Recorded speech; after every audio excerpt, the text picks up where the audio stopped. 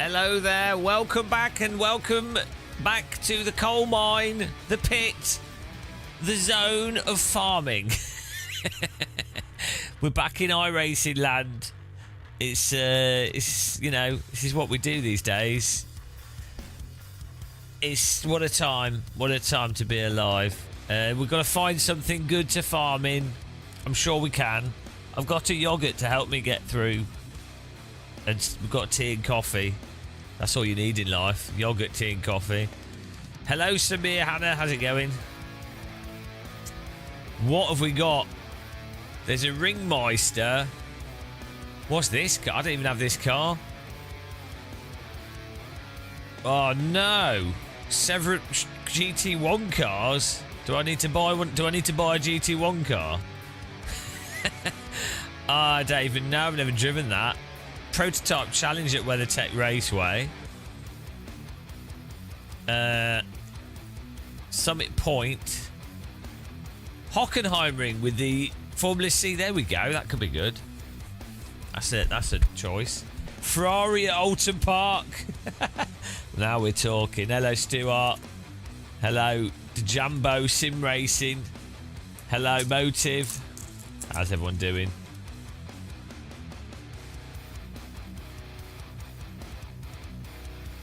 F1 Pro Driver. What's a villa design?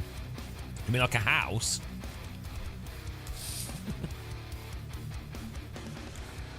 I'm confused. It's GT3 at Paul Ricard. I know it's at Le Mans. That could be alright, actually.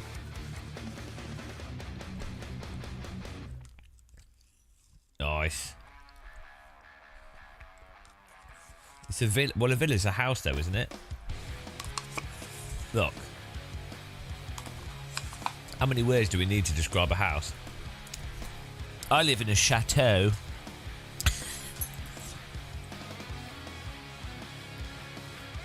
Can you pronounce my name right? How did I pronounce it? Did I call you Jambo? Did I ignore the D? Silent D.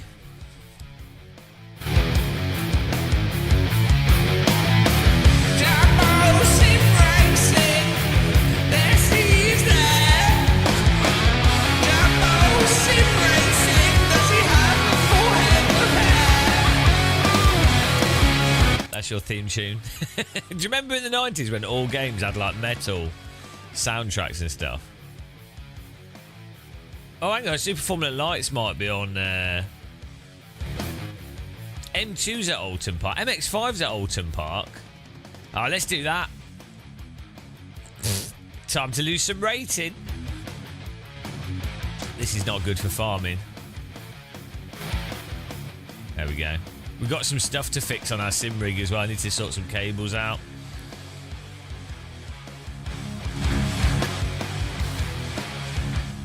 I feel like I'm playing Carmageddon 2.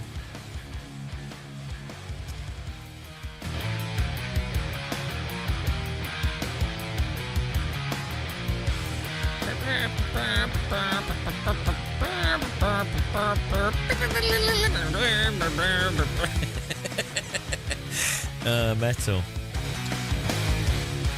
Did you get any Evo special events? No, we're gonna have to get the license again though, aren't we? Something we can do.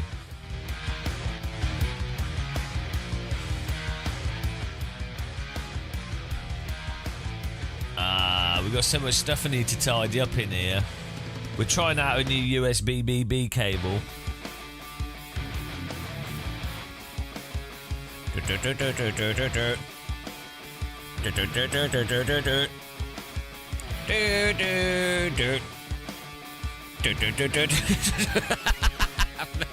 Metal music cracks me up.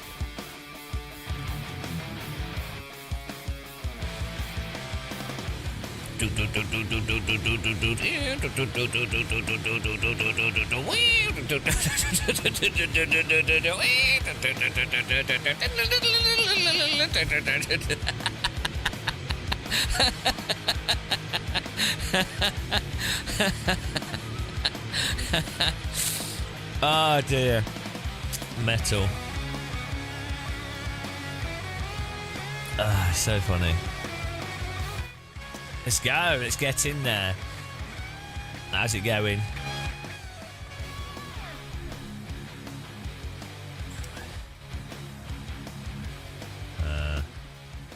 I need more echo on this. Echo. We need more echo. Can I add more echo? Let's see. Hang on. Whoa. Oh. Oh. Oh. Whoa. Whoa. Whoa. Whoa. Whoa. Whoa. Whoa. There you go. Little echo. Little echo.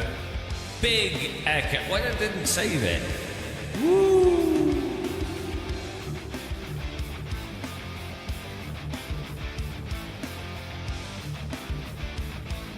Woo. Woo. There we go. I think it saved it. Hello? Hello? Hang on. Hello? Hello? Woo! Ooh! Hello?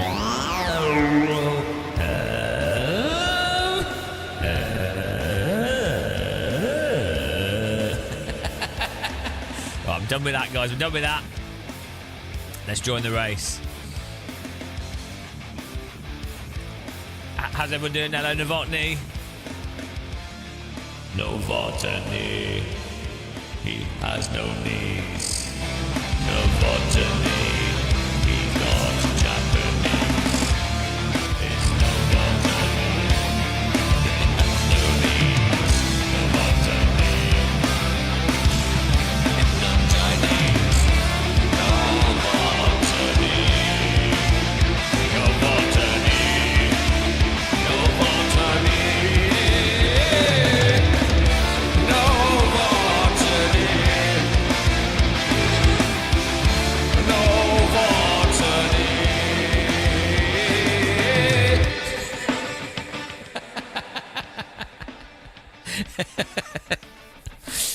It's like Rammstein almost. Oh dear. If only I could sing in tune. This is what ADHD sounds like. Oh, we're about to find out that computer doesn't work now. Thanks to Nvidia. Oh no, the screen's gone blank. We've been Nvidia'd. Could be here a while, guys.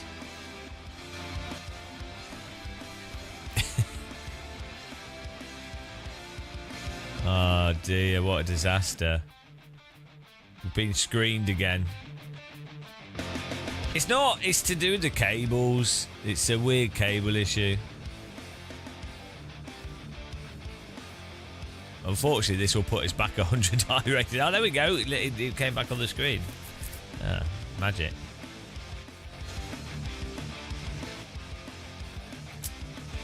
I might try unplugging the other screens and see if it still does it, and then if it doesn't, I'll know for sure it is the cables. Oh, we've got to qualify here.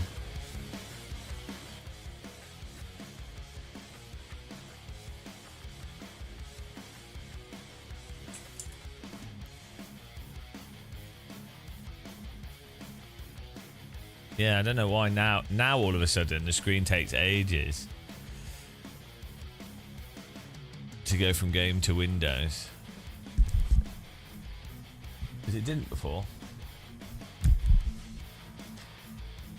I might try resetting the TVs actually to default as well. Could be the TVs as much as it is the cables.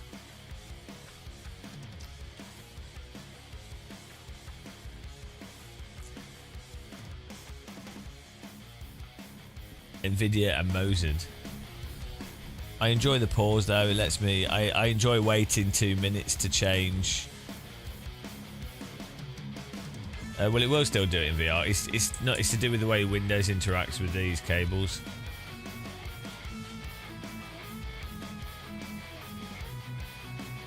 let's see how this works.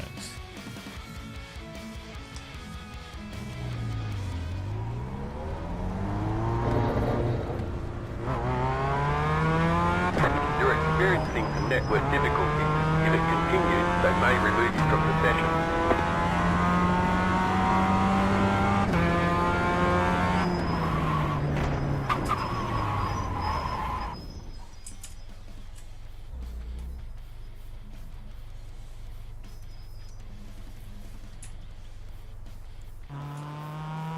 Well,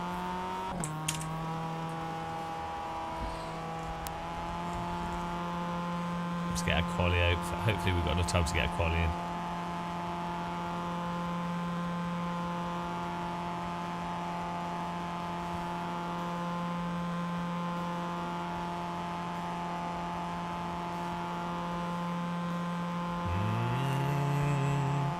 Hum.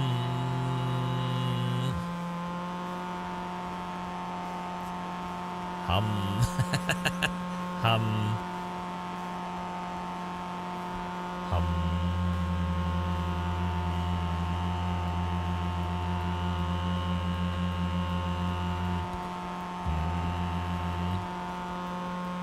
Hum.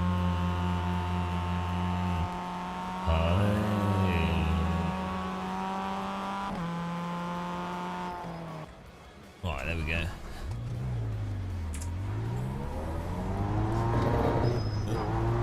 You're experiencing some network difficulties. If it continues, they may remove you from the session.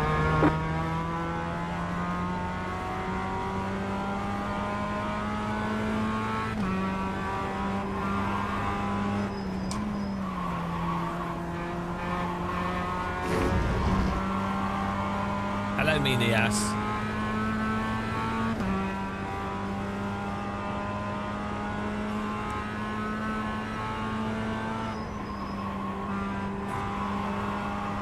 Why is the force feedback so light on this car? I'm alright.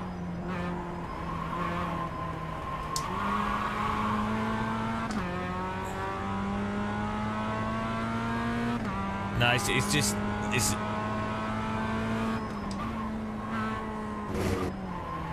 a weird quirk of these screens and cables. And the packet loss is because it pauses the output of the computer when it does this thing. Well, that's the thing. It's good that everyone can afford to get a 5090 as well. That's the main thing. I could really do with stronger force feedback on this car. What a disaster.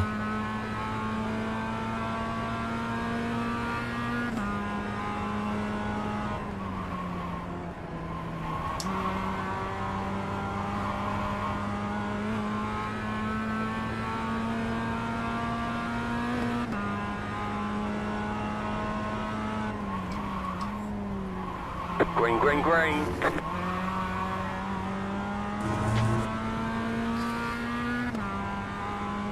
Okay, here comes your first time lap. Will we still get 2 laps here?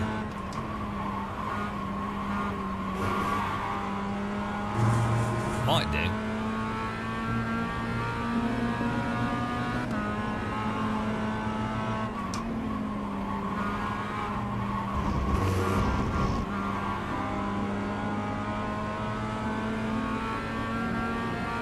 Yeah, the graphics Ace looks quite nice on the 5090, yeah. But then it... I think people need, like... For Evo to run well, I think you need, like, at least a 40 series, a mid-end 40 series graphics card. Which I think is a bit of a problem. Like, the type of people that would like to buy a Assetto Corsa Evo are probably the type of people that don't have that faster PC.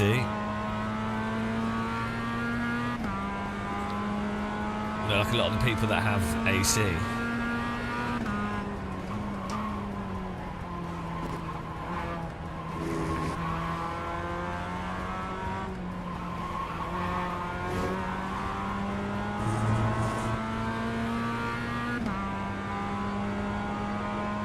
No, it's just to do with the way the cables work.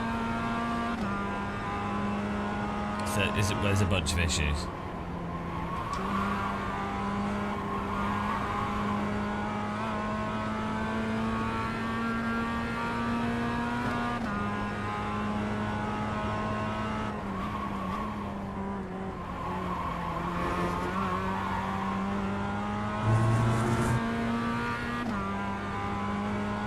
One more lap.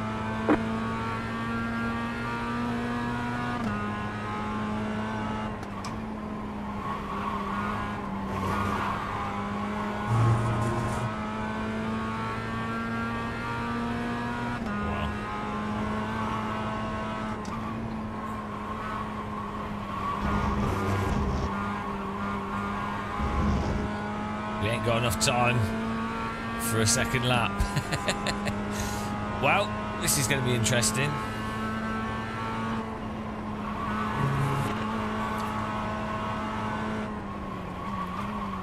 Hello, Steel Johano. How's it going?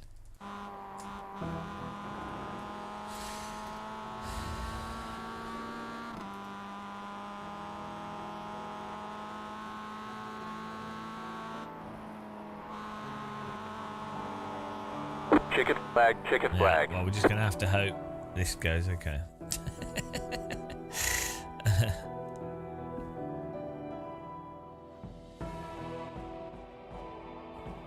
We have to finish in the top bloody like we're last year, so we didn't do a proper quality lap. Well, this should be interesting. Goodbye 50 100 I rated, I think this is going to be called, but that's all right.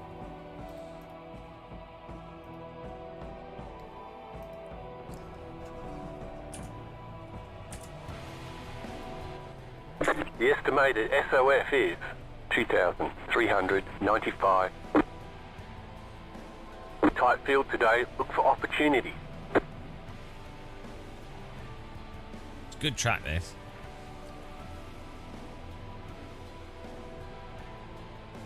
Still waiting on 2 cars to grid. People drive pretty erratically in this car.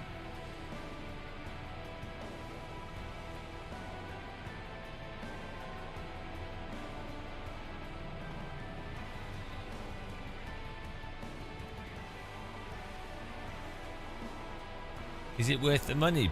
It depends. Like if you can afford £350 a year, and you like suffering, yeah, it's all right.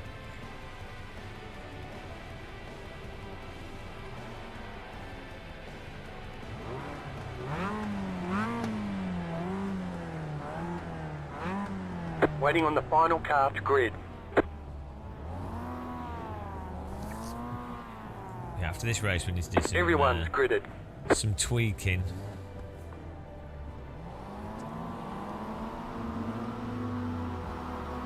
I can't rev my engine because I haven't got a clutch. Green, green, green. Great start. We forgot to buy a clutch on this car. And you can't change it to first gear when the engine is revved, so. Right side. Still there, hold your line. Still there, hold your line. Still there. Oh, I don't have look left and look right either. Stay on the left.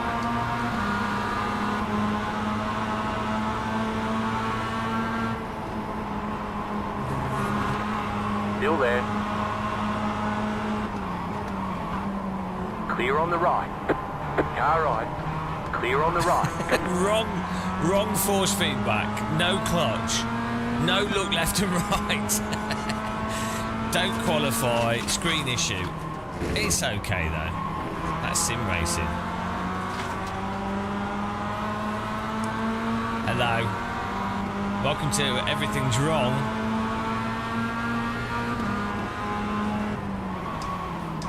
Car on your left. Still there. Still there. Stay on the right.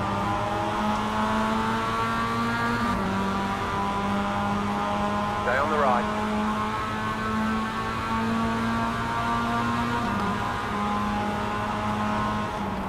Still there, hold your line. clear. Well, this guy's not making it easy to pass him. Fair enough.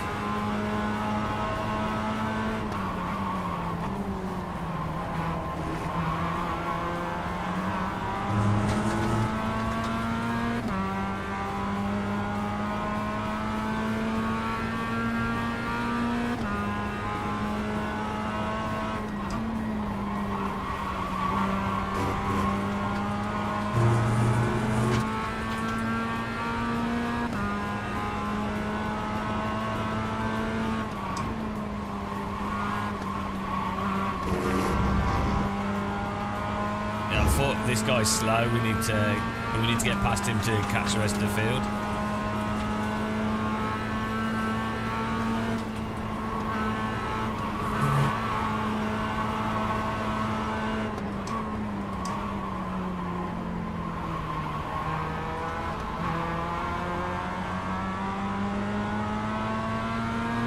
Could bump him forwards, but I don't think he'll appreciate it.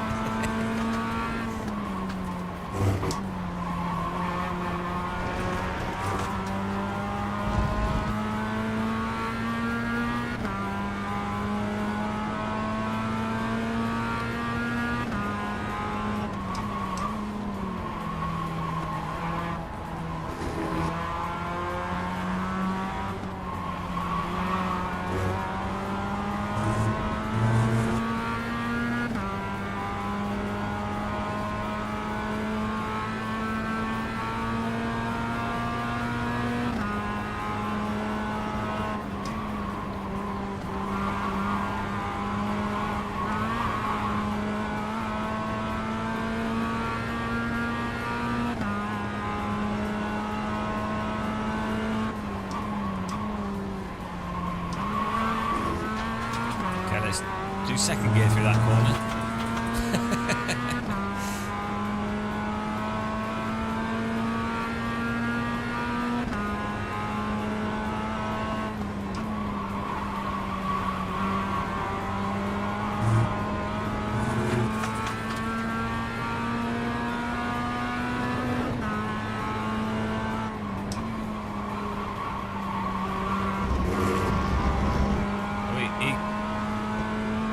I just learned that, Mr. Block.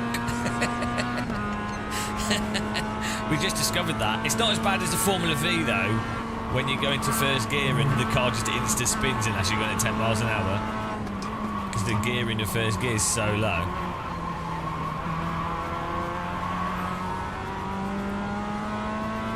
And the red car's not too bad, actually. He's catching up.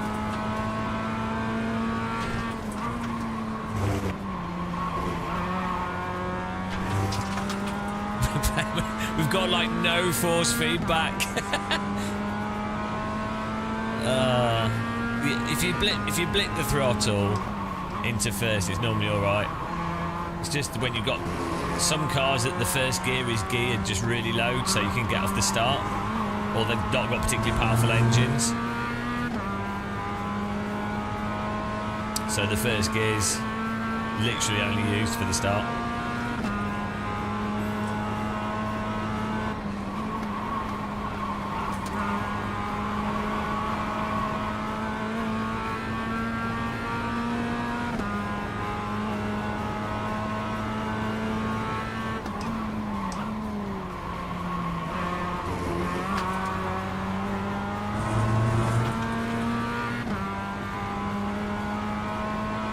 Car in P1 just set the fastest lap, 51.076.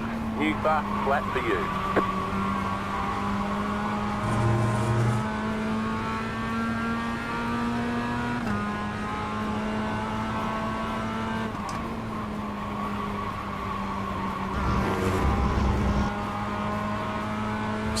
Slowly my brain's reconfiguring to iRacing.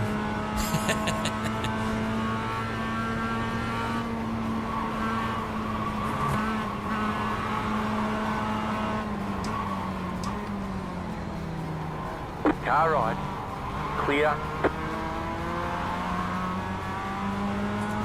Oh man, we only have 5 minutes.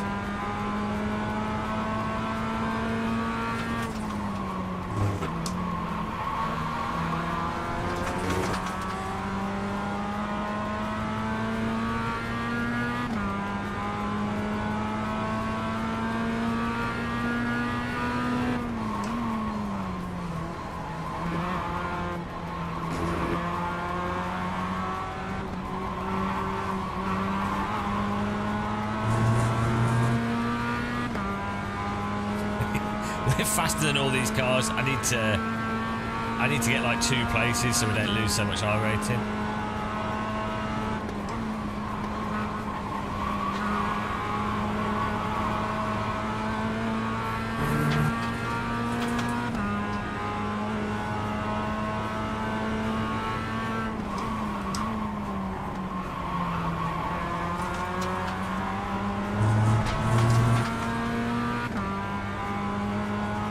The car in P2 just set the fastest lap, 50.85.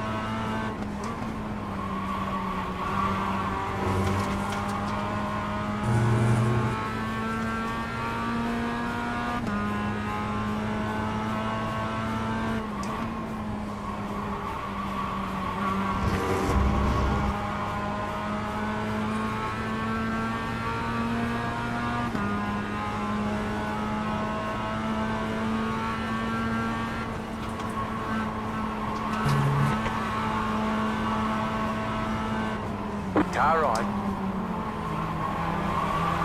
Still there, hold your line. Clear on the right. He was so close to pit manoeuvring me there. He was just on the inside though. That corner's difficult, so we had to get the overtaking. He didn't do anything bad. That was close though. The front of the car on that corner tends to wash out on the inside, so people accidentally pit manoeuvre the car on the outside.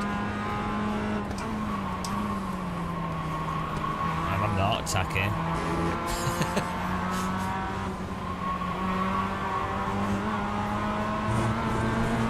Absolutely love this track.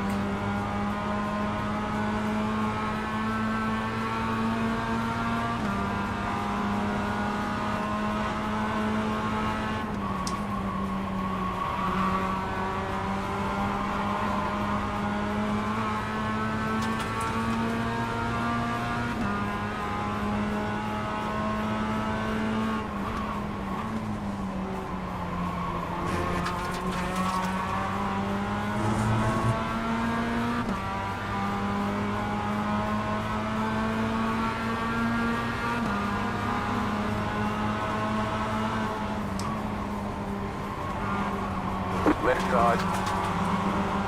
Clear. Right side. Stay on the left. Clear. Can't believe that worked out. Woo! Bloody hell.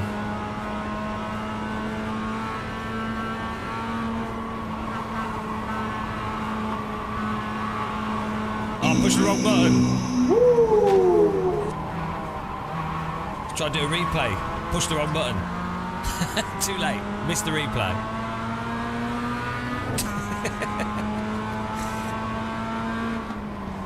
I'm thinking about production values, not just racing, guys.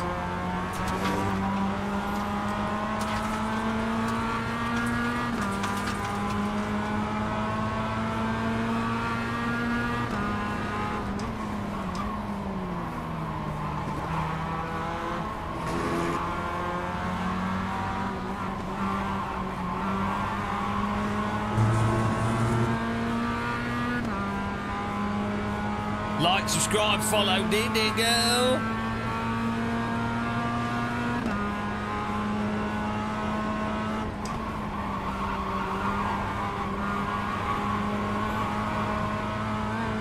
Oh, we're getting plus I rating.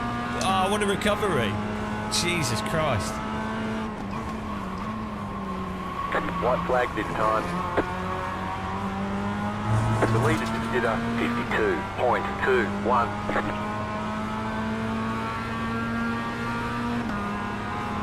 Car 1 is now leading.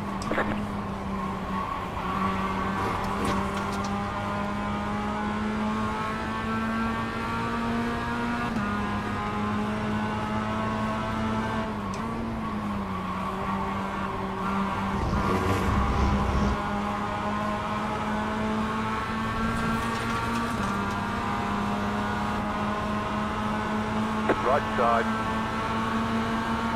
Still there, hold your line. Clear. I'm sorry, but you get around the outside of that corner, you have to brake. Casually murdered someone there. I mean, I'm on the inside.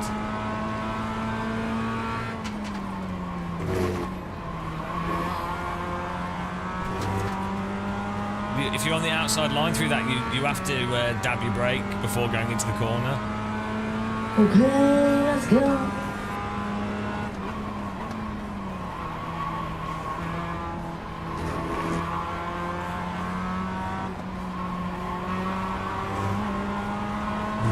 Max Verstappen. Woo! I can't believe a positive I rating, guys. This race was going to be a disaster. We got pretty happy with some of those overtakes as well.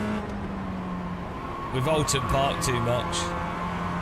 I'm too attuned to Alton Park. This is like my home track.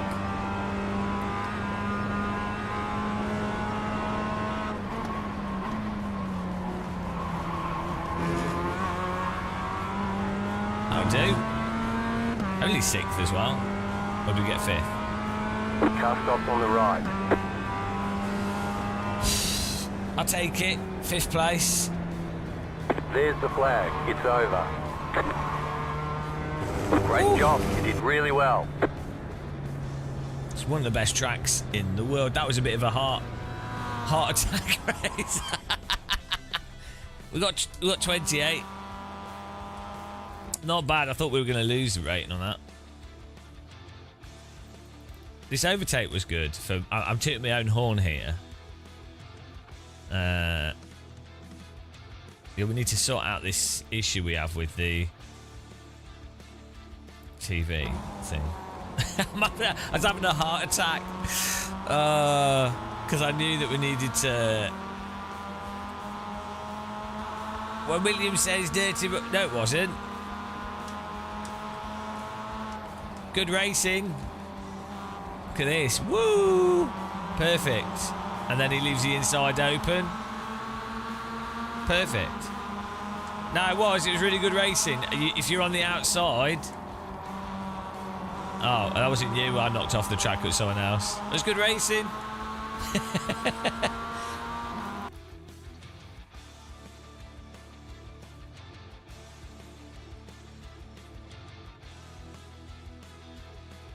Did I squeeze you?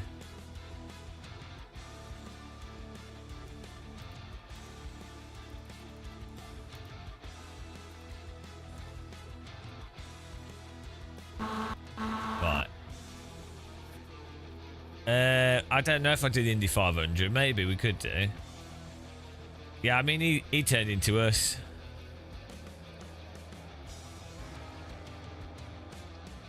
Adam. Is he talking to me? Are you talking to me, Adam? Wait, which corner? Lap 5.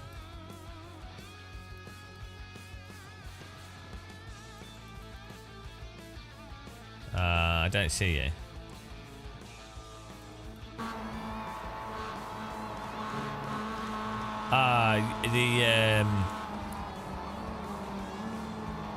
Yeah, no, it was netcode contact. It is fine. Yeah, I was expecting there to be contact because on the inside, yeah, I probably could have given a bit more space on the inside of that corner.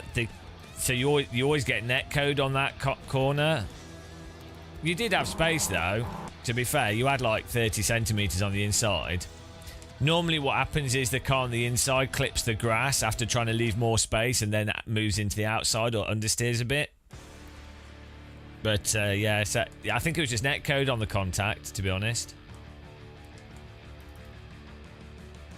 Yeah, we left space. It's alright. Also, we're over half a car in front by the corner, but it's a banked corner. And that's just netcode. It's not dirty though. It's a textbook overtake. So we're on the outside.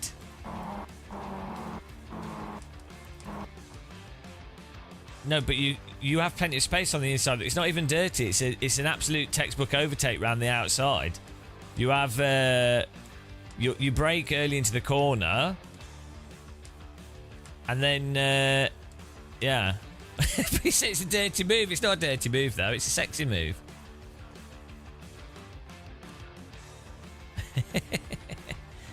Yeah, it'll be the netcode. The netcode makes it look dirty. So from my perspective, it'll look like you drove into me, but you didn't.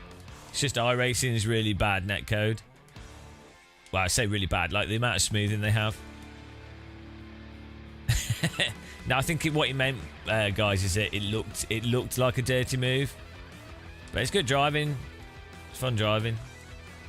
I'm gonna do the next race in a bit, but I need to fix something. So, but I look forward to racing you guys later. All right, let's work out what on earth's going on here. So one thing you can do with your monitors is that a Burberry shirt? Yeah, Burberry do these. Yeah, it's a Burberry. Is it even inside? No, I thought it was inside out. So one thing you can do is you make sure your monitors are the same resolution and refresh rate, and this is. So I don't know why that's. I don't know what's going on with that. Don't know why Alt Tab is taking so long now, because it didn't do that before. Like quitting out the game's taking ages. The screen, it's like the screen's having to go to another resolution in Windows. Doesn't make any sense. This is the middle screen though, which doesn't even use a cable. So what on earth is going on with Windows?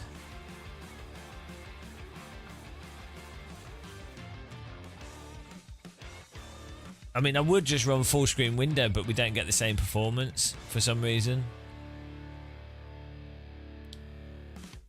We need to put the plus I rating on the screen there. How's everybody in chat doing? Novotny's going to have to start doing some polls. This is so random.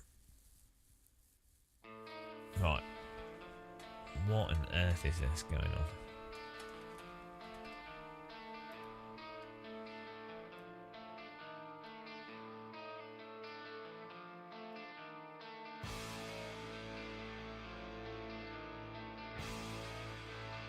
I mean, it's hard to know how much is Windows being Windows, how much is graphics drivers, how much is stupid cable issues.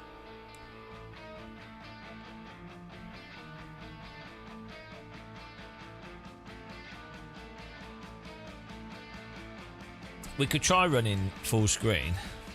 I can't even get the properties tab open. I can't. It's just, what is going on? I need to do a reinstall of Windows. I really don't want to. Chat is cool. Not really, no, because we have G-Sync on in Windows and in Windows and games. Same resolution, 3840. I've turned the refresh rate of the side monitors down.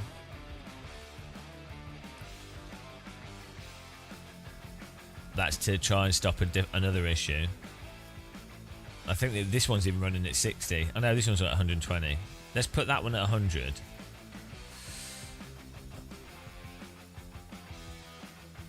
Nice one, still, Jono. Yeah, install Linux.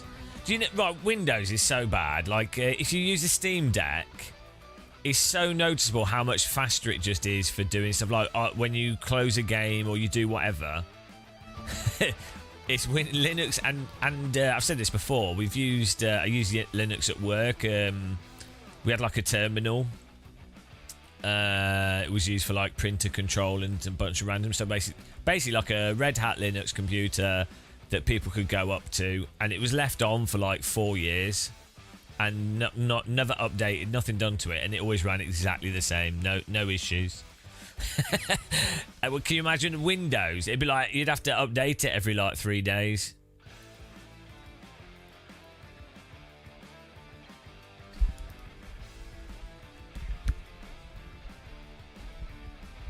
He's not good enough, that's it. I mean, Max is a bit of a noob, really, you know. He's too busy doing real driving. Who cares about that?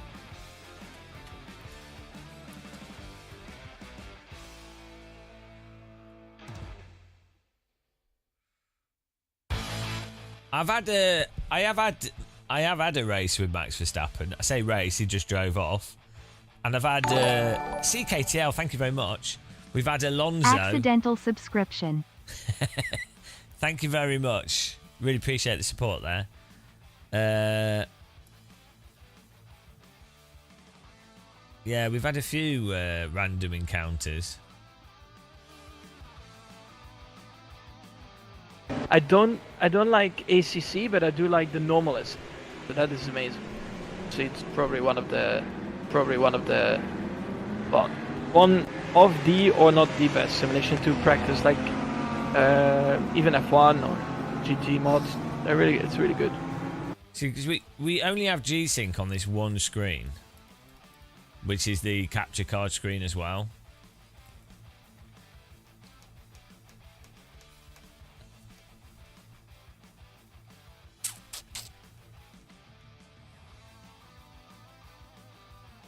Because it thinks it's going to a capture card. It doesn't think it's going to a monitor. The problem is these two side screens. I can't remember what cables we used. They're good cables we used. And we've used different... Like, we've used Ugreen. We've used in-EU cables. The problem is, it's just like... Graphics cards do not like you using 4K DisplayPort to HDMI cables. Especially when you're on a PC, they work all right for like passive stuff, but when you're doing demanding stuff, it's a little bit of an issue.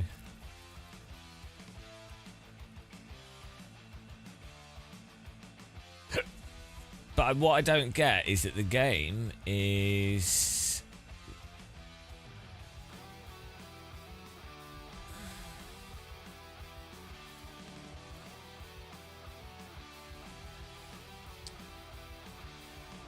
The game's actually running at the same resolution. So normally when you've got a game that's running full screen,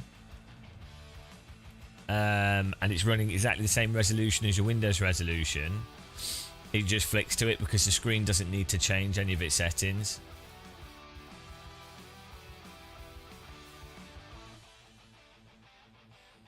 I might try turning G-Sync off and just using 200 FPS.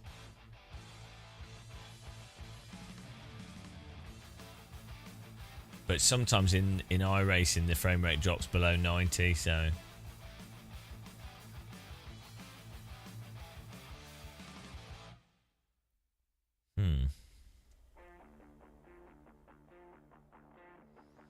Let's join this practice. See what happens.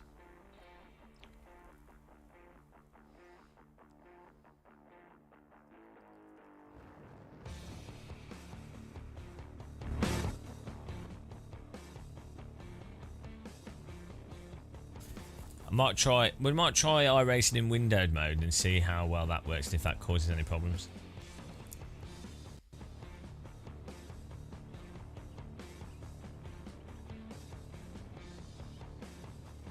Also, actually, I might try resetting my TVs, you know,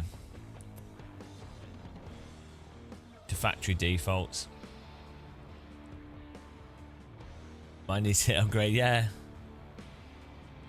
But this wasn't doing this the other day. That's what's weird. Right, now I've got no signal on the TV. What on earth? It's very strange.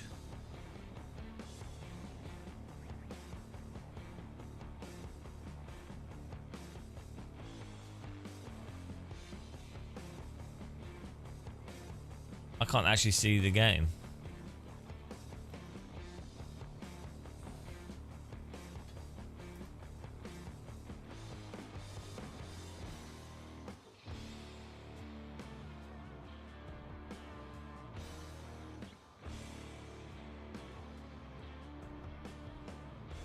I can use my using my live stream view to...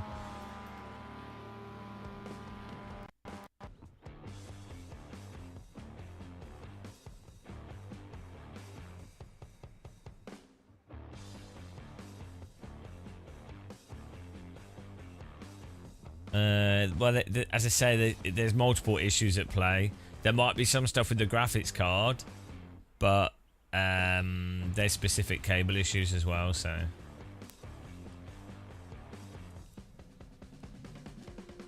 And then the monitor.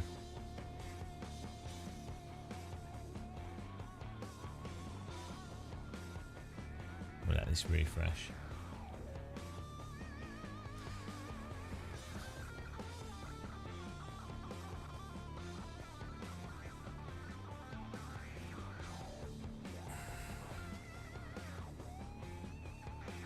We do have a somewhat unique setup in the way that we use the capture card, so...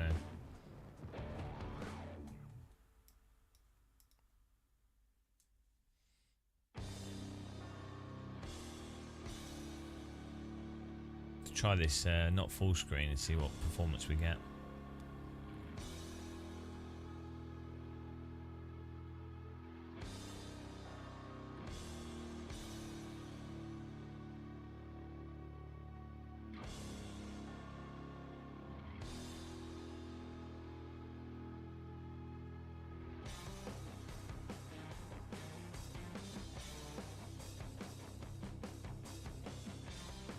The weird thing is, it was fine for like 40 hours. We didn't change anything. And then we had this random issue happen. So that's what's strange with it. But then the thing is, when you've got a capture card on a streaming PC, it can be that you rebooted one PC and not the other one, and so that's changed something. Right, so this is on window mode. Let's see, so we're only getting 50 FPS here. Which is really weird. Why does Windows mode perform so badly?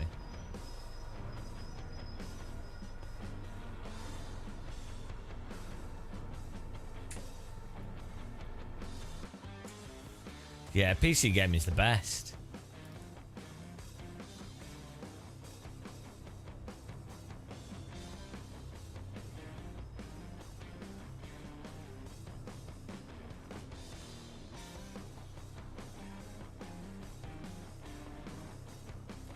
It's almost like it's a frame rate cap on 60 actually, which doesn't make any sense.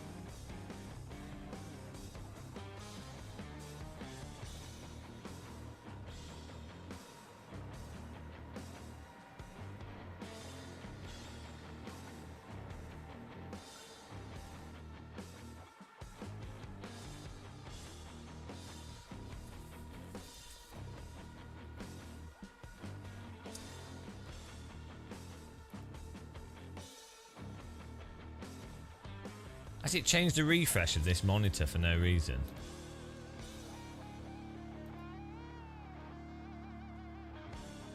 Yeah, this monitor's...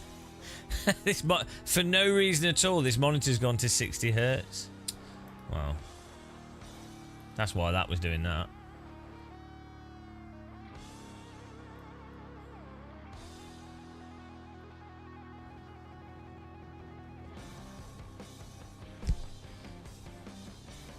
Right, let's try the window mode, and I don't know. So that it's just really weird that it would set the monitor to 60 Hz for no reason. The last race we did, it wasn't.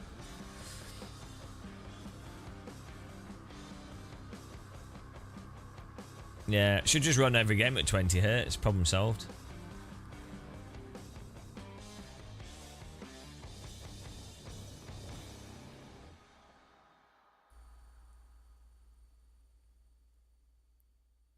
What's that, Mel Self?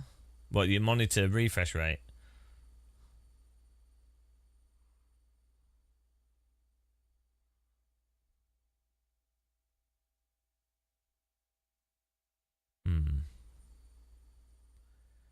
Then we have this other random issue where all of a sudden the two other monitors decide to change their refresh rate whilst we're gaming. I can't even replicate the issue. Right.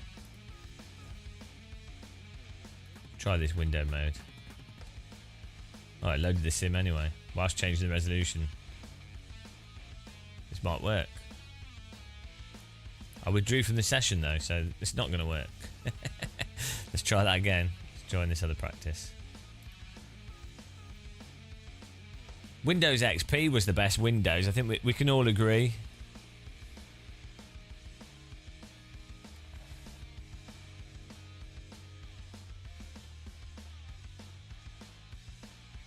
It depends on the cable, Simon, and it depends on your graphics card.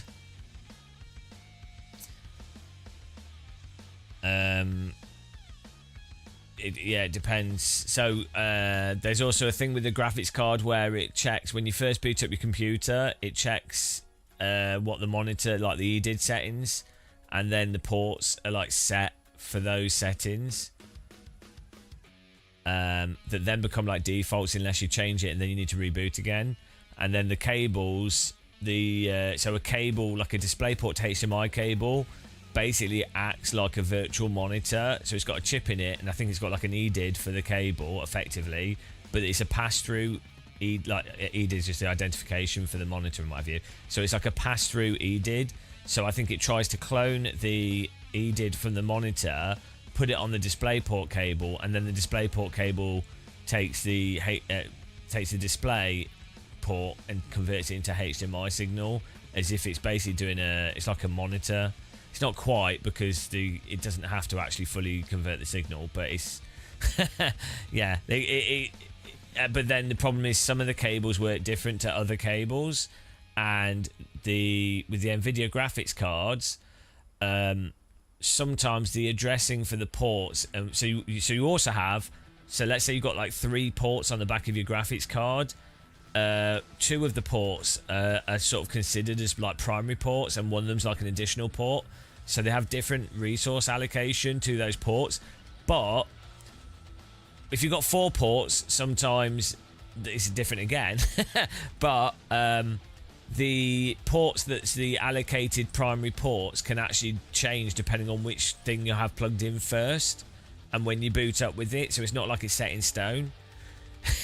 I found all this out when we were doing so my 3080 has 3 display ports, right? 3 HDMI ports, and technically that graphics card doesn't have enough ability or memory, or it can't address 3 times 4K.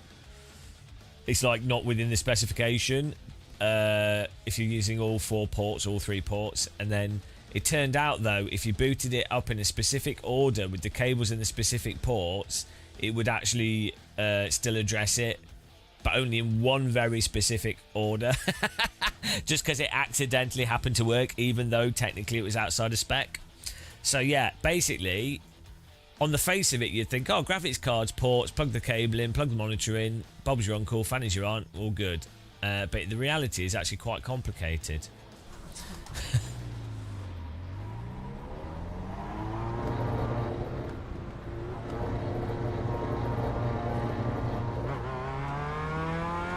Yeah, see, the problem with this is it's a bit fuzzy. Need to put VSync back on.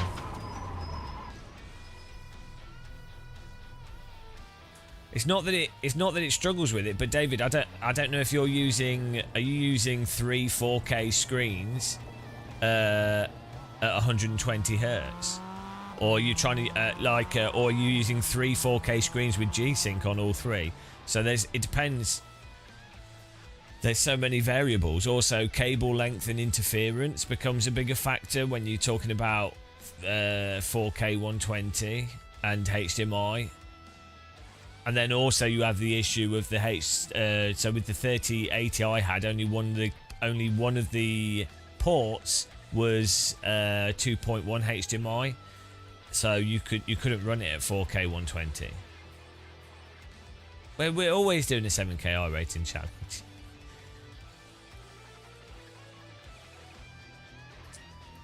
Oh, force fit there. Put VSync back on here.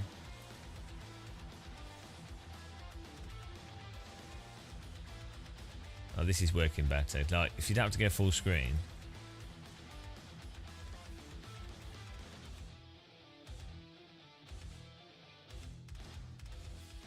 Yeah, so that would have been the 240. The issue you had with the 240 hertz cable would have been interference on the cable from EMI. You're using 3 DisplayPort 1080p. Yeah, so but 1080p 240 is less than 4K 120. The pace car is out of control. 1080p 240 is like 2K 120, I think. 4K is 4 times 1 1080p, and then but obviously 240 is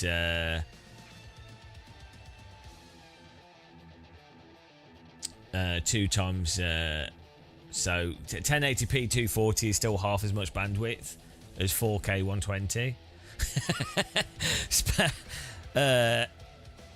Also,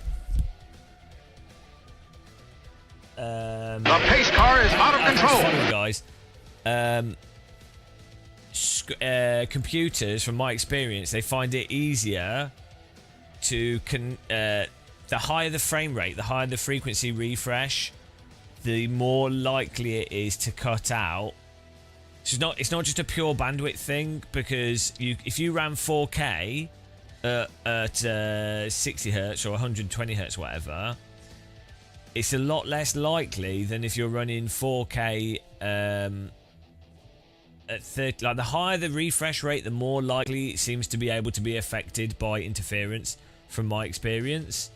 Even though in reality it should just be a case of, well, what's bandwidth? But I think what happens is, when you've got stuff like G-Sync, because the communication is happening, the higher the frame rate, the faster the communication between the PC, or the more frequent the communication between the PC and the monitor. And so I think then there's more opportunity for the interference to interact with that communication, whereas a lower frequency, even at a high resolution, the intervals between the data being sent are such that I think you could have interference that doesn't then affect it. It's probably just, maybe it's just to do with the frequency of interference. I don't know, it should just be broken down into binary, but at the end of the day, a cable is still fundamentally analog, even if you're sending a binary signal through it, so that you can still end up with like weird analog interference that then affects the binary stuff, to the extent where the checksums and the data, the error checking, checksums, the error checking then causes it to have an issue where it goes past a threshold where it cuts out.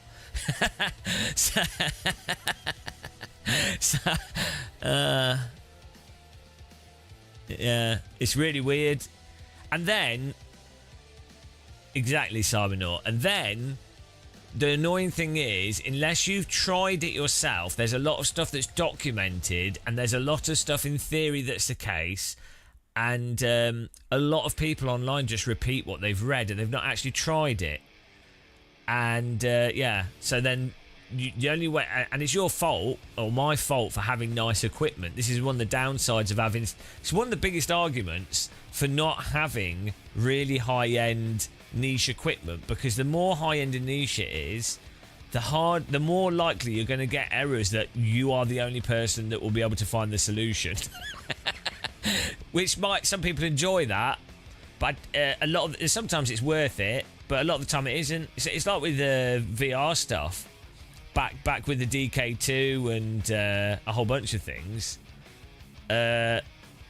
There's so many problems that would occur that would just be like a nightmare to solve, and nobody would know the answers, so you just have to trial and error things yourself. Yeah, so being a medieval peasant's where it's at, really. But I don't mind it. I mean, I guess I worked as an IT technician, and the only thing I find frustrating is because if you're live streaming, I'm trying to like talk, and we're also trying to play a game, and we've also got an objective to do, like, you know, we're trying to do stuff, and then you have people, you say, oh, there's a problem, and then you'll have like, it's all right today actually, but you know what it's like in other live streams where you'll have like 30 people saying, oh, have you tried this, and they're just saying stuff that's like the dumbest stuff ever. And then they get annoyed when you say to them, no, yeah, we've obviously tried that.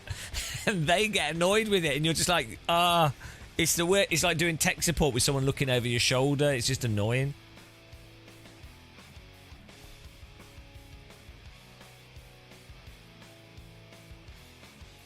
That is actually the worst thing when you're doing. If you ever worked in IT, tech support, and someone has an issue with the computer, and then they want you to tell them exactly what the issue is, but first of all, you don't know what the issue necessarily is.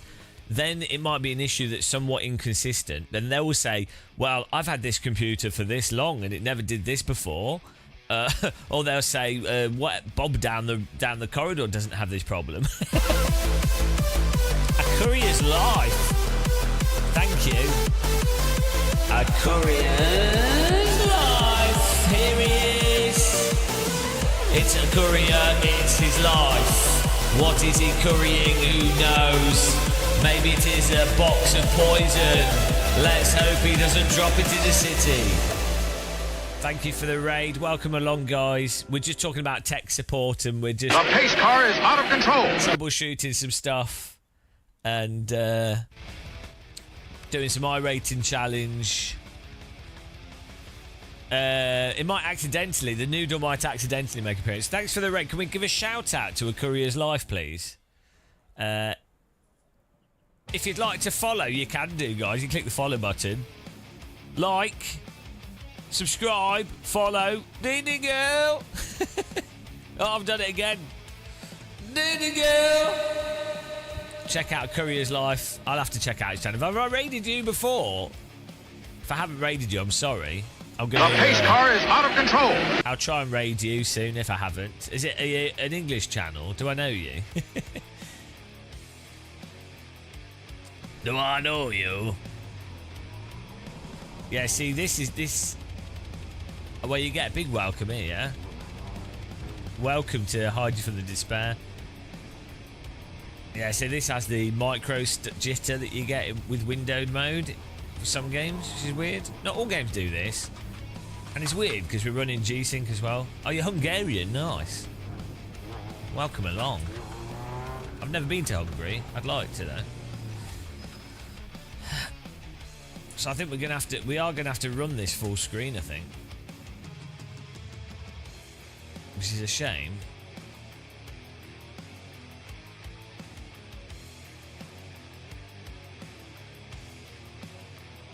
Right, I'm gonna try this first though. Reflex and boost in windowed mode and see what happens.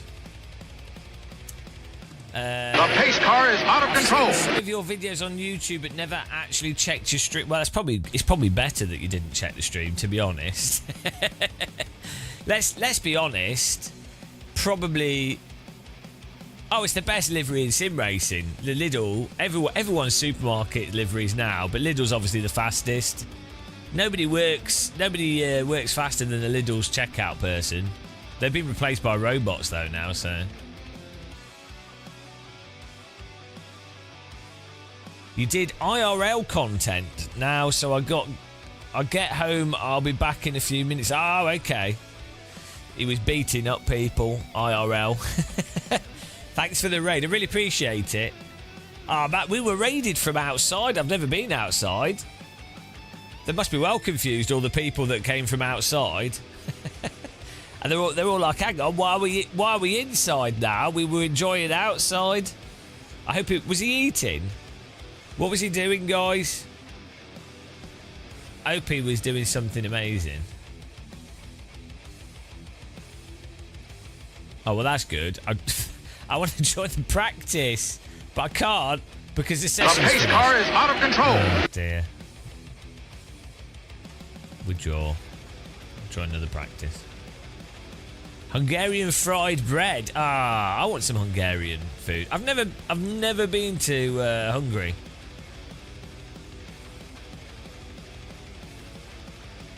I'd really like to visit.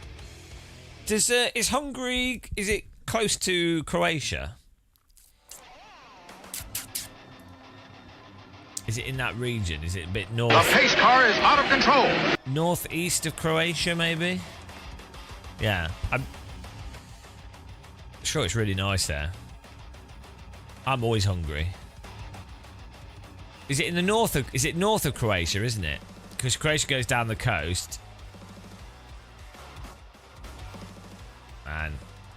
Everyone's really nice there. Like, that region. People are super... Like... relaxed as well. Like, for some reason, like I said, I've never been to Hungary, and I don't think I know anyone that's Hungarian. But like Croatians are so relaxed. It's also coastal Greeks and Italians. I think it's like a coastal thing. I think it's what happens when you have nice weather and beautiful ocean. You just have a better attitude. When you're British, we have bad weather and polluted ocean. So, yeah, Croatians are just so relaxing, like just in attitude. I mean, like how people in the south of France are, to be honest, a bit like that. Whereas British people are a bit on edge. Oh no, actually, Cornwall people are a bit more like that. I think it's to do with how close you are to city, like Paris and London, and like cities make people a bit on edge. It's all the noise. Everyone just needs a bit of ocean and fish. Chills everyone out. And the women look good. Are you suggesting everyone in the UK is overweight? I mean, look at me. You can't even help it. I've not eaten a biscuit for like 3 months, right? And look, I'm still overweight just from living in the UK. It's not even food related. It's the clouds just make you expand. It's air pressure. Right, let's see if this... Let's see, this, I think, still does it. Why did windowed mode... Why would full screen...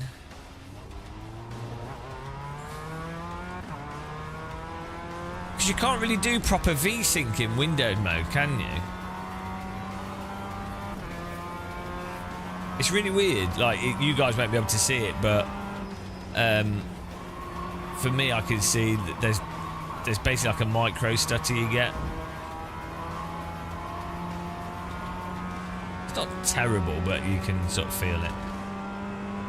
Is that air pressure in Germany? Yeah, but the difference is Germany also has doner kebabs. Yeah, there's also micro stutter in windowed mode. With iRacing, I don't think it doesn't do it with every sim. Let's try putting this to full screen and see if we get the same weird screen thing. What is S? Oh, this side by side stereo thing.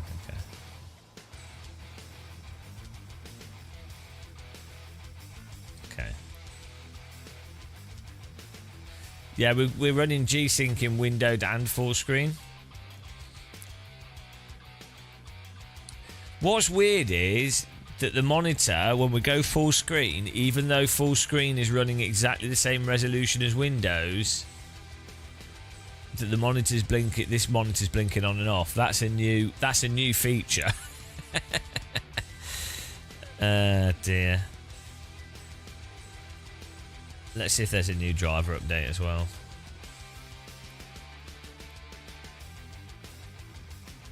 Installed. Now we've got the latest driver. We could use I could do DDU and fully uninstall. We could do that. Right, let's see if this does the whole screen stutter thing again.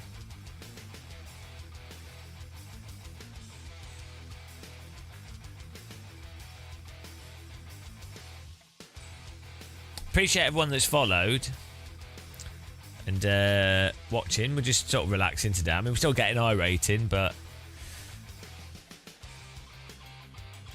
your 3090 Ti hits higher rates with better 1% loads than your AMD. Well, so I think what's likely to happen with AMD is any game that's released on console, your AMD graphics card probably will handle those games better and more efficiently, because obviously the PlayStation and the games consoles are AMD, right? Nvidia stuff. Oh, here we go. Right, that's more like it. Maybe Windows had automatically set itself to the wrong resolution. This doesn't fix the other monitor issue, though.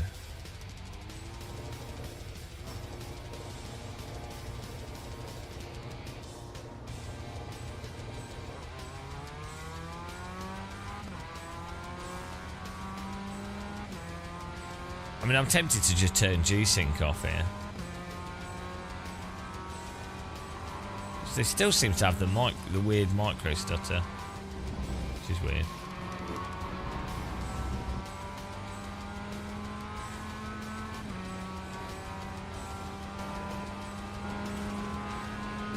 It's better RT.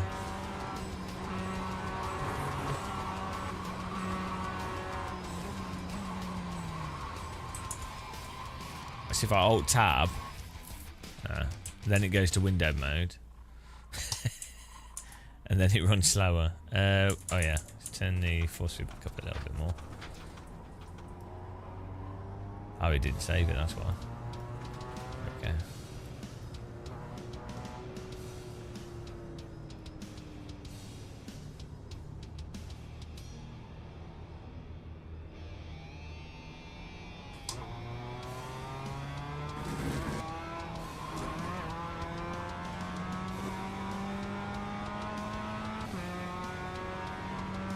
I mean, full screen's actually now running pretty similar to window mode. Oh well.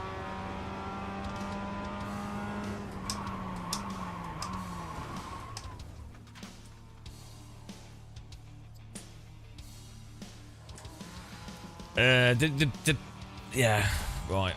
We can do a race. What else do I need to change? I mean, if the other monitors do the stupid thing, they do it. That's fine. I've accepted my fate.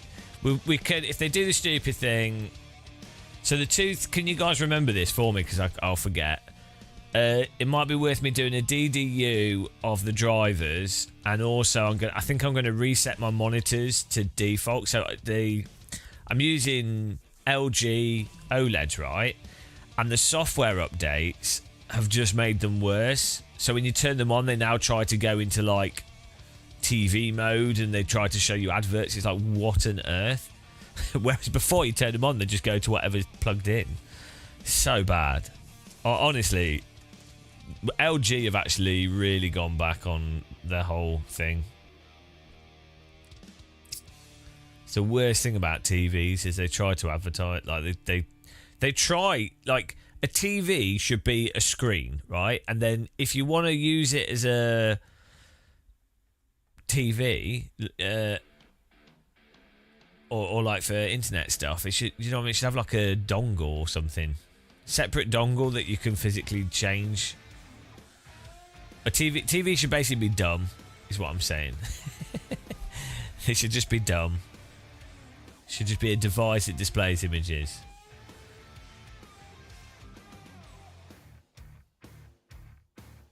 Right. Just register to this. Why can I not register? Oh, because I'm in the practice. Registrieren. And then we need to add the results. We gained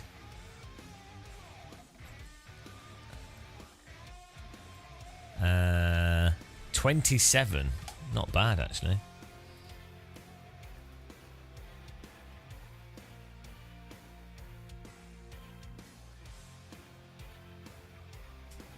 Hello, 07 Buck. How's it going?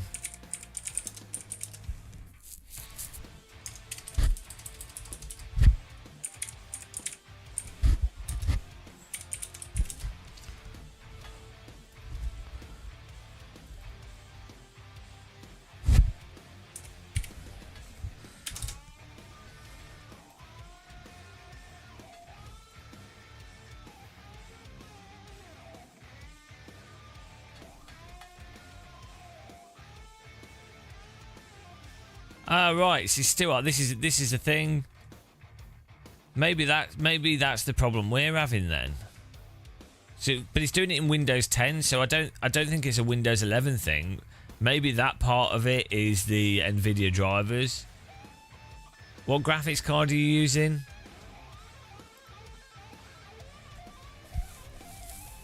But also, have you updated your TV? because I didn't have these issues before to the same extent.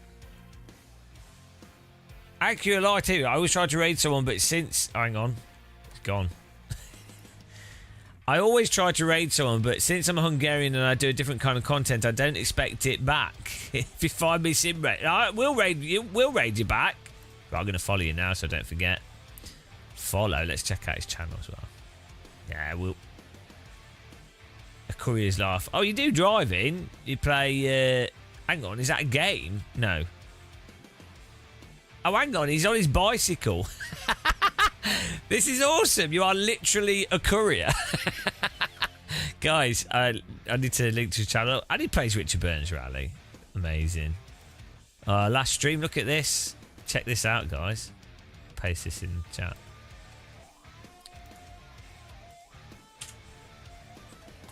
Here you go. Put it on YouTube as well. Give him a follow, guys. Man, I'll be dead after doing half a delivery. You should do this in London. You could do one live stream and then you get run over by a bus. Oh, look how nice it looks where you are. Like sunny, bicycles, happy people. Yeah, they'd have all those people in that clip where they're all going down that hillside. If that was London, they'd all be getting run over by a bus.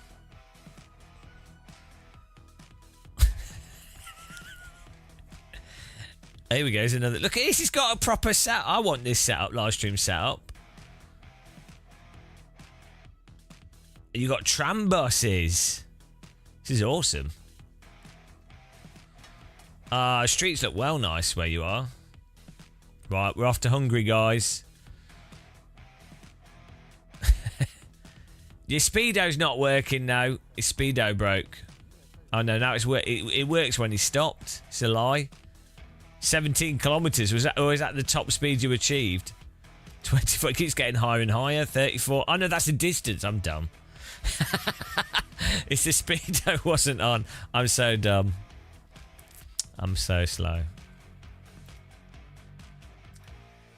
I want to order something from you. Can you deliver it to London? If I order, how long would it take for a delivery for you to cycle from Hungary? Yeah, good job, mate. Good job. From Hungary to London. Can you imagine? He's like, and then we can watch the live stream of him cycling towards. Can you imagine? That'd be so funny. Oh dear.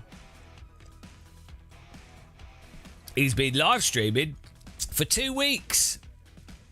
And my pizza from Hungary. It'd probably have to be frozen food.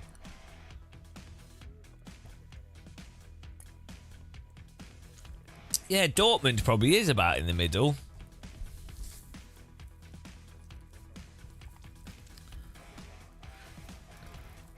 Yeah, nice. IRL streaming's weird. What are you using? Do you just use a mobile phone, or are you using like what? Do you have one of those little portable mobile encoder devices? What are you using on your chest as well as a camera? You're not just streaming from your phone, are you? Like your internet's so much better than ours. Like whenever I do IRL stuff from my phone, it disconnects all the time.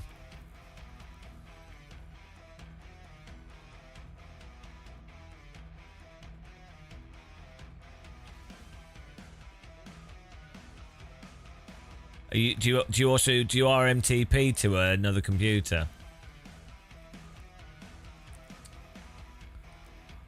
Ah, there you go.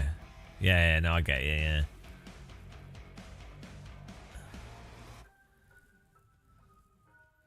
Yeah, because I wanted to do some kayak live streams. So 5G's at me.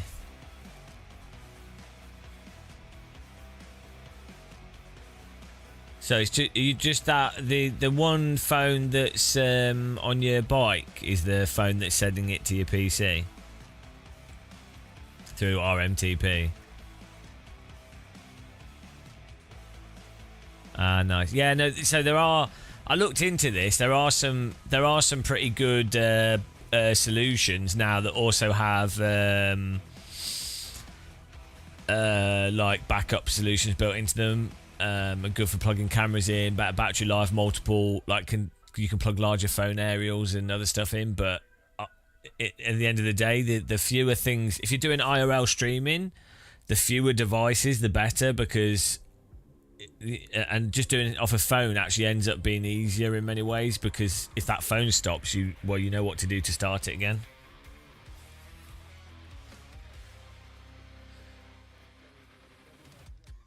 The issue I've had, I wanted to live stream kayaking, but the problem is rivers tend to be in valleys. Rivers tend to not have the best mobile phone connections. If you're in a city, it's not too bad. Because I sometimes watch Yoshimin. Well, I haven't watched her for ages, actually, but when she had a smaller channel, she did more walking around Tokyo. And who else? There's a few... just people that walk around cities and stuff. It's a lot easier than if you do countryside stuff. Well, it's not easier, but like the connection's better. Novotny will have to make a poll.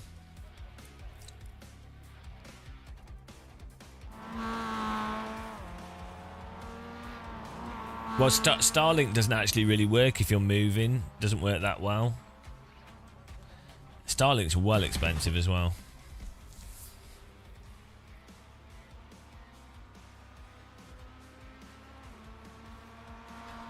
Alright, see if this works this time. Oh, we need to move our... How do you move your seat position in this?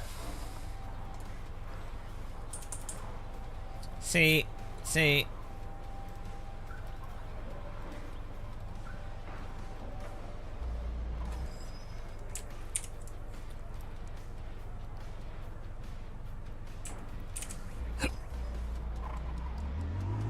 I kind of want to be higher, but then I can't see the bloody rev lights.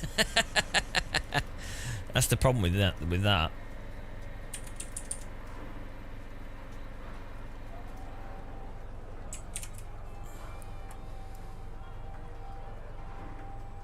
Yeah, that'll do.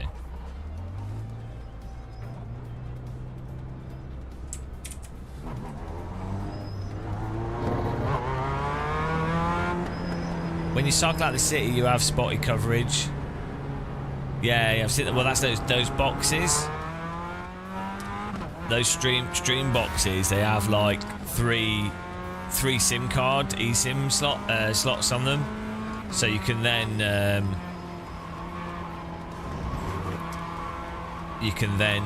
really.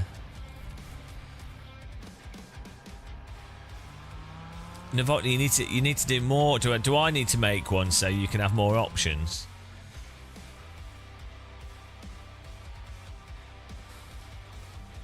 Yeah, it's different areas have like really weird mobile coverage, and it's not consistent. Top three, 1 to 3. No, the thing is, the odds have to be the same, don't they? And not in a negative way, like, because you can't choose what has more. Or does it automatically balance itself due to what people tend to put points on?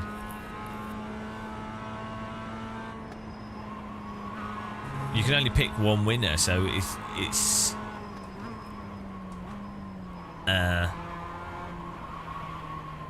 yeah, well, listen, look, I think it's better just having 2 options. We just have to make it that the range is correct. So, like, top 5 is good. It was just Erwin being dumb as usual. Just ignore everything he says. Typical Erwin. What a pleb.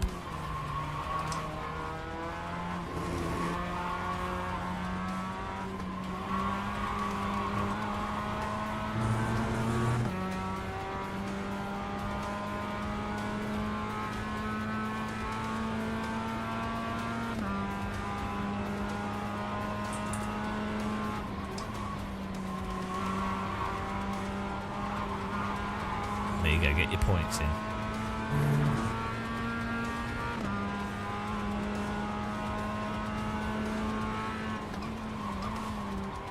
Green flag, green flag.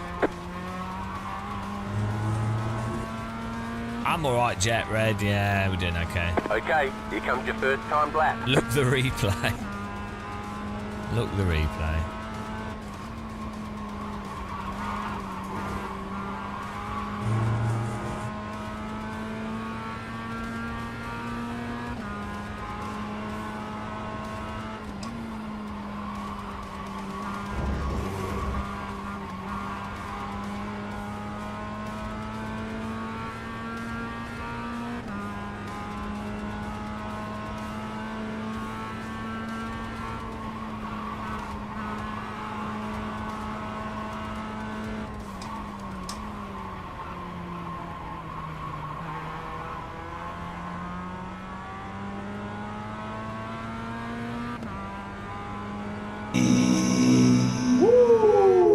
Yeah, get your polling in, guys.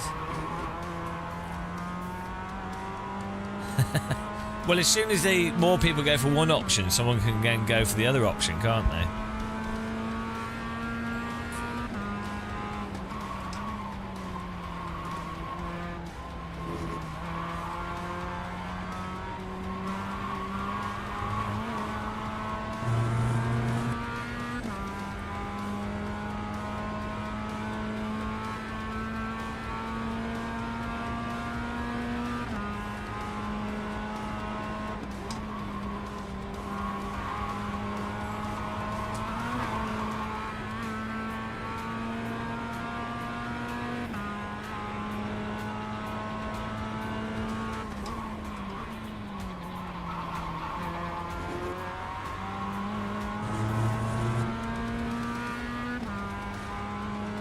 One more lap.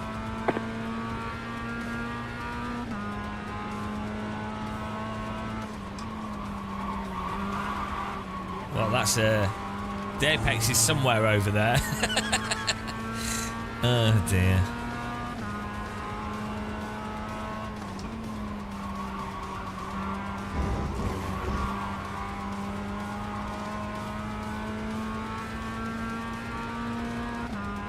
That's weird, Stuart. Yeah.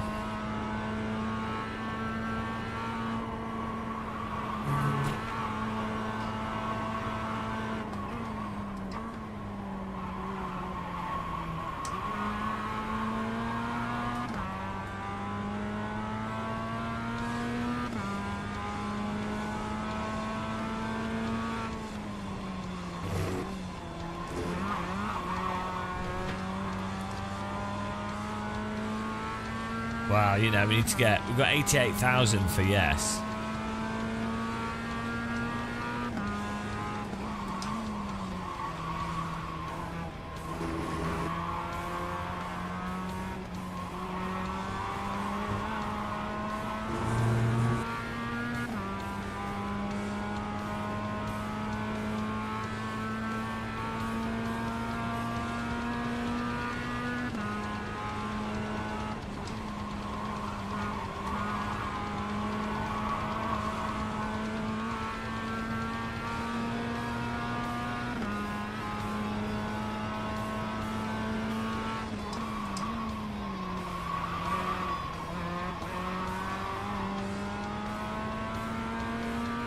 Oh great, we just set exactly the same lap time twice.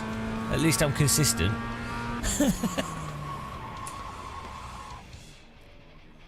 There's the flag. It's over.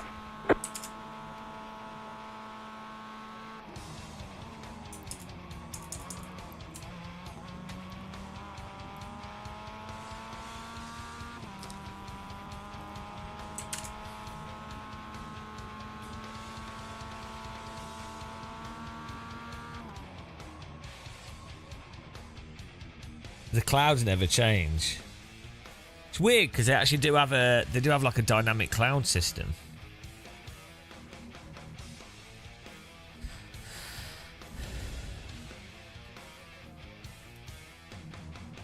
Oh, we're a little bit slow, but it's alright.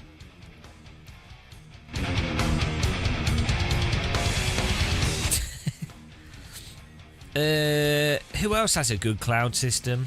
Microsoft Flight Sim. Microsoft Flight Sim's got the best cloud system. The Vaseline is because in iRacing, you're going to get cars in your ass. You're going to get pounded in the ass. There's going to always be an insertion. And if it's better, if there's going to be an insertion, whether you like it or not, it's better for it to go in smooth. So the Vaseline helps the insertion be less painful and aids in a speedier recovery. You want to make sure that you've got something there to help. And I found it's really helped me, avoid bleeding. So it's good.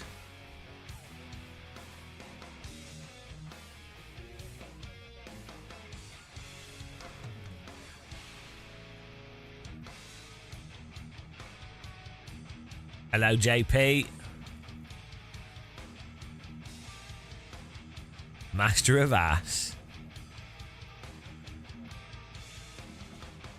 Use it on your feet. Well, that can help you. But if you use too much Vaseline on your feet, you might slip off your pedals. You got to be careful. Can you get a high? No high. No high. High. No. You can't just demand a high. It doesn't work like that. This is not a hello service. This isn't make a hello.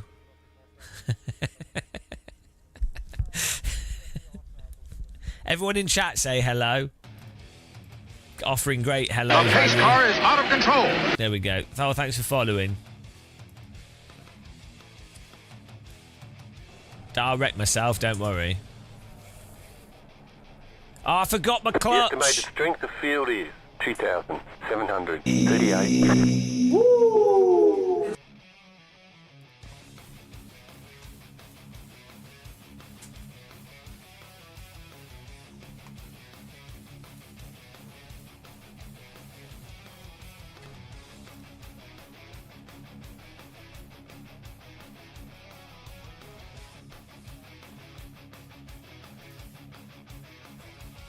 Right. We've got a clutch now. We can do the race start properly. Tight field today. Look for opportunity.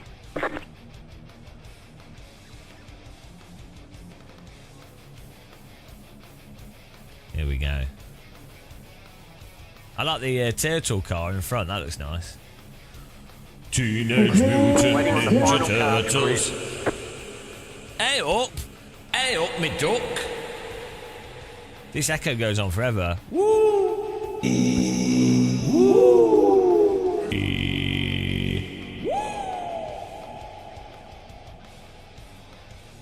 What an echo.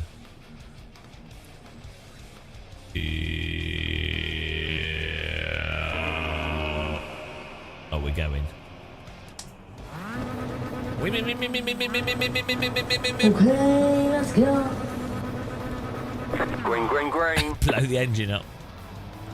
There we go.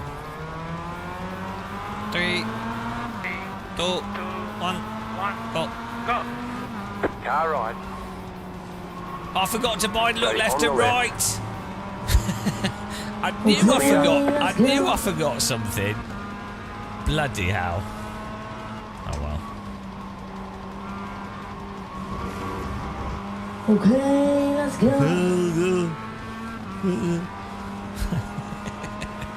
Always forgetting the basics. Okay, let's go.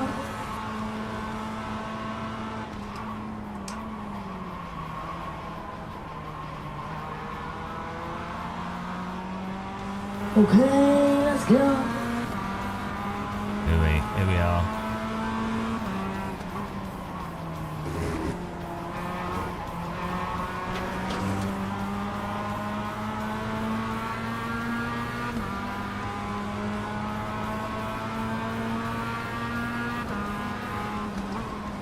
Okay, let's go. There it is, car in the ass. How did that white car find a way past the red car? I'm not quite sure.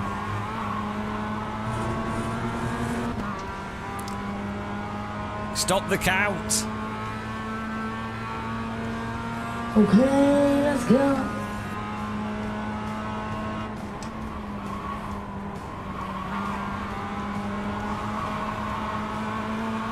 Bloody hell, this white car's quick. Car on your Oh, it's left. car number 1. Still there. Still there, hold your line. Clear on the left. He's going to feel entitled. Car right. Still there. He's going to wreck me if I don't let him pass. This is Straight iRacing. on the left. You're in 4th position. He's probably using wall hacks. Clear on the right. Let's go. He will take out the cars in front, it's fine.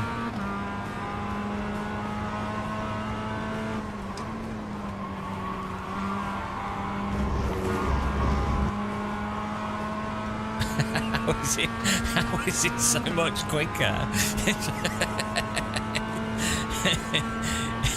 It was a clean overtake by him. He's dialed into iRacing. He's Neo in the iRacing.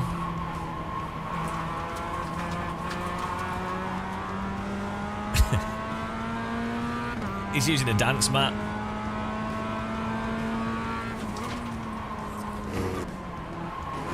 He's probably not old and decrepit. He's probably a kid that grew up sim racing. They've got an unfair advantage. We should force them to like be depressed.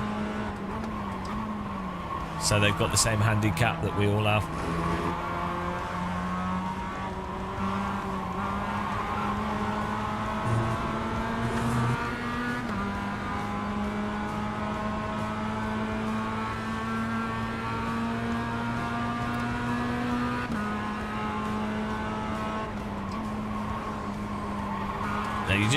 You just have to know where the sort of follow through corners are with this car and not brake too much, and you gain a lot of time. That would make sense. Linux does give you a huge advantage.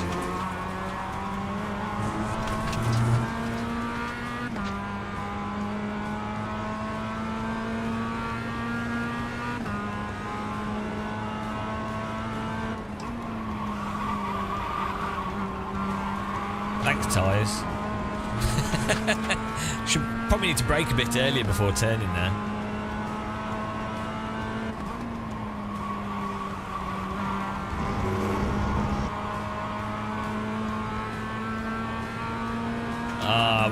We did a video yesterday.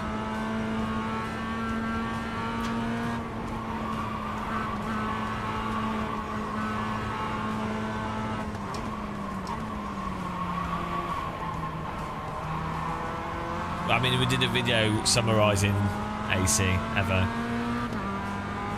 Got a surprisingly large number of views, so not many people made a video really.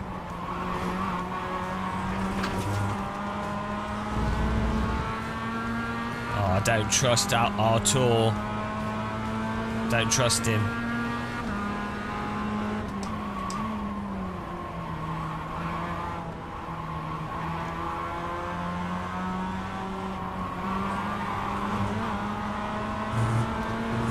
I think Artur's going to slap my ass.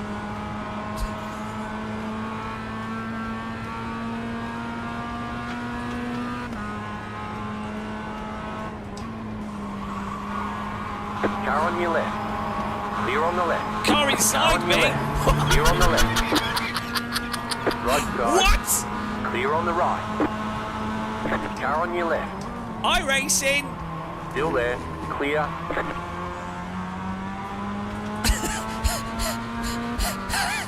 Well, that's a new type of overtake. Left side. Still there. Clear. No issues with iRacing's netcode.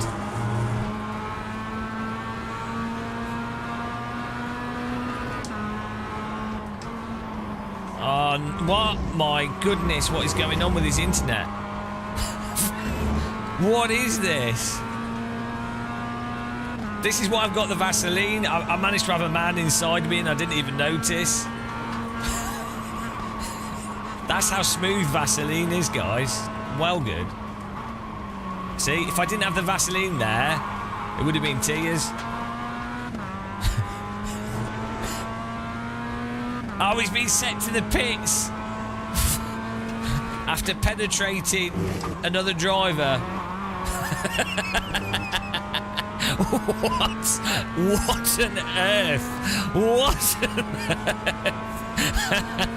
I mean, that was, I'll be honest, that was a little bit distracting.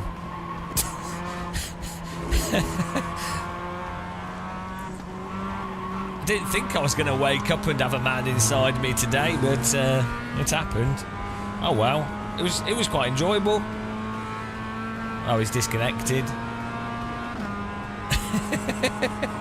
I quite enjoyed that, to be honest. It was a new experience.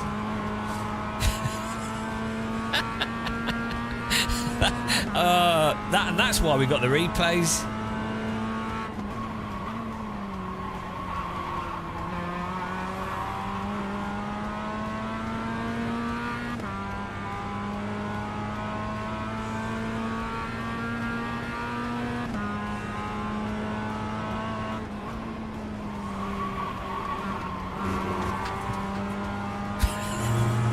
Just his car inside us. It's so stupid.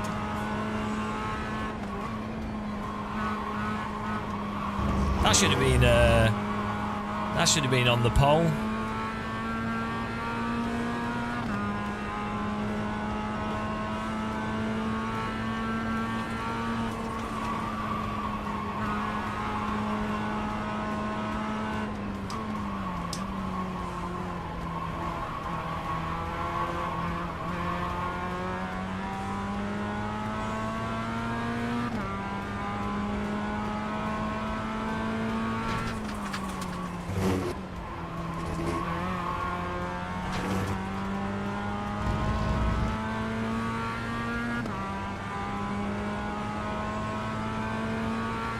Emotional damage.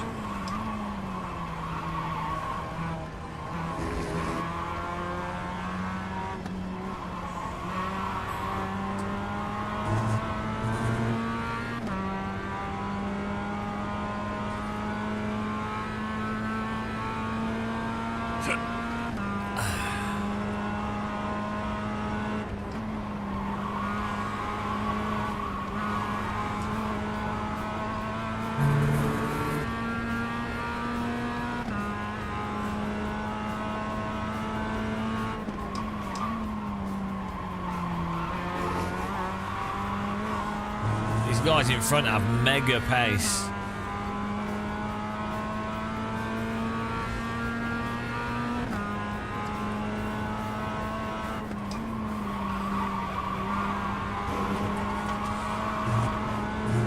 We're getting there.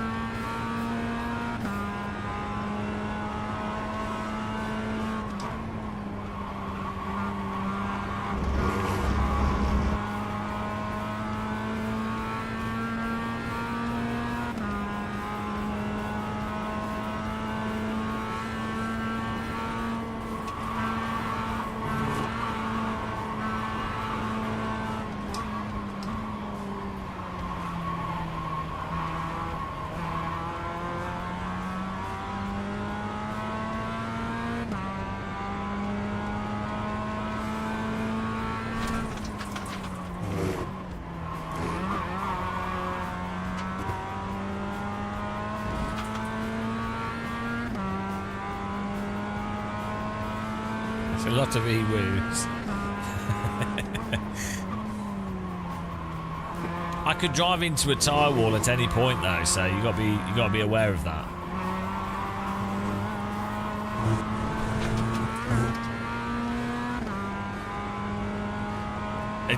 I like what I do. I tell you what I do like about the tyre model of iRacing is because the sliding is so drawn out and slow.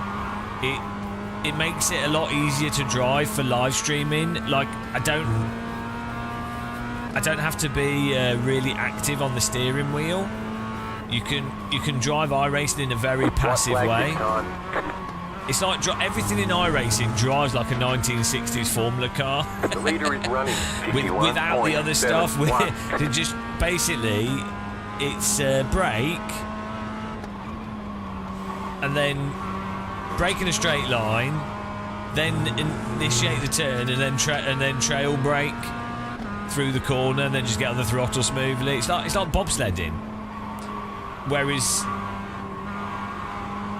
AC1, you have to keep doing all these little, you know, you're constantly battling your throttle and your steering wheel inputs to get the most out of the car.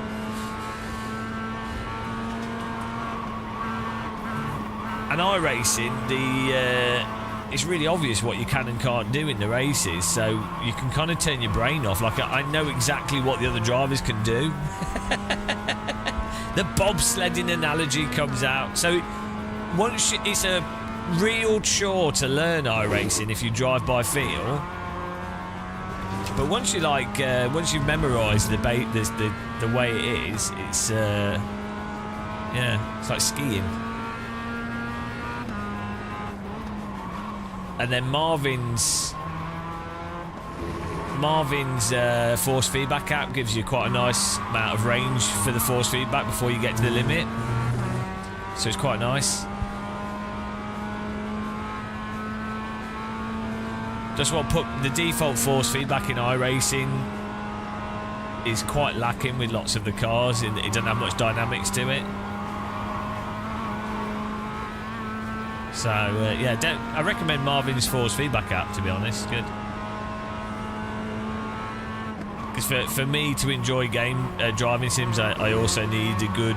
I don't need like amazing force feedback, but I need to be able to feel. Always need to be able to feel a range of forces, because there's always in a driving game, you never, unless you've like locked up or you've gone over a puddle or ice or you're on grass or something.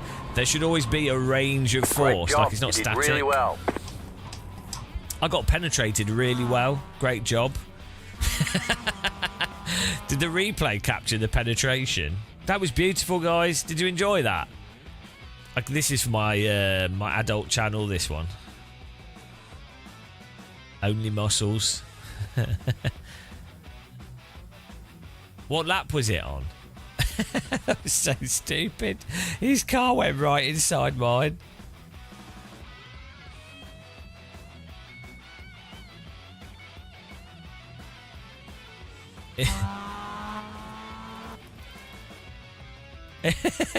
Here it is. Oh no, he's disappeared. Right, here, look at this. So he actually ended up in front of us. Car-in-car action here, guys. A new form of overtake.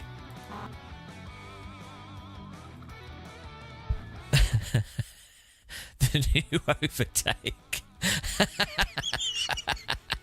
Absolutely crazy. Cut full-on car-in-car.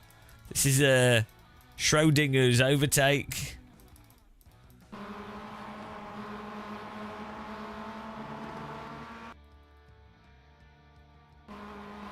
It's the way his car just appeared in my car as I'm going through the corner. So confusing.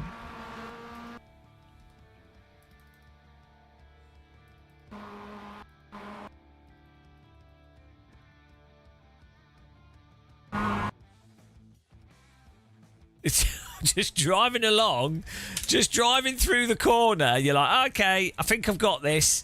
Everything's under control. No problems. No problems at all. And then, bing!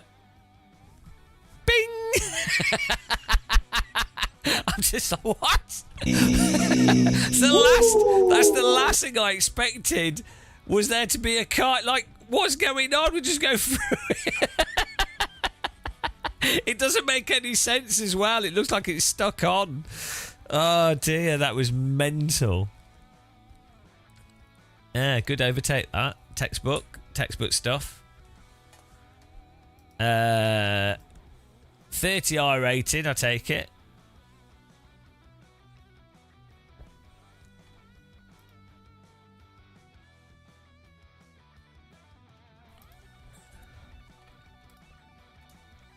Oh, I just missed it. I just missed one. Oh well. We can make another cup of tea. It's all good. We'll add the results. So that was the poll. The poll results are in. So one thing I also noticed with iRacing, and I think this will apply to all games force feedback. So this has a detail. This says detail scale. What this is like a filter, like the filter that DD wheels have. So at the high end, the sort of really the bumps, and then lower frequency bumps, and then like sustained load is more like this sort of frequency. What I noticed with Games Force feedback is if you have bumps that are like this, sort of quite low frequency, what these do is they end up interfering with this force feedback that's for, like, you know, the load through a corner. So, you know, you're going into a corner, it's loading up, tyres slipping, you know. So, actually for driving sims, it could be a good idea to, like, you filter out this type of frequency. This frequency is fine because it doesn't interact or interfere with the motors or affect other parts of the force feedback.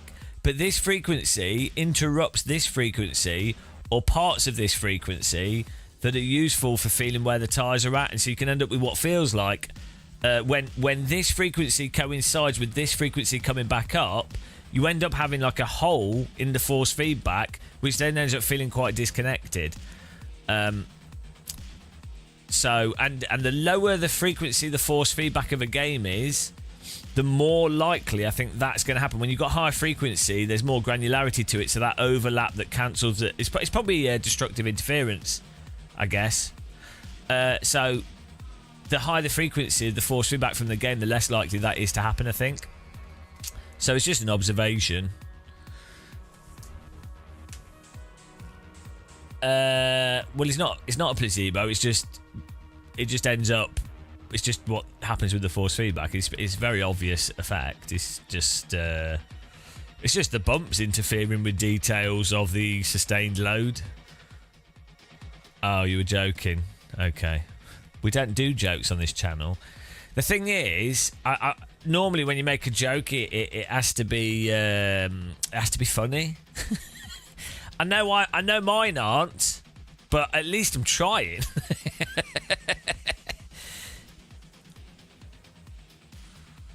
Yeah, well, your life's a joke. And that's not funny. Right, I feel great after that penetration. We're going to do the next one. It's good fun. Does using a butt kicker use a high frequency force feedback? Well, that's the point of that's the point of tactile transducers, is that they can do sort of medium. They're still like 40 hertz plus. It's still quite high frequency, but tactile transducers can do those types of vibrations and textures and things without interfering with what's coming through the steering wheel. I mean, it's not the biggest be all and end all of force feedback. It's just and something I noticed. Yeah, that's good. I laugh all the time. How is Marvin's different from my FFB? I haven't noticed any latency particularly. You don't need to use VJoy though, I don't think, to get it to work. Whereas you do with IRFFB. To be honest, that aspect of latency in terms of how it applies to that part of the force feedback signal is overstated, I think, in some ways. But it doesn't feel like there's latency issues with Marvin's awesome force feedback app, just from my driving, to be honest. Seems reasonably good. I'm not seeing any big issues. No, we can just keep doing some of these. We've got to add 30 to this. 30, so we're on 57.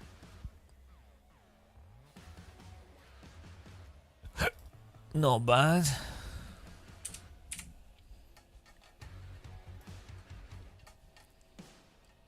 Do the poll results.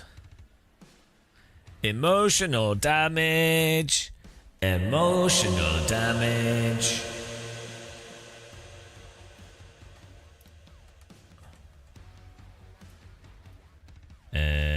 Emotional damage. Damage.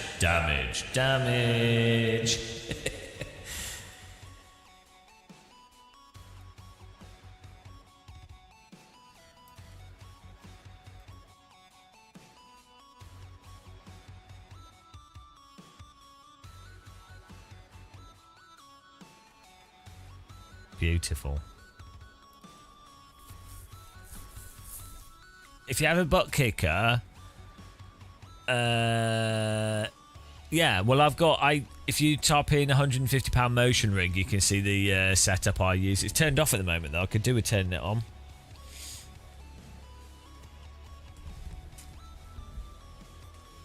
It's a good idea. I had it unplugged. Plug it back in.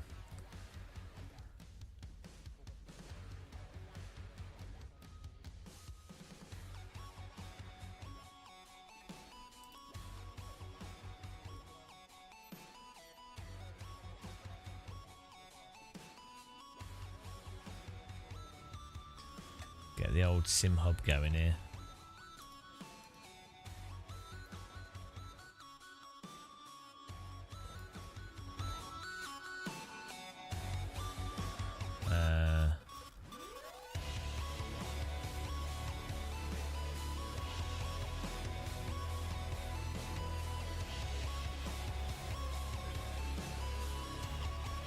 Oh yeah, it's not. I don't think it's plugged in. I might have unplugged. Oh, I think I unplugged it when I was fixing some other stuff.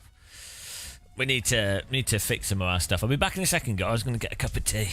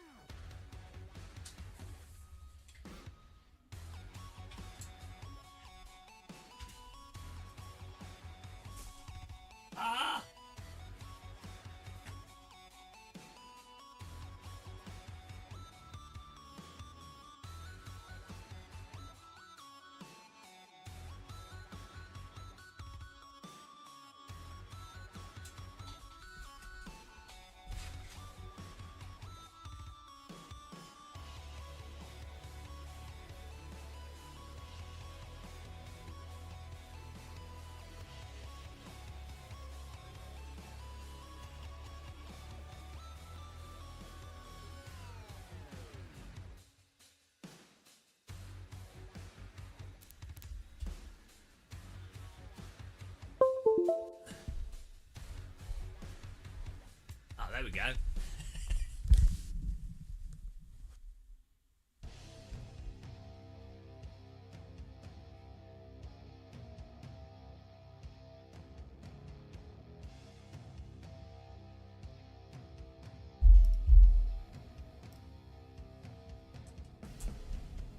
Let's get a cup of tea.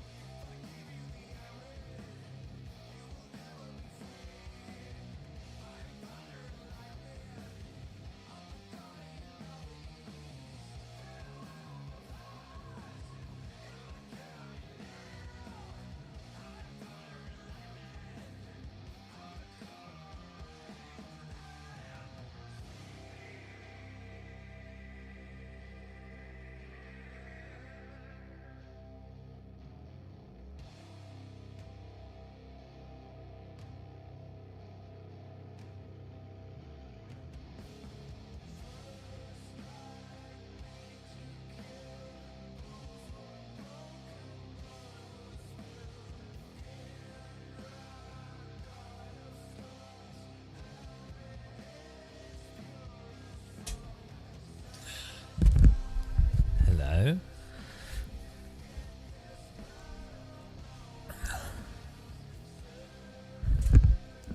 Hello, TikTok. Ugh.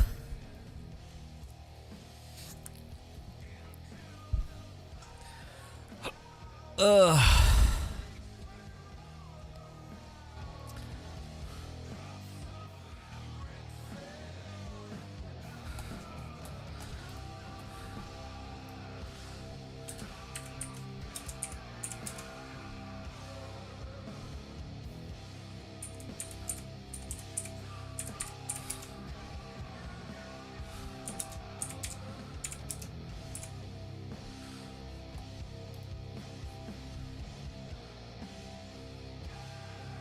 A double. Well, one of them's coffee and one of them's tea.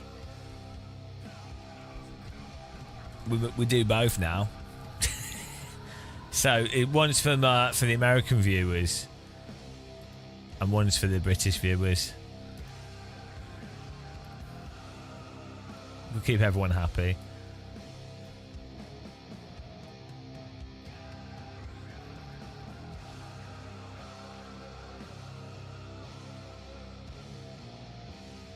But it's a bit awkward with my sim because we have no side access because we've got the joystick on the right and then we've got the throttle on the left.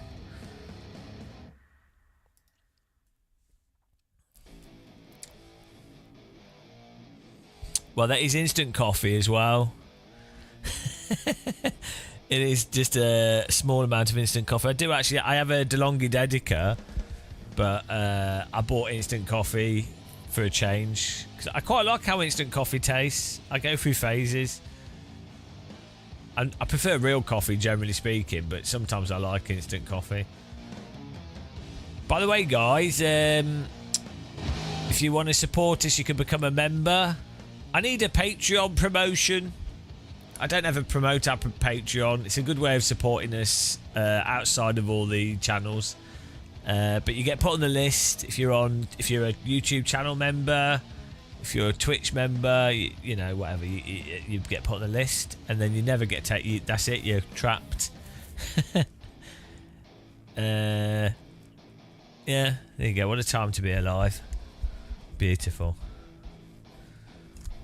And that allows me to produce the terrible content that you're used to experiencing, so appreciate it.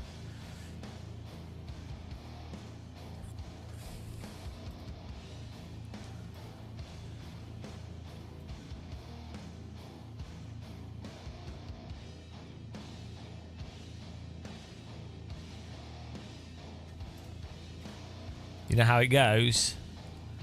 Like, subscribe, follow, Tindigo. I'm really proud of that. It's the best graphic that we've ever made. We need a Voodoo 2 one. I don't know, Lidl, whatever, Lidl's coffee, I think. Lidl's instant coffee.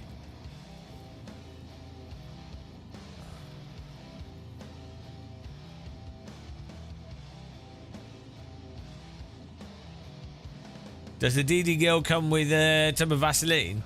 She don't come with it, but she'll bring Vaseline if you ask her. Yeah, she's pretty chill. She knows that your arms hurt from sim racing.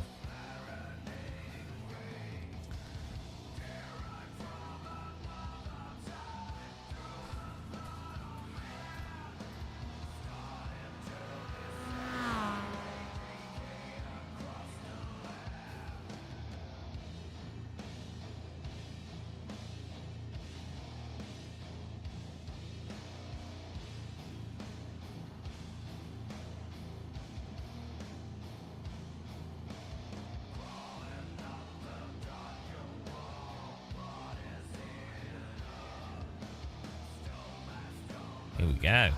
You ready, guys? Have we got a new poll? Did you finish the previous one? Yeah, we have to do a new poll for this. John Victor. Wow, you don't know who you're dealing with here. Have you seen my goggles? Do I look like someone that's not taking this seriously? I'm often underestimated by people. You know. And it always bites them. Once you've got goggles like this, anything's possible.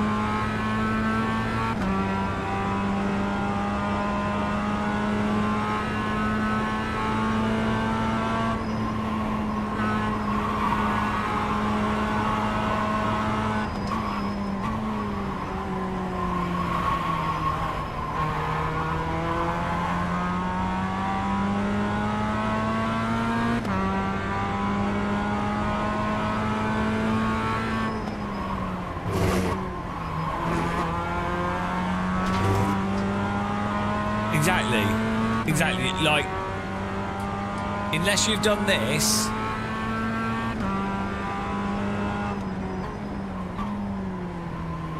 unless you can make a move like that with a car driving through you, I'm sorry, I don't know what to say.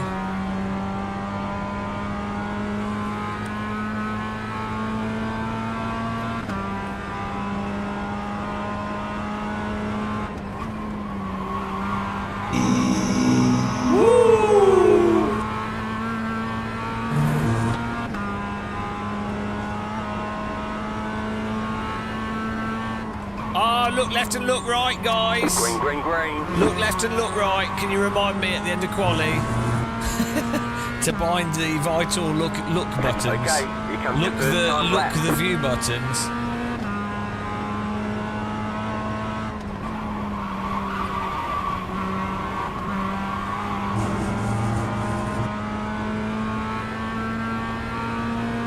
I can't because my head's not connected into the game. My head's in 2D. No VR, no buy. No VR, no look. No VR, no see.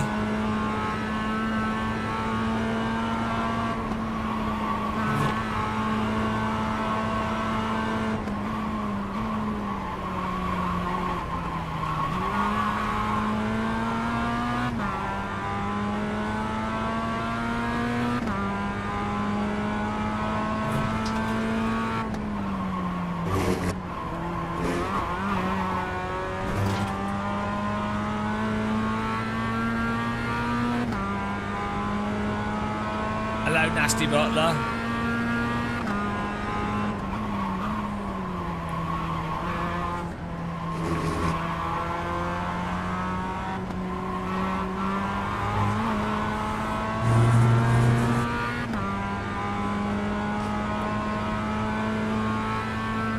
I still do like VR. I just use it standalone in my sitting room. I just don't do content on it. It's just a bit of a fiddle to... It's a fiddle to use, but it's fine. But it's even more of a fiddle to record with it and live stream and what have you. So I tend to just use it for fun, like on its own. And I tend to use standalone VR rather than PC VR. But to be honest,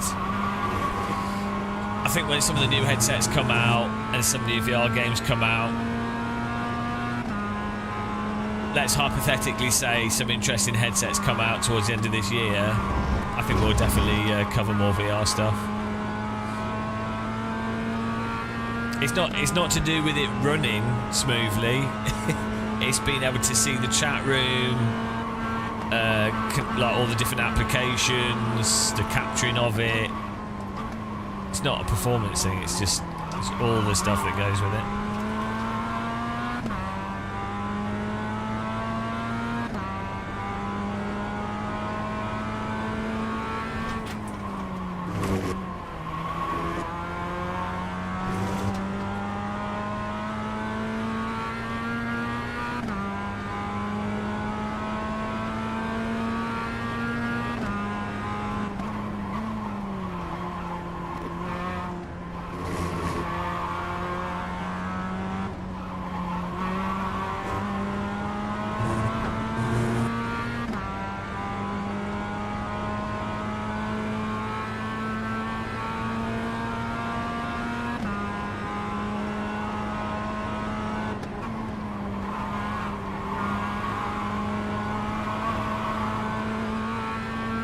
Yeah, but even then, even if you do all that stuff, for like a large percentage of people, it's worse than just watching a normal 2D live stream. So, you know, for people that are VR fans, it's great. But that's There's the flag. It's over. quite a minority. That is true, you can put goggly eyes on it. Look, yeah, there we go, I forgot, see? Where's the controls?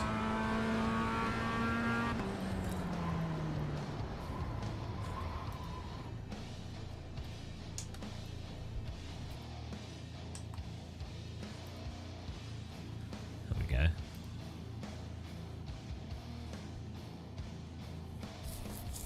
Hang on, why's my wheel... Can you move this? I can't. I want it to be on exactly 900. Why? Why? This is like the tool, the Logitech tool. You'd have to get it on a... that's just a scam. OCD triggered.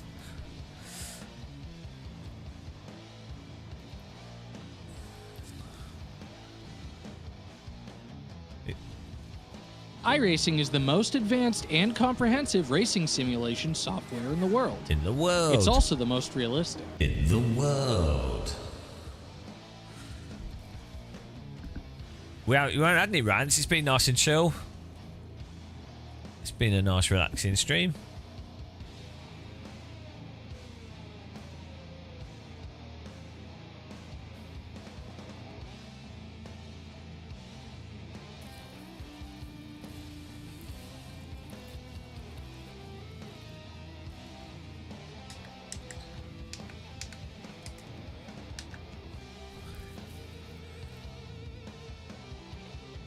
Falling off the hype train. Yeah, I think everyone's just like a bit jaded with Evo, to be honest. No one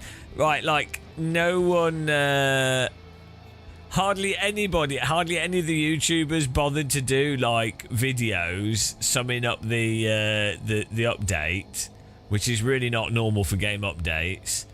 And then all of them were just a bit like, yeah, well, you know, it's not terrible, but like, what's the point? It's really, yeah, I'm sure when they've got multiplayer and other stuff in it, but I think people just wanted, were expecting Kunos to do something different rather than just re-release, you know, mediocre ACC. Not that it's, I mean, the engine's impressive. The problem is, it's like, it's not bad. It's quite, I mean, it's bad if you've got a slow computer, but I'll put that to one side. The estimated strength of field is 2,300. It's just that there's so many sims now that do the basics. You have to have something that really green flag. stood out, or like cars that are really exciting.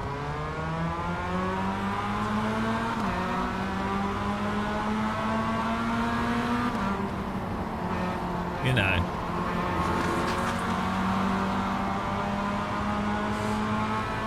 I think they did improve some of the frame timing issues, that kind of performance, which is a bit boring. I feel like the last update was a boring update, but it was like stuff that needed doing, so it's fair enough. But I also feel like Kunos did that video with them going, oh yeah, we realised we brought it out too early, you know. Clear. And then you're like, well, I think people were expecting a bit more from this update, maybe. Oh no, we've got the murderer behind us. Sending it like a rocket.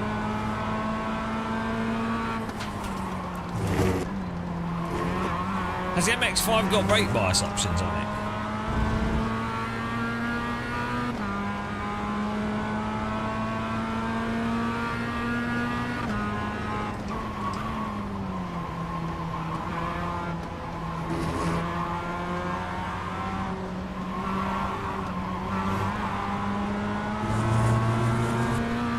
The interesting thing is with Evo, on the lowest settings it still looks quite good, so I think you could get quite a bit more performance out of it by, they could optimise things a lot more, if that makes sense. Like shadows could be optimised more,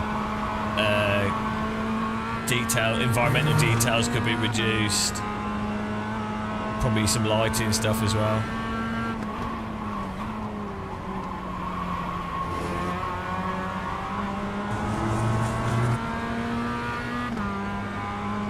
Yeah, we were like one of the first people doing VR live streams.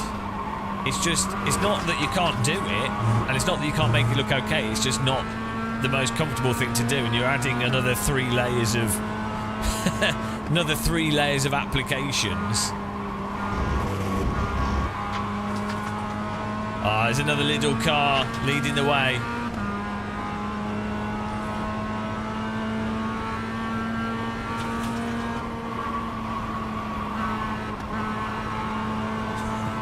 Little takeover. Little takeover.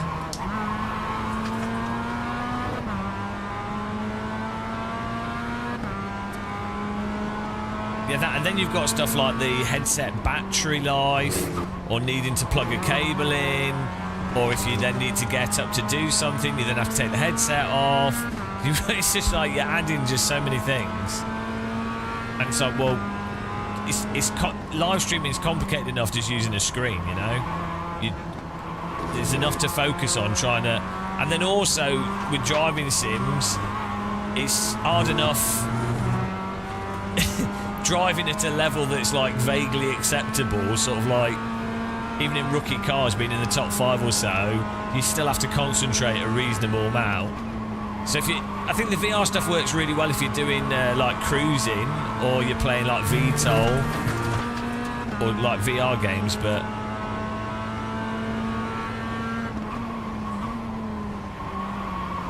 or you're maybe not a live streamer that talks so much.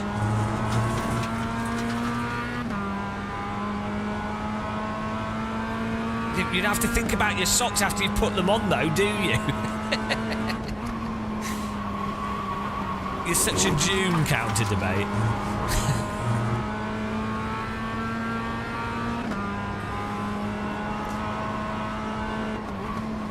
the Quest 3 is not exactly the most comfortable headset.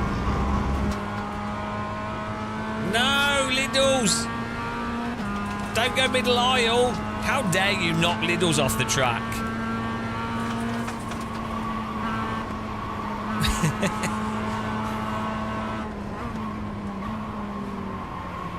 Lidl.de.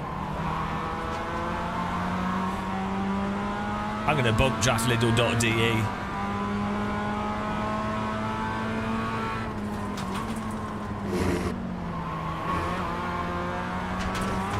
Lidl UK and Lidl DE on the track together. Bro, shut up! Well, Lidl DE's a bit depressed.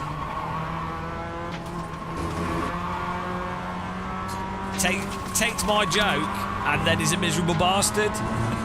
What a wonderful move that was. Miserable, Yeah, miserable loser that takes my amazing joke, my Lidl's car livery joke. Right, we need to report him to Lidl's for copyright infringement. Where are you going? Little rat for toes.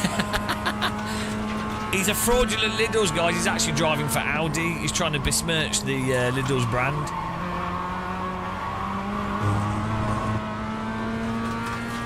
The car behind has gone off.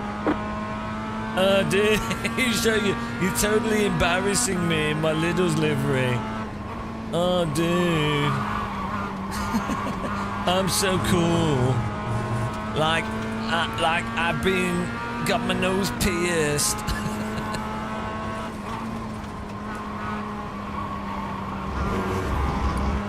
Little does he know.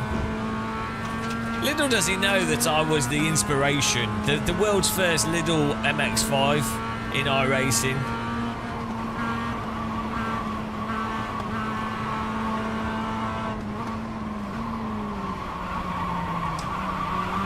The Grand Lidl. Good boy, good boy. Right side. Clear on the right.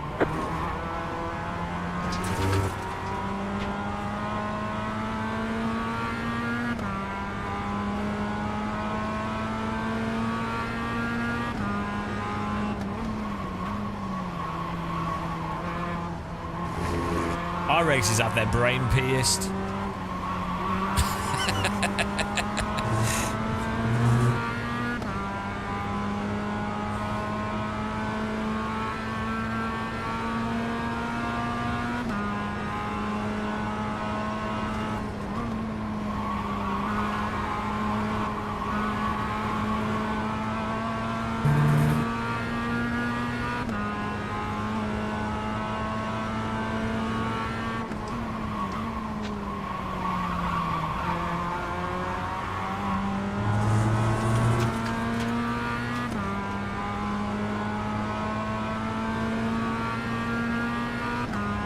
I need more pace.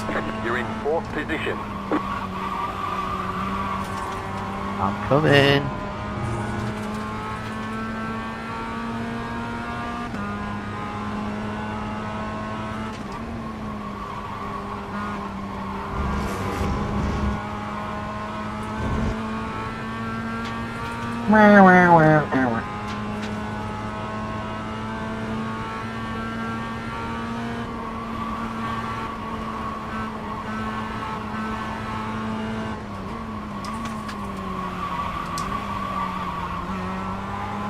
Bloody hell, try not to drift.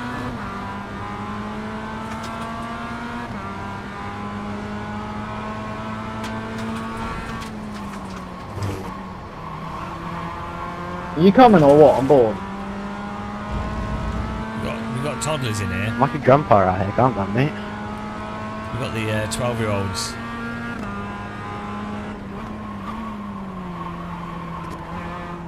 It's nice that Fortnite players sometimes load up iRacing. Can't drop any slower than this. Oh my God, we're from London.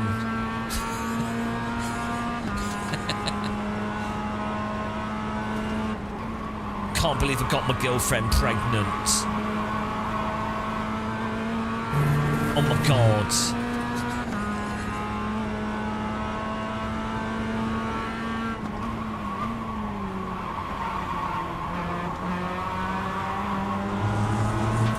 What a drift. Nah, mine's better.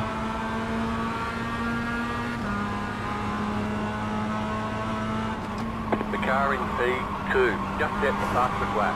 50, No. 9, 7, 7.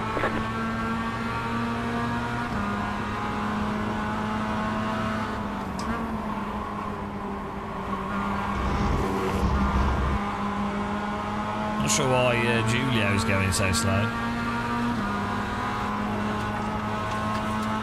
Car right. Clear on the right.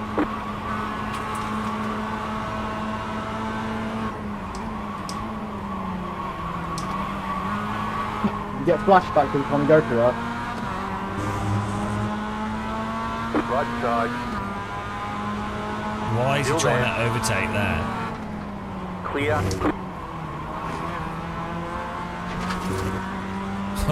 Of all the places to try and go for an overtake. Yeah, get ready for the punt.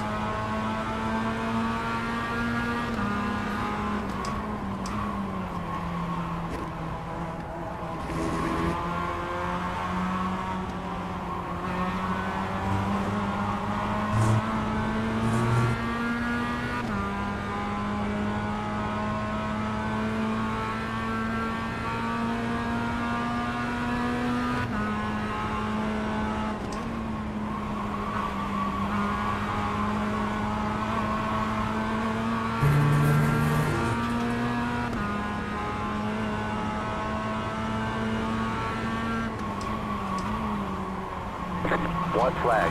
Stay smooth. The leader's gone off. That wasn't very nice. I hope the car behind doesn't pump me. The leader just did a 52.345. Car right. Clear.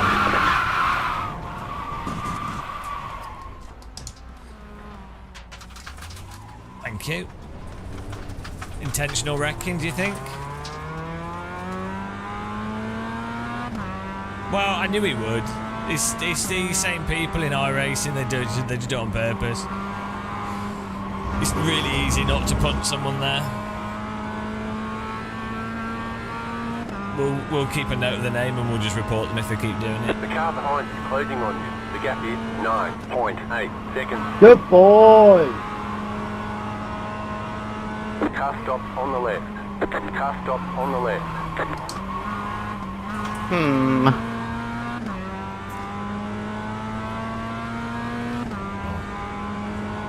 Hey, why up the track? I felt like rallying. It's a big problem with the F4 and the MX-5. It could be really good fun, but you get like a couple of drivers that ruin it. But that is how it goes.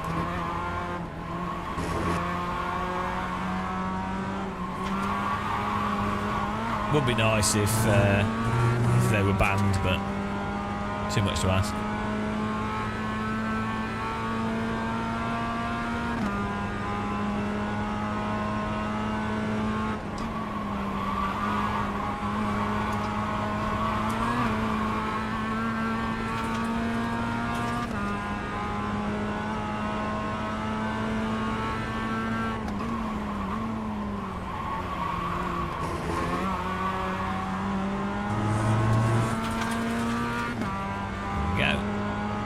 Car stop on the right.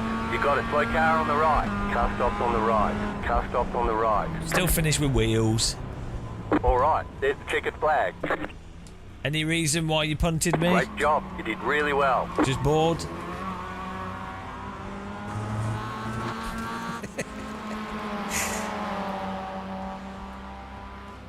Yeah, no, I know.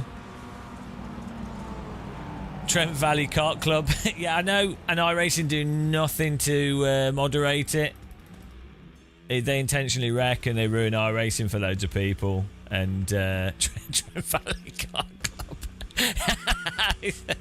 It's just really lame, isn't it? That this has been going on for like 2 years.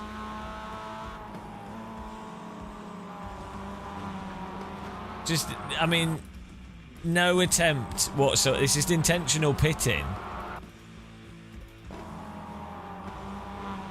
He's off the brake and he just stays on the throttle and then just keeps on the throttle to push us around.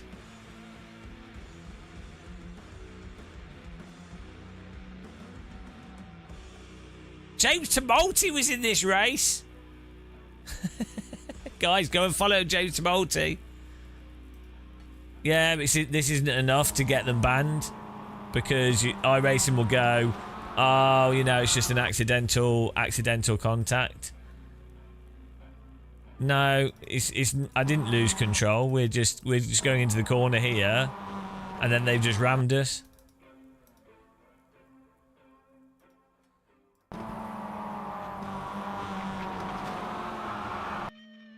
It's always the same thing.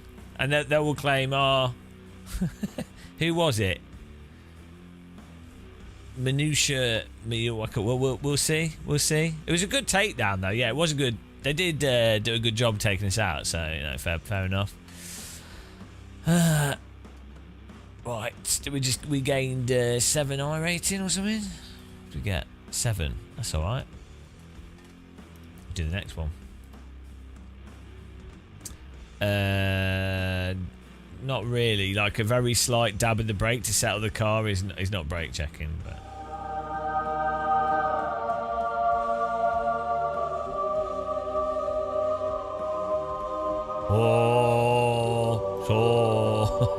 Let's do the next one. What's 57 plus 7, guys?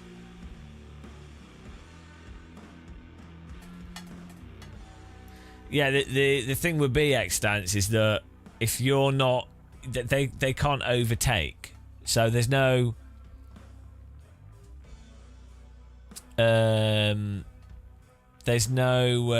way for them to get through anyway. So that's, you know, you don't then try and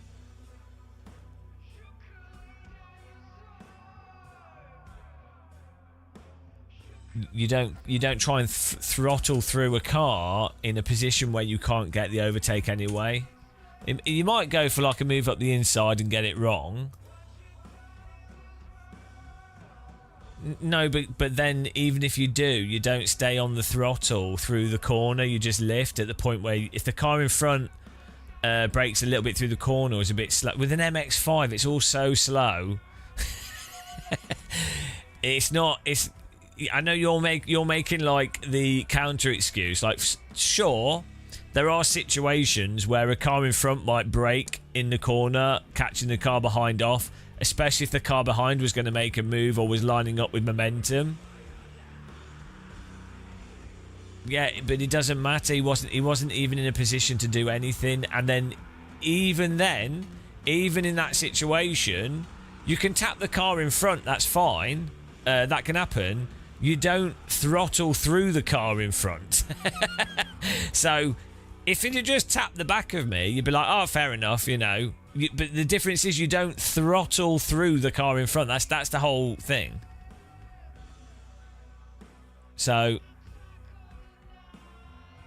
it's a good takedown. No, Jesus. Like, it's so, like, I'm not. Look, X-Stance, I don't know why I think you have a habit of doing this. Everybody watched and saw what happened. There is obviously a difference between a car dabbing the brake through the corner marginally and the car behind tapping them, and a car behind throttling through the car in front, just absolutely just continuing to pit maneuver them. So, but, you know. Look, let chat decide. Chat, who's right? Who's right? Game of Muscle or X-Stunts? Who's the winner? X-Stunts or Game of Muscle? And that's it. That's the final. We're letting democracy. Type the winner. Court of Muscle. Court of Muscle. Just type the names. Type the names and we'll see who the winner is. We'll tally the votes. The votes can come in. democracy is always right. That's why we have such good results like Brexit. And elections always go great as well.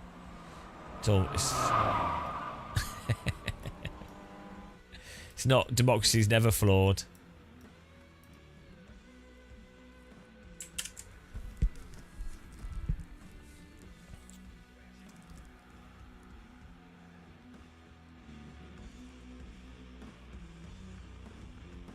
Well, there you go. I mean, look, McGurkin's done it.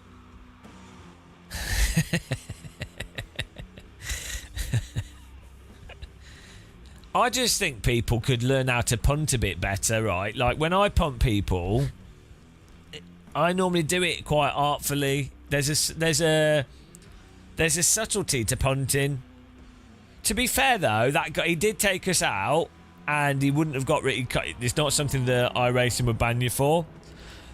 So it was a good takedown by him on the iRacing scale.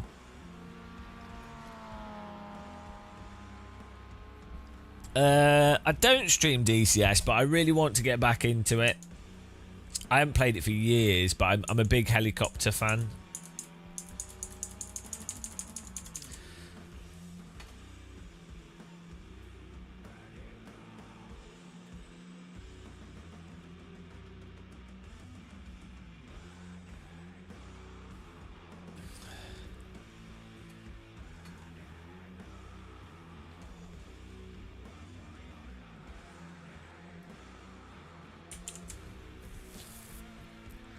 The planes in DCS are so good. Like it's such a shame that it's a shame that Microsoft Flight Sim doesn't have combat planes in it.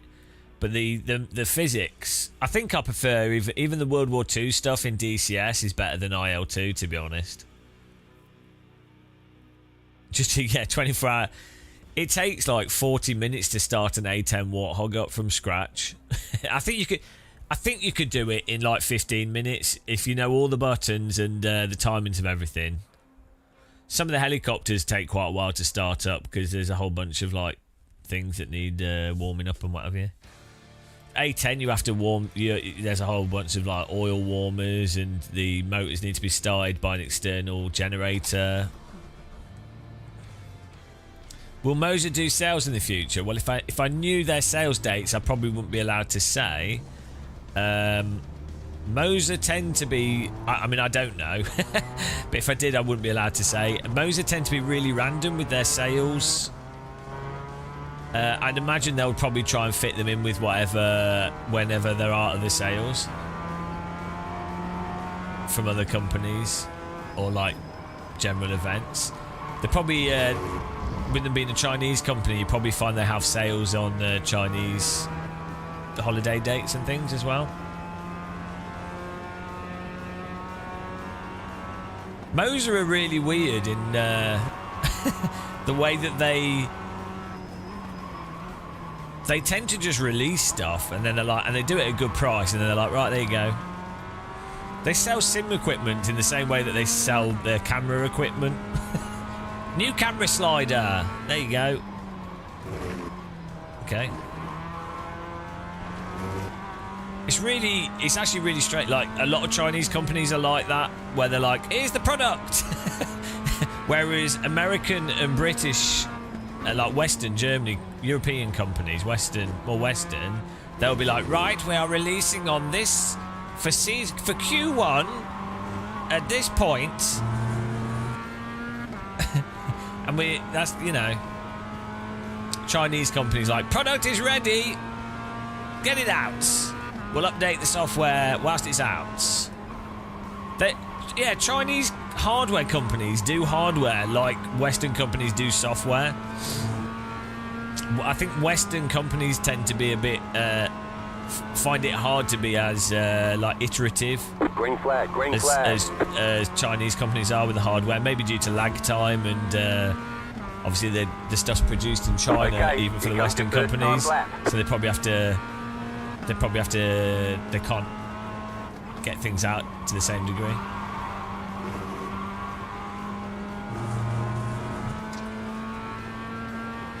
Well, I think tariffs are a fantastic idea, to be honest. I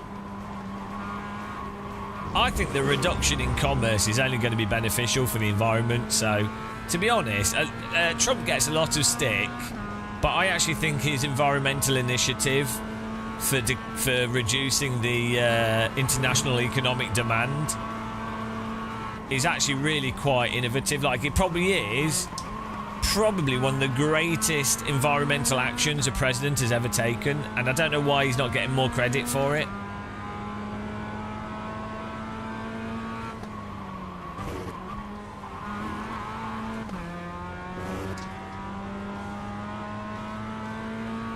I haven't. Oh yeah, I did see that Nasty Butler. Also, yesterday, that an Aramacci, they call the Italian trainer. There was a formation.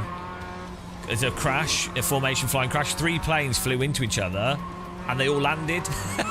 It's like the most mental. All 3 planes are like tumbling in the air, and they managed to catch the stalls and land. Just like 3 planes colliding with each other mid-air. And they all landed. They didn't even eject. It's insane. If you Google, this happened yesterday at an air show in Italy. Absolutely mental. I don't think I've ever seen 3 planes hit each other in a formation flight and be able to, and all of them land. I mean, one of the pilots broke their legs, but to be fair, One more lap. I think I'd go for broken legs and still land the plane. Super impressive. I'm not sure if they really contacted or if they just got into each other's wakes and that destabilised the flight, but there's a YouTube vid. Someone broke it down on YouTube really nicely. Yeah. Also, really coincidentally, someone happened to be filming it and they happened to follow the correct part of the formation that the accident happened with. So it's really...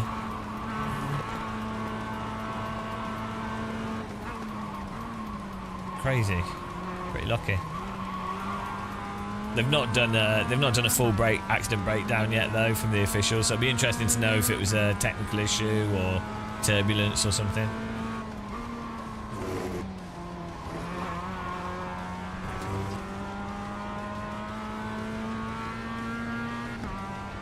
Yeah, I saw that. Yeah, I think that was confirmed. It'd be nice if India and Pakistan could not go to full-on war with each other at this point in time.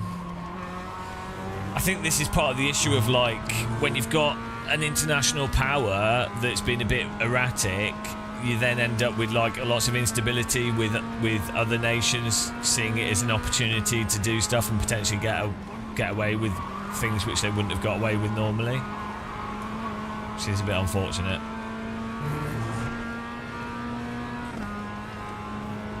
I'm not quite sure who really benefits from India and Pakistan going to war. Like, I'm pretty sure your average civilian and normal person is not going to benefit from that. It'd be terrible if they had a full-on war as well. I think how many Ticket flag. Indians and Pakistanis and then other countries would end up, how many people would die?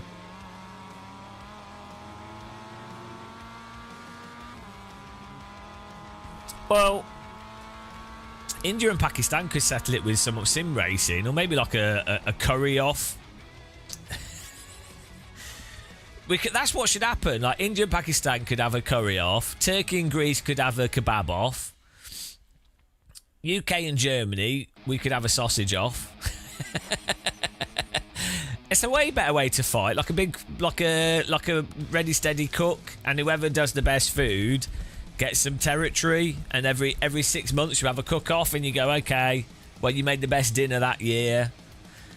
So I mean, why not? That's much better than blowing each other up. Like, shooting each other is just as stupid. Building trenches and killing each other is even more stupid. Like, a bake-off would actually be better, and everyone would have lots of food that's really nice. Like, Pakistani food and Indian food is incredible. To be fair, maybe bake-off's a bad idea because British food is not the best, so we'll probably end up losing every battle. But I'm willing to look for the sake of mankind. I'm willing for the UK to. Well, we got mince pies. We can win with the mince pie. That's what I'll bring. Well, they're not, unfortunately, Mina Yaz, because they end up. You end up with like corpses polluting the land, and then landmines and cluster bombs. And, you know, it's not good. 484. Keep it clean. The DNF today would hurt our points a lot. When it be a cook-off would be even better than like the Olympics or football, because you again food. I don't care about football. What's this? What are you on about, D-Matter? No, I know that that we do have that setting on the LG screens. Yeah, no, I know. All right, is this a new one since the latest update? I think we had the power on screen set to the that setting. Well, we'll double check. They just did an update yesterday as well, which is weird. They've been powering out the updates. Everyone's gridded. Here we go.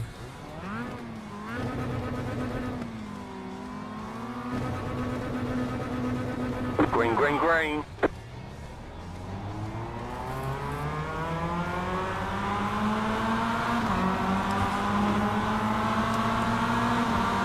Car on your left. You're on the right. 3 wide. Clear all around. Great. Turn in like there's no car there. Good job. Absolutely blind. He just keeps turning in. There's a car there. The pace car is out of control. How do you keep turning in? I mean, yeah, I don't have to be on the inside, but we're there. It's fine. Clear on the hot lap. Why would you just keep turning in? But unless he was punted from a car on the outside, I'll let him off then.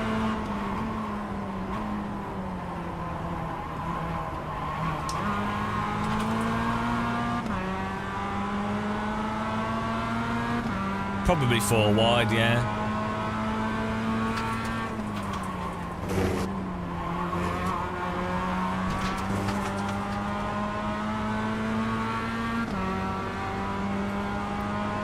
Should catch back up.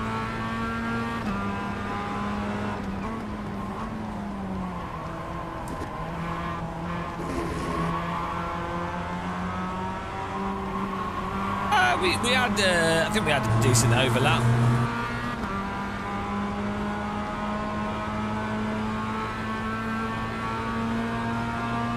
Oh yeah, I forgot to push the replay button. I could do with the replay button being on the steering wheel.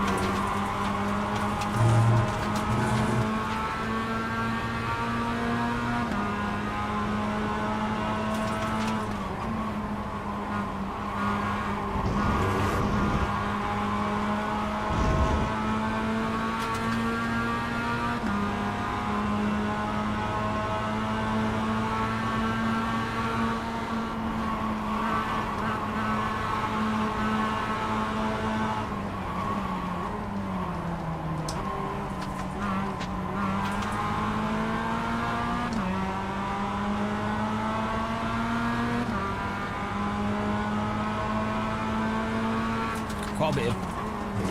Why was it? It was all right, and now there's just loads of people punting. Thank you. Left side. Stop shunting me, Ben, you know that. Oi, Ben. Just roof everyone. Off of me, good boy. He sees...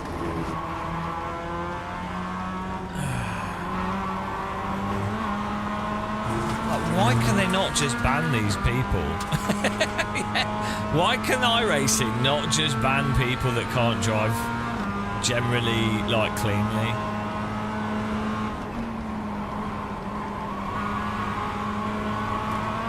Or what? I don't know. Well, yeah. It is what it is. It is what it is.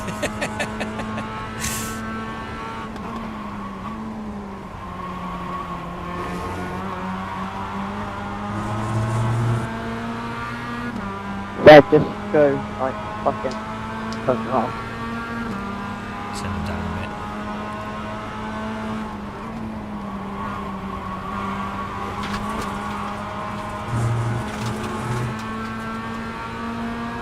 bit. Ben, mate, your mark's wang. Yeah, and I got to get you one.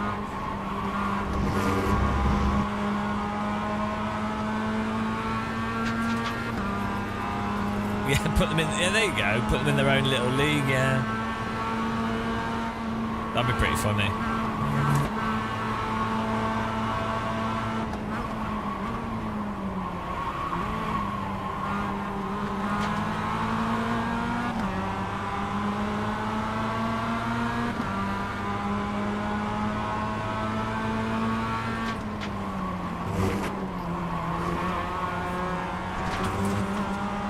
We go. Side by side.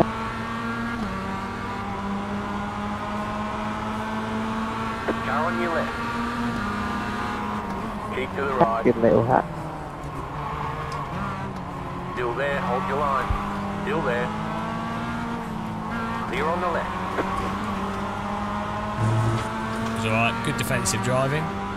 Ben, just follow me. Yeah, I will. They I will. always talk constantly on the microphone. This is, as well. Like, technically, colluding is also against the rules, but oh dear. We could just mute it.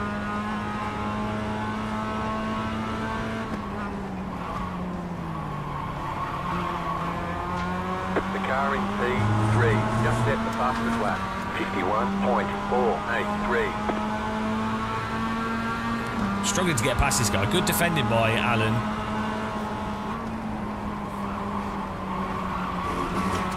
And left side. You're on the right. 3 wide. Clear. Why? Right side. How Clear. can they be that bad? Like, you can't just drive through cars. You've got damage on the left side. Why? Slow car ahead. Chill out, mate. Chill out. Go right. Why doesn't iRacing? Why don't they moderate this?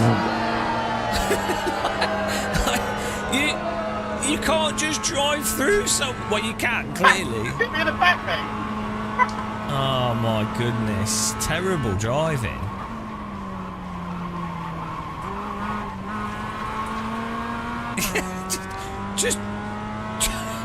just drove. Obviously, the car on the left. I think what happened there is the car that was slow and went off the track rejoined into the car, the black car, and then the black car just throttled through us.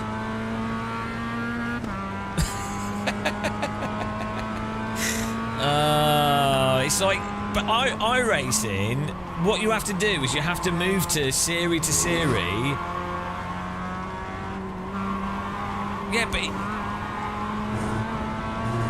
he's allowed to go for the gap, but then you can't just drive through the car that's on the right. So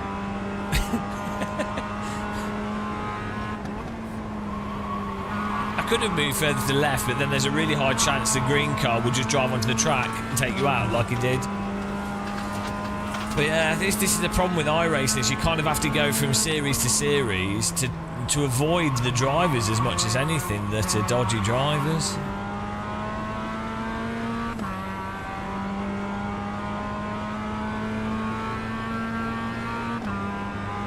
Yeah, I mean, it was a good send. I think the problem was what happened was the green car was slow. I think the green car just drove back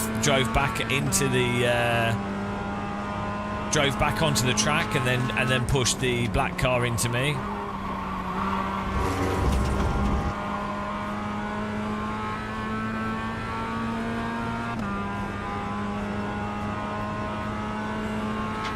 And then iRacing netcode and car contacts does the rest.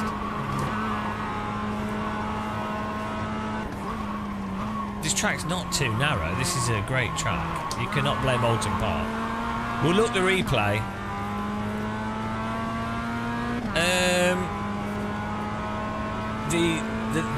The iRacing issue is that it has very specific netcode, so you have to drive around it.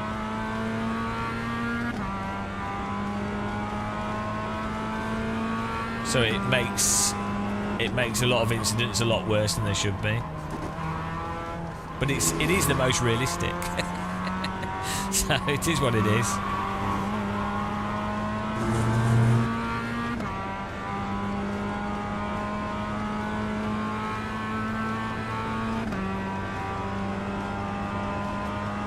Alright, AX8XO. Thanks for watching. We will avenge our murder.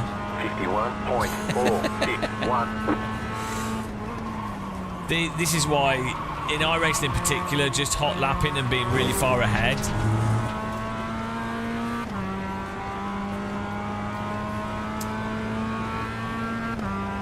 Just being far ahead helps.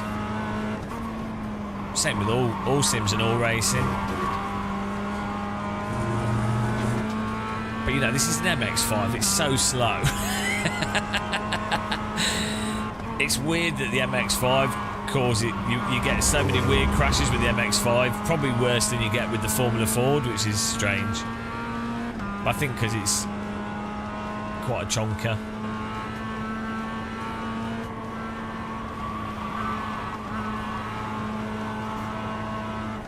Quite a chonky chonkus.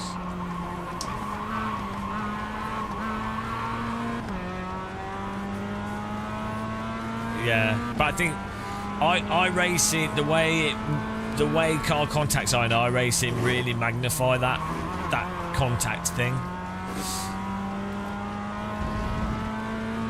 You can get away with much more aggressive driving in Race Room and LMU, which is quite nice, I think.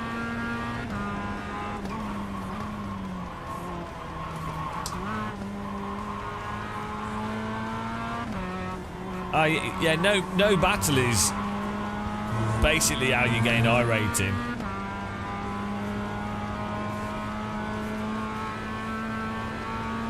The battle.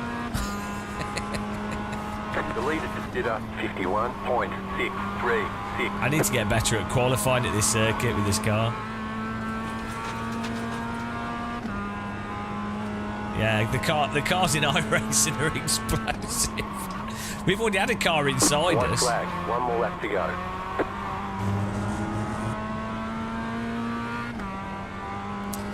Because it didn't have any ranked racing MMK, and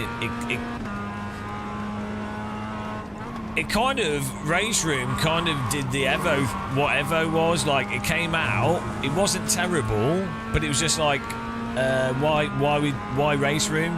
It actually has some really good features in it.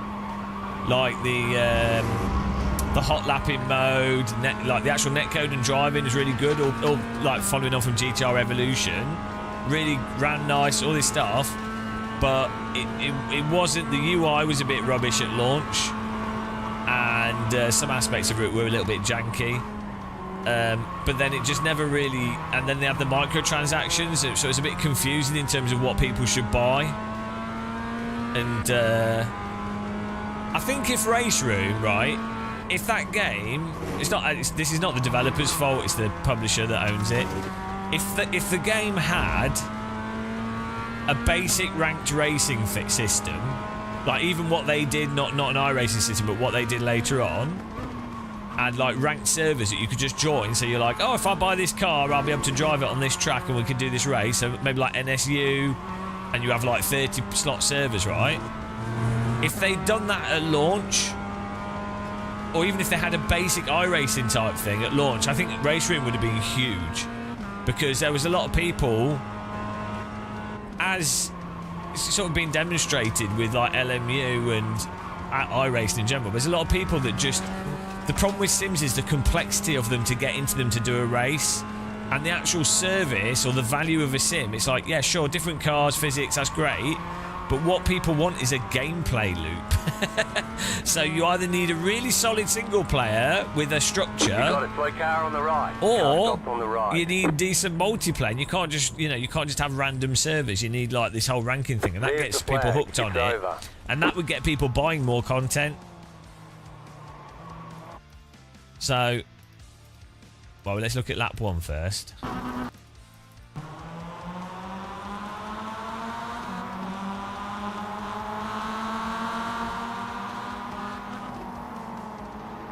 Yeah, this did.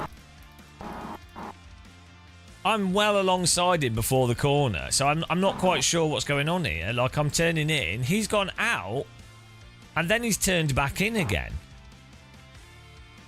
That's just weird. Why has he gone out and then turned in? It's not like we don't have overlap here. We're very clearly along the inside, well before the corner. Well before the corner. It, there's nothing wrong with what I'm doing here. And we're also hitting the apex. I've also broke early. He's got plenty of room. Why on earth has he just turned out and then turned into us? My car's on the white line here. Like, what is that? Is that the same guy and then he wrecked me later? So we'll just report it. So he's intentionally... Did he intentionally wreck us, do you think?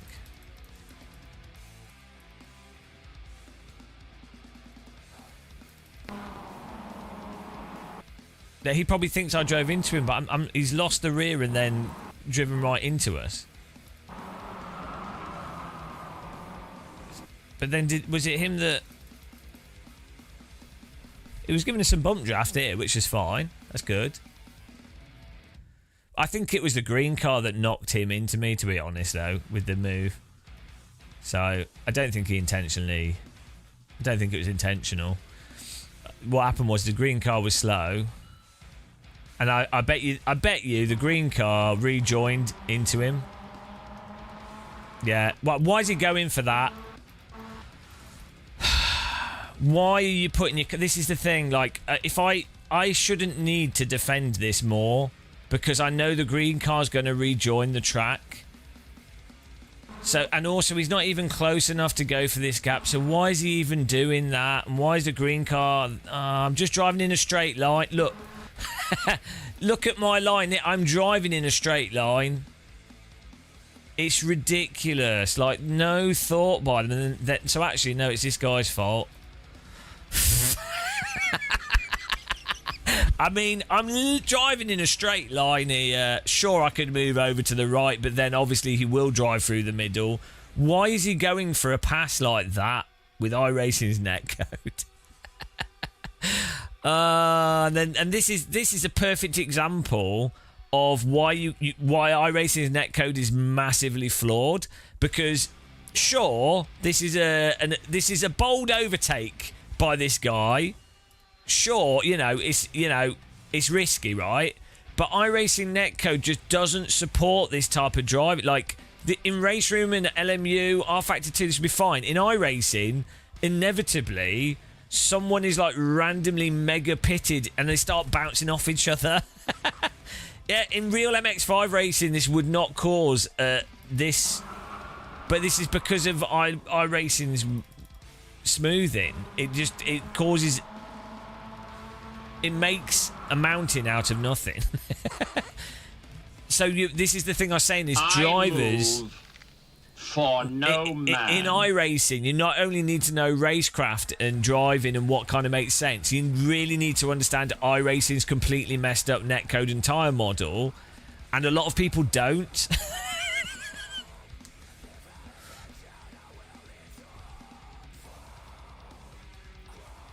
Oh, Shumi, look at the first one. Gay lines are terrified.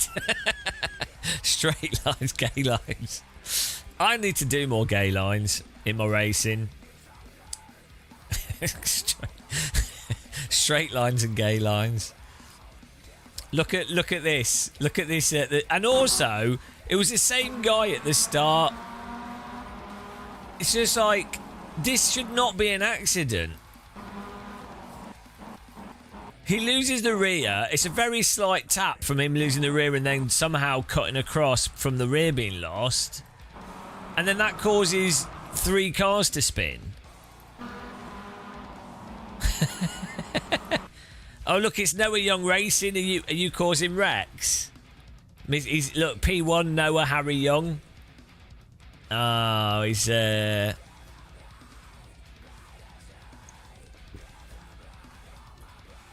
yeah, maybe Shumi.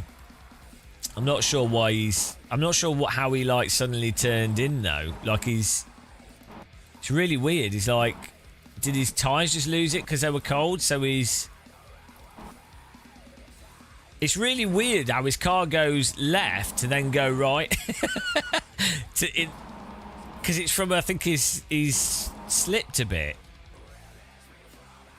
Yeah, or maybe he's panicked because of the green car. That's what I think. I think you're right, guys. That would be my assessment, is that he's somehow ignored the car that was driving next to him for the entire entry into the corner. For somehow this car disappeared, and unfortunately that was my car. And then the green car is like, oh my god, it's the Incredible Hulk. The green car. To be fair, the green car's done a great line into that corner. The traditional iRacing hot lap line. Come from the outside, go to the inside, ignore the 2 cars, and he still got hit. That's what... Right. The green car didn't even need to vaguely apex to come out on top of this, and he still managed to put himself in a position. Genius. Yeah, to be fair, if you get out the hot lap line, it's very dangerous. Ah, dear. Well, it could have gone worse. Well, yeah, I think there's a bit of netcode. Or there's always a bit of netcode, isn't there?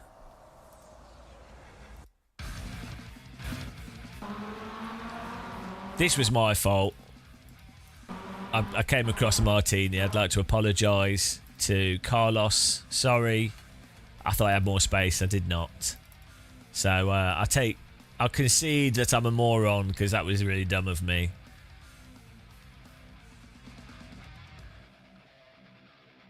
You know what iRacing is like? You should have moved to the right. Well, no. So the thing is, if you move to the right more here, the curbing can destabilise your car more on the cold tyres. So it's not that. Yeah, in a sense. I mean, really, yeah. No battle. The actual solution to all of this is to qualify higher in the first place, or to just really stay back on the first 2 laps. But yeah, I can't. Sometimes I find that a bit too boring. But yeah. How come the replay shows netcode problem, but from your perspective? Because you can choose the replay on your client. You can choose if the replay shows what the server saw or what you saw, and I have my replay set up to show what I see, because then when we watch replay back, we can go, oh, this is what I'm actually seeing, and that's why I reacted to what I reacted to. Whereas if you show what the server saw, it's not even what the other players saw, it's just what the server thought happened. So it makes it harder to evaluate why you reacted to what you were reacting to, if that makes sense. So I find it better to have it on client side for the replay. What you really need... no, because when you're watching the live stream, we're just watching it from the first person view. And as you could see here, like with this other accident that happened, to some people, they were like, oh, it was me doing something or whatever. But you could then see, from the external view, you could then see that it wasn't. So, yeah, for like Chase Cam to actually be able to evaluate what I did based off what I could actually see.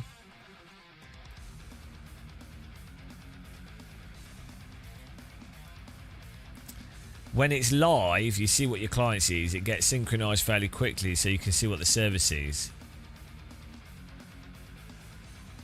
Yeah.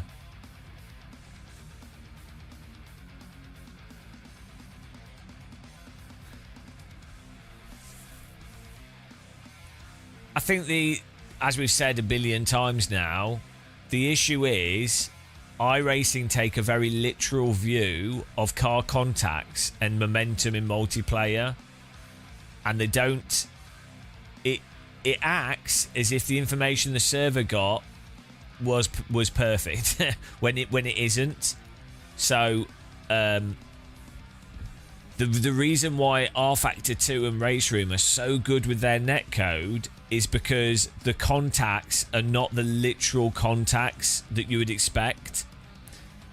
So if a car in rFactor 2 hits another car at, let's say, 10 newton meters of force or 50 newton meters of force, it doesn't impart 50 newton meters of force to the other car. It's reduced. So that then makes up for when the server, when they're hitting each other, it means that you can actually hit each other harder without it doing stuff, which then makes up for the fact that the server sometimes is saying that a car's hitting someone harder than they actually are, or a contact when they're not actually contacting. If you play iRacing single player with AI, the car contacts work really, really well. The cars don't bounce off each other. The amount of force to knock another car is spot on. You can't just pit maneuver someone as easily. It works a million times better. So it's another one of those things where the developer actually has to make a design choice based off the reality of how the internet and latency works, and they have to compromise the realism to actually make it more realistic. But in sim racing, sim developers especially don't like to do that because they feel like it's fake or wrong numbers, but they somehow ignore the reality of a sim's not realistic. And it's a really common it's the same issue. That's the same problem with force feedback, netcode, grass grip levels, tires at the limit, view, the camera view, the view position. Exactly, Niels. and my suspicion, the root of it is partly we're making a simulator, so the numbers are the numbers, which is stupid.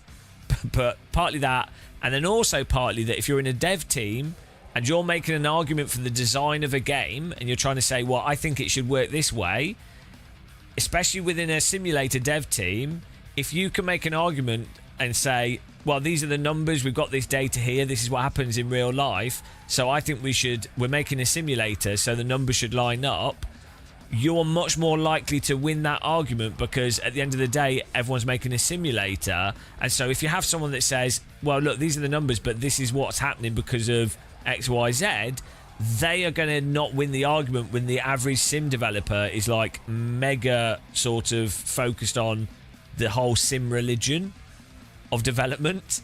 So I think that also compounds it. So that's just, I mean, on the positive side with Sims, that sort of rigid sticking to a sort of sim religion of the numbers does mean that you end up with more complex video games than you typically get when when it is purely like a game design thing, because at least everyone's on the same sort of page. So you can end up with like really interesting aerodynamics or flight behaviors or car behavior, or, stuff that you wouldn't typically find in other video games. So Sims can end up being richer and deeper video games. So that's the positive side of that design philosophy. So it swings and roundabouts, pros and cons.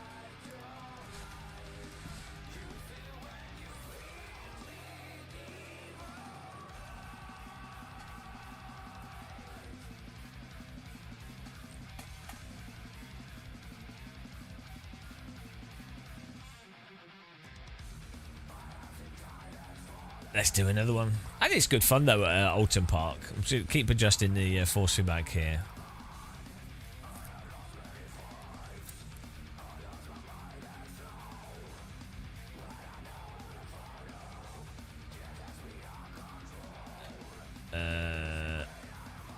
I mean, you can. So I think you can make an argument with like, what's 64 minus 38, guys? I think you can make a reasonable argument with unforgiving sims, be it time model, netcode and stuff. I think you can say it does make it a bit more tense.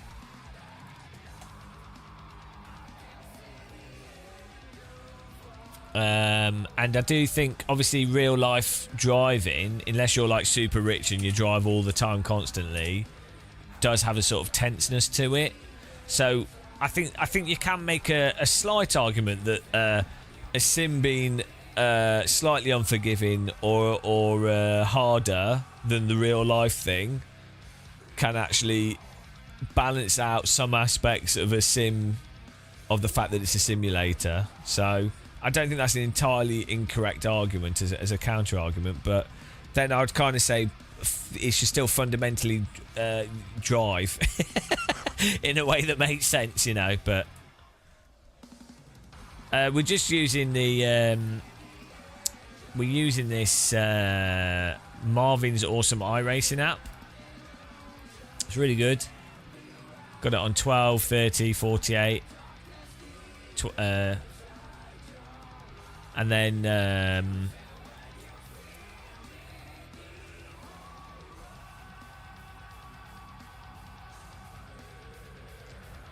are the Legends cars at Nords? I thought they were GT1 cars.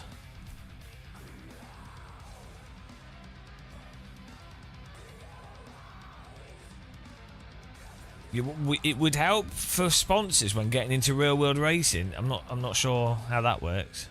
Right, let me get my chicken, guys. I'll be back in a second.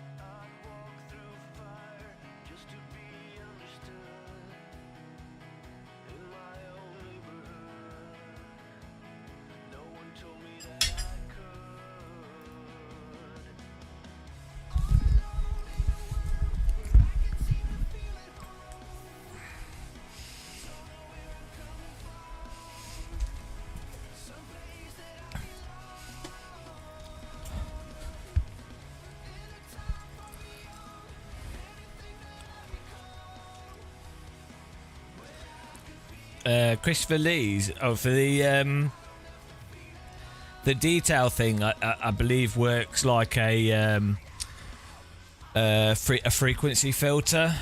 So by turning that down, you're filtering off certain frequencies from the game, so you can still feel like the so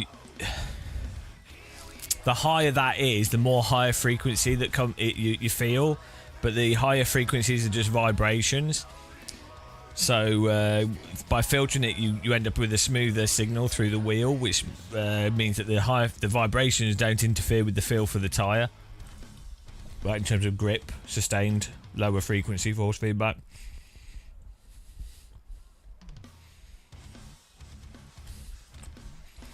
Yeah, thanks, Shumi. That's how eating works. Yes. Some of it will come out as perspiration. Some of it will stay in our body for like, I think it's 7 years. So.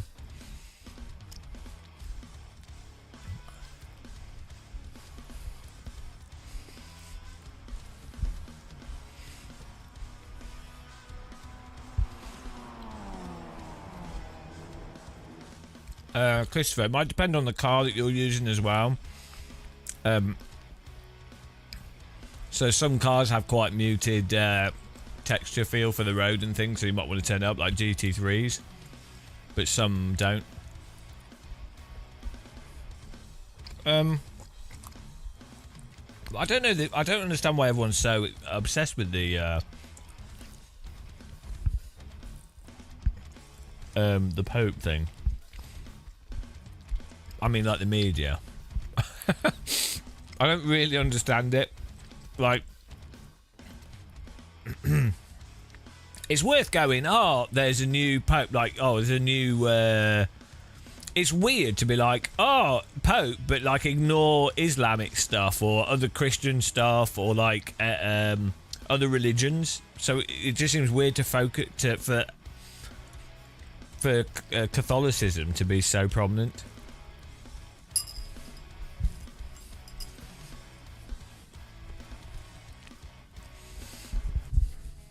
But I guess Catholicism is pretty big, so in the West at least. But also, given the history, it's kind of weird that it gets a bit of a free pass.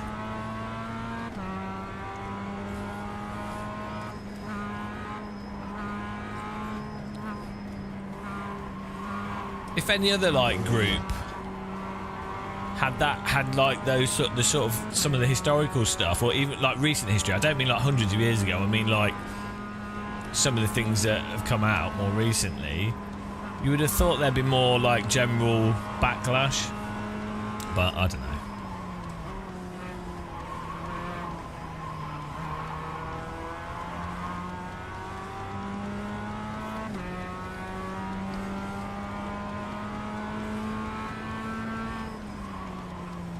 I went to the Notre Dame last week,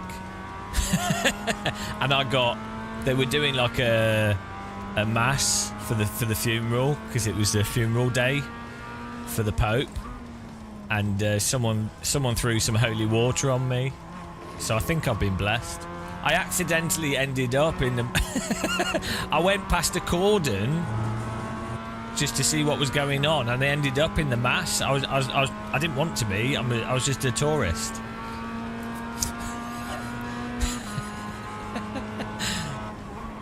They had like smoke, and they had like they were flicking water. There was some nice singing.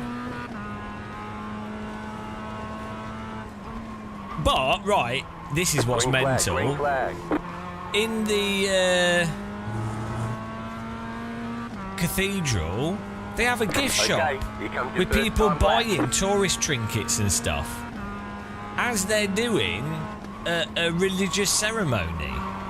And it's like, hang on a minute, don't Catholics believe the New Testament? Isn't that absolutely categorically against Jesus' teachings? Like, if I was Catholic, I'd be like, this is not acceptable. We should like have a shop, but not in the church of not in the like place of worship. Like, it's not like put it on the side of the building or something, or put it in like a glass container. but don't have it in the middle of the cathedral. It's really weird.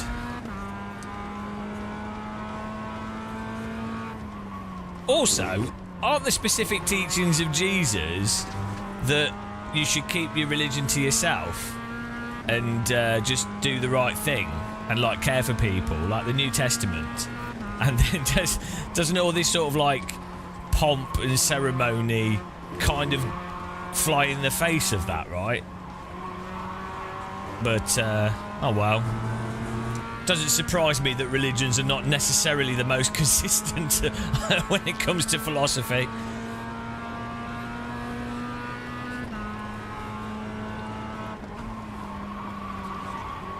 At least the Catholics build nice buildings. Like a good medieval church, looks awesome.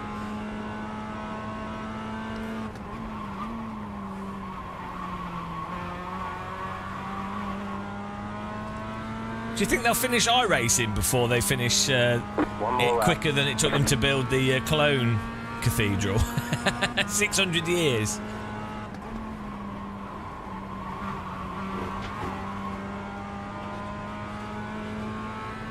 Well, yeah, but I don't know Christ, Chuck, so I'm in trouble.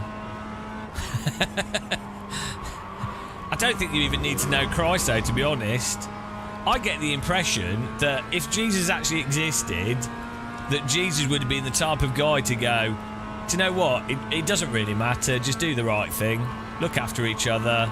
And I got the impression... My understanding of the New Testament is that it's kind of like self-fulfilling. If you do the right thing, you will be effectively in heaven by the fact that you're doing the right thing. Like, that's the point. Like, it's self... That's the point. That's the philosophical lesson is that it's less effort to do the right thing generally, right? Or can be, and that even more so the more people that are just doing the right thing. It's better for humans. And I think that's the actual philosophy there in specific parts of the New Testament. But then all the whole like, oh God, and then all the cult stuff, and then all the spiritual, all the woo, all the like made up stuff. It's just like, oh, you don't even need any of that. Just get rid of all that part. Just keep the good parts. keep the basic philosophy that's pretty much self-evident.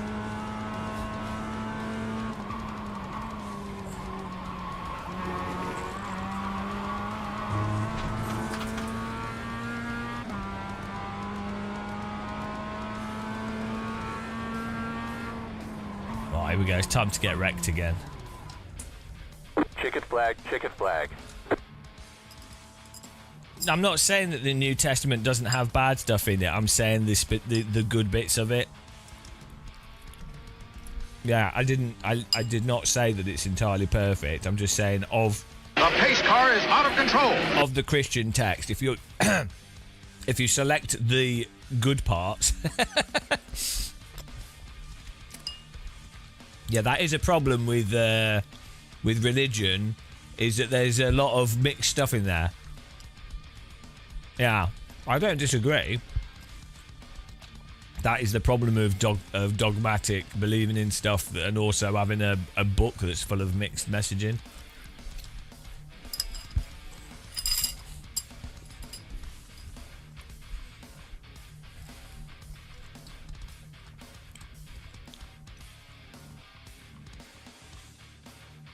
Melondi, Praiseworth. The way you differentiate is through good force feedback settings.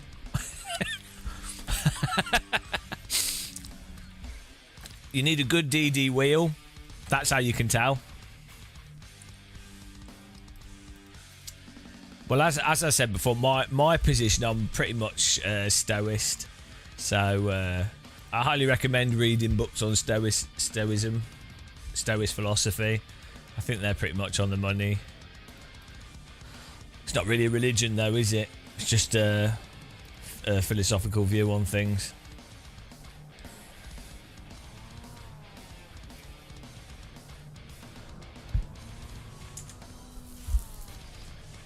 The estimated SOF is 2,291. McGurkin. Well, that's my philosophy for sim racing. Keep it clean. The DNF today would hurt our points a lot. Every race starts, I repent after every race, and I'm forgiven.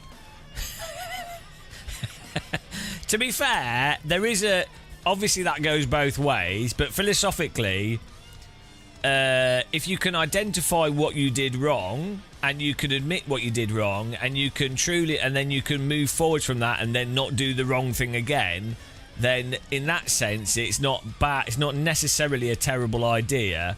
And also from the other perspective, from someone that's like, let's say someone's been affected by someone that's done something bad, being able to forgive someone can actually, even if they're wrong, the person that's been negatively affected being able to forgive can actually help them, because being angry or upset with someone is an effort, it's energy, and the other person's not feeling that energy and effort. So if you take that philosophy, Green flag. if you look at that philosophy in as positive a way as possible, you can actually see the merits of it. But then, as you point out, it does also allow for a bit of a loophole where someone can Clear. someone could go, well, I'm just doing terrible things. Oh, I'm forgiven. It's all fine. So they can use it as a justification to do something that they actually know is wrong. So yeah.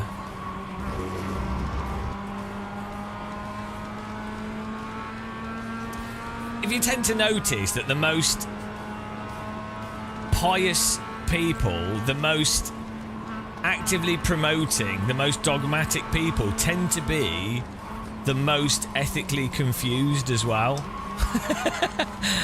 Like, if you are actually right and actually good, or know that you're doing the right thing, you don't need other people to vindicate that, and you don't need to be pious about it, because you're confident in that you know what you're doing is right. Which is that's why I don't feel any negativity when I drive into people.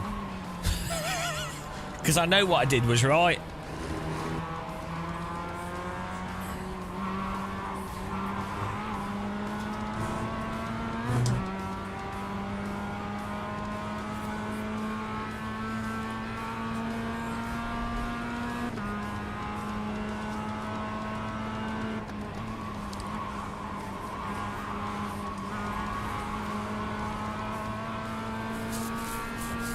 We're already talking about religion here. Oh, there. Go right. Oh, beautiful.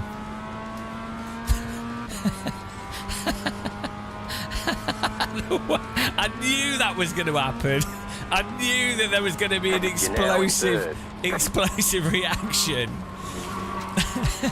I would just the way they came off the wall. Oh, that was amazing. The way they came off the wall, guys, at like 100 miles an hour. You don't get that even in Wreckfest. It's beautiful. I was ready. Well, that was spectacular.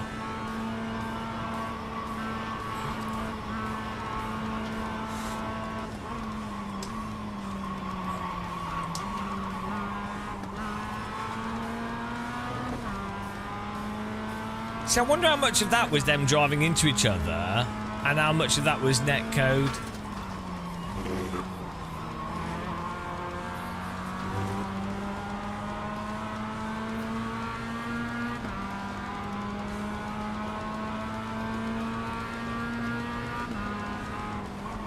But right, so this is the conundrum, right? Without weird netcode and stuff, that type of thing wouldn't have happened, and that was really entertaining and funny. So this is the thing. I think in some ways, if they change iRacing, it will be less entertaining, you know?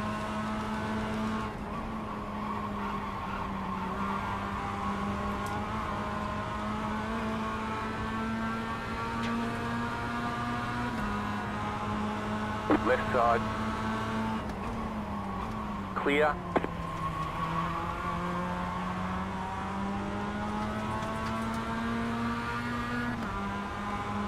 car on your left. Still there, Oh, hold here we your go. It's line. my turn to get smashed now. Stay on the right. Clear. That was alright. Nice driving there.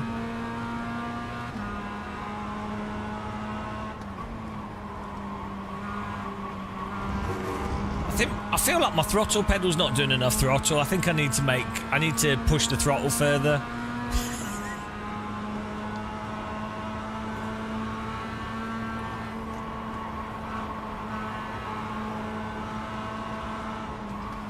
Left side. Still there, hold your line. Clear. Maybe Alton Park should make the banking on that corner slightly steeper. Oh, actually, that's just iRacing land. I was gonna say, like, it's very hard to go around the outside, but if the banking was steeper, you'd have more productive lines. But in real life, you could hold slip around the outside line, so probably less of a problem. I think he's just lagging. If we're lucky, we might end up with another car inside us.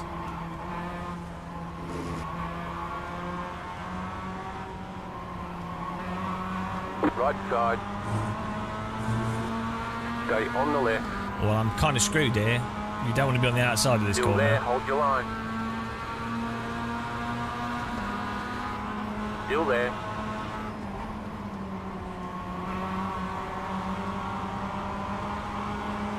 Stay on the left. Oh, he Clear. actually held that. I squeezed him, so he had to compromise his line. I'm surprised he didn't drive into us. Oh, he's dead. That was good racing there. We actually had good driving. Like, we defended him and he didn't just wreck us, but then someone else killed him. Which is a shame, really, because he was driving nice and clean.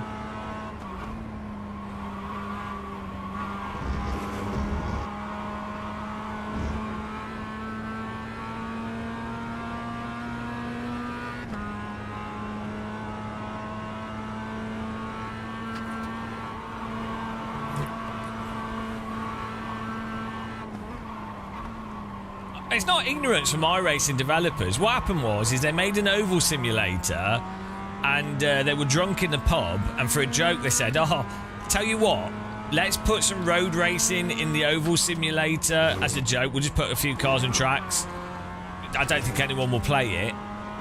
And they're like, yeah, we'll just leave it. We'll do it and we'll leave it, and, you know. And then accidentally it became the most used competitive platform for road racing. And they were like, oh, but if we change it now, people will notice. So we have to change it very, very slowly over time. We've got to boil the sim racers like a frog, slowly. It's fair enough. I don't blame them, you know. I think they were drinking absinthe. The old classic absinthe with the wormwood in it, followed by some tabs of LSD. That's what I think they were drinking. Definitely something pretty strong. Paint. New fast flat for you.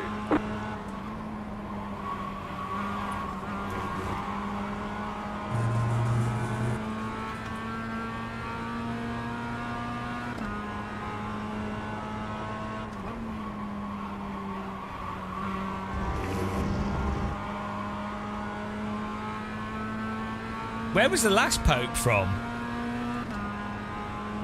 Was he Italian?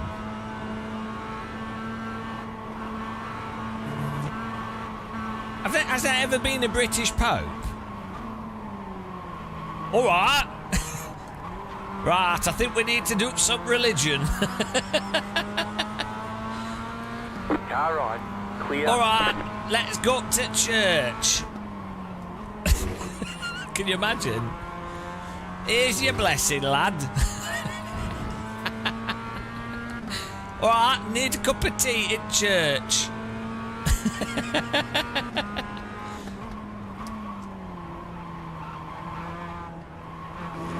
This boy's this boy's 20 years old. I need 7-year-old up younger. What you playing at? Oh, sorry. Catholicism. Obviously, to be a choir singer.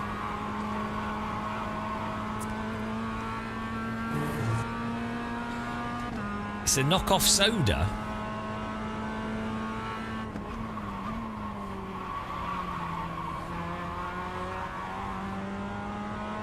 Was there a Dutch Pope? The Pope has a good hat. Which of all the religions, the Catholics have pretty good hats.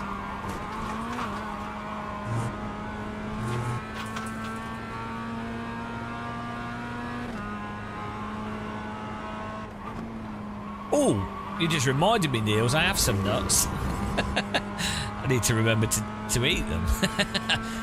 Got to eat me nuts. I've got some fruit and nut mix. Forgot about that.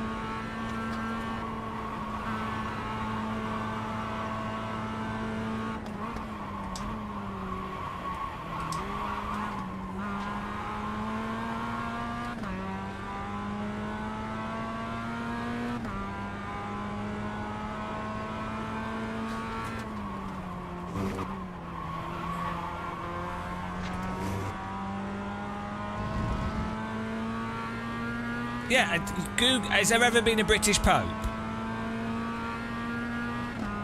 I don't think there has. I think this needs to be fixed.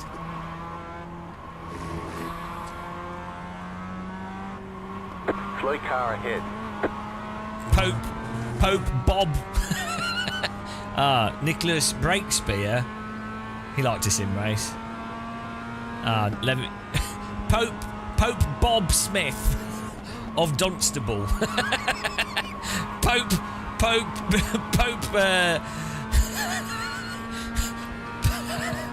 Bob Smith from Brighton. White flag, stay smooth. Pope Simon John from Middlesbrough. 51.196. Never again will we have a British Car Pope. 2 is now leading. Just set your fastest lap of the session.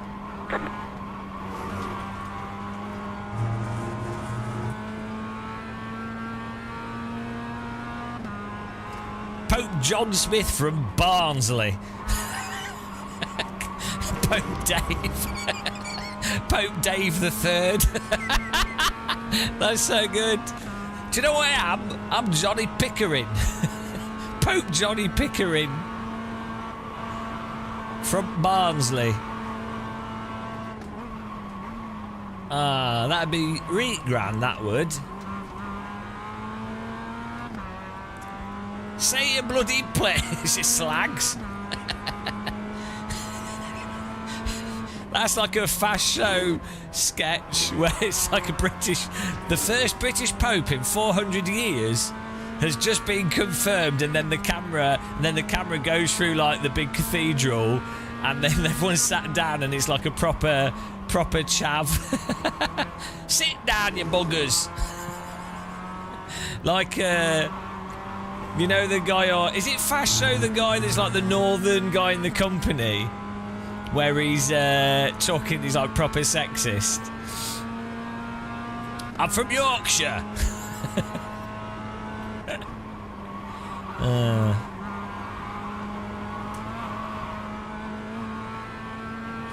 Are we getting a podium here, guys? What a recovery. Beautiful.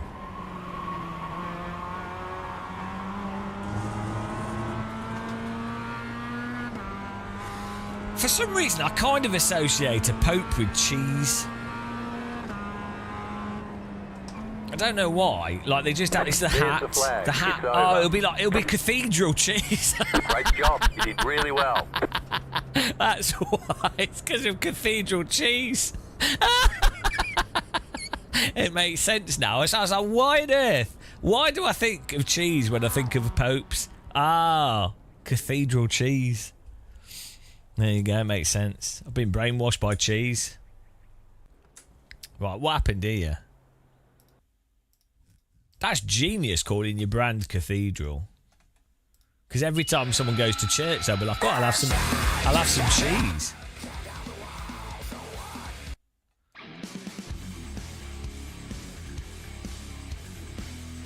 You think of elderly homes. What would be my motto? I would have sim rigs, and I was thinking about this because you get like the last Pope wasn't the worst, and I would. The problem is, I would have a non-dogmatic view of religion, but I would and I wouldn't believe in any of the Bible and stuff. So I'd have a very kind of. I'm not sure. Also, I'm not sure if I really endorse like this whole structure of the church and stuff. But then you could make the argument. You go, well, you know, it's the current system. There's only so much you can do when you've got the opportunity to be the Pope. So I would probably try and get people to try and be more critical. But then that'd be difficult, wouldn't it? Because you'd be like, oh, think critical. Oh, but also believe in this thing that there's no evidence for. You know. But you could, like, maybe you could be Catholic, like a Pope, and still be like, well, I don't take it literally. It's figurative, and it's a structure like a country, and so some people take it literally. But I think we can use this structure to do positive stuff and to unite people, which is what I think the last Pope tried to do as best possible. But fundamentally, yeah, it's difficult. If you're applying uniform critical thinking, which is very hard to do, but if you're doing that, it's very hard to then believe in God, like a described God, or, you know, I'm not sure if you can actually be Catholic if you interpret the Bible purely as entirely allegorically. But I feel like the Bible was written to be taken allegorically. That's my interpretation. I think that's how people have actually... Mostly, I think with most religions, people tend to pick and choose anyway. Even with regimented religions, people seem to pick and choose. But I feel like the intention of the scripture that's in the Bible, especially the Bible, the more recent, like the King James Bible, the selected scripture, the nature of it, I feel like is allegory. I think the people writing it were like, oh yeah, these are allegorical stories. This is not literal.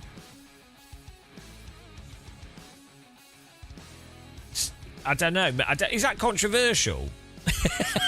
I don't know if that's a controversial interpretation. I mean, I've known different Christians that some do see it entirely allegorically and some see it literally. But you can't take it literally. Like, I mean, you can try, but it's going to be really hard, isn't it? Because there's stuff in the Bible that's just impossible to take literally. So you're going to have to be very selective. They wrote it as a joke. I'll tell you what, Bob. You know what? If we write some ideas on this parchment and we hide it in a cave, we could make up this story, right? And you know what? We'll make it dusty, and we'll have some characters, and we'll just put some stuff in there, like Back from the Dead, and some fishing, and some blood, and some wine, and we could have some kind of like some character that's like in control of everything.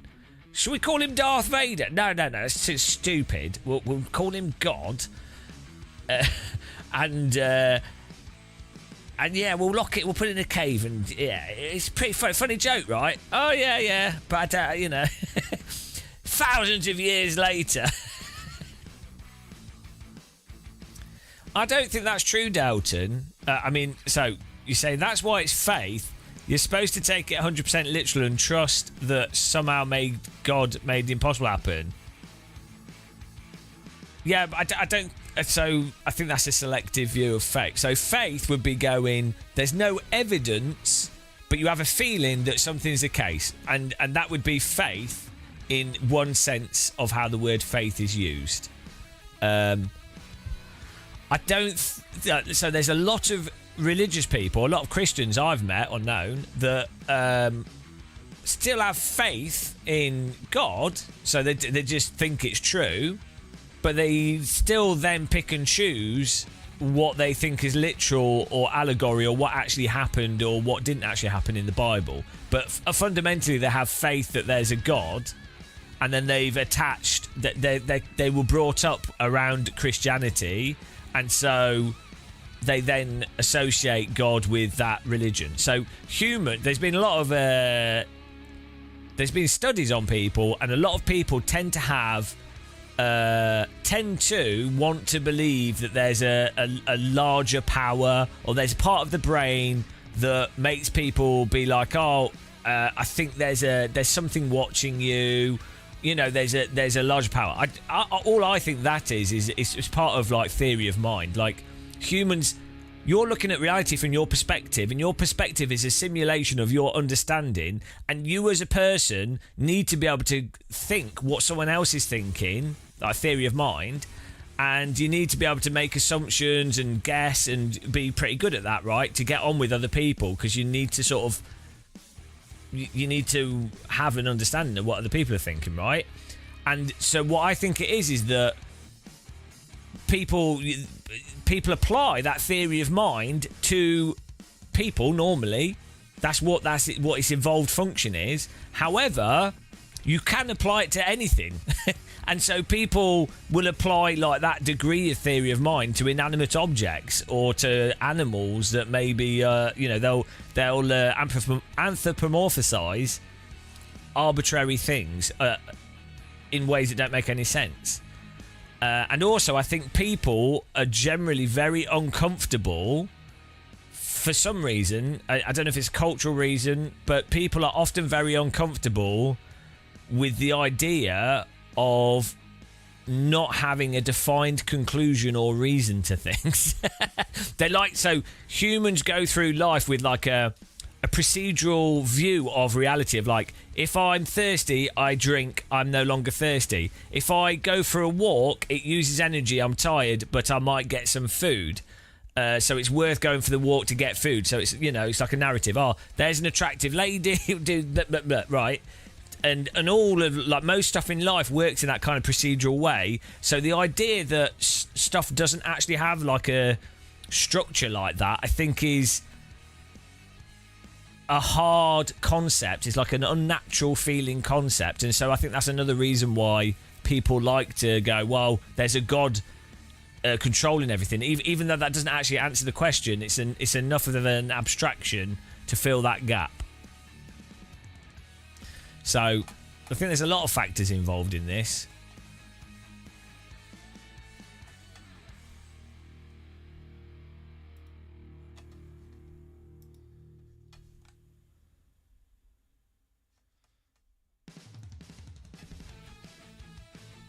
Yeah, we're registering to the next one in 9 minutes.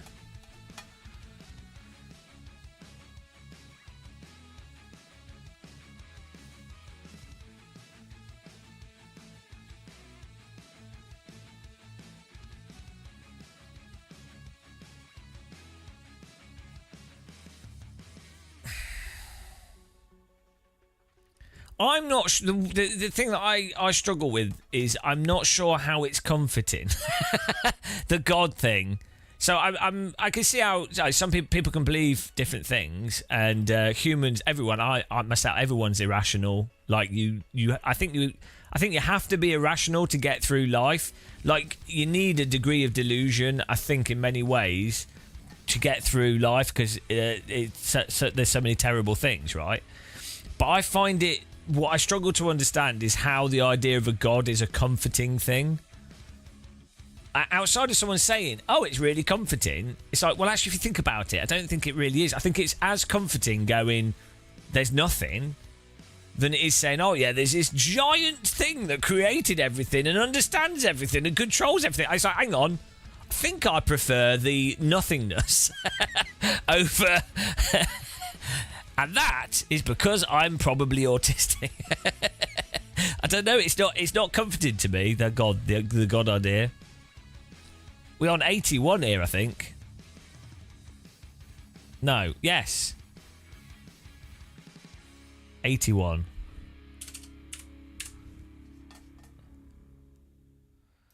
Yeah, but it's weird that but some people like to have the answer that satisfies them.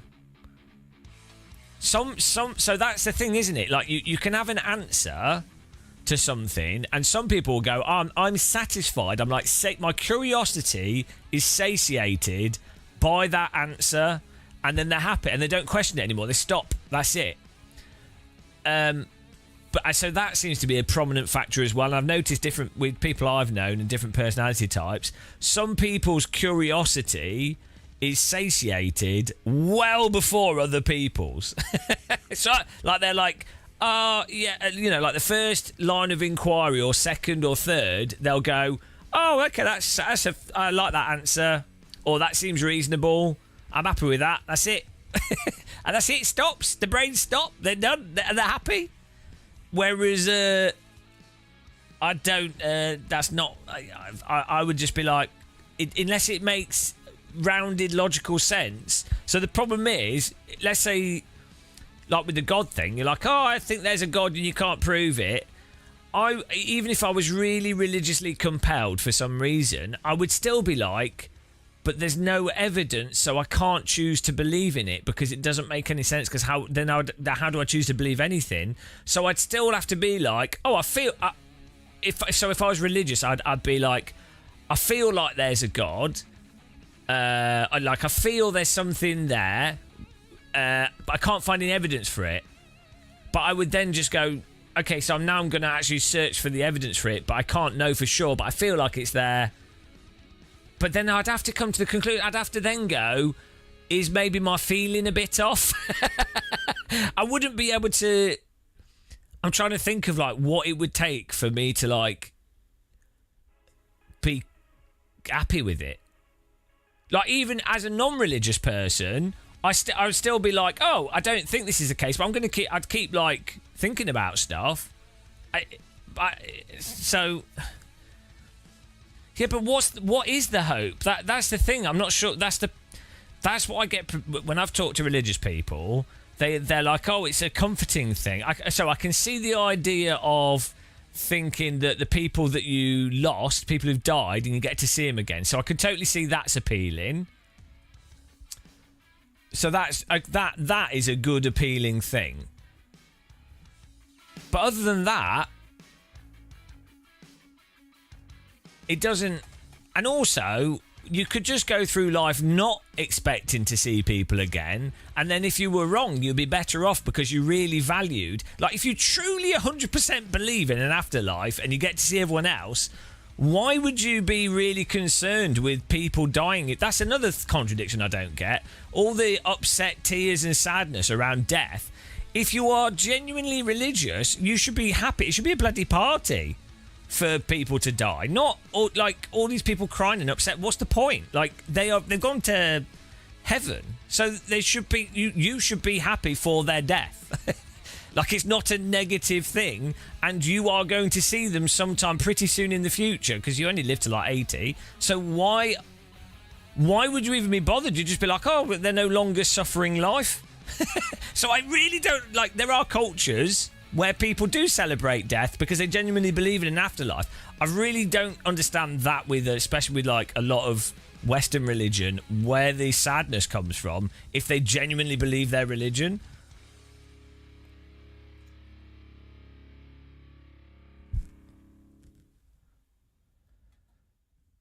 So, but then again, I'd say, so the comfort for me, when someone's dead, the comforting thing is, it's like, well, it's sad that I'm not going to see them again. So it's sad for me, it's bad for me and for friends that are still alive, but they're dead. So from their perspective, it doesn't even bother them. So that's comforting from the sake of going, well, they're not suffering, they don't know any better. So there's no point in me being sad for them. You can be sad for yourself, and it damages your brain. Like when you spent a lot of time with someone or you know someone well, The pace your car is out of brain. control. This is an actual thing that's been studied. Your brain synchronizes with people around you. You have your view of reality, your culture, and everything. When someone dies, it's literally like brain damage, right? So that is a traumatic injury, which is why it's traumatic. But if they're dead, you're like, well, they're not suffering. So you then you have to rationalize it and go, what's the point of then traumatizing it? But if they're religious, they've gone to heaven. You haven't actually lost them. So where's the trauma coming from? That's what I don't get.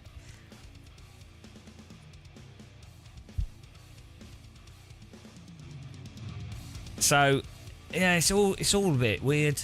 It's almost religion.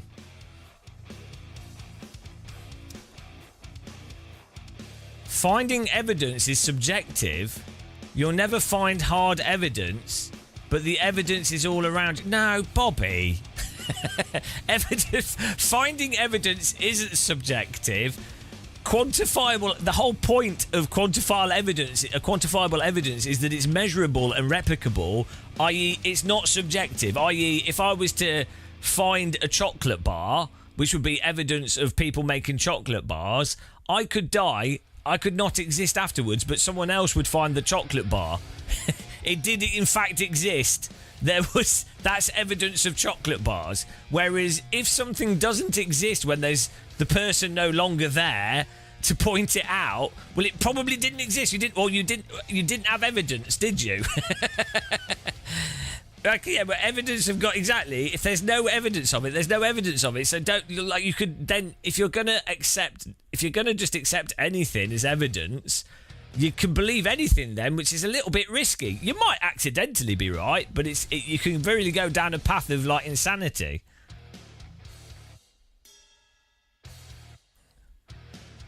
Reicher, people got bored to be alone and blame no one but themselves for their everyday sins and faults. So boom, religion's happened. I'm not quite sure it was just that. God's emerged. Since then, church is nothing but an industry. Hope? Nope. Fear? God? No.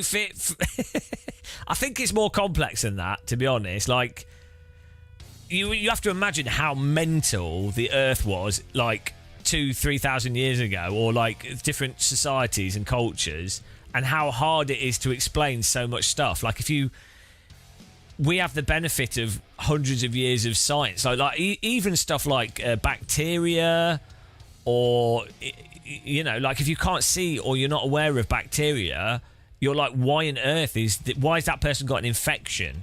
Why is this person survived? Why did this happen when that happened? What's going on with the sky? Like, what is wind? Why? What? Do you know what I mean? Like, it's pretty obvious that people would just start making up stuff to try and answer how crazy reality is. In absence of evidence, people tend to be a bit creative because the brain doesn't like seeing something without some kind of explanation. So that's why, that's how magic works. Is that the brain needs to explain stuff or try to make you feel like you've explained it for it to then make sense. Otherwise it doesn't work. So we'll tend to just make stuff up. Like a...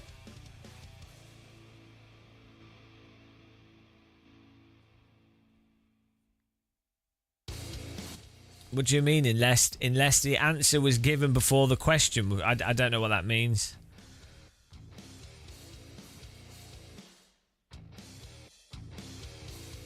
But yeah, obviously you end up with structural things, with like formal religions, and yeah, then you can end up with power structures, and then you end up with tribalism, and then it all gets mixed together. So that's why you have a mixture of stuff. Like, parts of religion are to try and explain stuff, some parts of religion are for spirituality, and some parts are for control, some parts are for societal cohesion. So, it all gets very complicated and mixed together. There's not just a single reason for religions.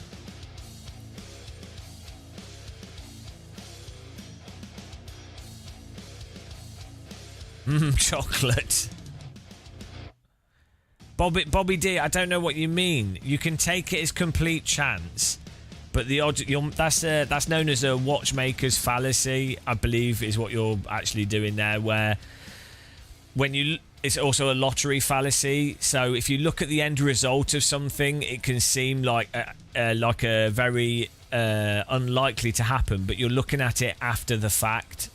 So, for example, a common thing that religious people go is, well, how do you explain life and trees and birds and food and everything that's there? It's very complicated, and it is very complicated, but you're looking at it after the fact. So there's billions of years, there's billions of planets, trillions of planets, and it seems like it doesn't happen very often. So yeah, when you look at it, when you win the lottery, it wasn't likely that you were going to win the lottery, but after you've won the lottery, it's like, well, you definitely won the lottery, you were always going to win. Hindsight, so you can't use that as an argument for God, basically. It's quite a common argument that religious people make.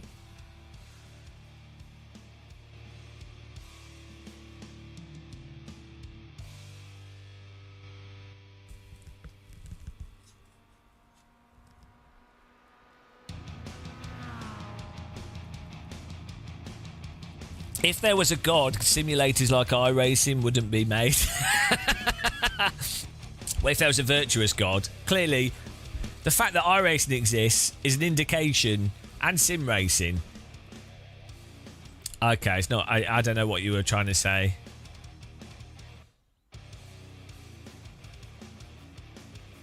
No, yeah. So Bobby, you said originally when it comes to religion, it's very subjective because you can take us and nature existing as evidence, but you can't. That's the thing. You can't. It's a what's that argument called? I think part of that is tautological, but you can't. You've inserted religion there when there's no need to. You can't just say, well, just because people exist or people have the capacity to be spiritual or will make stuff up, potentially, doesn't then indicate that there's a God. So, I'd have to Google what the actual... I can't explain that quickly off the top of my head. But it's quite a common argument that people make. That it's not a very strong argument. I can't think of an analogy off the top of my head.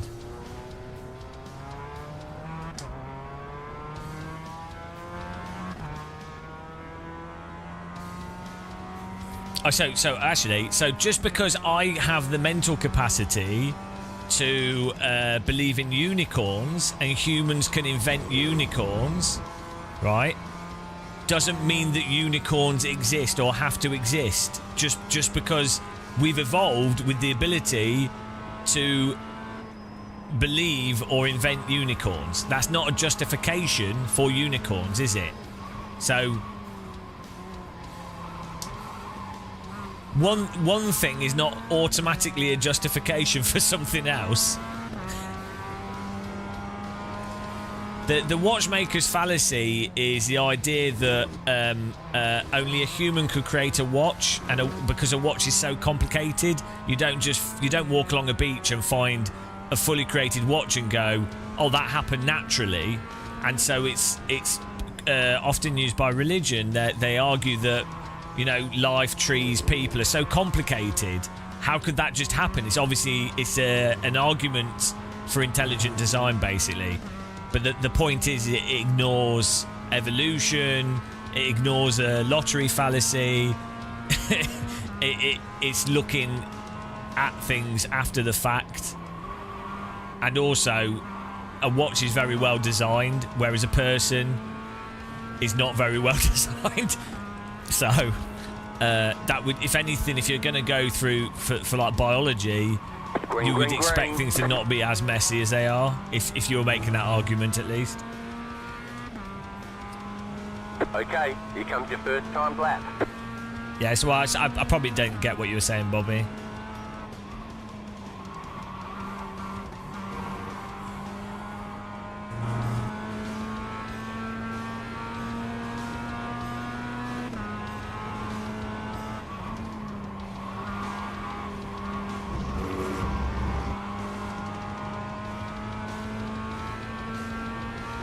crystals.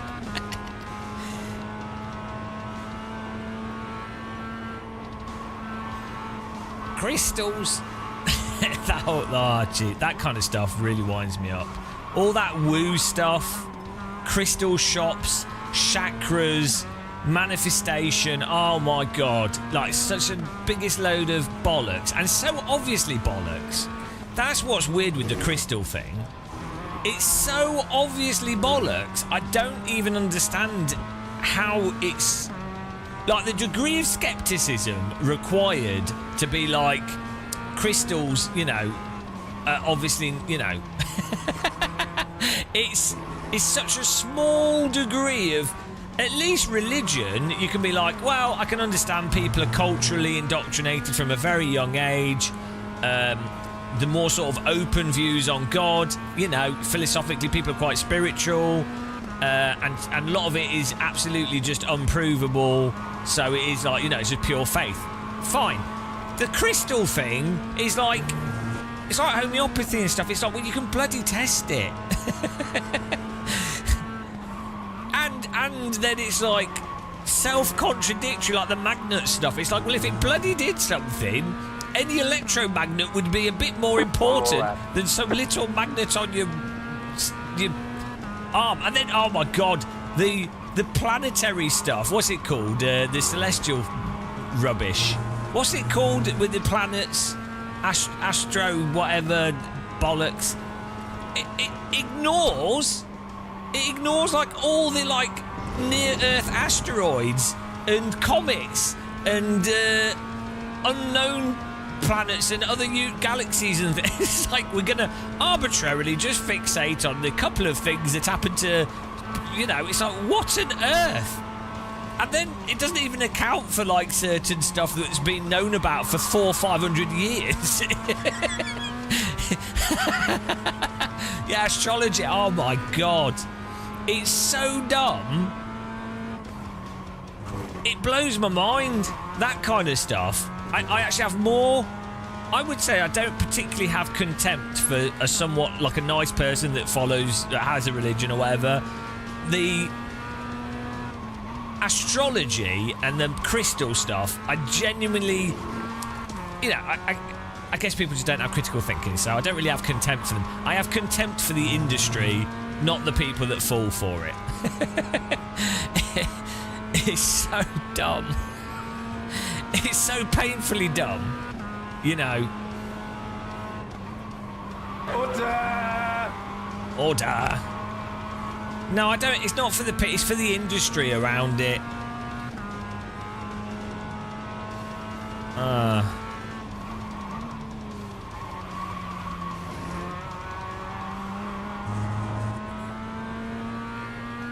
What? I'm very consistently goddamn awful at this track. There's the flag. It's over. Well, the annoying thing with the crystal stuff as well is I quite like crystals and like tiger's eye and quartz, and there are some interesting properties with quartz, like how if you squeeze it, you know, like piezoelectricity and stuff. That's really interesting and super cool, and also like how light can be diffracted in interesting ways, and that's amazing. And also how like crystals are formed, minerals and stuff. It's all really cool, right? So it's just such a shame that people then just slap on this bollocks, and then they're like, oh, wear a quartz crystal to align your chakra. I'm going to align their chakra. Yeah, the positive energy. Well, I'm not feeling the positive energy, am I? I can very much assure you it gives me a lot of negative energy. Every time I walk past one of those shops, I'm like, I'm not feeling the positive energy. This energy is decidedly negative. And they always play this stupid music in those shops, and they always have incense. Oh, God. If you just want to buy a nice little stone or something. Jesus. Yeah, my chakras are definitely not aligned. Fortunately, the drivers in this race, I feel, are going to align my chakras, whether I like it or not. It's competitive out there. Head down, stay sharp. I don't know, MMK. I blame Dave Cam. He wasn't even here, but I blame Dave Cam. Or Pierre. Just blame someone. Yeah, we got the rock music on.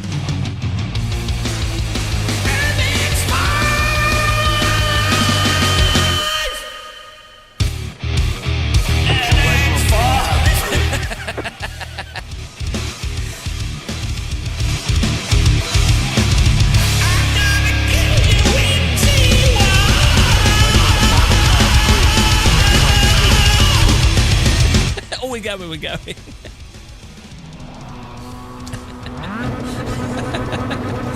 we go. Green flag, green flag. That was my MX-5 theme tune.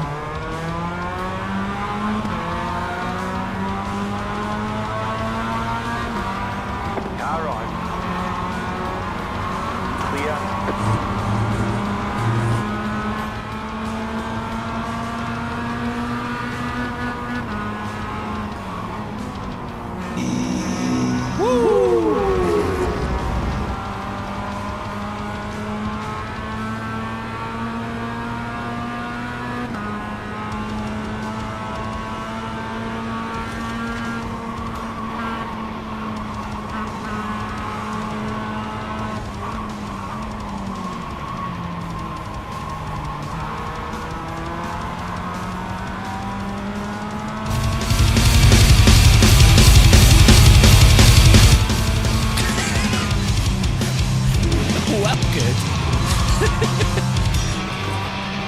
There's an incident behind. That was a good beat.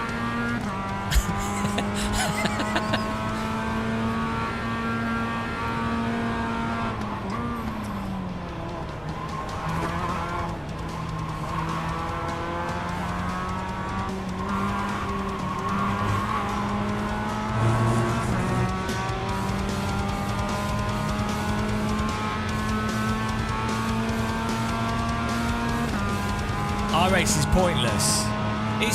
It's good for live streaming. You can have fun with it, but I'd say for most people,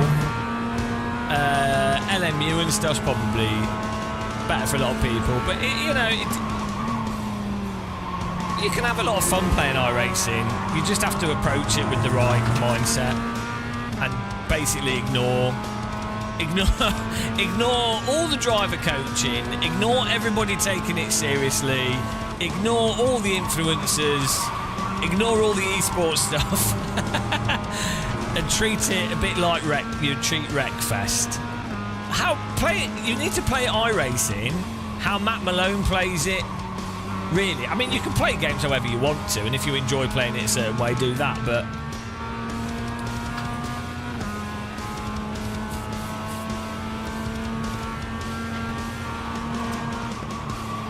I think you probably have the best time with stuff like iRacing. The less respect you give it.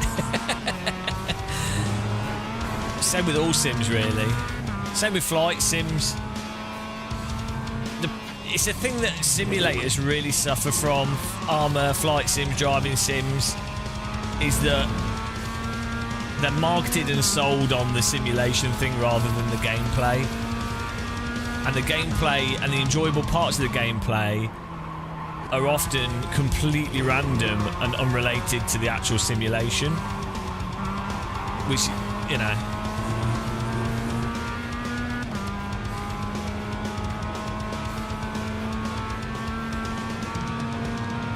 And also, an issue with iRacing from an enjoyment perspective is the game that's presented is the game of the point system, is the game of getting higher I rating and safety rating, right? And that's kind of like the gameplay hook. However, that doesn't really work. And then if you go, okay, well, it's not really that, that's just there to put you in the correct splits, which is the counter argument. But then you go, okay, well, what about the other thing where it's like you get put in a thing for your region or whatever, if that makes sense, for that season. And so the game is to have the most points for that season, if that makes sense. for you to win your division. But that again also doesn't really work because you can do multiple races, because of the time of day and the splits, and because of how iRating then ranks people. Oh, nice avoiding there. Nice dodge, Ray. He did a good job avoiding that. So, yeah, basically the entire point system doesn't really make sense in iRacing. So, Okay, let's go. the thing is, though, a lot of people are just not at a skill level of driving in any sim to really notice the crux of driving games. I think I find it hard to put this into words. So I kind of wanted to make a video on this, but it's very difficult to get into words. But like, there's a big problem with racing cars and racing sims is that you basically need to be probably within 5/10 of track pace, but let's say a second of track pace with whatever car you're driving in order to really be someone, you're fundamentally driving the line, trail braking, counter steering, balancing slip, right? You need to be within a second of track pace to be doing that controllably and consistently. The problem is, that is like less than a percentage of sim players, like less than 0.1% of sim players, right? So all these games, all these sims, people are all playing them, and people aren't actually really driving or playing the actual game at the crux of where the driving really makes sense. Like the crux of a tyre model, the handling and everything all happens in that tiny zone. Same with real cars. It's like when people buy supercars and sports cars, obviously people buy them, or even race cars, people buy them for the prestige, they like how they look and they like how they sound, so that's fine, right? But unless you're actually driving it on a track in that limit zone, you're not really experiencing the essence of what that car's actually being designed to do. So sims and cars are in this weird thing where the majority of people that are sort of buying them and taking part in them are taking part in them outside of the actual designed envelope or the actual point of them. It's not like food where everybody can generally enjoy food to the same sort of capacity, or music where you could just, everyone's sort of taking part in it to the same general capacity, give or take. And so, yeah, it's just really weird. And also, it's like with video games in general, the game that you have and what a game is to you massively, massively depends on your skill level as to what you're going to get from it. So, but because sims require you to have such a fundamental skill level that very few people have, they are particularly prone to people's experience being very different with them, and then it being hard to really define what the actual experience is or what the point is. It's really and then they're also broken in many ways. So as I say, I've not quite worked out a good way to communicate this actual point or argument in a cohesive way, but yeah, it's all very well saying those things, but I kind of need an actual point. I mean, I could make a video that's like why different sim racers experience the same sim differently, and that's more along the lines of just how different, like, the skill levels for video gamers. So you could do that. That's kind of interesting. But I think there truly is something different with driving sims.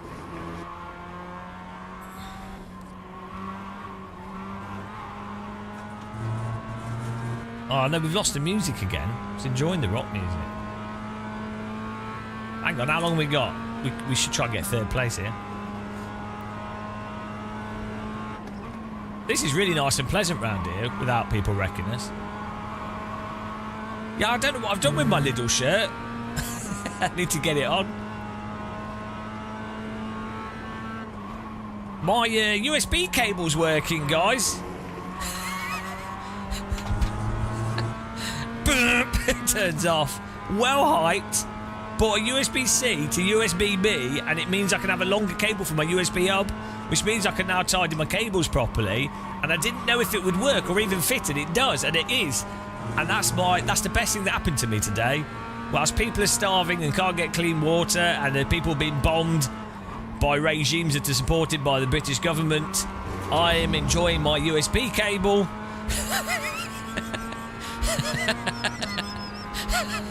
Ah, dear. What a world we live in, guys. What a world we live in. Focus on the USB cables. That's the key to happiness. I will be honest, I do really enjoy USB cables when they work. So USB 3 is backwards compatible, but the crux of it is that so USB 3 isn't just, it's not the connector. This is the confusing thing about USB. You have the standard for the data rates, and USB 3 actually can have multiple wattages and data rates, so that doesn't really help. But you also have the like USB A, USB B, micro USB, and USB C. Those can all work across USB 1.0, 2.0, 3.0, 3.1.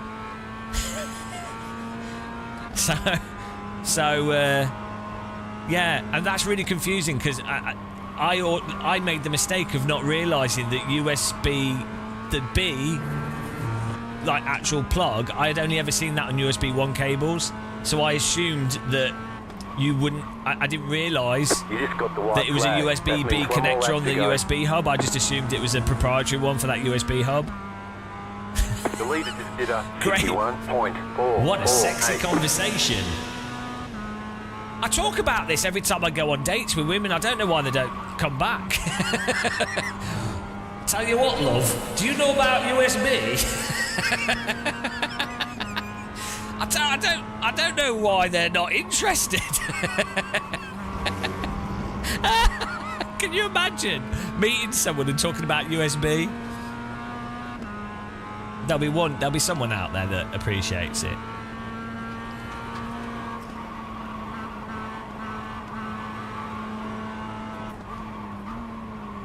I mean, come on, Universal Serial Bus. Whoa.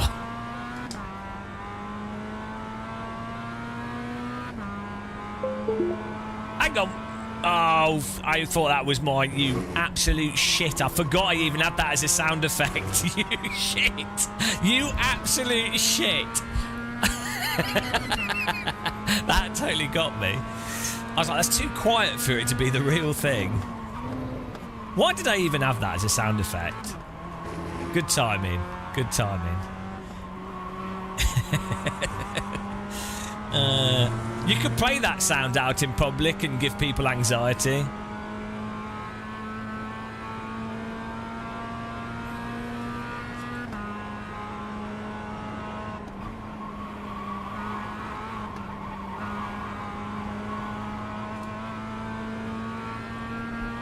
Here we go, another beautiful fort. We get 52i rating here. This is the new farm. We can go straight to the next race as well. We've got enough time.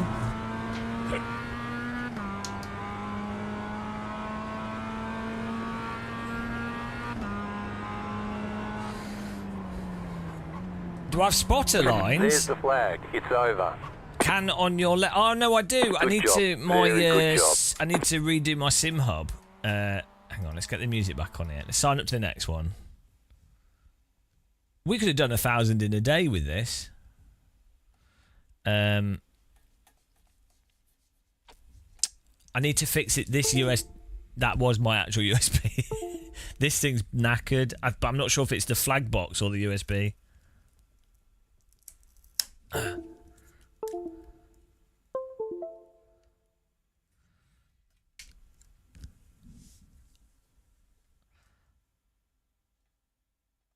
Why can't I join this?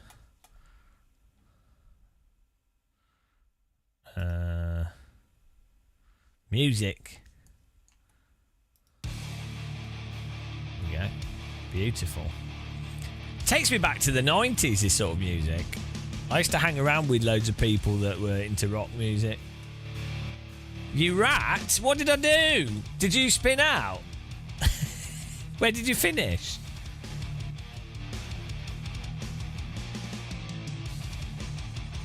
You should be winning everything. Hang on. Let's see. You weren't in here. Call me a rat. You weren't even in the race.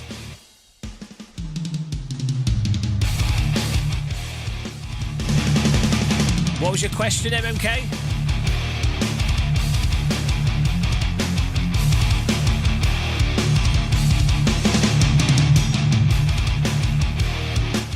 You've got a question. What did you do to be able to drive for hours and not get exhausted or stress your muscles?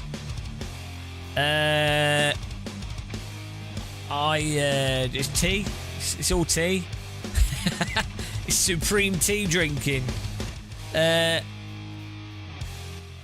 it is I actually have a superior body than everybody. No, like the wheel's not on too high force feedback. Moving the brake and the accelerator on the right and the brake on the left, and then the chair's reclined and the rig's reclined a bit. But yeah, like if I do, the problem I have now for fatigue is my shoulders can get sore, the actual shoulder blades, and on my screen's quite far away. That helps. Actually, there's something I wanted to make a video on. Actually, is like how to make your rig really comfortable. My brake pedal is quite sensitive.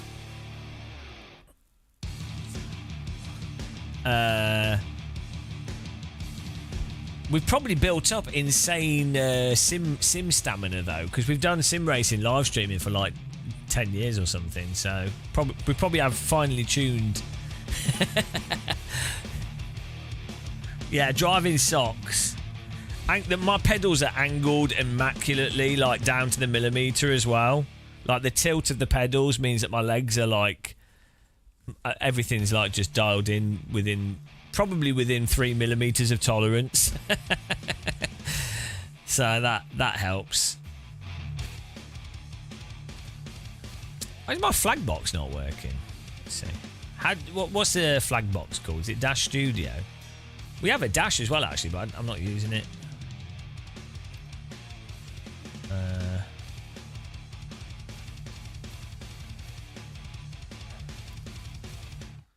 Yeah, I think we need to get another, either resolder it. I might have another one actually that we can plug in. We'll see. Oh, here we go.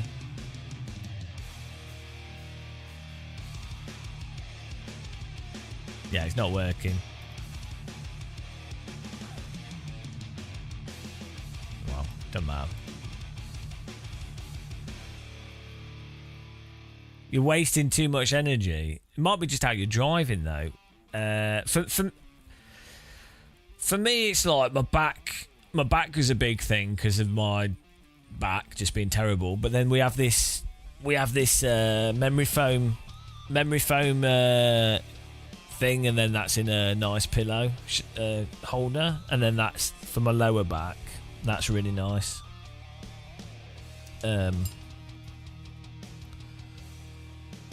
Yeah, the thing that gets knackered, you know, when we do like the 13-hour live streams, is more my voice.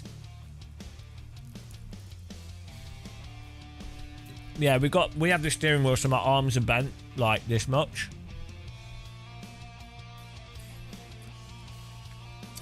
But when we did a really long live stream, if your arm's bent like this, is it the ulnar nerve, or which nerve is it? You have a nerve that goes down here, and when your arm's like this for long periods of time, it's compressed.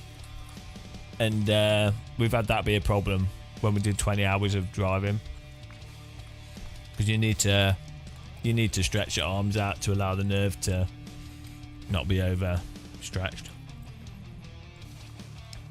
Noah broke his toe. How's he broke his toe? That's not good. Radial. That's it. What's the ulnar nerve? Where's that? Is that in your leg?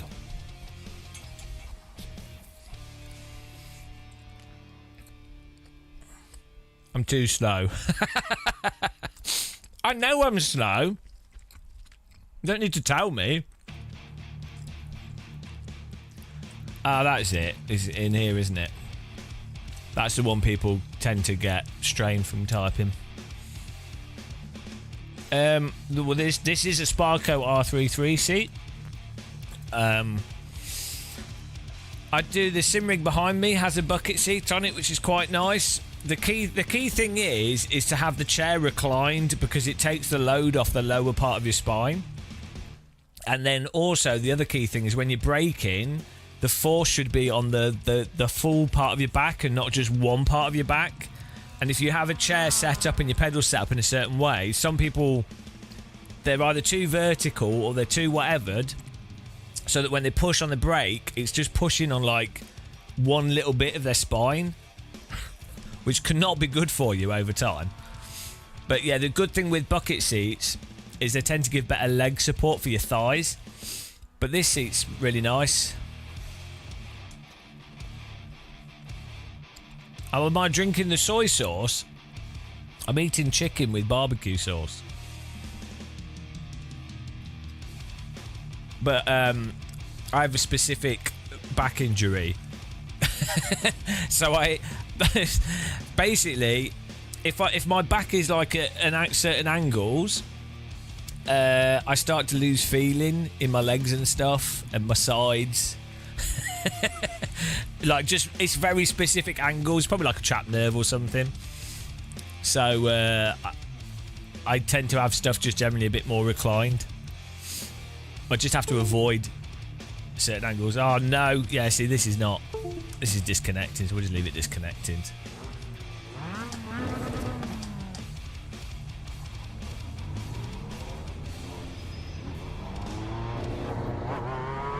Google Christmas elf. Muscle on a shelf.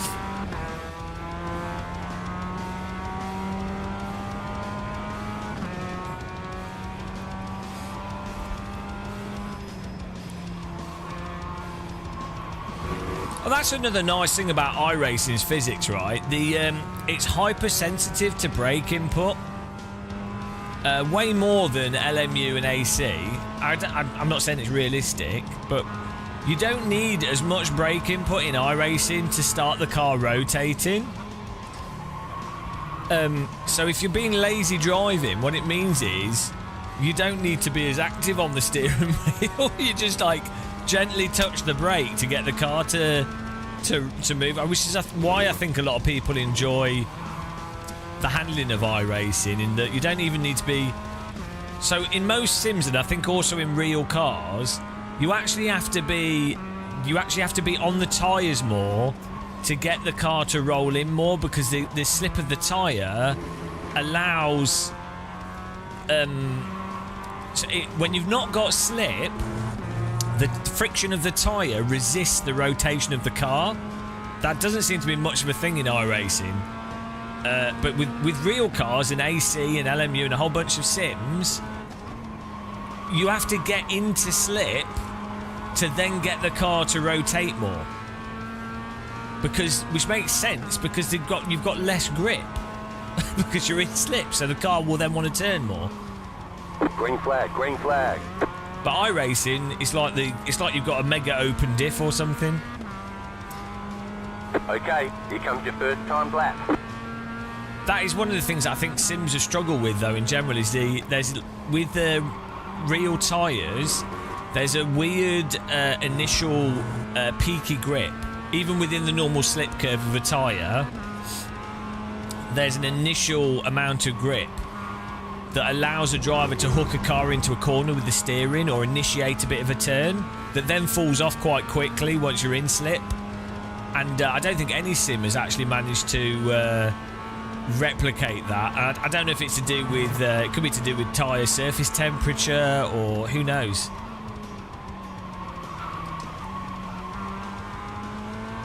It does, not all tyres and vehicles do that, by the way, but like it's a behaviour that you can see with quite a few cars, like an initial peaky grip.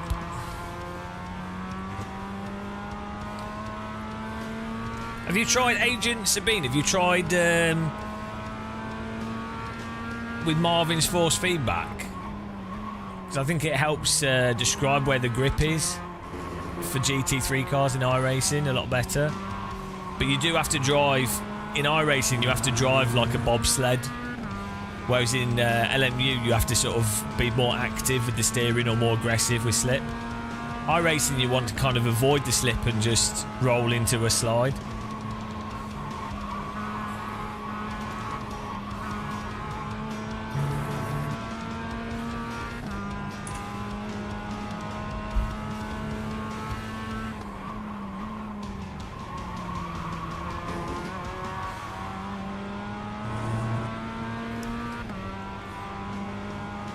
One more lap.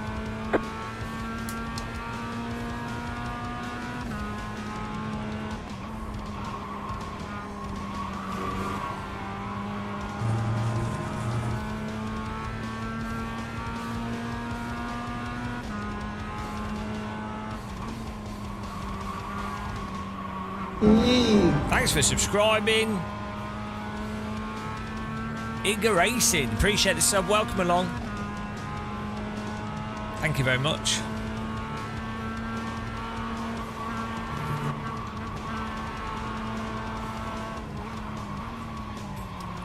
We had mega subs yesterday from the AC live stream and the video. So we had like 200 subscribers in a day, which is pretty good for me. Normally we might get like 30 or 50 subscribers in a day, but 200 is pretty decent. Not sure where they all came from, but probably console kiddies wanting to find out more about Evo.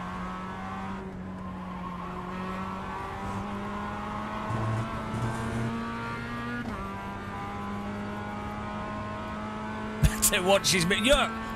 You watch your mirrors. I'll be behind you. You're quick. I'm slow. I'm old. I'm old and slow. That's what happens. Brain turns to jelly. Bones hurt. Brain turns to jelly. And you find yourself watching BBC Parliament unironically. That's what age does to you. Yeah, we had pretty good viewers, which is surprising. All I think. Right. There's the checkered flag. No. Well, I'll just let you through because I don't want you to wreck me. You're faster than me anyway by far. There's no point racing. No battle.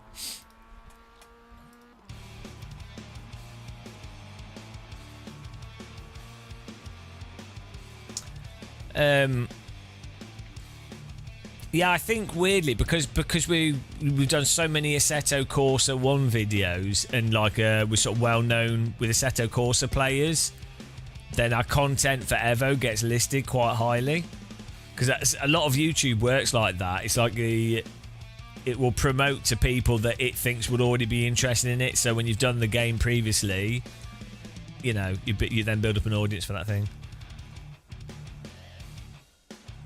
Is Basic Ollie in here?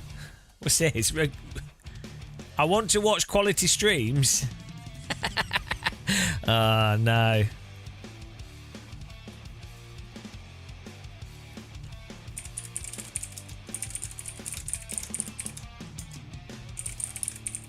Oops.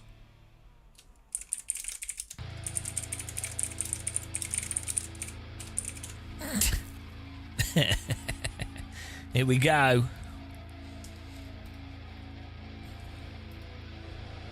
It's all right, Gert Tractor. We did a video on our last video.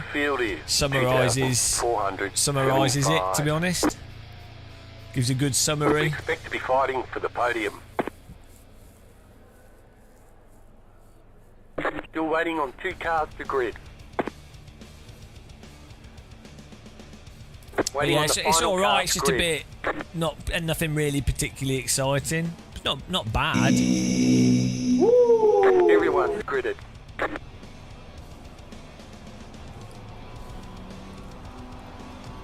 It's a soggy pineapple pizza Okay, let's go. from Tesco's. Green flag, green flag.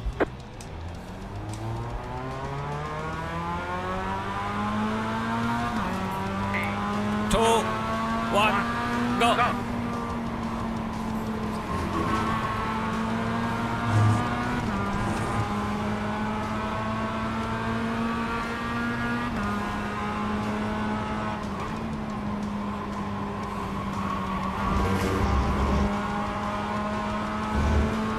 There's an incident behind. Look, Noah's already right behind us. He's on fire.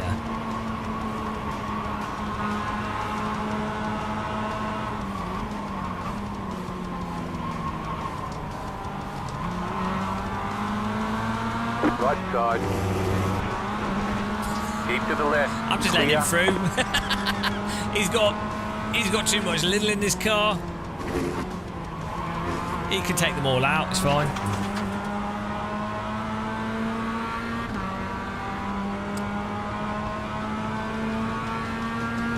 Missile deployed. He'll learn them. He's got pink wheels as well. That gives you extra 40 horsepower.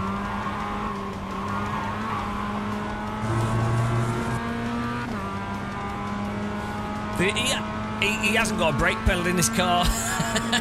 That's the trick. If you remove the brake, you always go faster. Car in front of Noah's removed his steering wheel though. He's just cutting the track to overtake. See? He's not constrained by the road.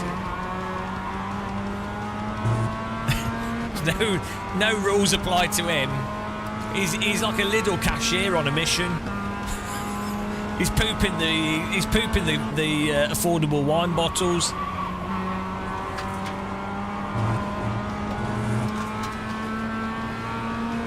He can poop a pallet of beans faster than anybody else in the store. Everyone moves out of his way when he's on the tills. He's in the air. Off track still earlier. Yes.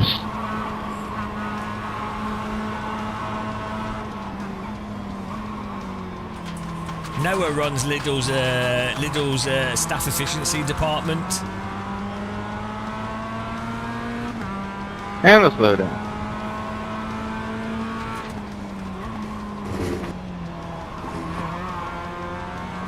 Now he's got to go to the back again to work his way back up. There's been a spill on our... He's actually working in Lidl's right now, and he's had to clean up a spill on aisle 4. The milk's falling out of the fridge. He'll be back in a minute.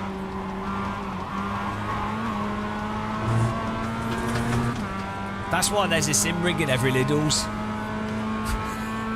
So the staff can sim race whilst they drive.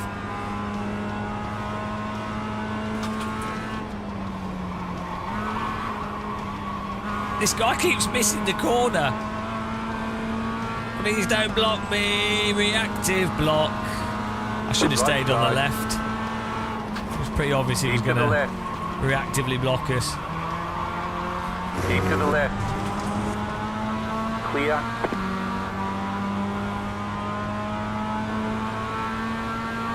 Oh dear. You're back in fifth.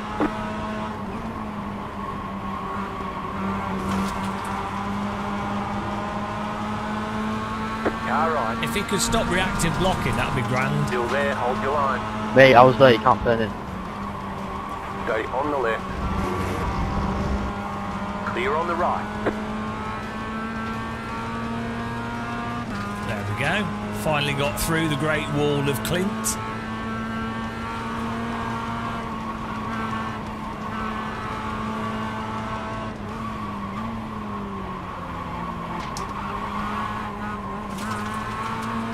Joshua's had a few drinks.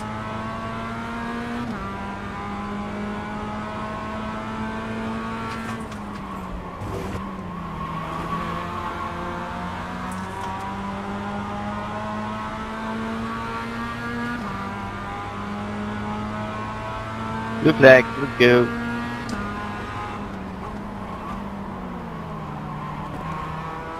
really like how back markers can just rejoin and completely change the course of the race. It's great. One of the great features of iRacing.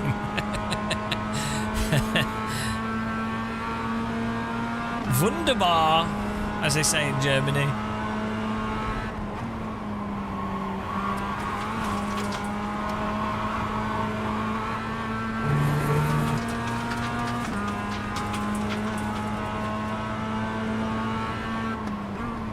Mega Guile. Mega Guile. Thanks, mate. Oh no! Someone exploded behind us. Me, you fucking turned in. Nish Guile. Not on me, I was alongside. Mate, just dive-bombing like a fuck. 50.612. Car right. Just set your fastest lap of the session. You're in 4th position. Okay, but I was alongside. That's not makes no fucking sense to me. You turned to the corner. Oh no, here we go. Oh no.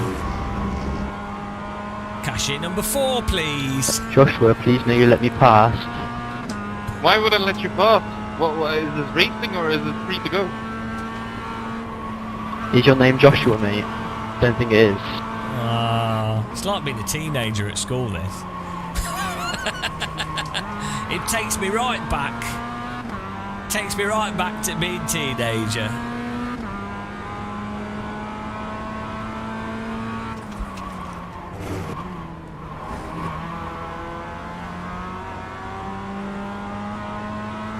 Two cars in front, Madeline.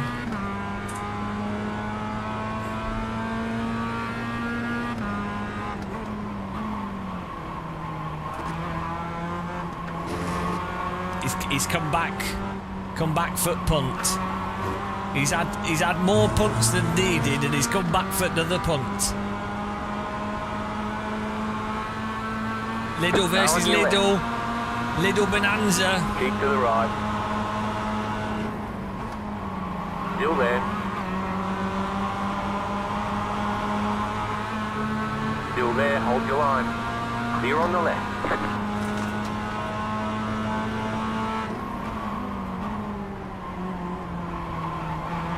See, his car's got more Lidl than mine.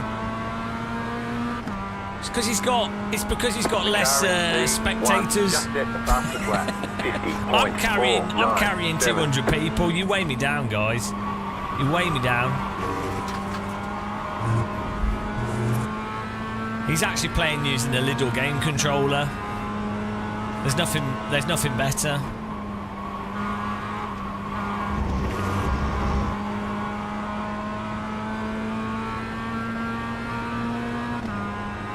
Oh, why does my music keep stopping? It's a disaster. Hello, Doc Age.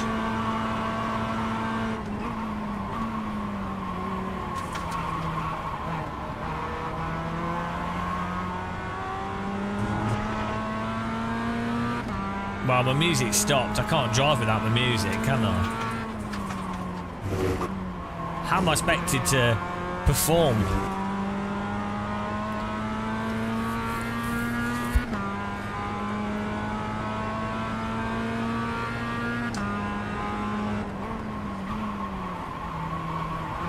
There is a Overtake Game of Muscle achievement built into iRacing, but only on the Steam version. I think the green car could crash with the other car, and that'd be nice. 3 wide.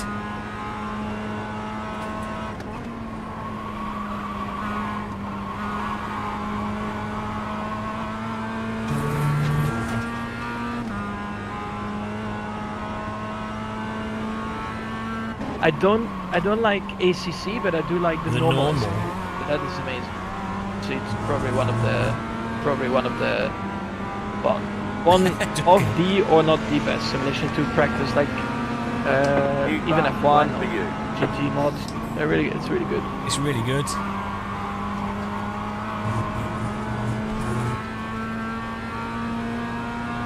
Here we go. Bowling, time to go bowling with Noah. Super Bowl 2000, guys. Is that still a thing? Oh, bowling with Noah. Mate. What was that? Bowling bowling with I knew it was coming. I was alongside and you cut me off. I knew it was coming. Oh, I knew we were going bowling with Everybody's Noah. having issues with Jimmy. I knew we were going With me, bowling. that crash was your fault. Shush. Hello! It's easy for you. What? Hello? Somebody can't accept when they're wrong, can they? 2 people are complaining about you, so what does it mean? Hello! Hello.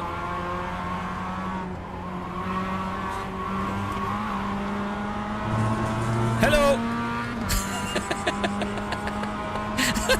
What is going on? Hello. Stupid.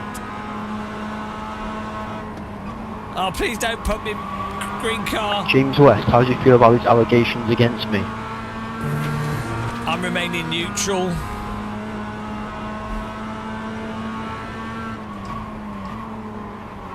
You just got the white flag. That means one more lap to go. The leader just hit us 51.199. New fast lap for you. You're back in 4th position. I'm gonna get minted. Ricardo Zapata.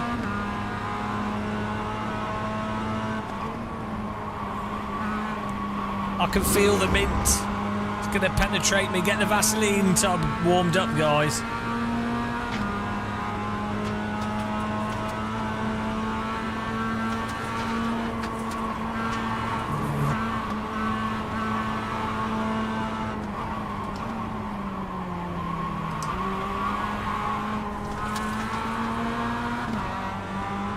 For sure, he's going to refresh us.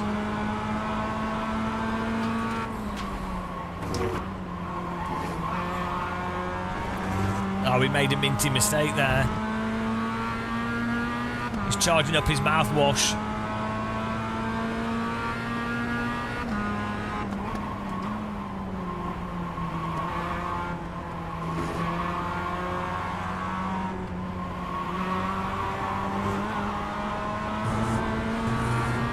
Tree ball, mint fresh. Mamma mia!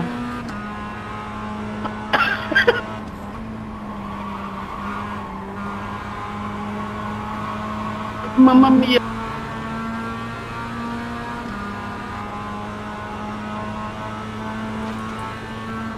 Left side. Still there. Clear. Oh no! I minted him! Oh, I'm sorry. Car behind has gone on. I don't think Go it was there. my fault. Sorry you lost it there. There's the flag. Minted. It's over. Minted him. Great job. You did really well. Minted him, guys. I think he just drove into us, though. We were there. Yeah. And then he lost it on the tyres and he couldn't catch it. He got minted. Minty fresh. Oh, no. 1, 2, 3, 4. What a disaster for Mintworth. I think we did all right, though. We didn't do anything wrong. Let's look at bowling with Noah. There we go. Is his strike tactical? I mean, it was tactile for the car that he drove into. Here we go. Minty, but here we go. Tactical strike from Noah. Noah, come on, that is just an outright murder. You've just driven him off the track. That is bowling with Noah. I mean, come on, man. You can't just keep on the throttle into their ass. He's not got Vaseline. I mean, absolutely. That's. It's a bit clear cut, I'm afraid. It's going to be difficult to. You need a good lawyer. You need a good lawyer for that. No. Absolutely murdered. I'm not I know. You're going to need a good defence lawyer.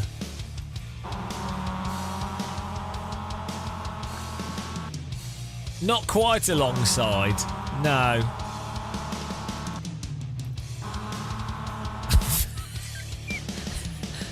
Should we see the other ones? No, you're going to get banned. You need to be more discreet with your takedowns.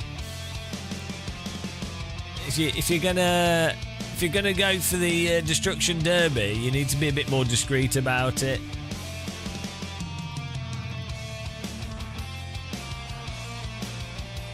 I mean, Noah, you can't be that far behind driving into them. Like, yeah, okay, you're slower, but you. Oh no, that's two takedowns. The Jelly Turn 7 Racing. Oh, he's another one. Noah! Oh no, he's gonna need a better lawyer than you're gonna need a better lawyer than OJ Simpson at this rate. You're more of a bandit than Jim West Desperado. Yeah, so the Vaseline is it helps us. The Vaseline, you're going to get a car in your ass. You can't avoid it. You're always going to get a car in your ass. But what the Vaseline does is it means that the entry's nice and smooth. So rather than the car in the ass causing irreparable soreness, the Vaseline means that the entry goes in and it leaves and you're not bleeding. So it just helps. It just helps you deal with it. You know, the trauma of the impact is still going to happen, but with the Vaseline, the trauma goes away quicker. Not literally, not my. You know, when you start the sentence with literally, literally, not my gun that shot the person. Literally wasn't my car that drove into the pedestrian. Literally not my London bus that ran over the cyclist.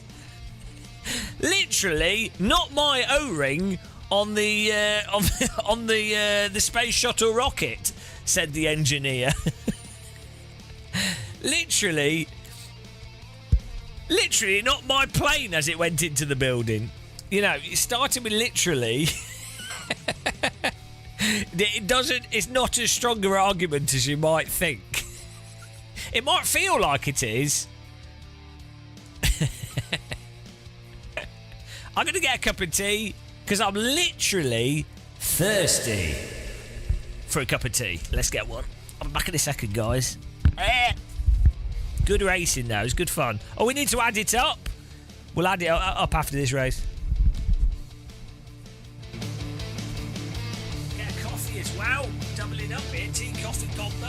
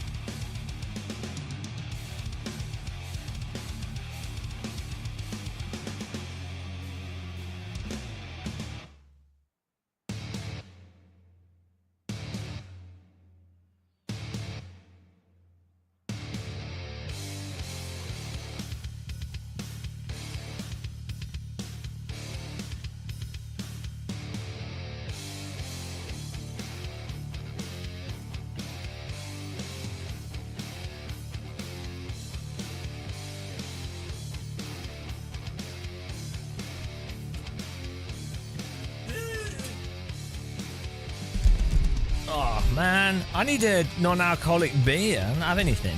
All I've got is tea and coffee, which I don't mind. But my bloody blender, Brenda the blender, my blender broke. And I don't get a new one till tomorrow. A tubeless tyre without a booster pump? What's this about? Oh yeah, your bike. You hang on. What's a booster pump?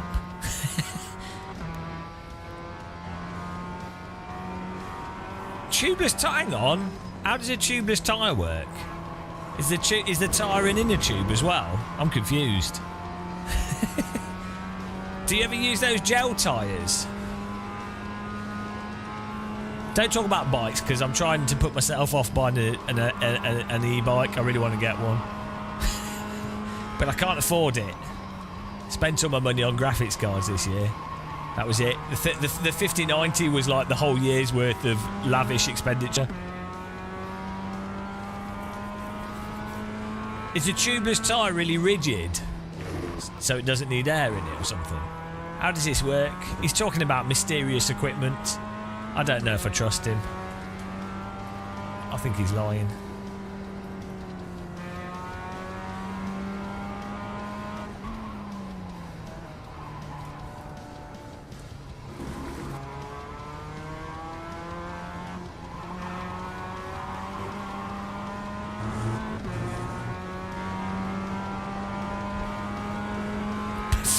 Faith tyre. Best type of tyre, that.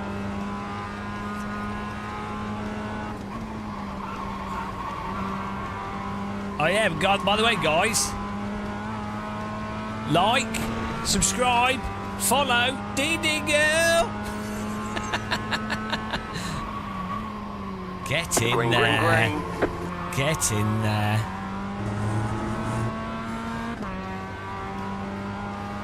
Okay, here comes your first time lap.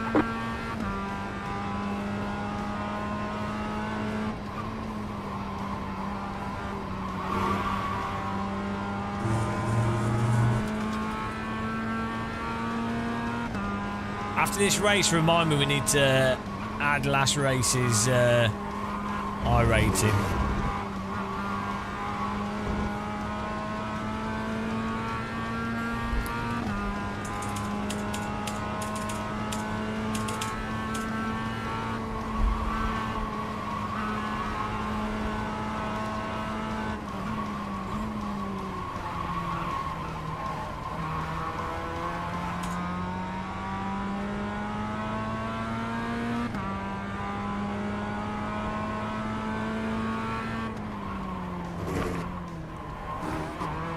It's a tubeless ready rim with tubeless ready... What?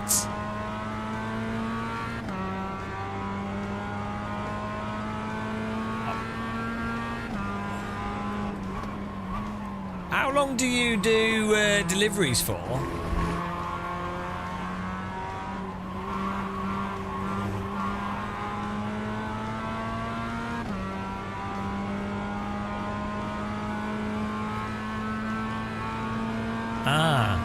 Okay, I get you. I'm still living in the 90s when it comes to bicycles. I'm using a Bakelite inner tube on my unicycle. 1800s muscle. So this newfangled technology you're bringing to the table. If you valued your customers, you would ride a unicycle. One more lap. You'd be the world's #1 unicycle delivery man. Now that's content. That would get you some views. Unicycle Deliveroo driver, rider.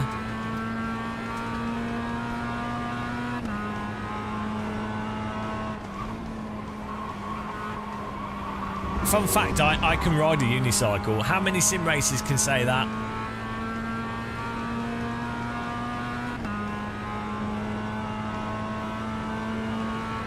Wow, that's nothing. I've been delivering blistering lap times for over a decade. So let's be honest, who's cooler?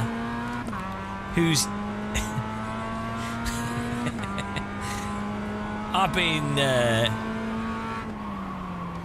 delivering the best sim racing content straight to people's houses. Do you see me complaining ever? No.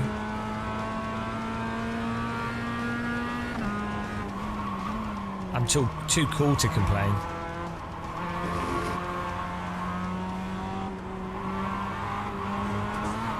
We need the pole master. He's fallen asleep or he's playing Counter-Strike.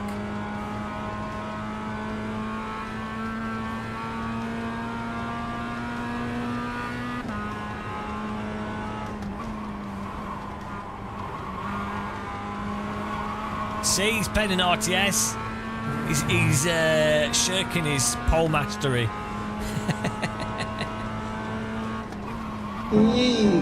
I was one of the first people to enter the Tour de France on a penny farthing. Didn't get very far, but I entered.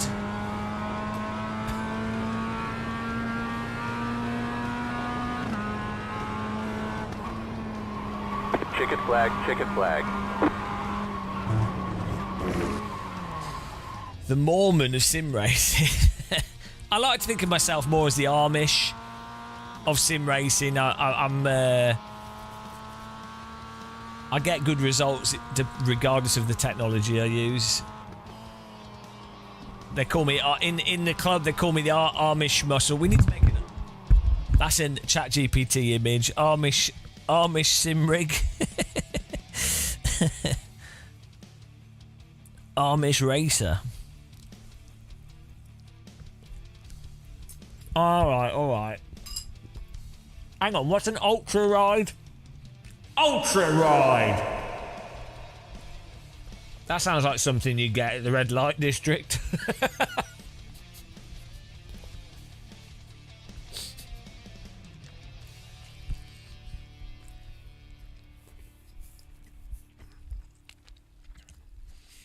There's a mum joke in there. I gave your mum an ultra ride. Or, your mum gives out ultra rides.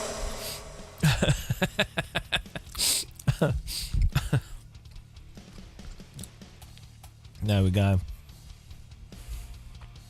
Ultra ride.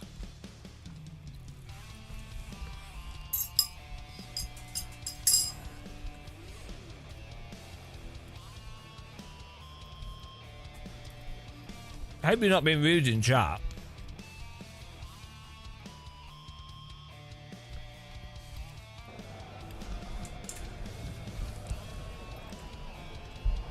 The estimated strength of field is 2,630. There's nowhere in this race to do some more bowling.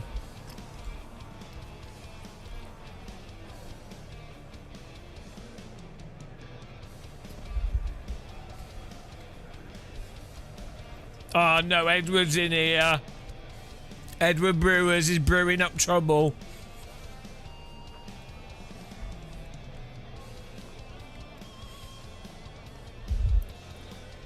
Yeah, I'd quite like a really comfortable bike seat. Do you know those bike seats with the reclining bit? I'd like one of them. I always wanted You're waiting on 2 cars to grid. a recumbent bicycle, but they're impractical and expensive. But recumbent cycling, I think, is where it's at. They're so expensive, though. You're better off building one yourself.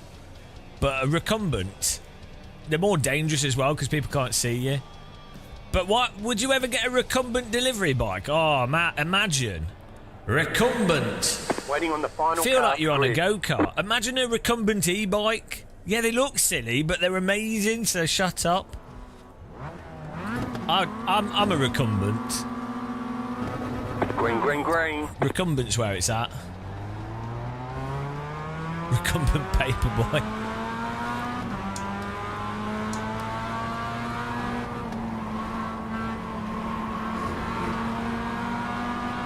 Good that P1's flashing on and off. That's always nice.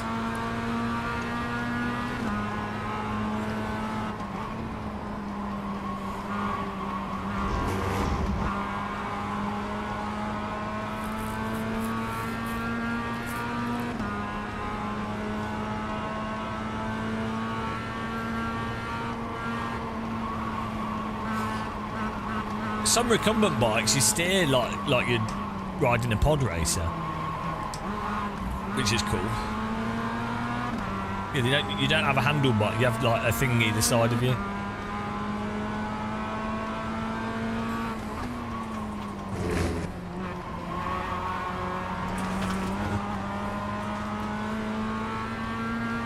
Yeah, Velomobile. They're so good. That's recumbent with the shell on it. There's loads of them in Holland. I think someone got up to like 80 miles an hour or something, unassisted with draft. It might have been downhill or just on the flat. I don't know, but yeah, they're mental. I watched quite a few videos. There's a Velomobile YouTube channel that I watch. I love stuff like that, but you need an electronic one in the UK, I think, just due to how hilly it is. Also, I just wouldn't trust the cars in the UK. They wouldn't know how to deal with it. Probably all right in Holland. Yeah, I mean, come on. My knowledge is wide. Full of surprises, full of Velomobile knowledge. But again, they're so expensive, and then also not as convenient to put away. You really need like a little garage or something.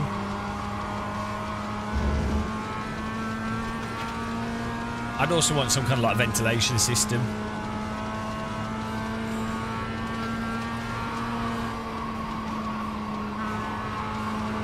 Yeah.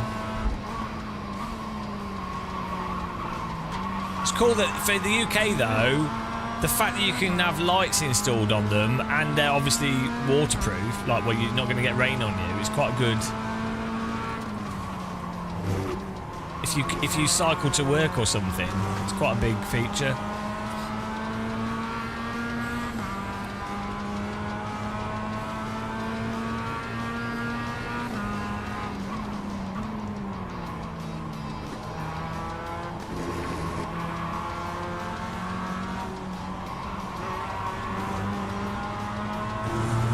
Well slow.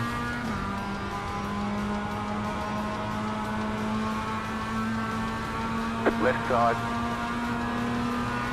Still there, hold your line. Stay on the right. Clear on the left. Wall of muscle, engage.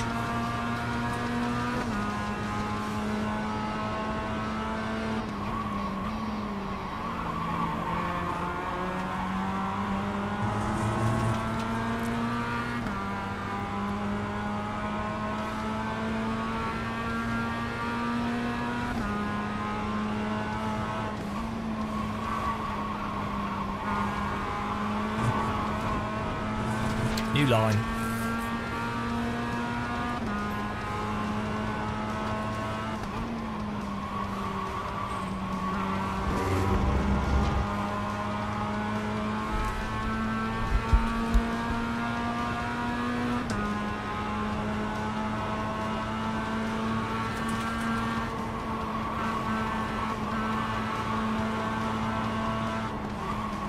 Car right, clear on the right.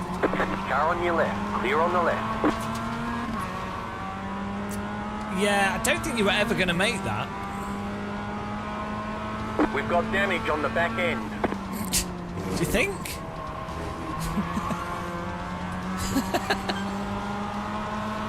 Left side. What were they doing? To the right. Stay on the right. Clear on the left. Left side. I've got a little bit of damage here, guys, so... Clear on the left.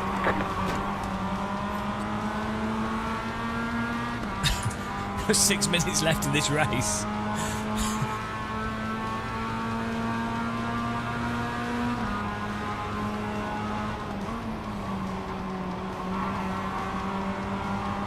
Let's see how many times we can get hit here.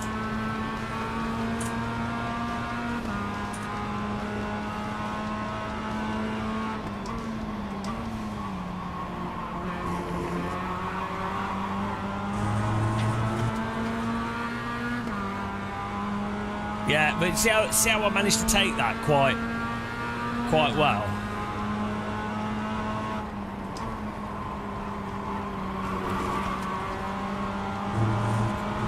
Right side. Stay on the left. Clear. Car right. Still there. Still there. Still there. Clear on the right. Left side. Clear.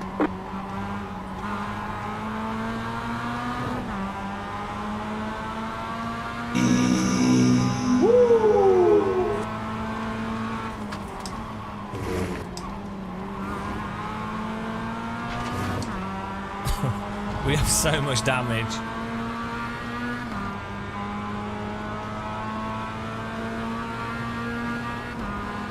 Mind the gap. Left side. Clear. Left side. Keep to the right. Stay on the right. Still there, hold your line.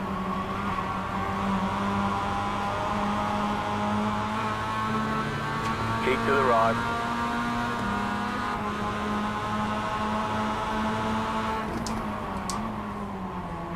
Clear.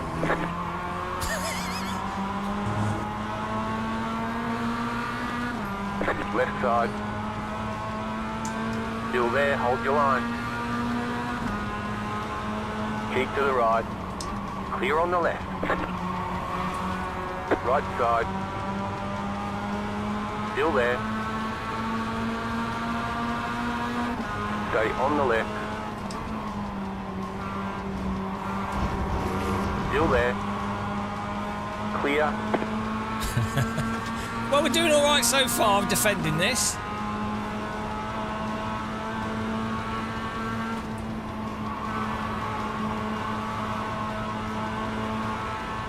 Car on your left. Stay on the right. Clear. Have a very loose rear.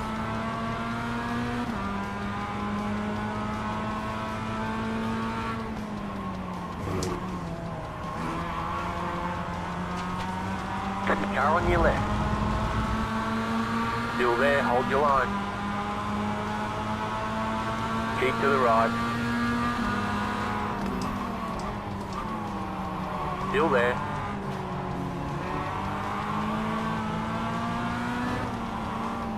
Clear.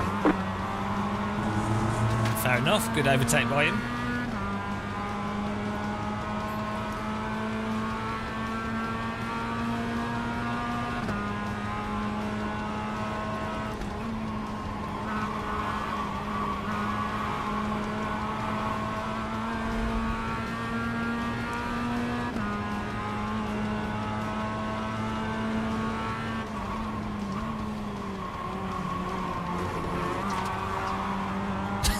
Back of the car's so wonked.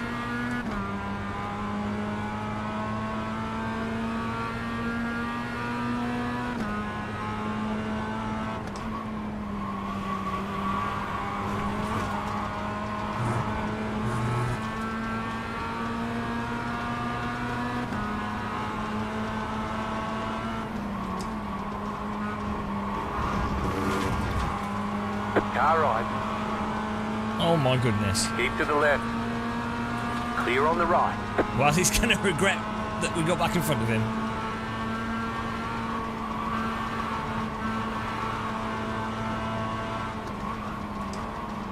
Left side. Clear. Problem I have is the acceleration's a bit slow, I think.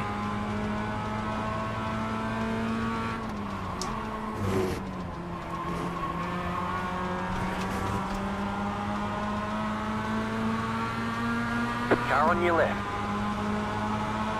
Still there, hold your line. Still there, hold your line. Clear on the left.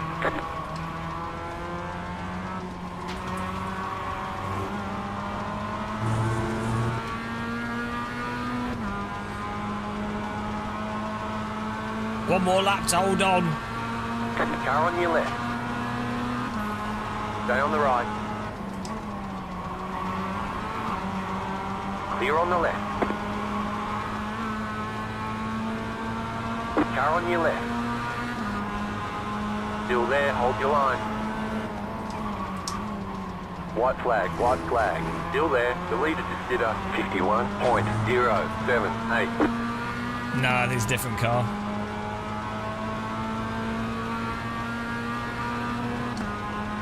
You're back in 4th position. Left side. Clear on the left. The difficulty I'm having is when I brake, the back's stepping out very aggressively. So I'm having to brake a little bit early. Car right. Still there.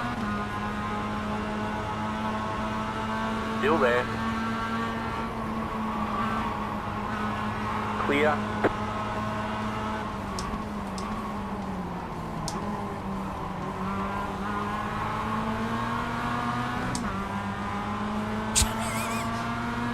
Bloody hell.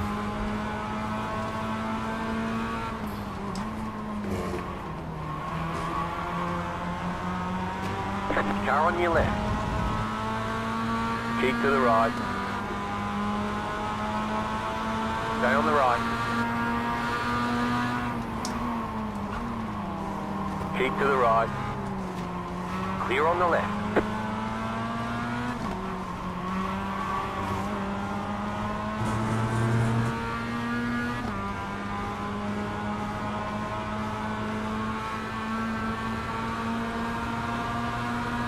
Left side. Still there, hold your line.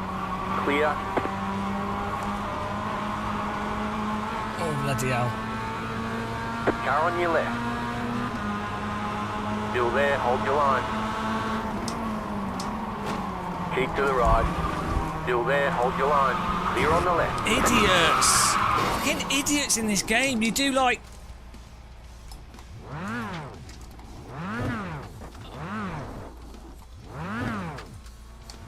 Your car has too much damage, we've got to fix it. You do like...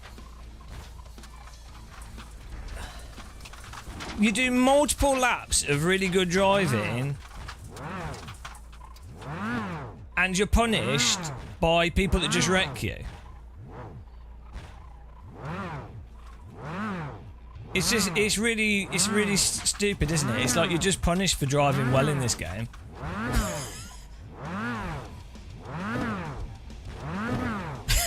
We're getting to the end of the race. Like, how is it just intentional wrecking on the last corner because they can't take it that you've beaten them with actual skill?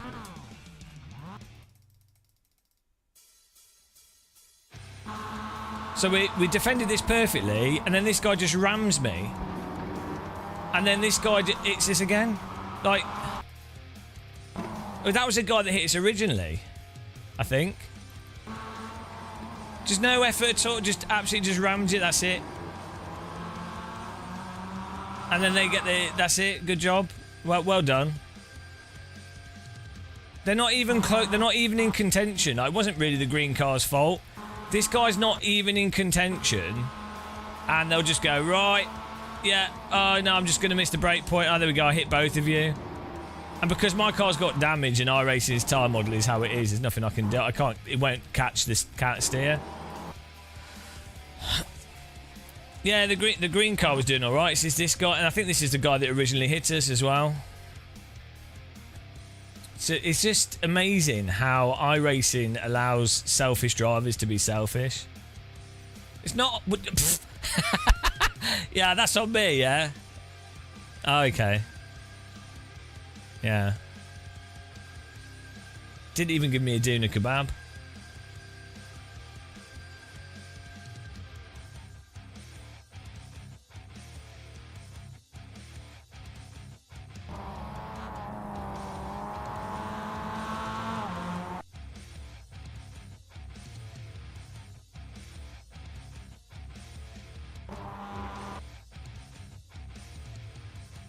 Yeah, it was the same guy that wrecked us here. He's just not making the break point. There's not enough space on the inside, and he's not close enough for that to work. Like, we're already turning in for... It's never going to happen. You're never going to get through there. And then the same guy that took us out at the end. So, it's so stupid. And then he's the one... It's like, yeah, okay, I didn't cover the inside off totally there, but we were already turning into the corner, and he's missed the break point. Where does he think my car's going to go? My car's not going to drive in a straight line. No, we're doing the corner totally normal. He's missed the break point by miles.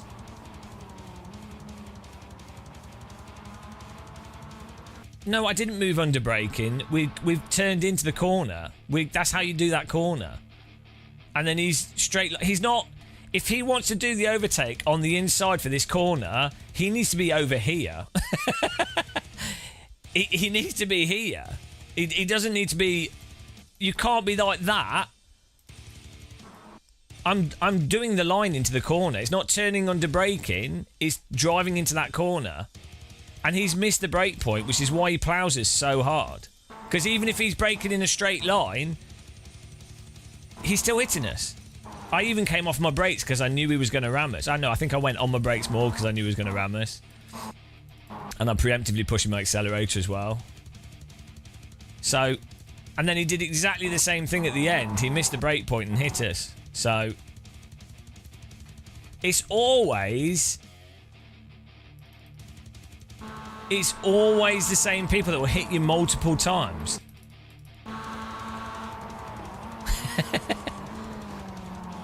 I mean, you listen to his car, he's never making it into that corner. He's not even close enough at all. But, there you go. So then you do the whole race defending, like really nice defending, clean driving. The green car was driving really nice and clean as well. And doesn't matter because you'll just get wrecked at the end. And there's nothing you can do.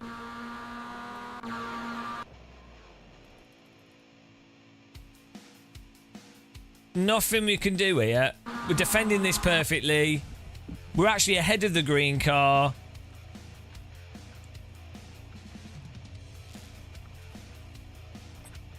He has no chance of getting through that and just punts us.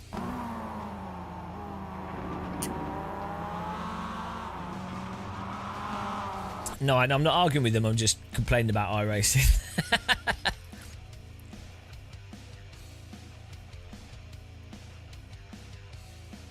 It's a shame that iRacing's time model doesn't let you catch it when people hit you like that. Look at the hole in the back of the car. The Vaseline worked on the first one.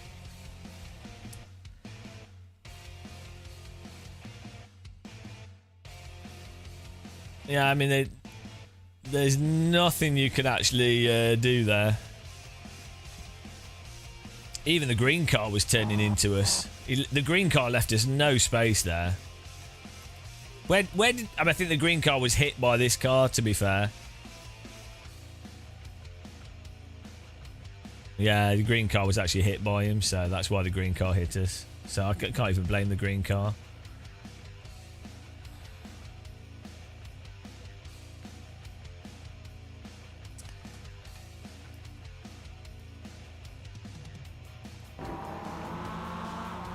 I should have took him out. It's a shame we couldn't crash this guy. He deserved it. He's not even close. If anything, he should be on the far left-hand side, trying to do as clean that overtake as possible.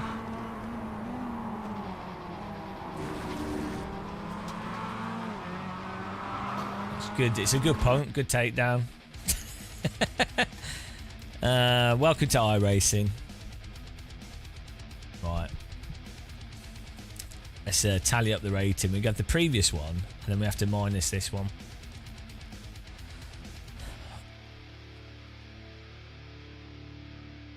Yeah, it'll be classed as it's classed as a racing incident, even though they rammed us the first time and then did the same thing the last time. But it's like, well, you know, it's just racing.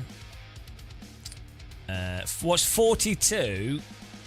Hang on, 42 minus 53. Is that minus 12?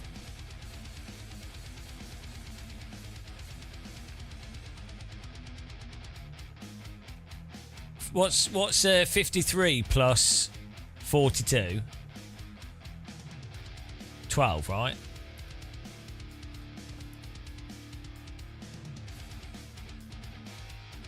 Am I being dumb? Or 10, 11. Guys, help me here. 53 plus 42. Minus 53 or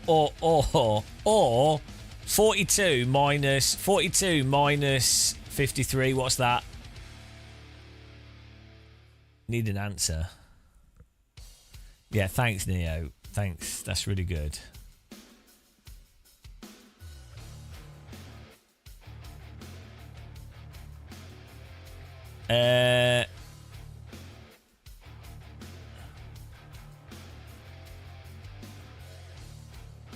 It is minus 11, so we're minus 11 on. What's 81 minus 11? 70. The pace car is out of control. Well, there you go. You win some, you lose some. Perfect. Yeah, I need to try DLSS and DLAA with VR because it'd be interesting to see how well it actually works. But I think DLSS has potential with VR as a form of anti-aliasing.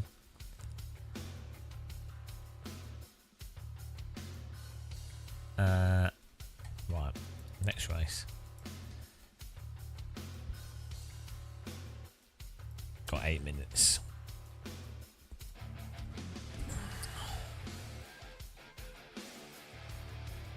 You don't want to use motion. You can't use motion smoothing with VR because it's already using it.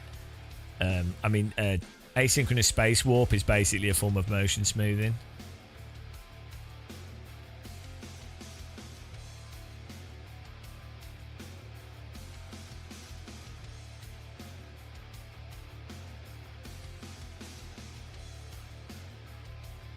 Also, so frame generation is only really good if you're already hitting a good-ish frame rate. So where frame generation is really good is, let's say you're playing Microsoft Flight Sim. Or actually, to be fair, with something like Microsoft Flight Sim, if you're getting like 50 or 60 FPS, frame generation is really good to get up to 120 or 100 or something. But if you can barely hit basic frame rates, then frame generation is not exactly ideal. And it might be not too bad with driving games, but generally speaking, with third-person games is not a problem. Chase camera games not an issue, but first-person shooter, anything that's like really low latency, it's a bit of an issue.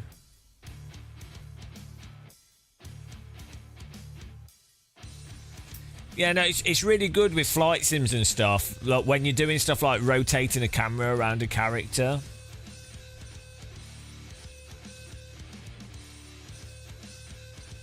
But it doesn't work where you'd really want frame gen to be something you could use at like 30 FPS to get 60 and have it be good.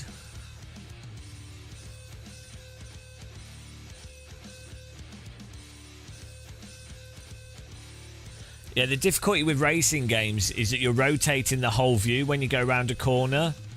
And where frame gen works best is when most of the screen's static and it's only like a character moving. Or you have something that you're focused on, like a character, and then you move the camera around it.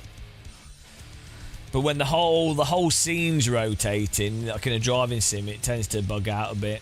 Like it bugs out in flight sim when you're landing and taking off. It tends to work well for stuff that's in the distance as well and stuff that's not close up, which is weird.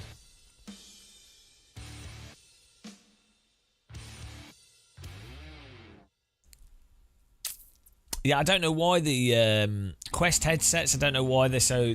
It's because of the Carmack Space Warp. They always work better than Valve's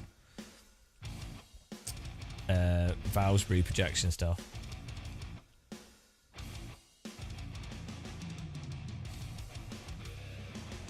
Yeah, the problem with DLSS is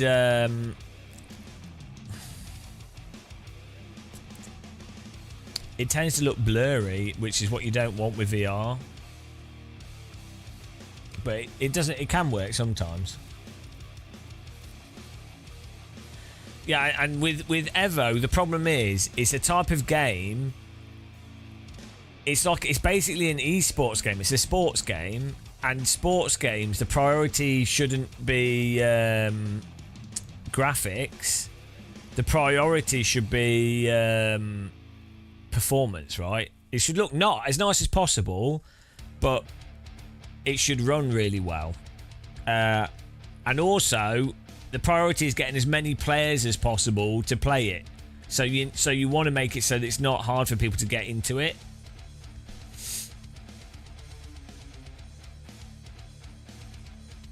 So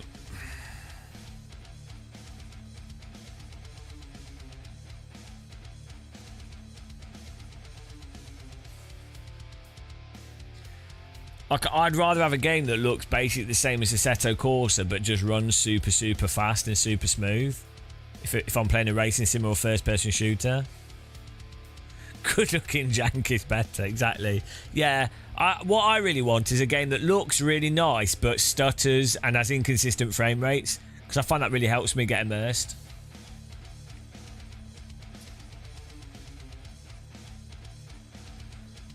Evo's better than AMS2, yeah. Like, the cars are more believable because they're not as like insane on the throttle. Like, the general rotation and move of them is, the way they move around is generally better.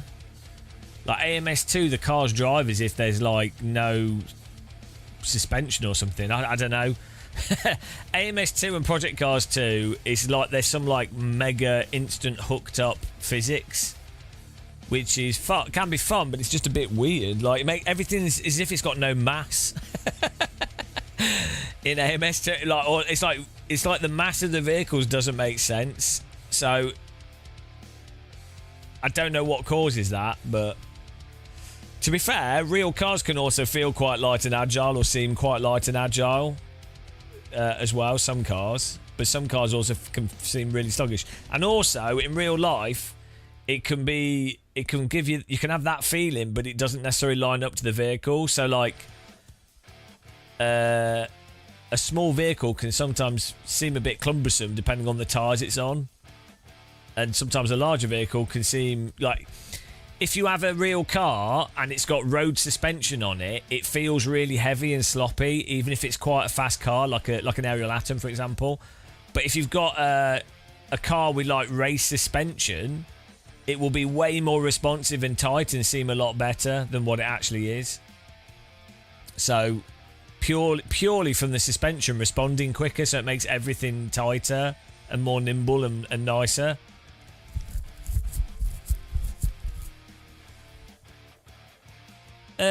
Yeah, AC doesn't look as good as Evo, generally speaking, but it has a crispness to it. And then if you're playing in VR, the raw clarity and frame rate is more immersive than the general surrounding graphics. I do think times of day. So the thing is, Evo does have like probably a better general time of day, better shadows, generally more advanced reflections and shaders.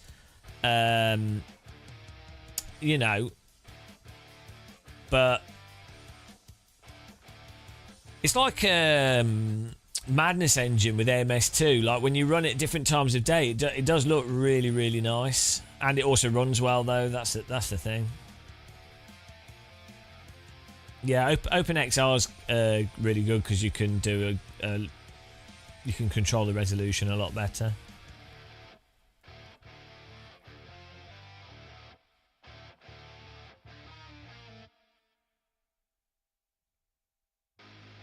You can use OpenXR though, can't you? with the Steam VR headsets. Well, let's say hypothetically that a big company releases a new headset this year. I think that would be really interesting. It's usually not this amazing though. You can't believe the performance difference. We'll have to try it out and see what we get. It'd be interesting.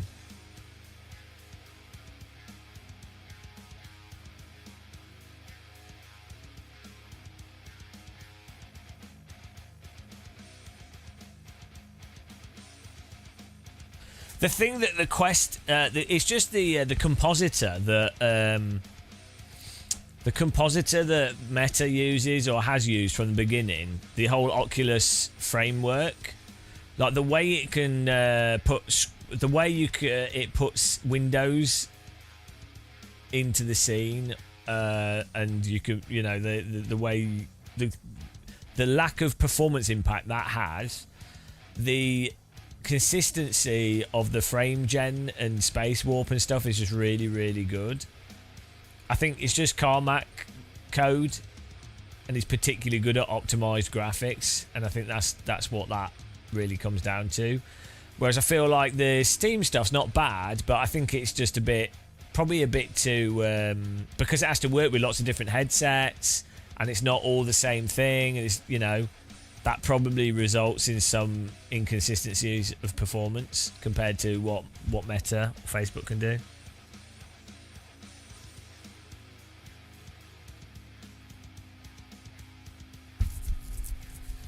Yeah, and then you have the other aspect of some headsets are better optimized additionally.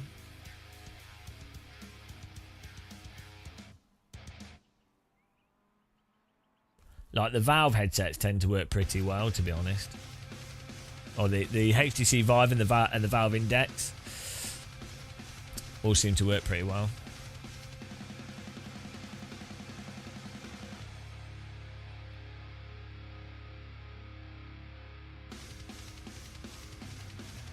What you really need is like a standardized overlay dash. So, because you don't really need to be positioning windows, right, for a chat room or a Windows window, whatever. Normally, you're probably going to want it in generally the same place that allows you to see it clearly without having to look away, but without it blocking the game. And maybe just double tap a button or do an action. The back of the wrist thing is really good, which you can do with Steam VR and stuff. But you'd want that built into like everything as like a default.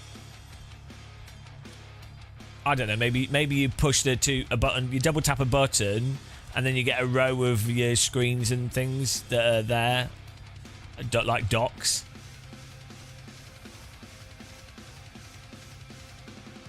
I had loads of comments on my videos of people going, "Oh, I really like the force feedback in Evo. You don't know what you're talking about." And I'm like, okay. If someone's happy with Evo force feedback,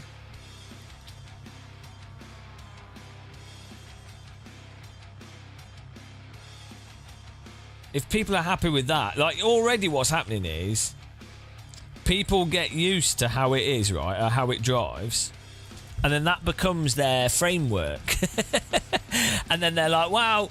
And what I thought was really weird is, right, Evo actually drives and behaves quite similar to ACC, but I think more people that are going to Evo are Assetto Corsa 1 players, and they're like, hang on, this is shit. But they never played ACC. And the thing with ACC was, when that came out, a lot of people that played ACC weren't AC players. So ACC kind of got a free pass. And it was only really me that I play AC, play all the sims. I was really in the minority of people going, look, ACC's force feedback is really bad for XYZ reason. And you guys know that watch this channel, how much shit I got for saying that, right? To the point where it was like memed on. And now, honestly, I think Evo's force feedback, even in its current state, is slightly better than ACC, mostly due to the type of cars. But it's slightly better, right? But most people that have come to Ace have also played AC1 and are now going, oh, it's terrible. The same, like... So they can't... Kunos, I think, really got away with it with ACC because people playing ACC were not Assetto Corsa players.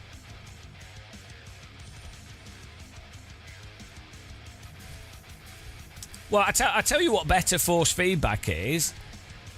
It's what, from a functional perspective, it's what lets you feel how much grip the tyres of the car has. So, and the range from heavy to light force feedback, and that lining up with what the car's doing. On top of that, then, like bumps and vibrations, but that's separate. So better force feedback basically means as you go through a corner, like let's say I first turn in here, there should be strong resistance, right? Because the tyres have 100% grip. As I turn in, we're pushing against the tyre's biting the road. So there should be strong resistance, right? But if I go through the corner, so I'm going through the corner, I'm turning in, as the car starts to slide out, the force feedback should get lighter as the car's sliding. And also the same thing should happen if you turn the steering wheel. If you're driving in a straight line and you turn the steering wheel too fast, you should feel it get lighter as it slips, right? You should also have a force for, like, when you're braking and you're turning, the back of the car's starting to rotate. So you should also feel the force feedback get lighter, but also tug in the opposite direction.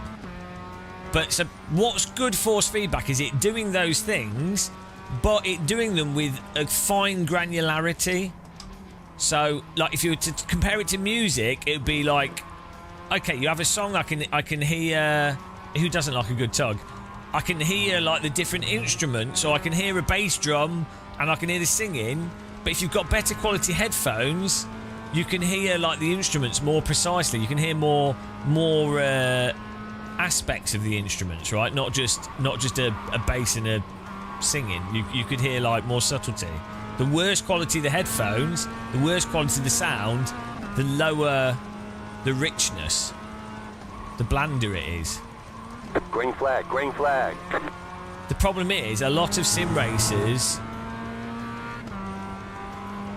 Okay, what you're feeling is, so a lot of sim racers will notice that there will be, the force feedback gets stronger and weaker, right? In just about every game.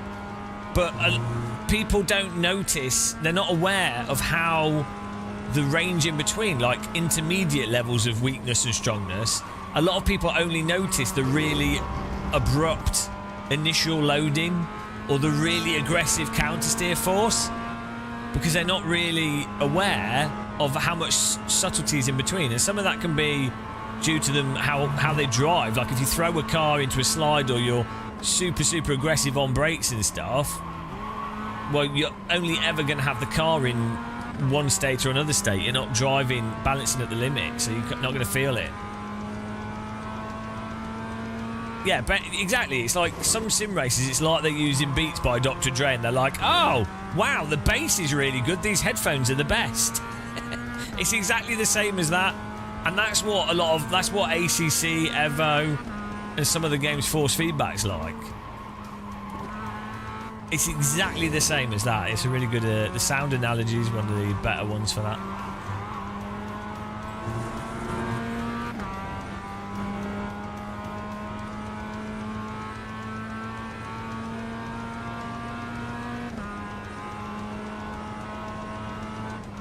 Yeah, it doesn't line up to what the car's actually doing. So in Evo, once you've gone into slip and you've loaded the suspension, all the dynamics disappear. So if you're underdriving massively and you're not balancing slip, this is the same in ACC, there's range to the force feedback. But as soon as the suspension is compressed fully and you're in the corner, the car can still be washing out and moving around, and there's no dynamic range at that point, which is unfortunate because that's the most important point for where you need to feel the force feedback. So this is why it's got the range, but where you don't need it. But a lot of people are not good enough drivers to really understand that, or they don't drive from the force feedback, so they don't care.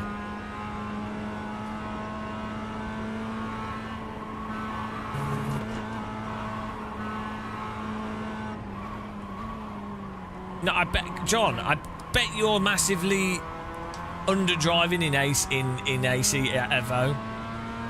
I almost guarantee it. If you think the force feedback's comparable. I almost guarantee it. And also, it's like Evo and ACC are really, really, really easy to drive if you're under drive. If you're like over 2 seconds off the pace, it will seem fine. Well, how quick are you normally in terms of lap times?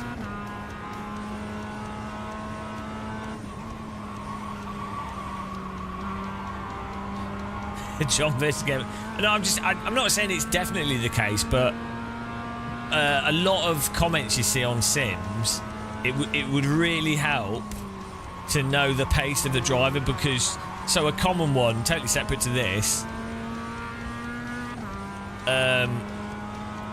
in a common one is people will go, oh, Assetto Corsa's understeery. That's why I don't like it. And it's like, well, it's not understeery. The driver is just not using the throttle or rotation of the vehicle properly or they're not using the force feedback to, you know. Do you not ever race on our servers? Like, unless you're in the top 3 or 4 people when we do server racing, you're probably very slow. Because I'm quite slow. Yeah, well, there you go. You're too slow. I don't mean that in a bad way. Like, I'm slow as well. But if I'm like, you really notice this with that sort of distinction of the force feedback, is that people that tend to be a few seconds, a second and a half off pace, tend to not notice that aspect of the force. Some do. I'm not saying everyone.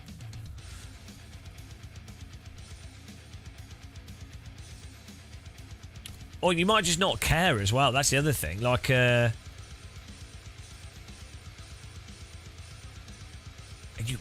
not know my tracks and you not know Brand's app. The pace car is out of control. Yeah, I mean, it'll be interesting to see. To be honest, it'll be interesting to see when they do tire model changes, and that should make the force feedback more dynamic.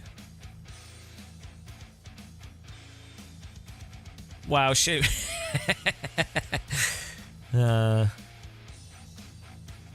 You ate the Porsche Cup, but the Porsche Cup's one of the best cars in sim racing.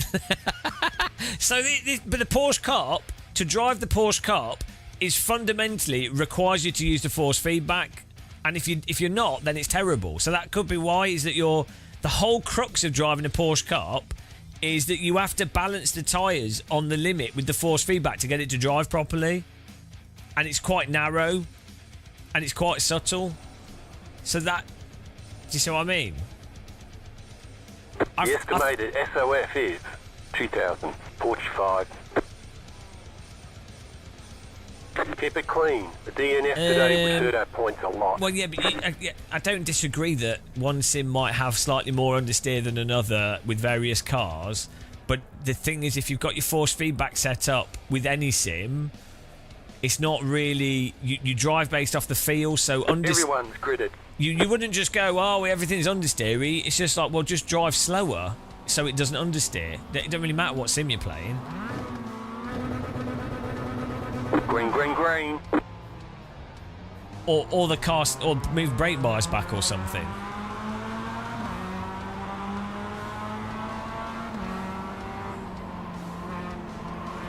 It's the understeer complaint is just a weird complaint that I've noticed.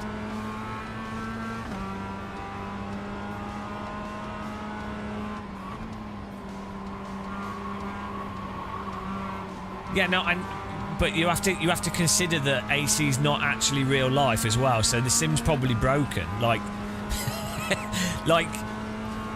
in order to get a car in AC to behave like a real-world counterpart, and this is the same with any sim, but in order to get them to behave like a real-world counterpart, you often have to put the wrong values in. So I know people that have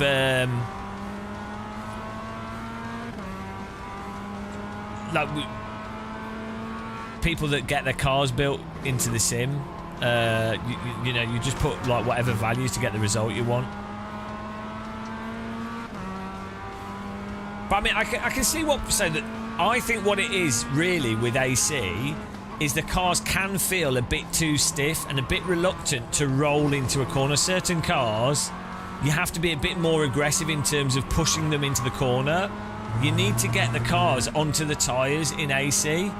Otherwise, and so, whereas if you compare it to like AMS1 or iRacing, you don't have to push the cars into slip to get them to turn as much. And I think some real-world cars in general as well, like you don't necessarily have to get them onto the tyres to the same degree that you do in AC to get them to roll into the corner. So I think that's what people are actually talking about when they say, oh, AC feels a bit understeery. What they really mean is what I've just said, like you need to get onto the tyres more, you have to be... But then on the other side of it, a lot of sims, once you're actually on the tyres, they don't have the controllable slip that's correct, whereas AC does. So, you know what I mean? It's like a balance between the different states.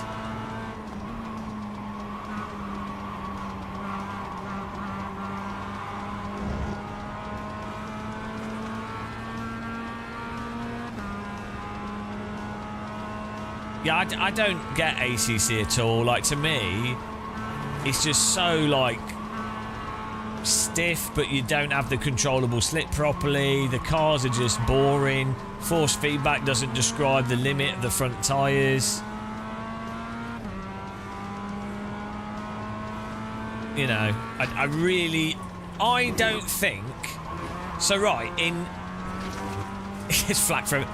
In 20 years' time, I think ACC will be completely forgotten, whereas I think it's quite possible people will still talk about Richard Burns Rally, they'll still talk about AMS1, and I think they'll still talk about iRacing because it'll still be the same. But do you know what I mean? That ACC will be completely forgotten because it's so utterly mediocre. And the only reason ACC was as successful as it was is because it came out just before COVID and no other sims came out. And also they did a good job with the esports stuff that they did. But and the fact that it released on console at the time, but You're on the left. ACC is just such an utterly forgettable video game, and Kunos lucked out on it so much. Not that they didn't do a bad job with the graphics and what they did, you know, they did good work on it, but it's GT3 cars. It's worse than LMU. And LMU's at least got LMP2 and hypercars and things, and cars that are fun. Well, the thing, GT3 cars, I think, in real life could be really quite fun because they move around quite a bit.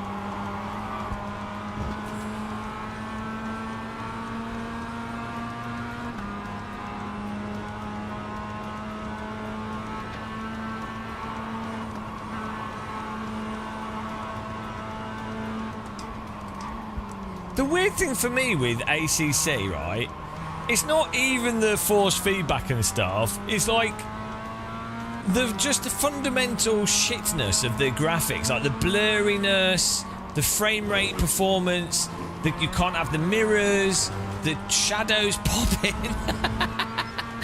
It's like it's such a regression over what AC1, Netcar Pro, and Ferrari Virtual Academy brought.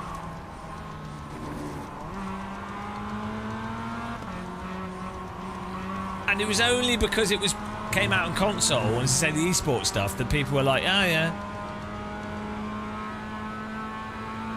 I would say, like, I think AC1's physics are generally more consistent and more in line with real cars for the most part in terms of not being able to exploit them compared to Project Cars. But as a video game, as a racing game, Project Cars 2 is way better than ACC. Still there, hold your line. Still there, hold your line. Clear.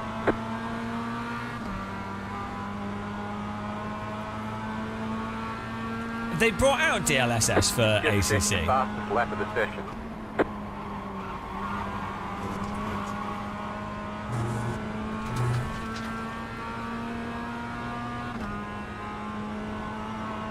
Come on, dude. Behind has gone off. Oh, they're dead.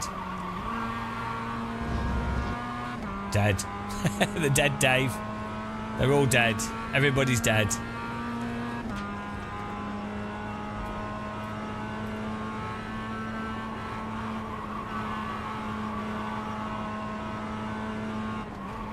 Yeah, it'll be interesting to try DLSS in VR.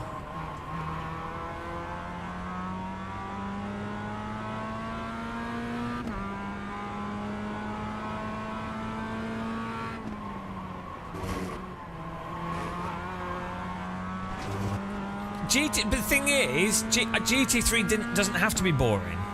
I think in real life, you watch the onboards of GT3 and see how much the cars move around and can actually be hustled. Slow car ahead.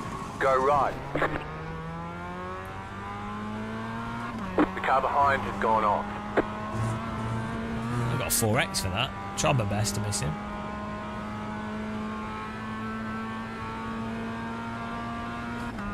Yeah, they're a little bit... LMU GT3s remind me of Race Room, to be honest. They are overly slidey. Like, ultimately, in LMU to be quick, you have to turn TC off, right? And so you're basically just sliding it everywhere. It's hilarious. Like, at high speeds, it's less of a thing, but Portimao, for example, it's a bit ridiculous, even now. It's fun. Don't think it matters. It's good fun. But it is a bit ridiculous how slidey the cars are. Like, compare them to a GT3 in AC, a good RSS mod. But yeah, they remind me of Race Room. It's fun physics. I don't think it's the most realistic in some ways, but the slides are controllable. You can hold slip, you can drift it a bit. Yeah, well, I think LMP2 is better, but today LMU said they've delayed their update till next month, so it's gonna be a while until the new tyres come out for the hypercars and everything else. But I think it's good that they delayed the update. I don't think there's a rush.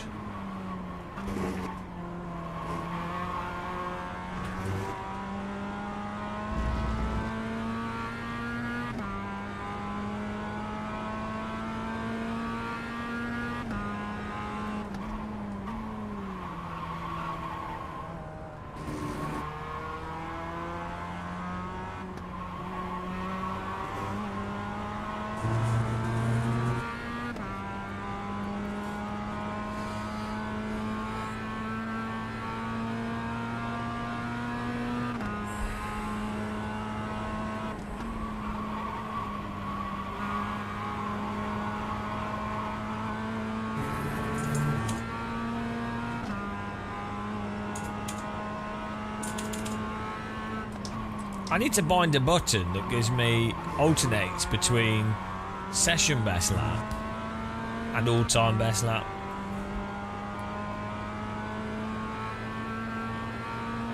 But I think Project Motor Racing has a lot of potential, to be honest. Like, I've only played it for like half an hour, but I feel like if they do ranked racing and if they do cross-platform like Rennsport's doing, so you'll have the player numbers, and then with vintage cars, vintage GT cars, it'd be amazing. I mean, just think how good AC1 would be if they just had like Maseratis and Mazda 787Bs and Lolas and stuff, and it was ranked racing.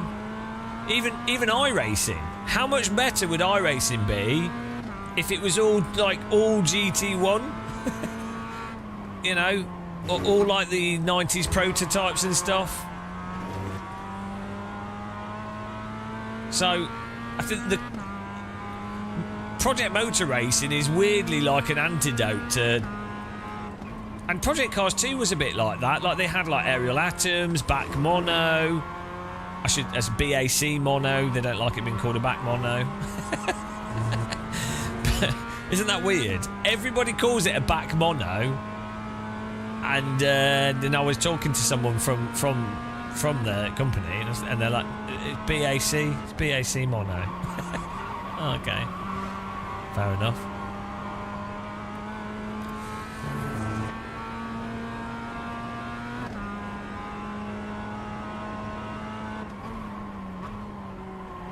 You just got the white flag. That means one more lap to go.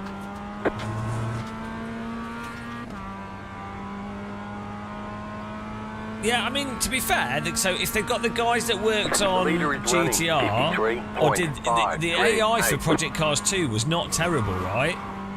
If you've got somewhat decently handling cars, somewhat basic single player, I think you're good.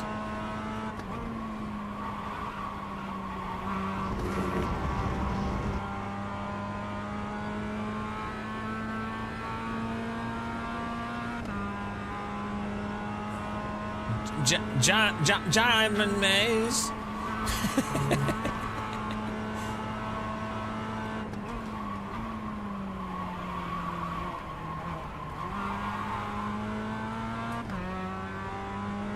The game, so they built it on the Giants engine, and it seemed to be all right at the event I went at, but I don't know.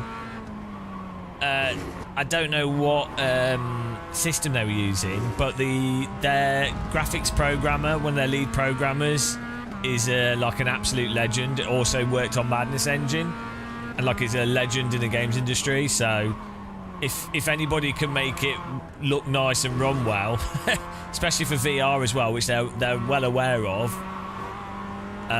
they can. So they probably have like. It's probably like one up there, like in the top 5 graphical programmers in the games industry. So,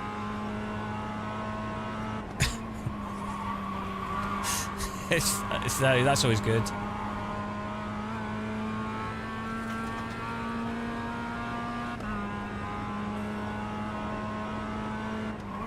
Yeah, they have some really good talent. That's always been the thing with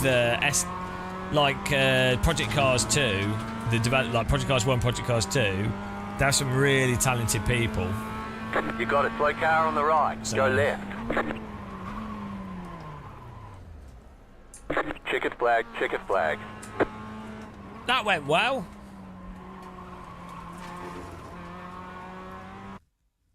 Nice and relaxed. We should put some different music on. We have metal. What should we have now?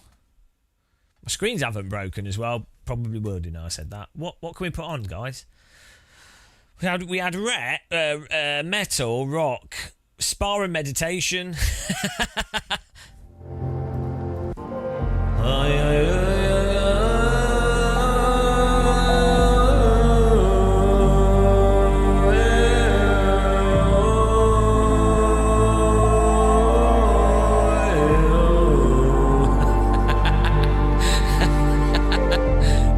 Sim race. Hang on.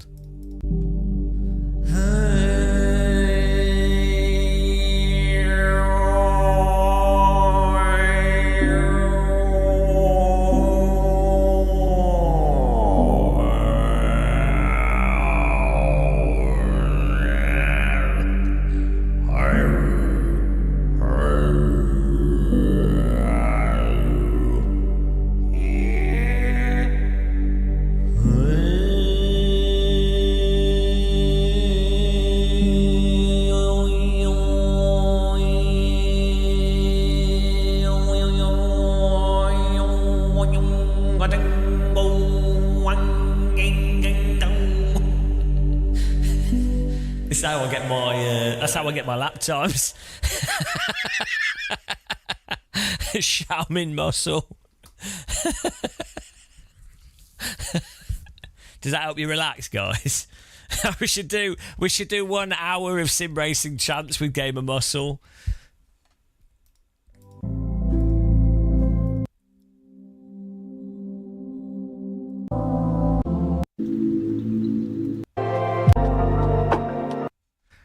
What are we doing? Oh, now we've got another race in 30 seconds. I need to pick my music quickly. Gaming, 6 playlists, viral reels, helpful show. No.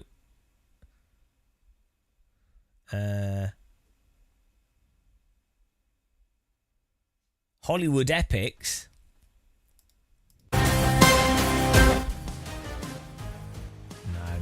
We need some like dance music or something. Dreamy.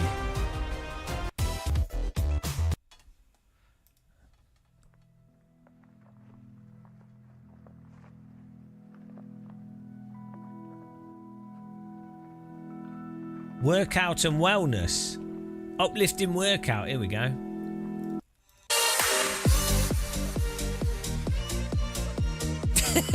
I hate uplifting music. It's the worst. Sleep and ASMR.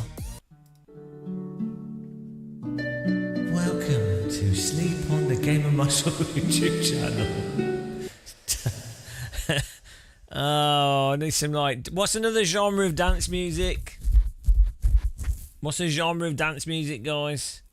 We've got house, club, disco. Let's have some disco. Yes. There we go. Disco time.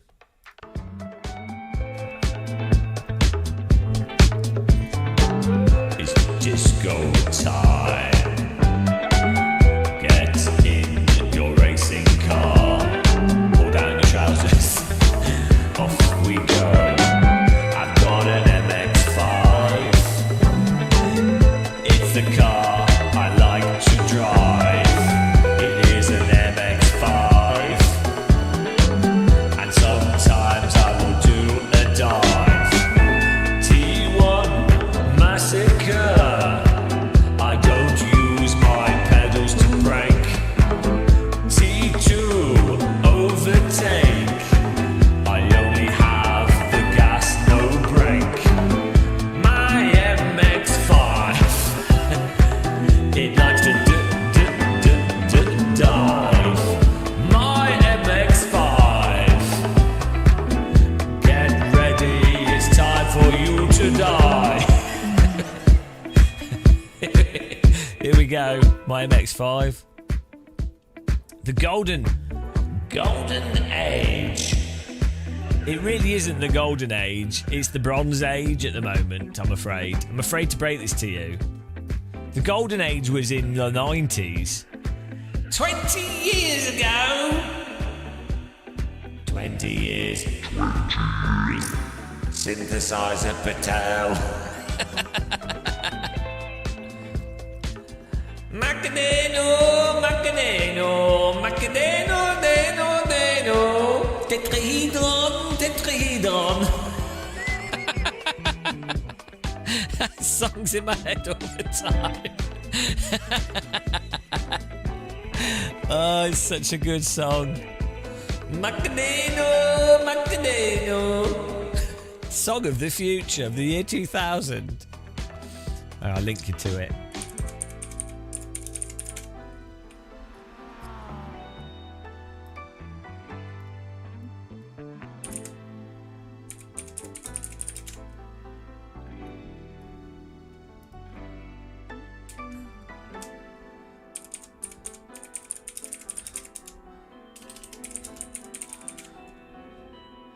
Macadeno, Macadeno.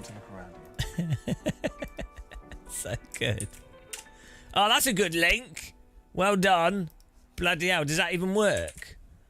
Does that link... Oh, it's too long for YouTube. It worked on Twitch. Bloody hell. Great job on the link there. Oh, hello. DD girl with a DD wheel. DD girl. Thank you very much. After Coops. Really appreciate the Prime sub there. Thank you. Oh, no. Here we go.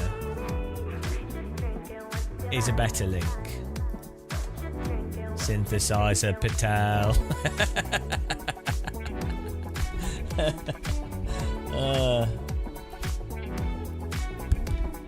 There you go. Let's get in there. The disco's good. Should have had this before.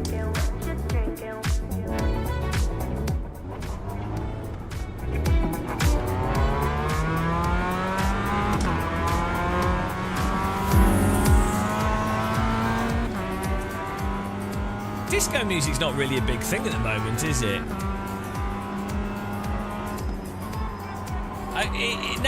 No, this isn't funky house. This is in between. It's in between. Don't you dare try and claim the genre. It's like modern disco. Funky house is basically disco, so shut up. Like like a lot of house music is very similar to disco. Yeah. Niels is like, oh, goddamn 80s music.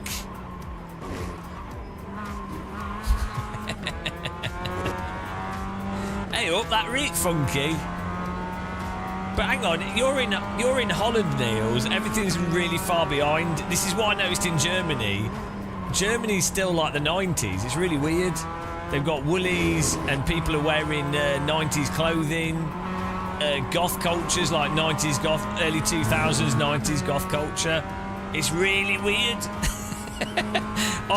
It's really, really weird. When I'm in Germany, it's like I'm 17. Everyone's wearing the same clothes that they were wearing in the UK when I was 17. It's bloody bizarre. It's nice, but it's really weird. It's like a time machine. Oh, I hate electro swing. Really annoys me. They always do stupid dancing. Green flag, green flag.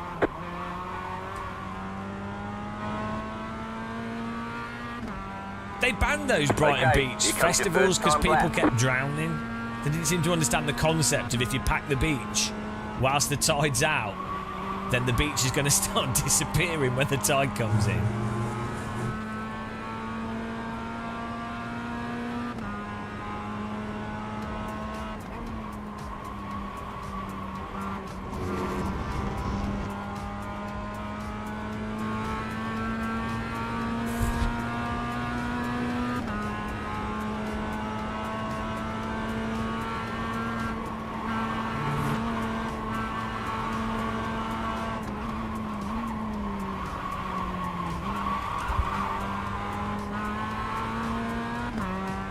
Peak society, because everyone was on drugs.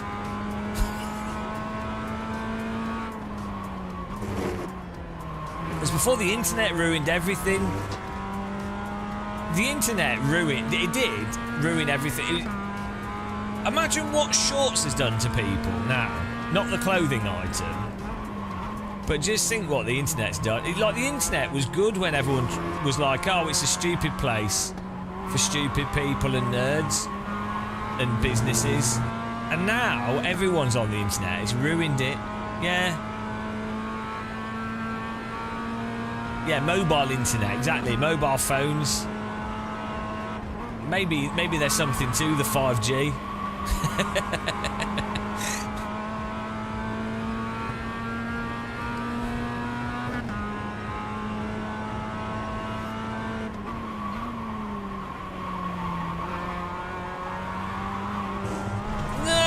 Woo! It's close. One more lap. No, I'm doing a service here. Yeah.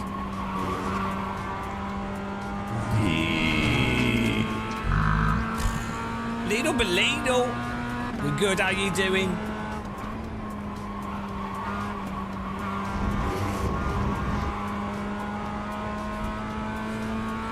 Spangort. Did you have a mega guile day? Oh, you're tired. Why don't you go to sleep? Do you know what make you more tired? Watching me drive around this circuit.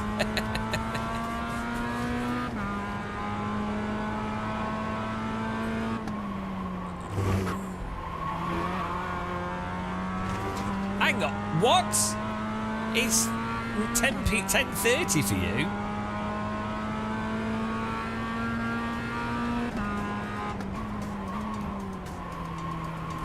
Big nap. Hang on, what time did you go to sleep?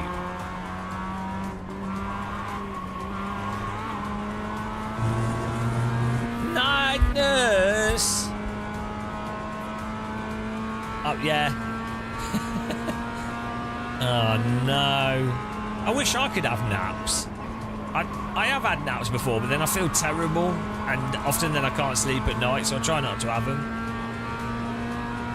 If I have a nap, I'll sleep for 12 hours.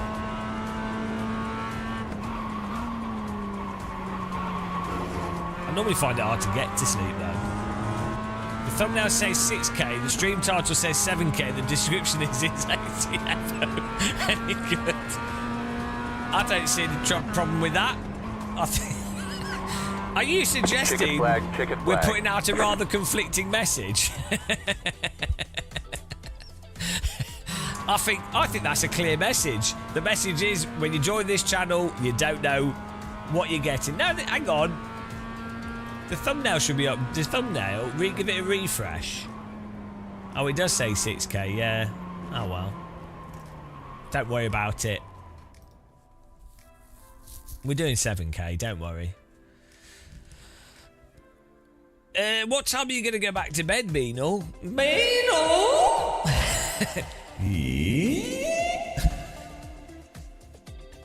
If you've had a nap and you wake up now, that's it, it's over. So far.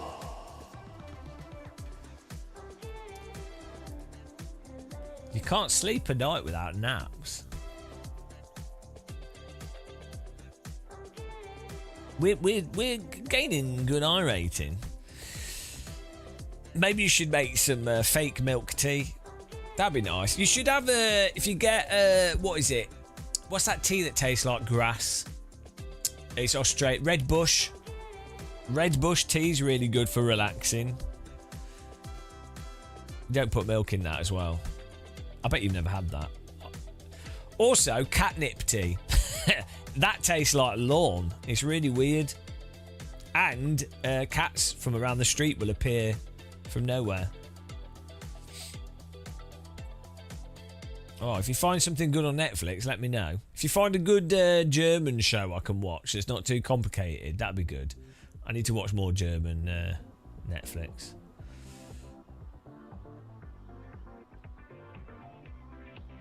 That'd be nice.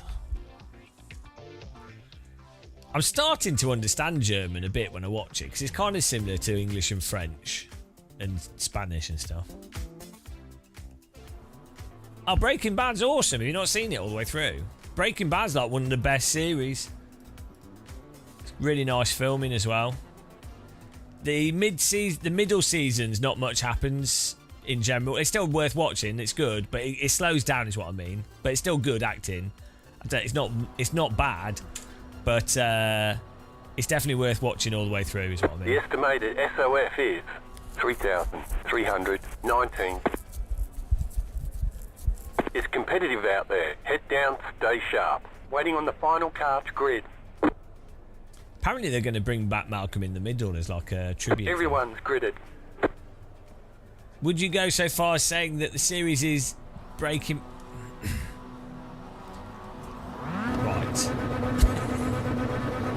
Green flag, green flag. Why is it that everyone watches this channel just throws out terrible puns constantly?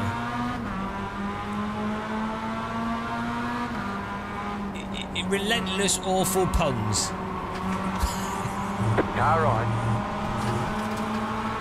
Stay on the left. Clear.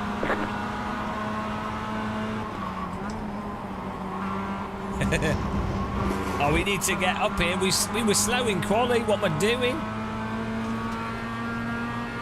We need to be in like third. Hang on, why is the strength of field 3.3k? What's going on?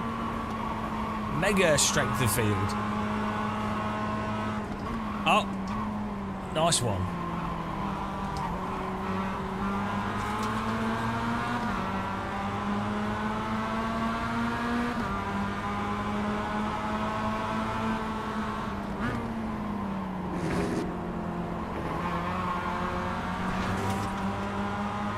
Ricardo Zapata. Oh, he's going for the bomb dive.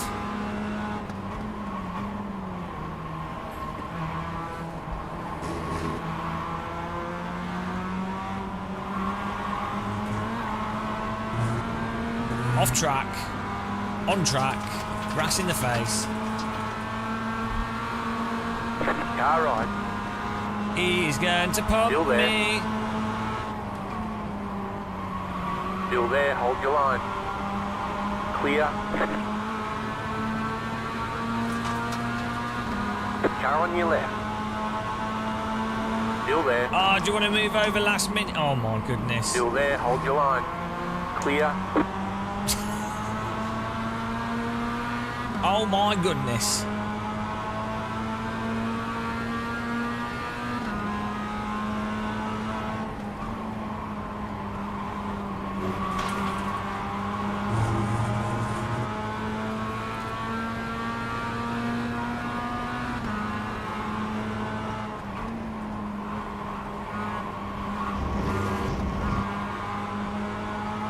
to get to pass in here.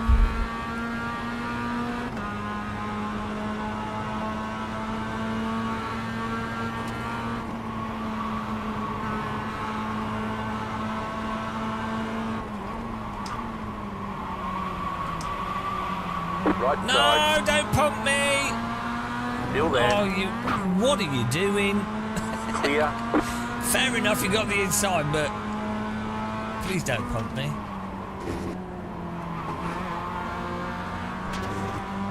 It was not a bad overtake. Almost got net coded there.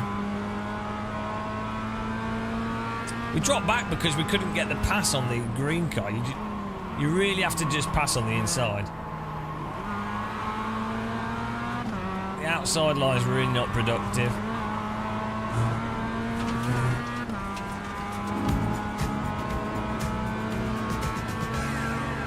I need another cup of tea. We've got coffee, but I want tea.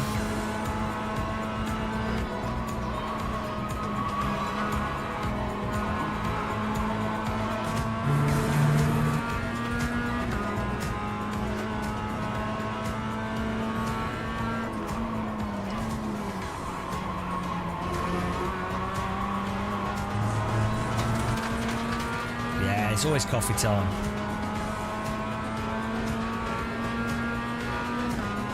We're driving around in circles. We're gaining I-rating and we're getting punted. And we're just chatting and having a nice time. It's quite pleasant today. It's quite nice and warm. Basking in the glory of the 5090 central heating. I know I normally hate instant coffee, but this Lidl's rubbish. Sometimes I like rubbish drinks.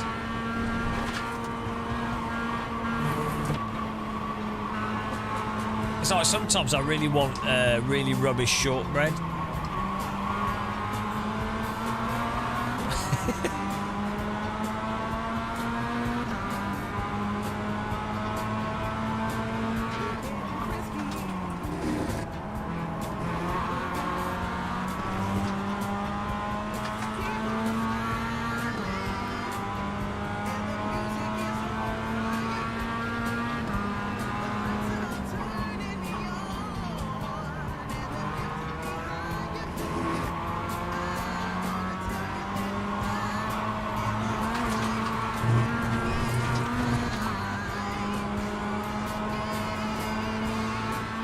I try my best to murder everyone.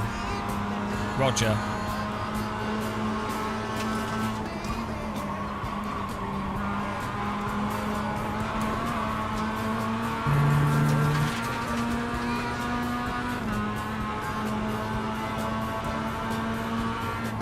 Car on your left. Clear on the left. Mate! I completed the pass.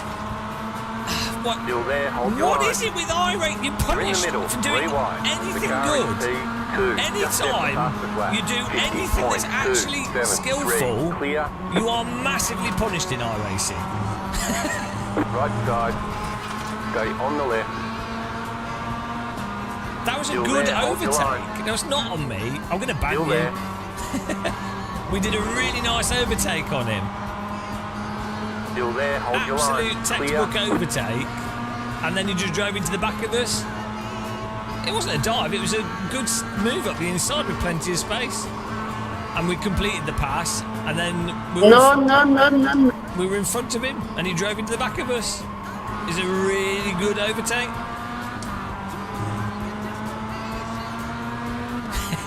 I looked at the telemetry and it said your face.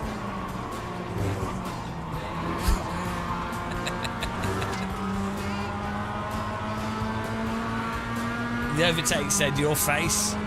That's all I saw.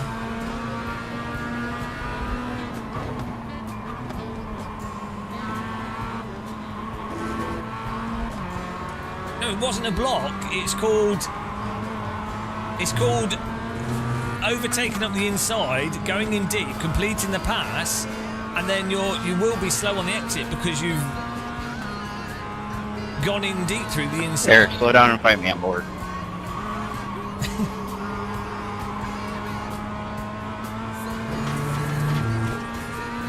Okay, no problem. was a good move.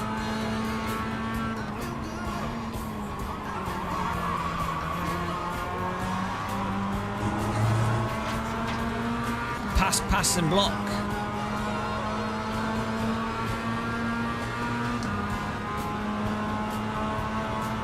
Car 1 is up the front. Well, that's not a surprise that car 1's up the front, to be honest.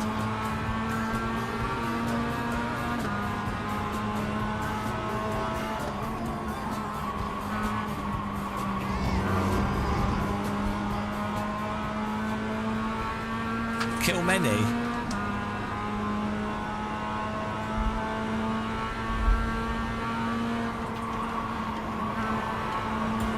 I do not want to have to turn out of that corner just to avoid you rear-ending Car on me. your left.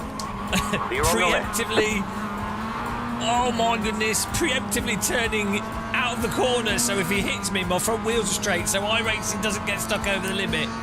I've learnt this game, guys. I've learnt it. Preemptive punt avoidance technique. Unfortunately, the corner's left, so you don't really want to be turning right too long. There's an incident ahead. Yes! I can't think of another sim way you beneficially, preemptively turn out of the corner, so if they punt you, you don't get knocked off. Countermeasures deployed. That is an iRacing technique. I should do that in a video. I don't think many people know about that. You have to get the timing just right. But it does stop your car from spinning. It probably works in real life. It's probably not a bad, just a bit stupid to do, but.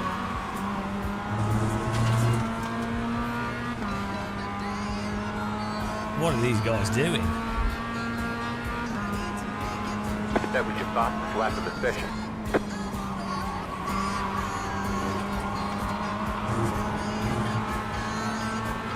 Car right. Stay on the left. Keep to the left. Clear on the right. I think they've got damage. What? Why are they driving off the track? What on earth? This is a bit weird.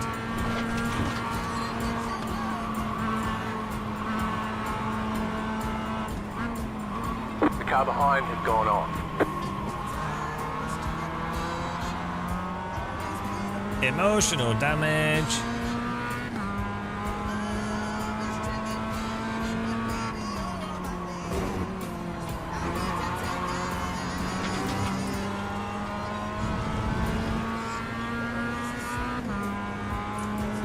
One more lap here.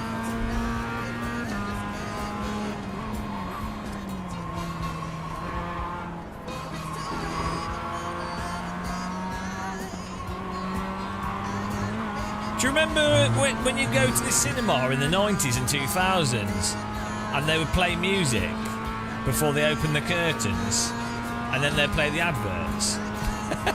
They don't do that anymore.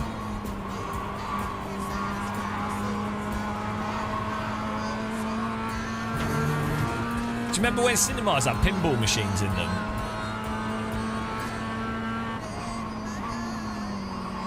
Last lap. The leader is I don't know. 50.912. That Legends car is good fun on roads.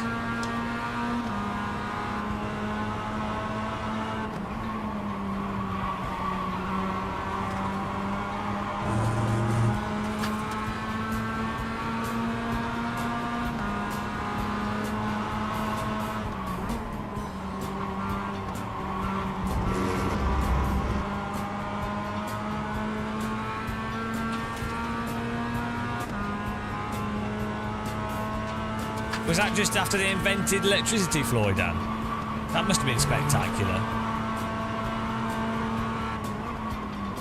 The original Star Wars was one of the first films to have the Dolby surround sound stuff.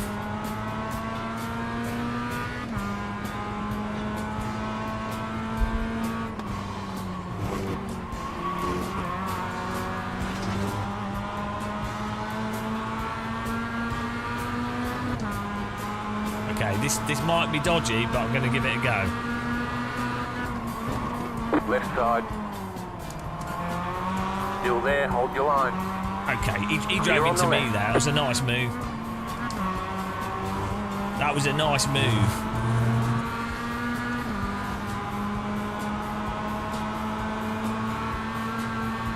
Car on your left. Still there, hold your line. Keep to the right. Still there.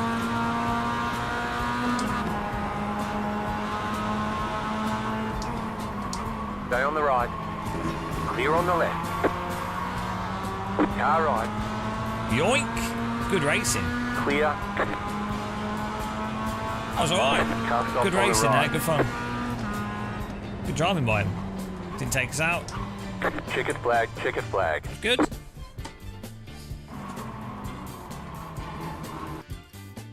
Surprised this worked. Nice.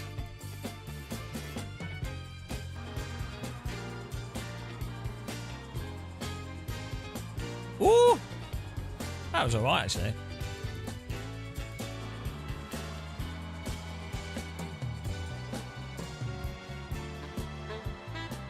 Bonk. I think he was driving into me. Bonk. There it is. Bonk. Definitely feel like he was driving into me, but fair enough. It's good driving. Bonk. A lot of bonking going on there, but sometimes that's what you got to do. A good old bonk. No, it was only little tickles, so that's why the Vaseline is so good. The Vaseline makes those tickles rather than, you know, it doesn't hurt. Just slides right in. Oh, my Usingveld bottle opener stuck to the bottom of my cup. Cheers, everyone. Was he trying to take me out? No, he was tickling me. It was alright. It was a friendly tickle.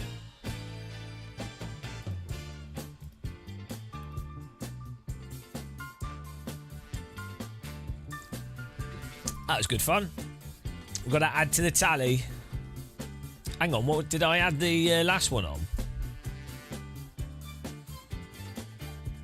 Did I forget to add the last one on? I'm confused here. All right, Mina, yes. Thanks for watching and taking part. Appreciate you guys all suffering the adverts. Remember, you ready for this? Like, subscribe, follow. Did it, girl? Oh no, it's broken. It's broken. Did it, girl? Back again. It's back again.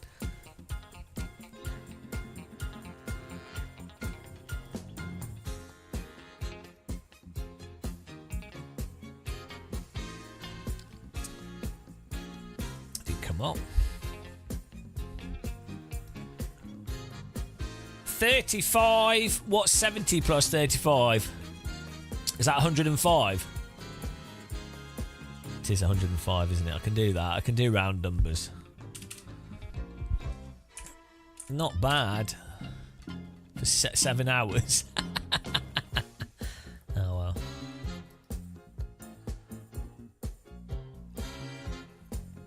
You have to subscribe to be able to unsubscribe. I'm glad I came up with that. It's a good catchphrase. I don't mean to toot my own horn too hard, but it is a good catchphrase, you know. Sometimes the brain gears connect. It's not often, but when they do, when they connect, it's not that bad. A few times a decade, I'm happy. Because I was like, well, you know, it's really boring and tedious telling people to subscribe, and you've got to give them a reason, and they're not going to get entertainment or enjoyment from my channel. So you have to be like, well, what do people that hate us want to do? Well, they want to unsubscribe, but to unsubscribe, they have to subscribe. So there we go. Done. We got a reason to hate you. We need another one for the clicking the like button.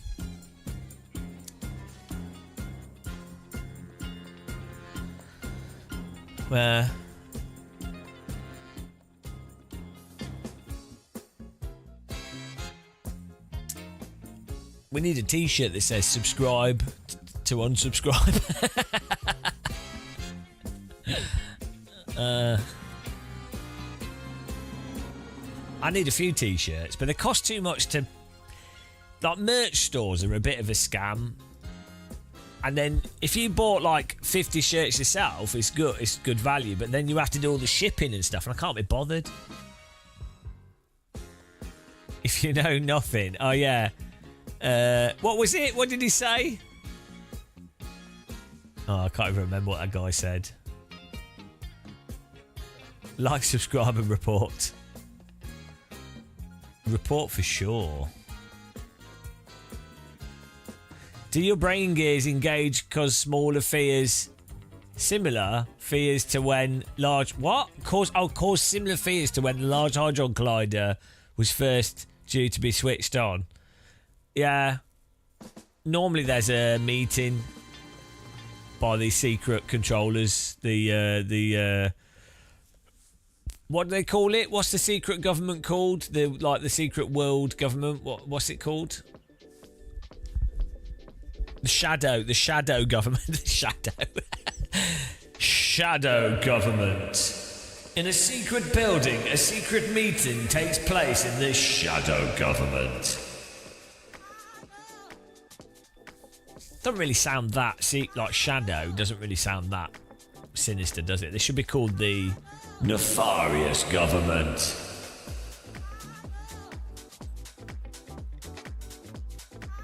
Cost of laziness.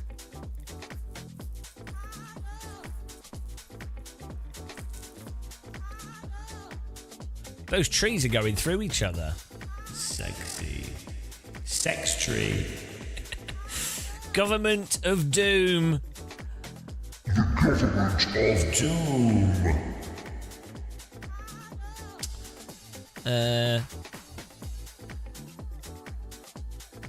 Yeah. I feel like we should... have I missed a result out here? I feel like we should be on higher on the I rating. Because how many races have we done? Like 6? We lost 1. The Labour Party. They just do it transparently, though.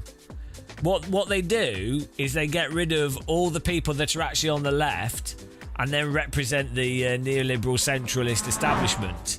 That's how that's how British government works. You create a political... Or you find an existing political party that's one of the 2 or 3 main political parties. Then you get in there with a bunch of people that are similar, like-minded to you.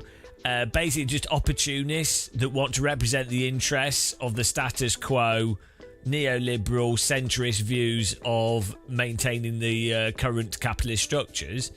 And then you boot out anyone that's on the left of that would actually want general change in a positive way. On the plus side, you do boot out some of the people that would want change in the other direction. You have to keep things as neoliberal and central and in the interests of the incumbents as possible. And then you get elected. That's how that works. Beautiful. Yeah, that was only two or 3 races though, Nasty Bud. We probably only lost... I guess we could have lost like 80 from that. So that is like 3 or 4 wins. Oh yeah, I want a Mr. Blobby car in this. We should make a Mr. Blobby livery. I like Mr. Blobby. I didn't as a child. He used to annoy me, but actually now... I actually appreciate Mr. Blobby now. I think Mr. Blobby... I say bring back Mr. Blobby.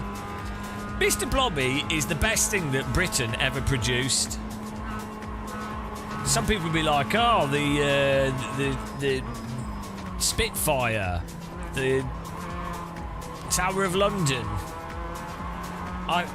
the Concorde, which was French, I guess, but they'd say that, and I said, no, Mr. Blobby.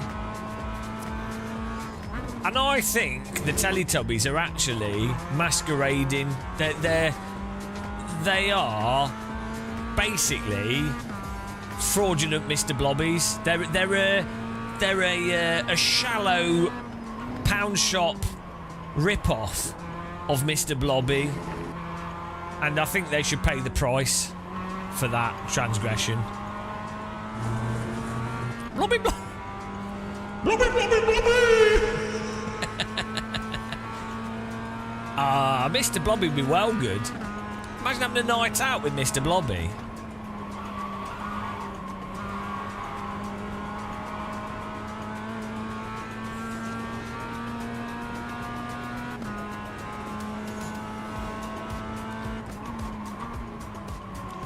Green flag, green flag.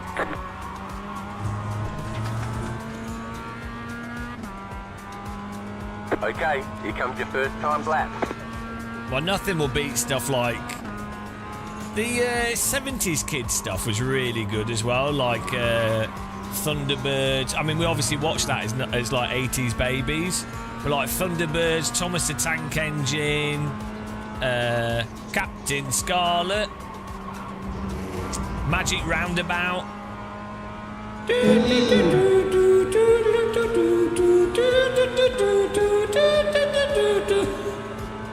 Amazing. That's proper telly.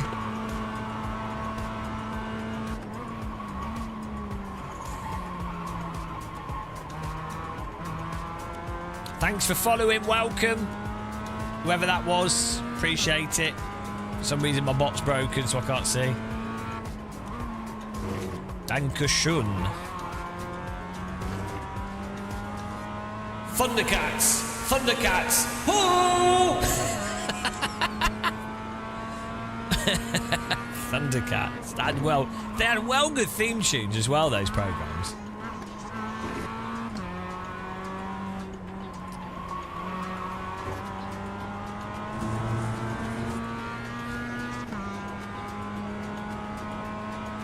Chitra was well fit.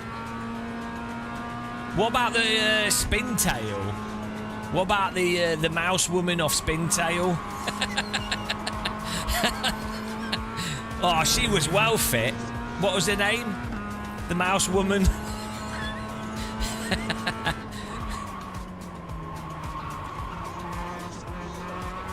You know who I'm talking about. Was it a mouse or was it a rabbit? I can't remember. One more lap.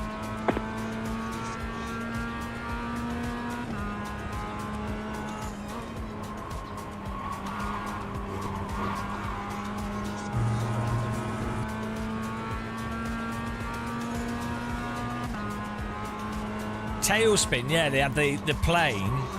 I think that's probably what got me into aeroplanes. It was like a Mavis. Mavis the mouse.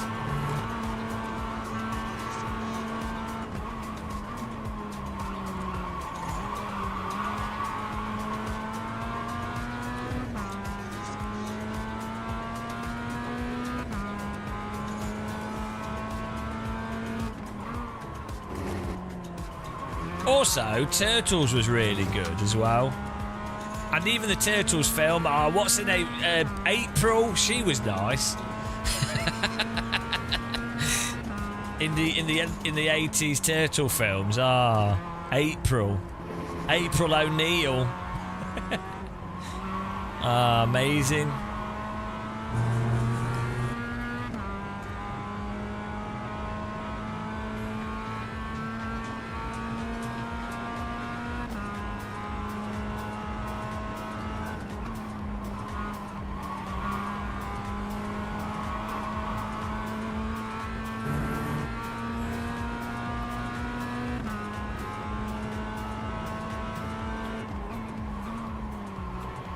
Where have all these bloody fast drivers come from now? I was doing okay laps and now all the quick people are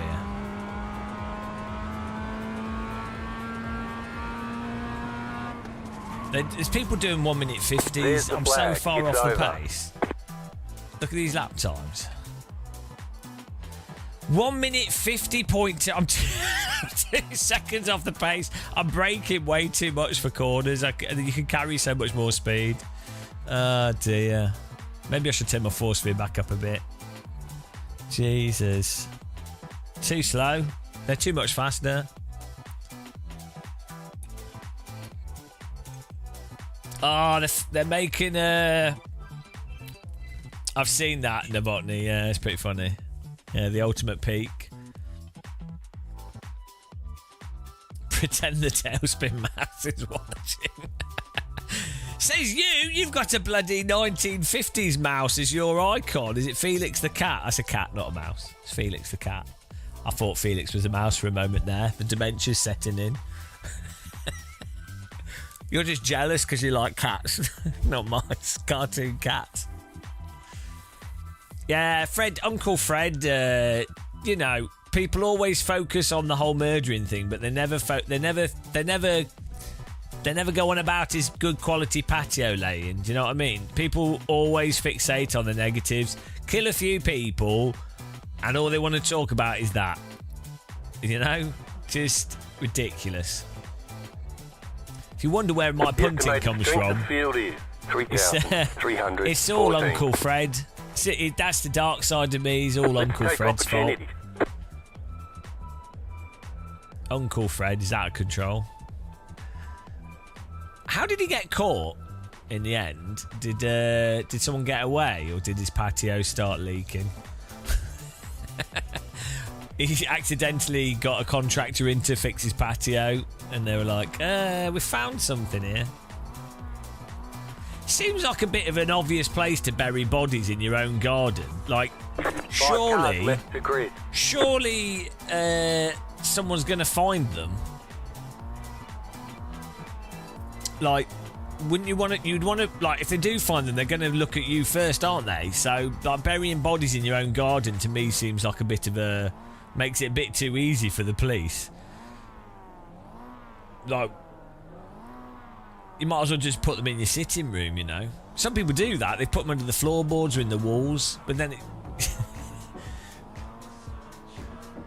Oh, he called it in Ground Force. Today on Ground Force, we're helping Fred, the Fred family, the West family, the Fred family. That's not how that works. Waiting on the final car to grid. Yeah, but that's because Dimer was Everyone's gridded. He was getting like orphans and nobody cared about gay people back then, so they'd be like, "Oh well, it happens." Green.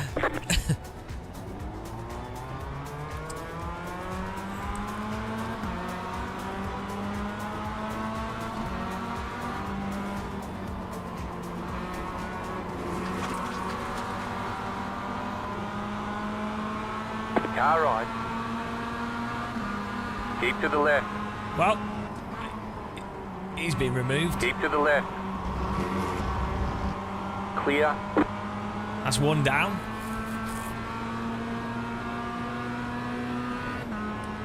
Ground Force was well popular, wasn't it? I never really understood that. Like, I guess it's the before and after thing. People like to see what's happened. Ground Force is actually quite YouTubery, really, for the time. But that was well popular in the 90s or 2000s. All those home renovation programs. They're not popular anymore because no one can afford to renovate the house. Back then, people could go to a garden centre and buy stuff. Now they can't buy water.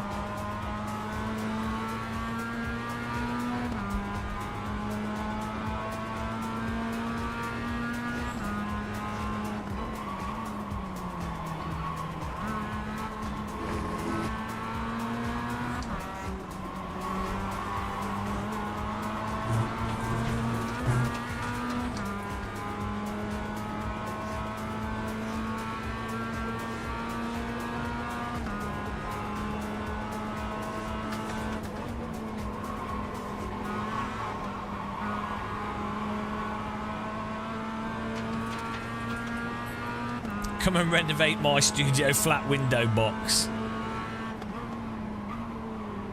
My 1 metre squared cube. 3 second renovation. They just spray paint on the wall. Oh, look, that looks new. Oh, thank you.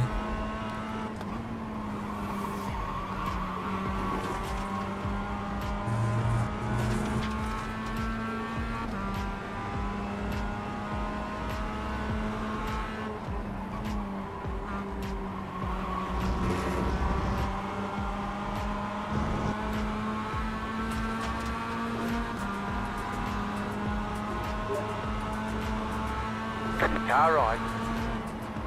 Clear. Car on your left. Clear.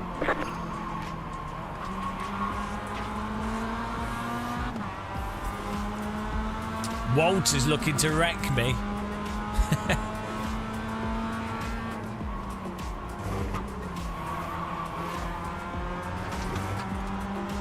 Walter White. Left side. Still there, hold your line. Clear.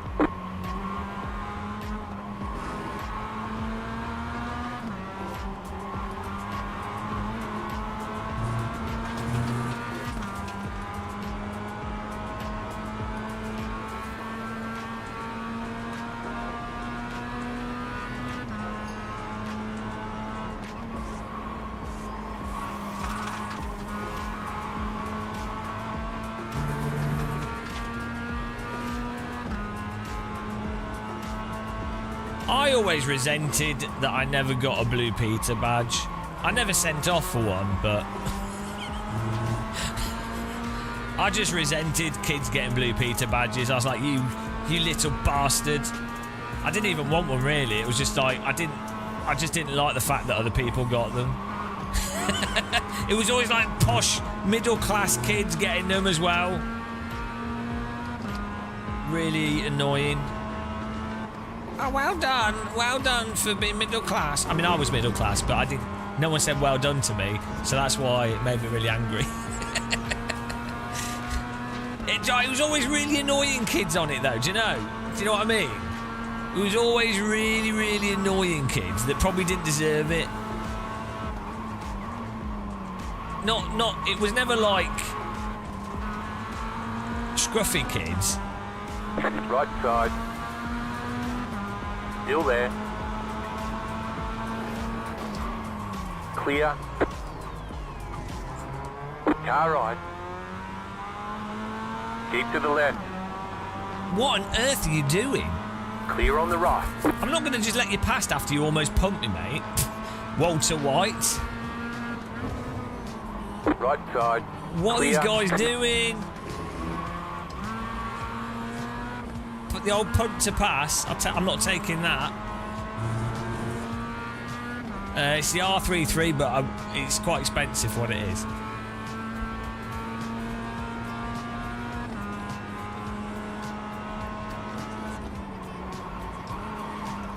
Now we've lost the bloody car in front thanks to his shenanigans.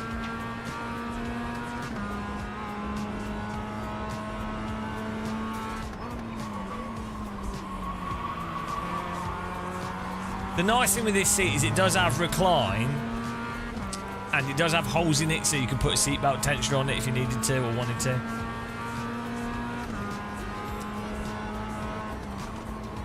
Car 2 has taken the lead. Do you think they'll wreck each other?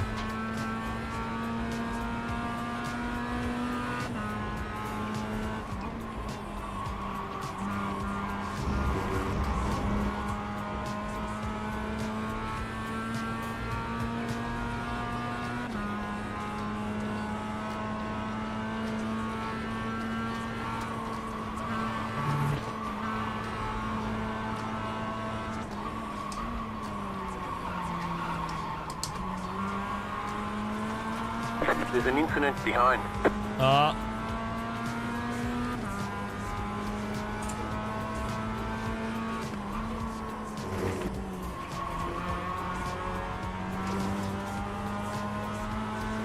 I'm well slow through there. Oh my god.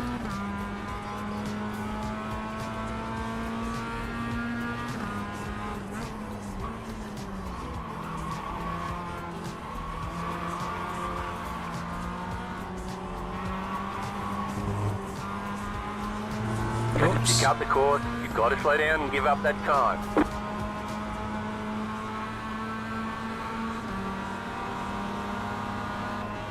Car on your left. Keep to the right. Clear on the left.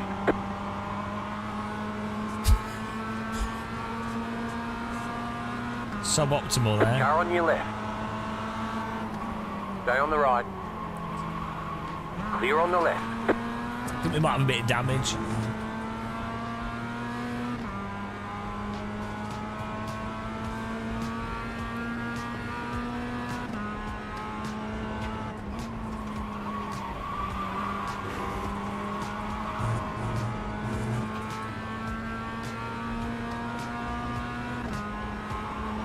What are you thinking here, PJ?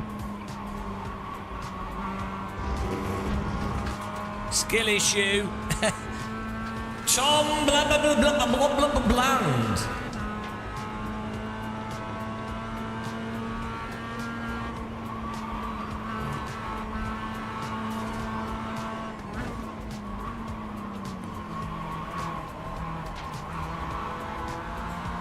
How you doing, man?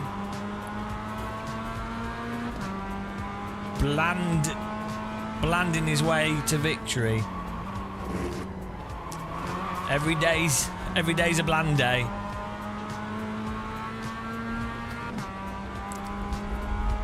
The Blandit. Blandigeddon.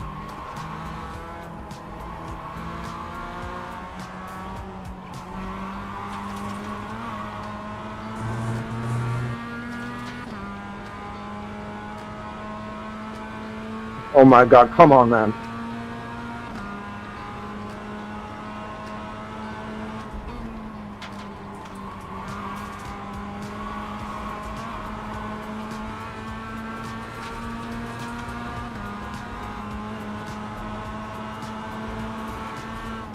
Car on your left. Clear on the left.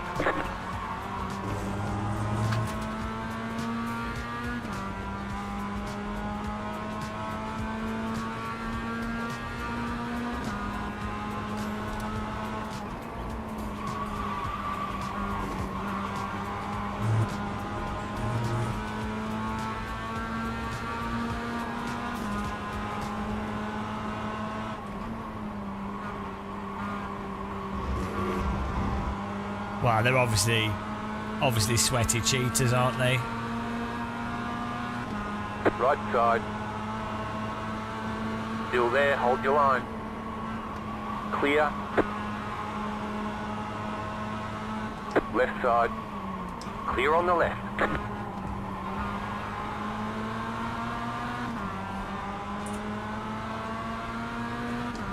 Got that marker there.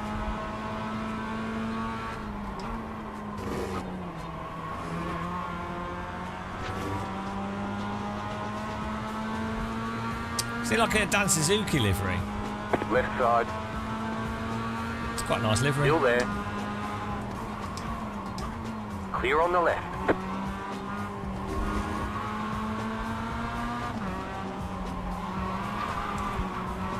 Right side. Excuse me. Stay on the left. Still there. What was he doing? Still there, hold your line.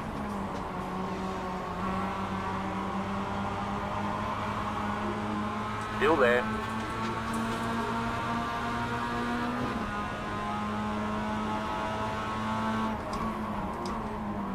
You just got the white flag. That means one more lap to go.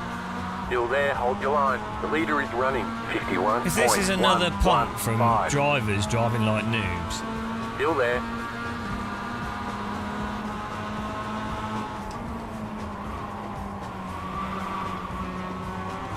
Clear. Better not pump me like the last one.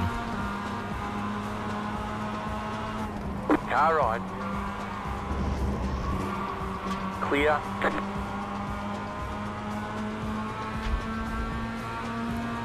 It's good racing so far, though.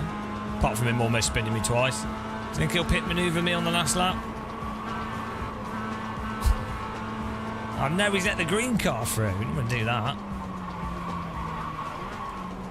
The thing is, with iRacing, it's hard to tell if it's netcode, if it's a driver driving into you, if it's accidental or intentional. It's very hard to tell because of so much weird netcode stuff in this game. Oh my god, man.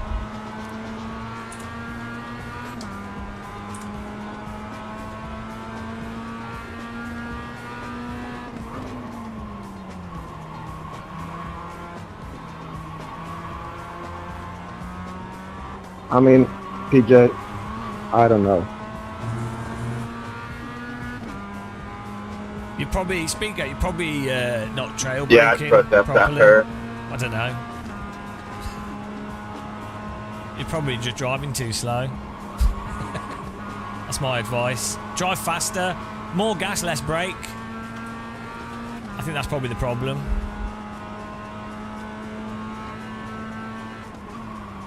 That would be my suspicion as a advanced driver coach.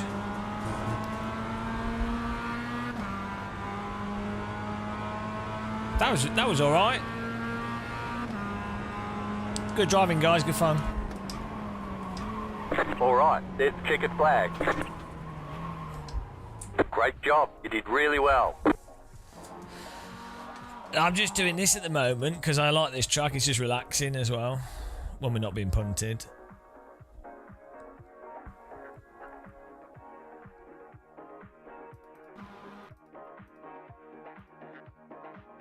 Nice battle. No battle. No battle.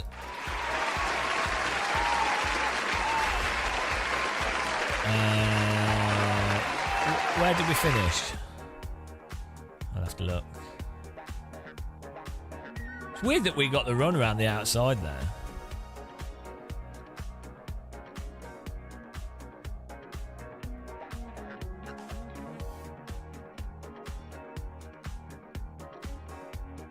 We finished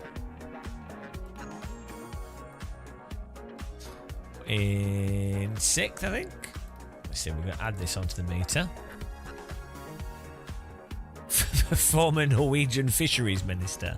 That's where he got his pace from.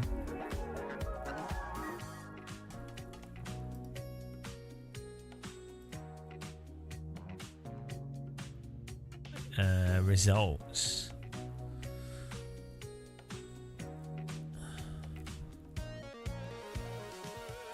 Oh no, multi-class Laguna. What? How much worse can it get? 3,540.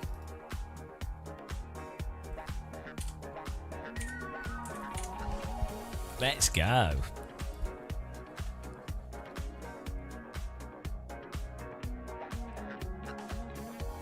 He's 10k I rating. What a loser. What kind of loser has 10k I rating in MX5? Noob. 10k, 6k, 5k, 4k, 4k. The highest. This is the highest ranked MX5 split. What an... It's like one of those weirdo high split races. Yeah, rookies, yeah. No, I know, it's just called braking, Neo. It's really funny, the whole trail braking thing. I mean, the word is used in motorsport. You know, it is a term that's used for decades, but it is really funny how in sim racing, basically, it turned into like a meme. But what it is that if you want to make videos, like YouTube shorts or videos that get traction, what you have to do is find a singular point that's kind of true, and then you milk that point with like hyperbole and make a claim that it's something that people are all doing wrong, and this is how you do this thing, you know. So what happens is no one can say, "Oh no, you're wrong." They can, and people will go, "Oh God, I need to find out what I'm doing wrong or what this good thing is." And people that don't know anything about it will be like, "Oh wow, that's well impressive information. Oh wow, that person really knows what they're talking about." And then if it's quite a simple thing, you can make a video about it quite easily, right? And that sort of thing is really powerful on YouTube shorts, and it can be anything. Like you can do it within. So yeah, it's like, oh, this one technique. This isn't just sim racing; it's everything. It's just how the internet works. Like, it's got to be. The thing is, though. Oh, hello, $2 from Nate. Thank you very much. Trail braking is guy. Thank you for that. Thanks for the donation there. And Chabo, hello. Yeah, you've got to pick something that's actually really simple. This is the crux of it. It's like for YouTube shorts, like information, like how to keep your house plant watered. You have, or like how much water should your house plant. You need something that's really stupendously simple, but not something that someone would automatically know, but something that someone would probably work out within 10 minutes of doing whatever they're doing. So because you want something that nobody would possibly disagree with and is very actually obvious, so that the person watching the thing is going to be like, oh. It's so dumb how YouTube works. And then you use the most ridiculous hyperbole title. My houseplant stopped dying with this one technique. The three mistakes people make when watering houseplants. Too much water. Stop the dry. Oh, God. And then even better, you need to be like a you need to be like a professional gardener. 20 gardener with 20 years of experience tells you why you shouldn't water your houseplants like this. I ran a plant shop for 40 years. You know, I had 300 plant owner.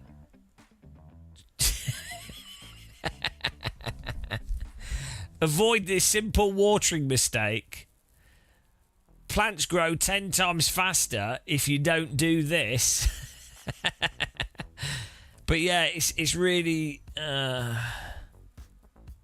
other thing as well is, you'll have had YouTubers that have said a lot of these things for like 15, 20 years, or like since YouTube came out, right? And then what happened is that YouTube Shorts and like the sort of hyperbole title and the structure of doing stuff got established. So then basically you have people that are newer YouTubers, which is fine, but then they don't go, oh, I got this information from this place, or this was told to me, I found this out by doing this and this other thing. They will act as if they literally invented it, and then they will do the same video again but in the new format.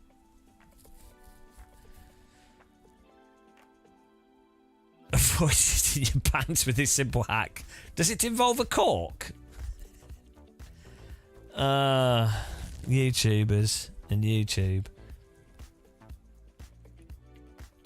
But the whole shorts thing is so bad. Like the format where it like tries to just like demand like hypnotic attention and doesn't really give anything. It's just noise.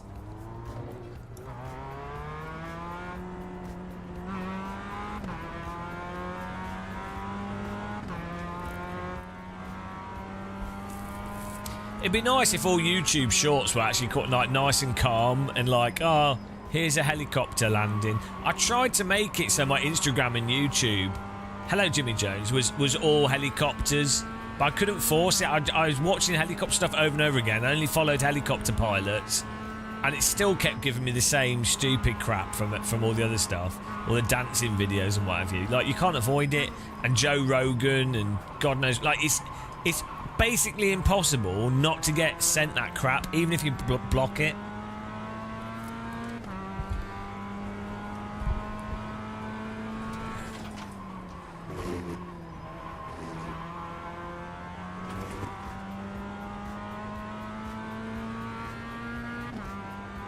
YouTube mids.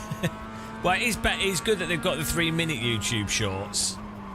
I think 5 minutes though is like the perfect length, really, for that sort, like, or even like, yeah, 5 minutes. Well, actually, from my experience, 7 minutes is a really good time frame. Oh no, I got that for like 2 years, Connor. It was mental. Yeah, 7 minutes is for if you're gonna if you're gonna explain one single thing, you know, like a thing about physics, a thing about aeroplanes, a thing about cars, 7 Green minutes flag, is green enough flag. time to go into a moderate amount of depth, tell people your sources, give a few examples. Okay, here comes your first time lap.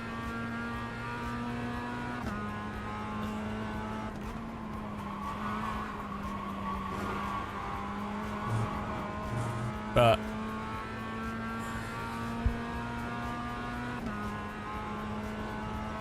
what I find weird is you see you have stuff that's been done like years before with loads of resources and books, and then people ignore all that, and then they just only ever recommend and talk about the recent stuff that's basically regurgitations of the previous stuff, and often worse quality than the previous stuff.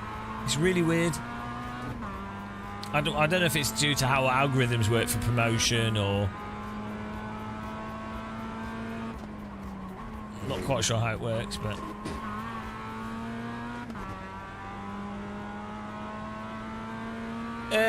track guides. I think track guides in general are quite a good way. Just watching someone do a fast lap is a good way to see what the lines are, and that's probably the easiest way of gaining time. And especially in sims where there's like a lot of time can be gained by track limits. So outside of fundamental technique, a lot of pace can be gained by knowing what gear to take a corner and which corners to sort of follow through corners or not, so you don't have to trial and error your way up to pace. Watkins Glen is a good example of that. For example, the right-hander on the chicane, knowing that you can just send it over that curb on the right and just miss the wall is faster than actually doing the chicane properly. One more lap. Is something that would take you ages to find out yourself, because it's not like that in every sim either.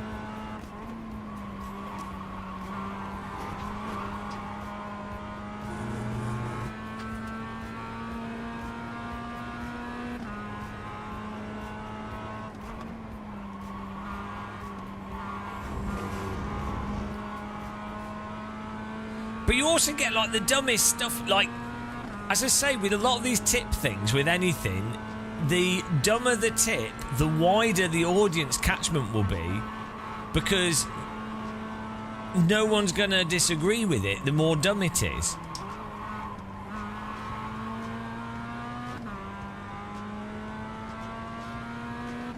Like, the more obvious it is, the less people can disagree. And the dumber the type of person that's going to be engaged by it, which is probably the better person to have as your audience, because they're going to be people that are more likely to give you money or listen to what you say with other things. So,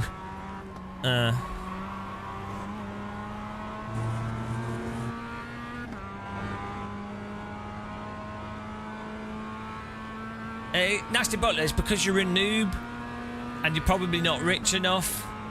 That's the problem there. If you were rich and you'd done go-karting from the age of 4 and you were actually fast, then you wouldn't care. So honestly, you shouldn't. You're just poor. Do you know what I mean? That's the only reason you're holding back in real life.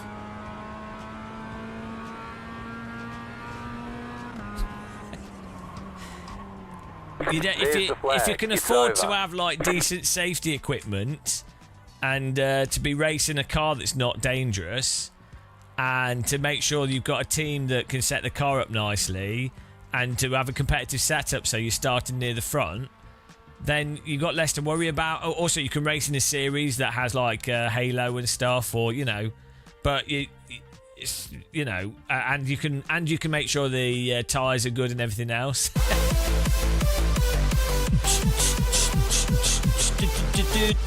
Links RTO. Thanks for the raid. Welcome everybody. Zaveno, thanks for following. Give him a follow back, guys. And remember, if you're here now, do you know what you can do? You can The pace car is out of control. subscribe, follow, go.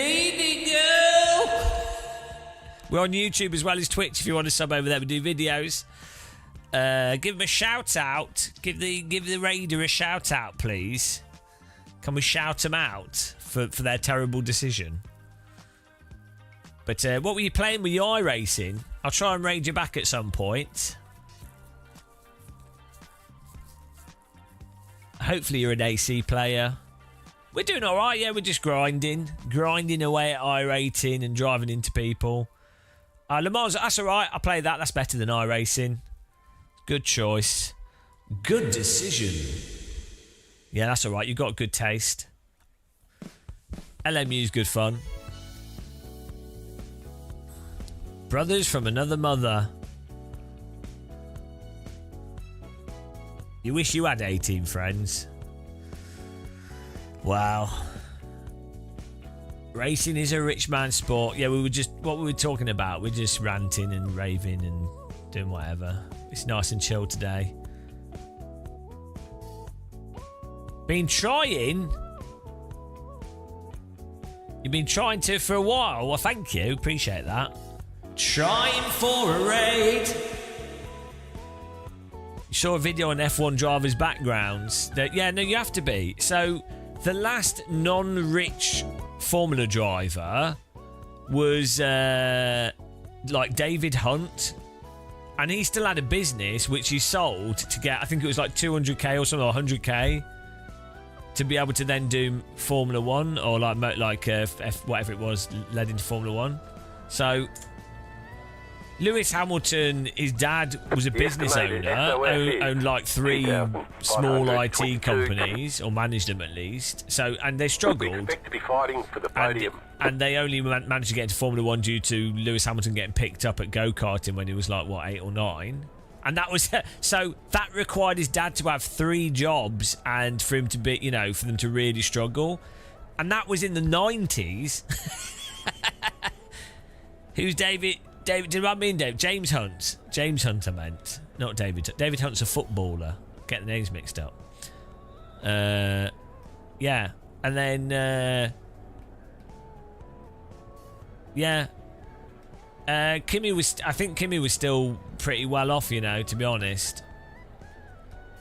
I mean, there's rich. So, like, your parents have hundreds of millions. You're waiting on 2 cars to grid. No, not that one. But there's waiting on the final car to grid. Put it this way, if your parents owned multiple properties or were running a business, then that's pretty wealthy. You know, if your take-home income green. is potentially over 200,000 a year, then that's relatively wealthy, given that medium income is like 25k. So, you know. Thank you. What is this car behind us? I think he's going to pound that ass, I can tell. Clear. Yeah, really appreciate the raid, and hope you have a nice afternoon. Welcome to everyone that's joined us. Right side. Stay on the left. Still there. Clear.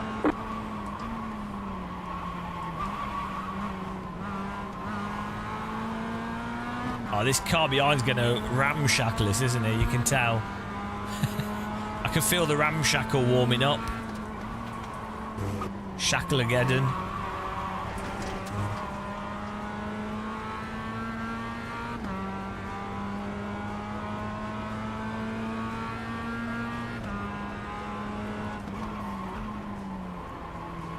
Well, there's also the thing that so go-karting and full-size car driving are different things, right? And some people are like insanely fast at go-karts, but then they don't transition to larger cars. Because it at its core, it's a slightly different activity. Like sim racing, you could be crazy fast at sim racing, but terrible at go-karting or full-size cars. I'll have to try the vehicle. Maybe we could buy it after one of these races and give it a blast for the Ringmeister.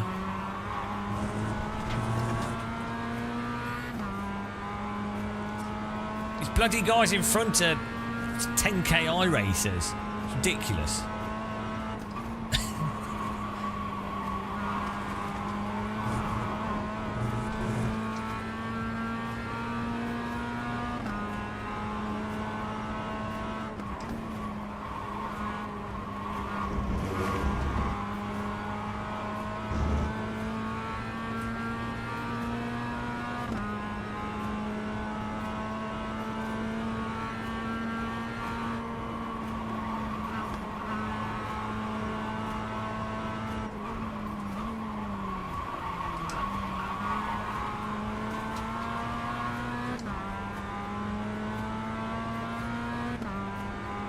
It's 11k. It's a joke.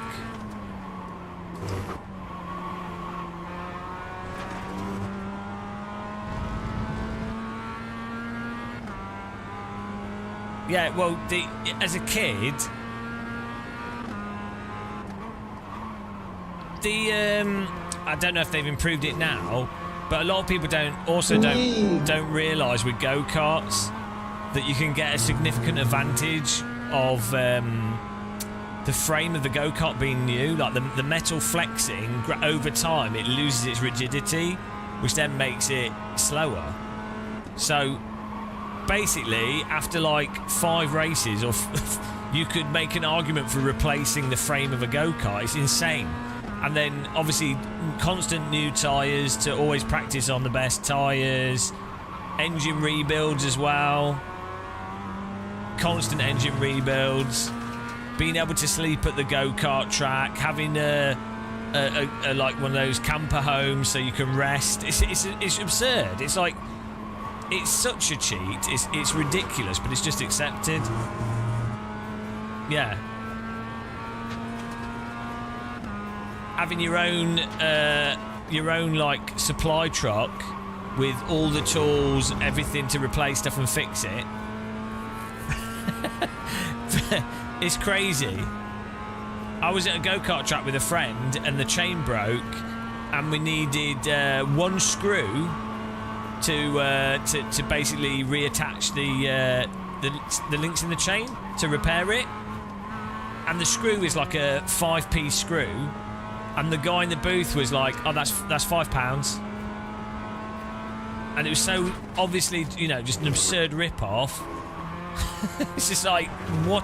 Like, it'd be fine for it to be like expensive, but it was like so like absurdly expensive for the sake of just excluding people. It wasn't. It was even out. You know, obviously, if you go to like a racetrack and the food's expensive, but. Or vending machine drinks, you know, but it's like just on another level. It's just it's a way of excluding people through wealth. It's understandable that some things are expensive because, you know, they actually just cost a lot of money. But there's a lot of artificial expense in certain activities. What are you doing? Should I overtake you for that? This is the handy thing with money, is you can exclude people from things and act like you're still open and free, but you use money to segregate society. I'm surprised how much people accept it, you know. It's like you just see it all over the place.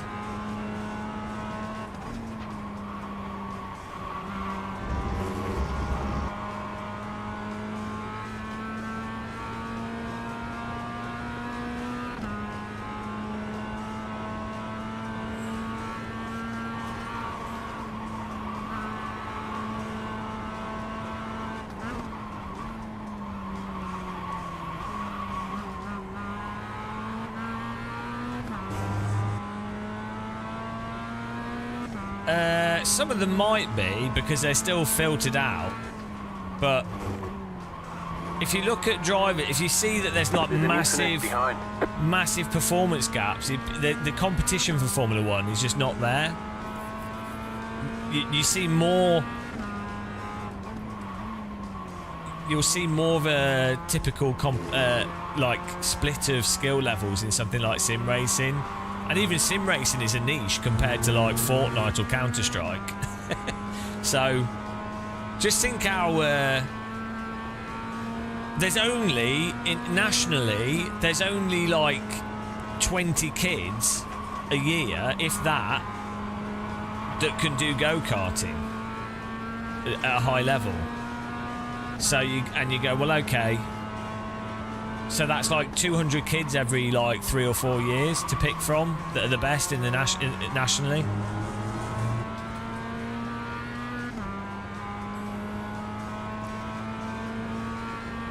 So internationally, it's like 200 kids per country, and even less in some countries, because they're, you know, the country's economically not as wealthy.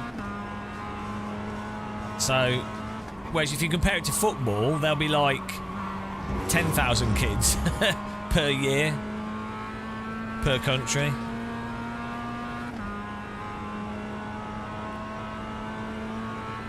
And then motorsport massively rewards time that you have to be able to do it and access to the facilities. So a good thing with football, you can do a lot of the training and a lot of the stuff, or a lot of sports, you can do a lot of the training without having to spend an absolute fortune. So it's not, that's even less limiting.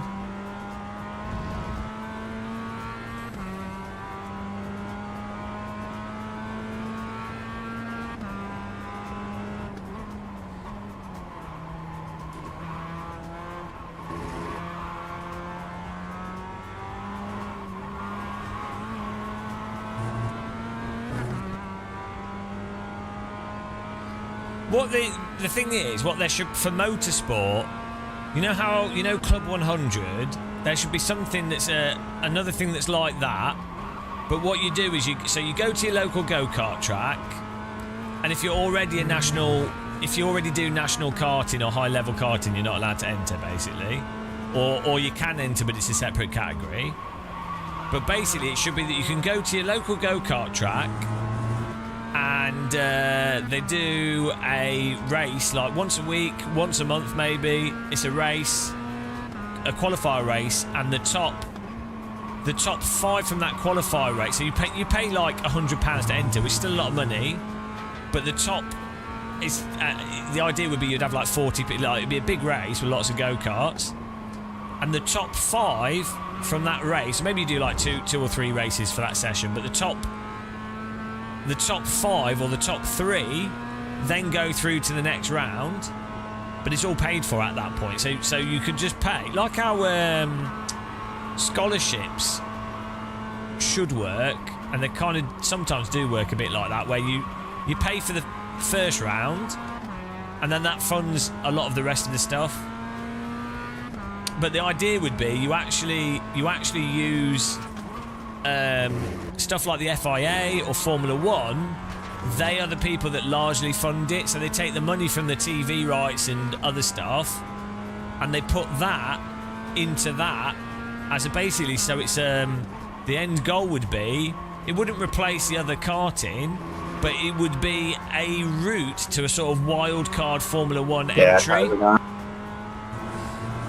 And if you know, for Formula 1, you could even have you have like lower tier teams. You could even be like, right, okay, we're gonna have 5 cars on the grid that are classed as they're funded by the sporting body itself, and the idea is it's a way into the sport if you don't have the financial access. And you could also use that as so you could have one that's for like sim races getting into it, one for like sort of lower tier. I mean, you don't even need it into Formula 1. You could have it so it feeds into F4 or something, you know, but funded by Formula 1.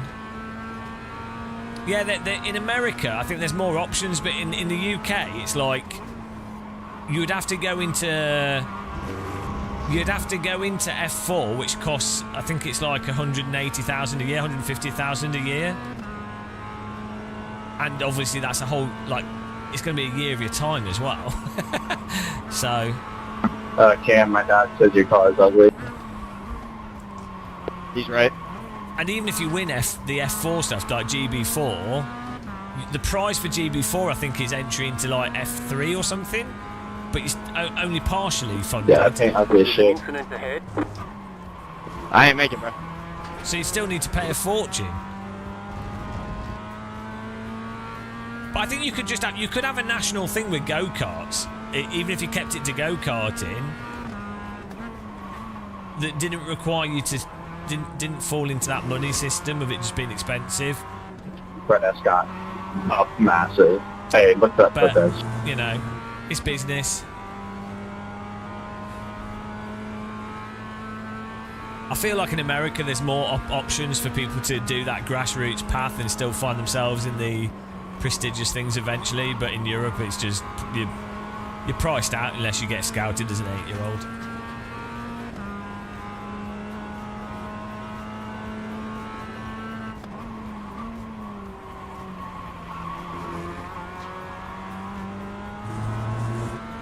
I don't know what it's like now. Obviously, American economy's going mental, but Car stop on the right. from what I understood, because the States are so much bigger, and because of the way Checker flag. because of the natures of business in America, I think Nice run. people could Solid get work. local sponsors easier for smaller car race series. Whereas in the UK, you'd have to be in like a televised race series to then be able to get for the sponsors on your car to justify paying enough money to fund the car. So I was talking to someone that did Clio Cup, but they struggled, I think, and I think it got harder and harder to fund the drive with sponsorship, because the sponsors are like, well, hang on, how many people are watching BTCC? It's not that many. It's not like the past.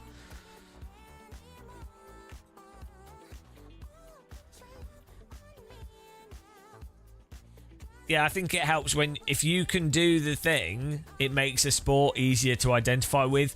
So I think the reason why motorsport in the past was more popular, partly it was on normal daytime TV and you didn't have as many channels, but also a lot of it was with road cars, and people were like, oh, I drive a Volvo, I drive a Mondeo, so I want to, which car am I going to buy, which car's winning, Whereas now it's all like Ferrari, Lambo, Porsche. It's just it's totally disconnected from the business of general car ownership.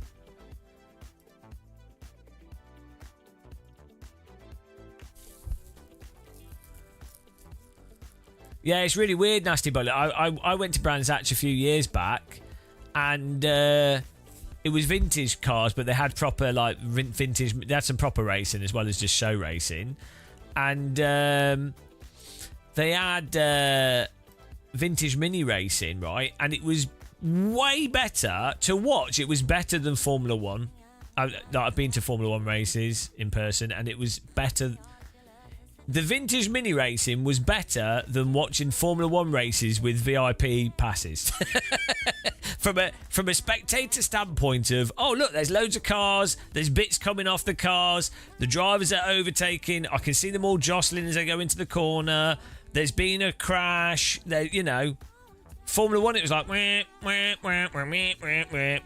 And actually, the race I was at, the Silverstone race, where Verstappen and Hamilton crashed on the corner, so supposedly that was a exciting Formula One race, right? Not that it was bad, but the food and stuff was better. The actual watching the race was like, oh, okay, nice racing to watch.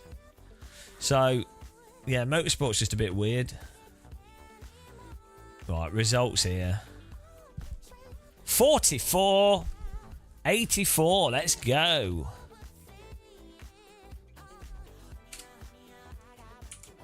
Beauty.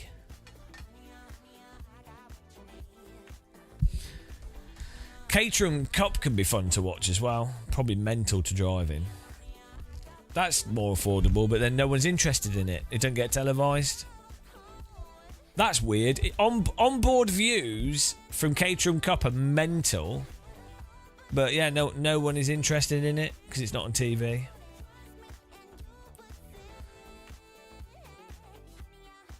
It was bloody. I got sunburnt, yeah. And I remember I was with because I was with people from Fanatec, and all the crowd were like going mental, and I was like, I think it's a racing incident. I was just like, I think that was just a racing incident, and all the British fans were like, it's just like I was like, well, I thought it was just a racing incident, to be honest, because I don't support any of the drivers. I'm just like, oh, well, I don't really care, if it's racing's racing. Look, I'm like, oh, I don't want them to get hurt. But outside of that, I'm like, it's racing, who cares?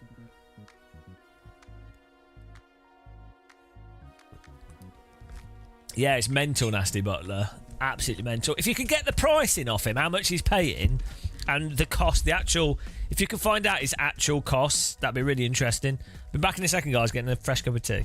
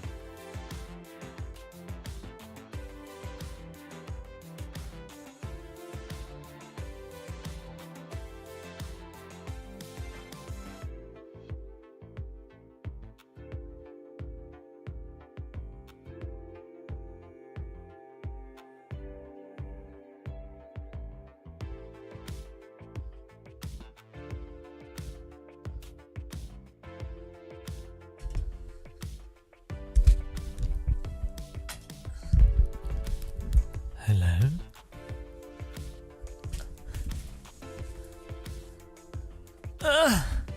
This is Assetto Corsa iRacing.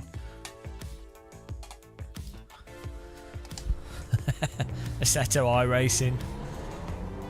Hello. How's everyone doing? Hope everybody's liked, subscribed, followed.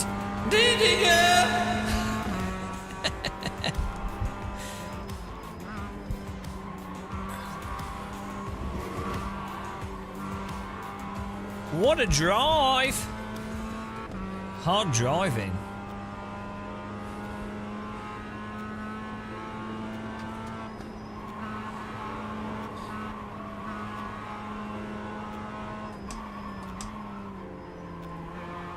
Oh no. Well, have a good night.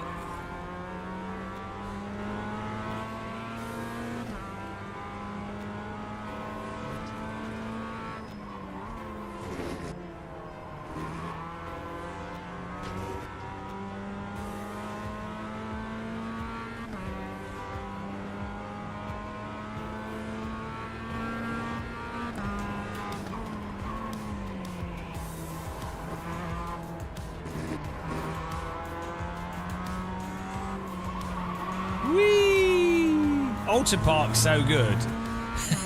And it's in the sunshine for a change. iRacing often put the tracks to bloody... so the bloody... foggy or wet or miserable in the UK.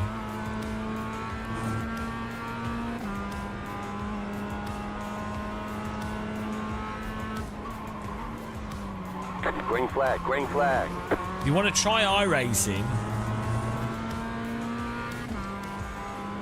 It's all right. Okay, I wouldn't say third time lap. high fidelity. I don't know. It is what it is. It's just its own. It's got very much got its own physics and handling. You can drive, but it's got nice precision for braking and accelerating, and you know. But it's you sort of have to be prepared to spend quite a lot of money to enjoy it. It's like £350 a year, and yeah, you can have fun with it though. It's just it's a bit weird. That's all.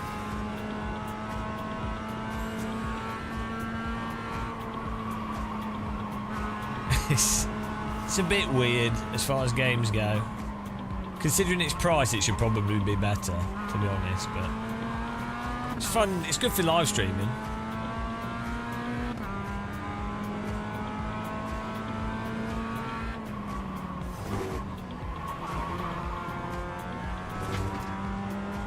I think if I was playing by myself, I'd probably oh no, Fred's watching the stream. Hello, Fred. If I was playing by myself and not live streaming, I'd probably stick to other games. Maybe, I don't know. Maybe I'd join I'd do like Matt Malone's community races and that kind of stuff. I think actually, no, I do the big events they do are good. Like, you know, like the 24-hour races. That's good to do with a group of friends.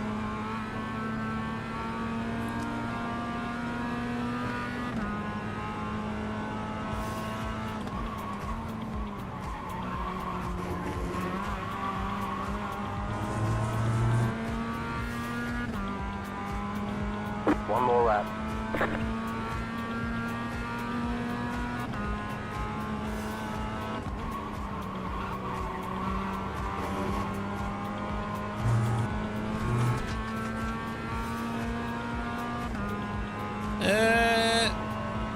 I don't know, like, it depends. LMU's a bit limited. For online ranked racing, yeah, if you want to do oval as well as track racing, it totally depends what you're into. There's a whole bunch of Get Sims coming out, though, with free ranked multiplayer. So, like, Evo, I think Project Motor Racing might have ranked multiplayer. What else? Ren Sports developing, that's got ranked multiplayer, splits and stuff. And I think there might be even other sims coming out potentially that will do it. So iRacing is going to have a lot of competition. I think things, the end of this year and next year, I think things are going to be quite competitive in terms of, like just Evo being polished as well would be quite a big thing.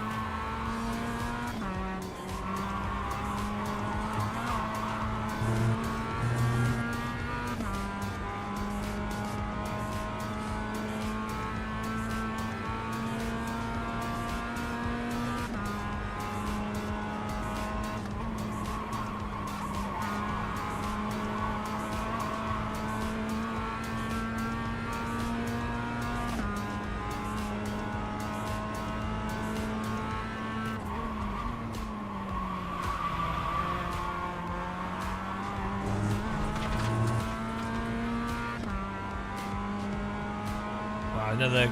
We were pretty far up there, then I broke too late.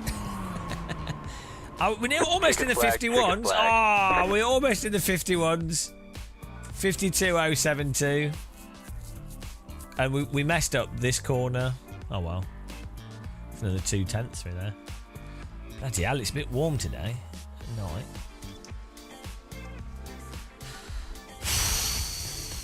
Everything seems to be running pretty nicely though. Is it just hot today, or is it my graphics card heating up the room? It's nice and chill though. It's been really fun streaming. Last few days actually has been last week or so. Streaming has been good fun, to be honest. We a while back we banned a bunch of morons, and then since then streaming's like nice. It's amazing that. The vast majority of people that watch our channel are like just chill, even if they disagree or whatever, or different views, but then nice people. But you just end up with like, out of like 1,000 people, you end up with like 2 knobheads, and they can really make things rubbish. Yeah, Nasty Butler slipped through. What a disaster.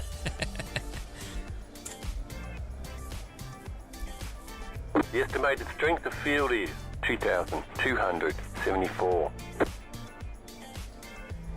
Keep it clean. The DNF today would hurt our points a lot.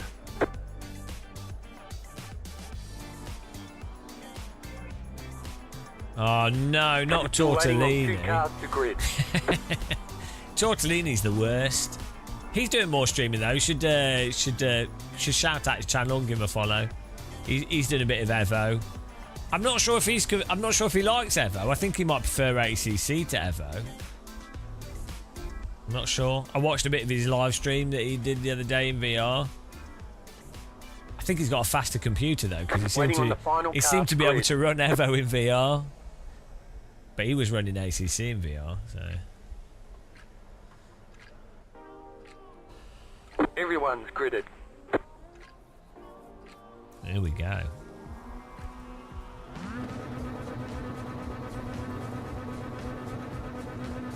Green flag, green flag. Well, it's not the hardcore AC fanboys.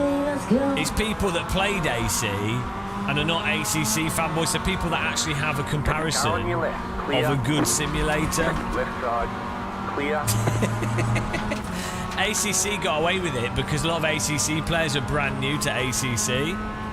And they weren't AC players, but now more people who went to AC1 instead of ACC, and they then play Evo, and they're like, what on earth? So, yeah, they're actually expecting it to be better than AC. Huge error.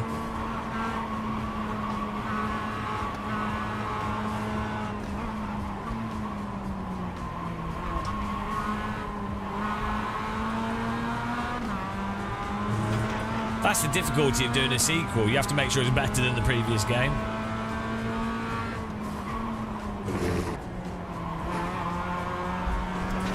Yeah, I think Evo will end up all right, to be honest.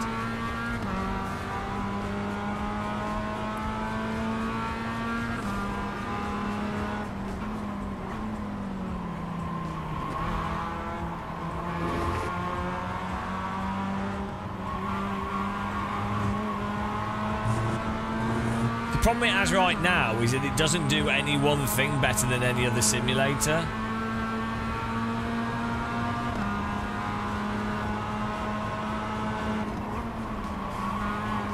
I mean, arguably it looks nicer.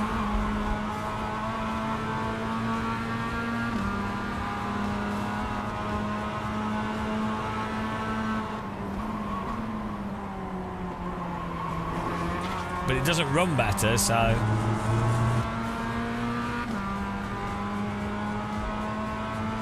We've got they've split Formula and road car streaming. So you have to rank up both. The challenge is twice as hard now.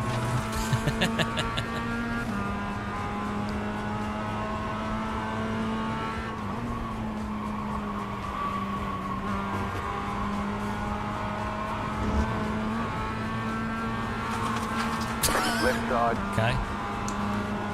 Still there. Clear on the left.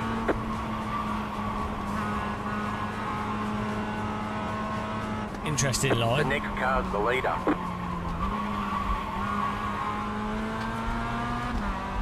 I know. Well, they should do, shouldn't they, Shumi? Because obviously an MX-5 is completely different to a GT3 car.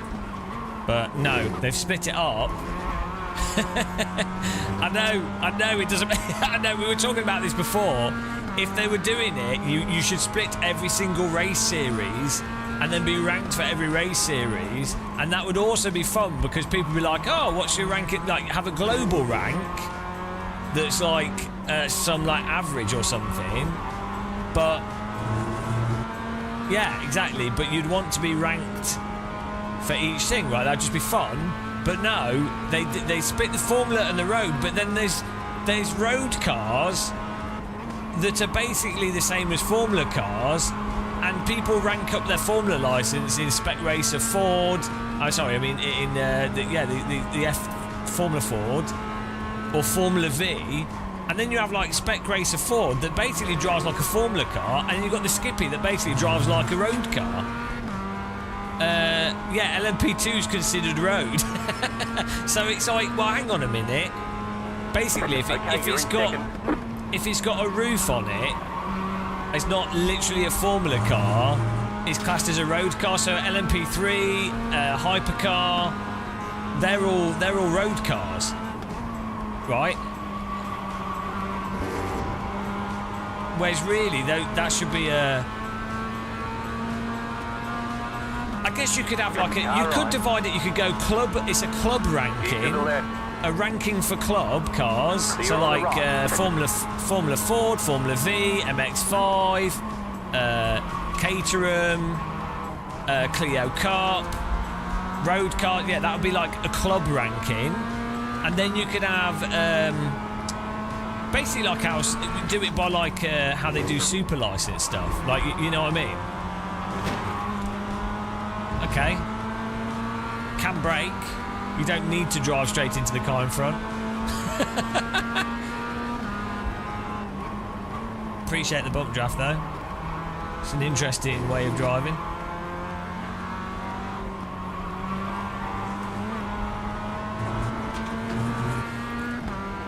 Yeah, I know. It's iRacing. For some reason, sim devs are normally really bad at games design. And I really don't get it.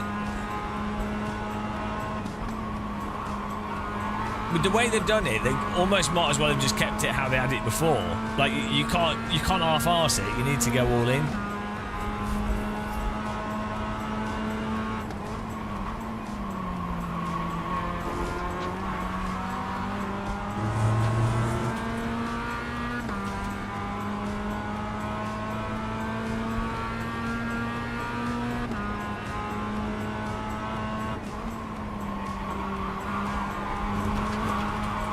What a power line.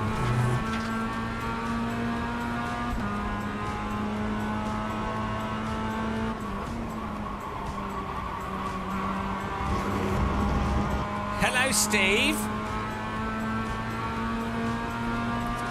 Yeah, they could do. Yeah, for sure. Like LMU. The funny thing with LMU is it should gradually transition into basically being R Factor 2 or R Factor 3.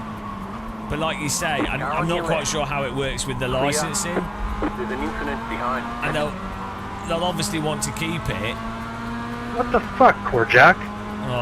They'll obviously want to keep it. World Endurance Championship. That was about as intentional as it gets, buddy. What I think could be good for LMU is if they had a feeder club series. So you're like, well, what do people drive before they do World Endurance Championship?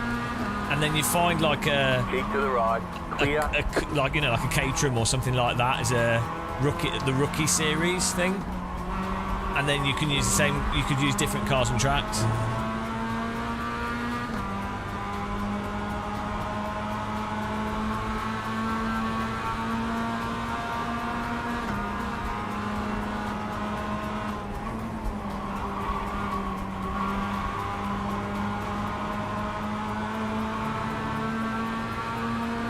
Left side. I think they should surprise everyone and put motorbike racing in it. Still there. Clear on the left. Oh no! He ran out of track. What a shame. The car in P1, just set the fastest lap. 51. How you doing, Steve? Anyway, what are you doing at this time watching us live stream? I mean, really, the only excuse you have for watching this channel is if you're background watching whilst working. It's probably in bed. I watch some Game of Muscle in my bed.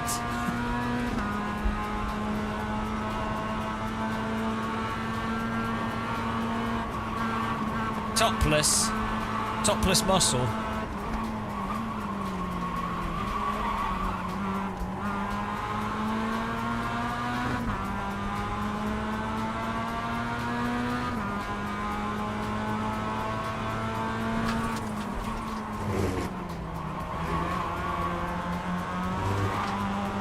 Every time. On your left. Clear on the left. Every time we come out that corner a bit slow, he just drives into me.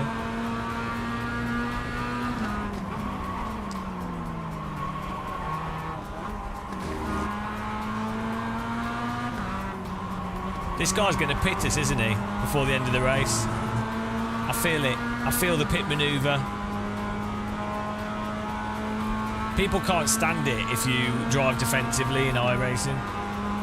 Left side. Clear on the left.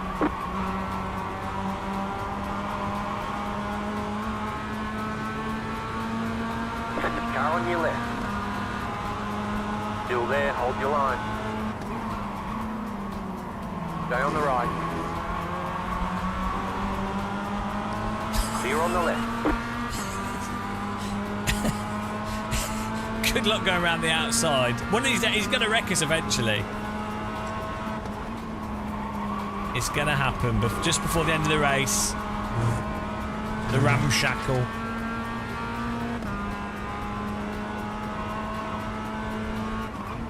A tale as old as time.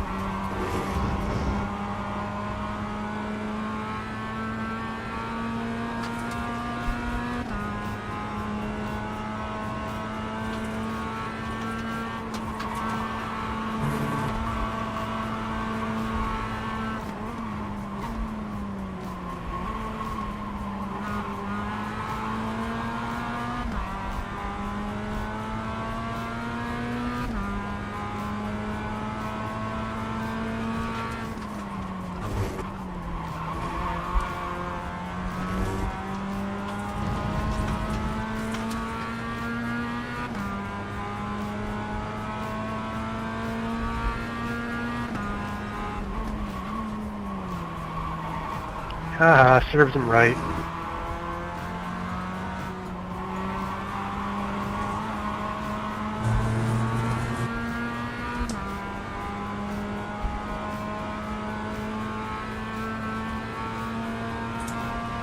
Oh, last lap. I can feel the punt coming in the air tonight. Oh, punt.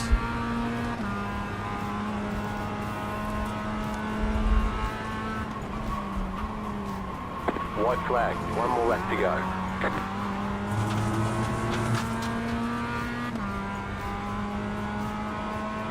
I know, Craig. Absolute disaster. 52.223.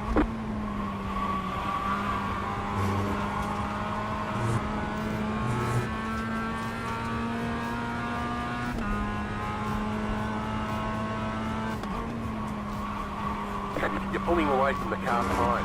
What? Wait, what's your view on Twitch versus YouTube? It swings and roundabouts. YouTube is better generally for videos by a long way, and Twitch is generally better for live streaming by in a general way. But then it depends. It depends which niche you're involved in, and also how big your live streaming presence is. So if you're big on YouTube, YouTube's probably better. But if you're medium size on Twitch, Twitch is probably better. So, like, for example, if you had like 300 average live viewers on Twitch, Twitch would be better than YouTube. But if you're hitting like 500-600 live viewers, YouTube's probably better than Twitch in terms of revenue and stuff. But then chat and chat features on Twitch are generally better. Twitch is easier to just go live on, so for smaller streamers. but you just stream on both. To be honest, they're just different. But like, obviously, if you're building a new channel, Instagram, TikTok, YouTube, and videos is like live streaming is an awful idea as a new creator. Unless you start on Twitch and you sort of work your way, you have to be good at live stream, and then you like make friends with people in the scene and get yourself out there. But it's kind of like a networking thing. You're not just going to magically grow. Whereas on YouTube, you could just you could produce videos like without networking directly. You could produce videos and content on YouTube and grow a following, but that'd be difficult to do on Twitch by just streaming. Unless you're like a super hot, sexy guy or sexy girl. Sexy lady! Then it's easier. Or a sexy man. Like if you're sexy, everything's easier. Because people will be like, oh, they'll want to message you and, you know. But yeah, so it swings and roundabouts. It's hard to pick a specific one. There's good and bad things. Nice thing with YouTube as well, if you're a new streamer, you could upload the VOD or edit the VOD and then turn it into clips. And that could be a way to get views for some people. That was a mega game, that one. That was pretty good.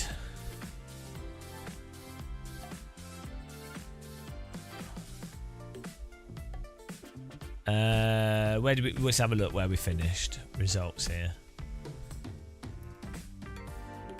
Ready to Vaseline. We have to wait for the results to update. Let's have a sip of tea. Beautiful.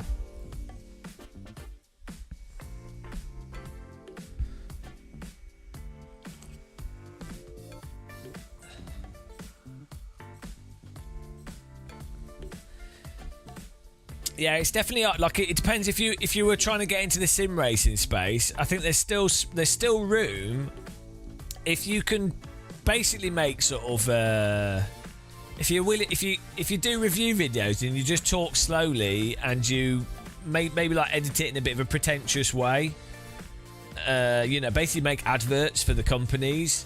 Then companies will send you stuff because they'll want adverts, and then that's a good way to grow a channel. That's a pretty good way to grow things quite quickly, and I think there's still room for that in the sim racing space. Yeah, so I'm gay. that is actually, to be fair, that is pretty good advice. I forgot about that. I never remembered the important things that people tell me. So I'm gay. I think you should make a channel about the vacuums. So I'm gay. So I'm gay. We met a guy, for those of you that don't know, Steve and myself were on a train on the Eurotunnel, and we were in the buffet cart, and this guy who was getting drunker and drunker was talking to us, and every like other sentence he would start the sentence with, so I'm gay. It's like we don't need to know, we don't care. It's really not relevant to any of the conversations. And then he's like, what do you do? And like, we'll do a bit of YouTube. And then he's like, oh, you don't want to do that. What if you do? You want to do a vacuum cleaner channel? Vacuum cleaners, that's where it's at. What on earth? What on earth? And then he started harassing this woman. Like, what on earth?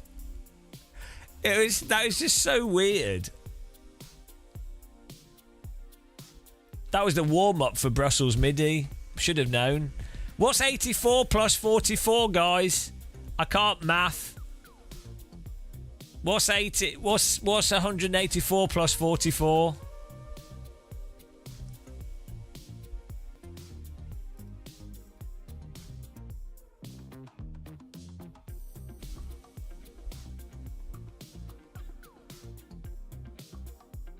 Two 224. Okay.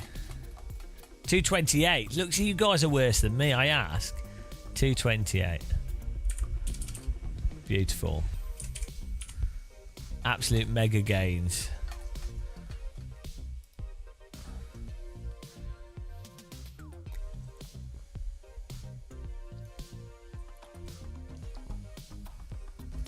Yeah, maybe that's what you need to do when talking to women. So I'm straight. That would make things a lot easier for people.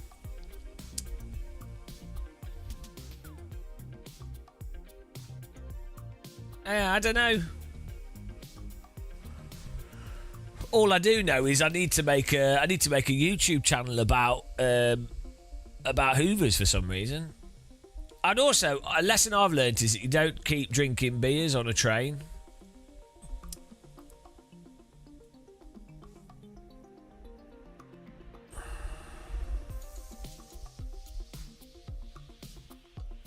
There probably is some really good Hoover channels.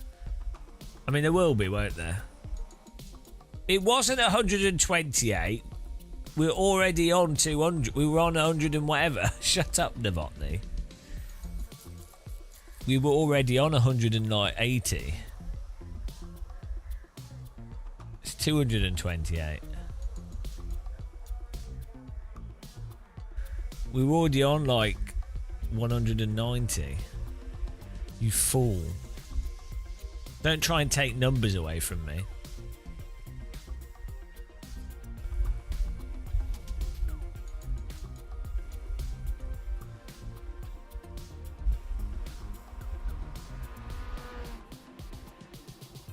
Yeah, you misheard. Typical Novotny. Do your poll. Do a new poll. Prediction man. Poll master of the future. Novotny. He has the poll control. Control the poll. Bean, what are you doing awake? Oh yeah, you had a nap. Lino Bellino. How many ratings to go till 7K? Approximately 3,200. It will never end. This could all be a ploy. I might be tricking people for engagement, because the reality is it's unlikely we'll ever get to 7K. The 7K disaster.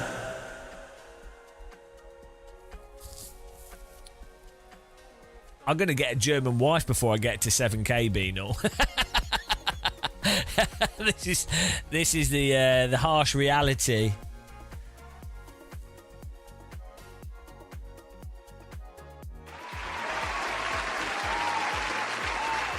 Thank you, thank you, thank you, thank you, thank you, thank you, thank you.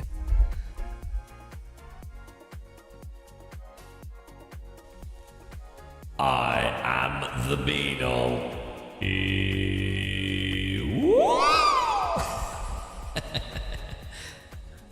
Here we go. Time to qualify with my vibrating bottom. Woo!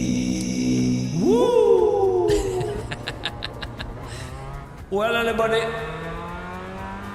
what a day of driving. Do you know what? Instead of being a sim racer, I could probably be a lorry driver and make more money. Why am I doing this with my life? I'm just sat here driving cars on Alton Park. I could be like delivering food to people or something. I could be doing something of value, but instead here we are, burning electricity, doing a pointless activity. But you know, that is the modern world, guys. I'm helping support Bezos because he's a man that needs support. And whoever owns Google, we don't know who it is. Someone owns it.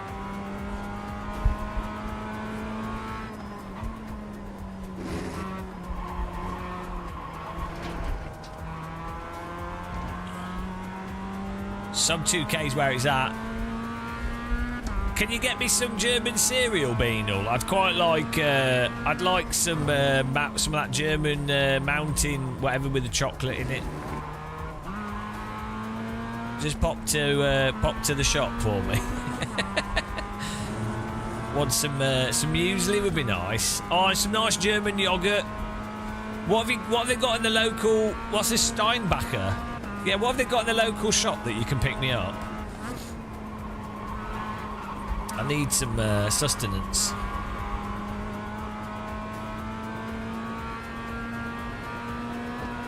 If you had to... Okay, I've sent you on a mission to pick me up some nice food at 11.20. Okay, you could get a kebab, a German doner. That'll do. And there's no requirements. It's 11.20, and I need sustenance. What am I getting? I think doner kebab's up there, to be honest. We don't really have that in the UK in the same way that, like, we have kebab shops and stuff, but in Germany and Holland, there's like kebab shops that stay open till 2 in the morning. Ours all shut at like 11 or midnight.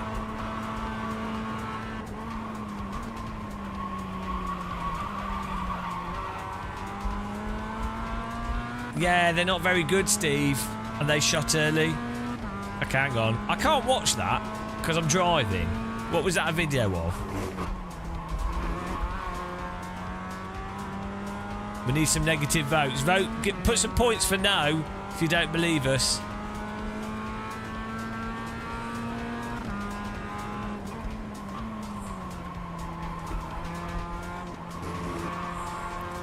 It's true. It is true. What's open till 2 in the morning? Every time I come back from central London, all the shops are closed at like 11. Maybe right in central London you're all right. Middlesbrough had some places that were open super late, like 2 pizza places.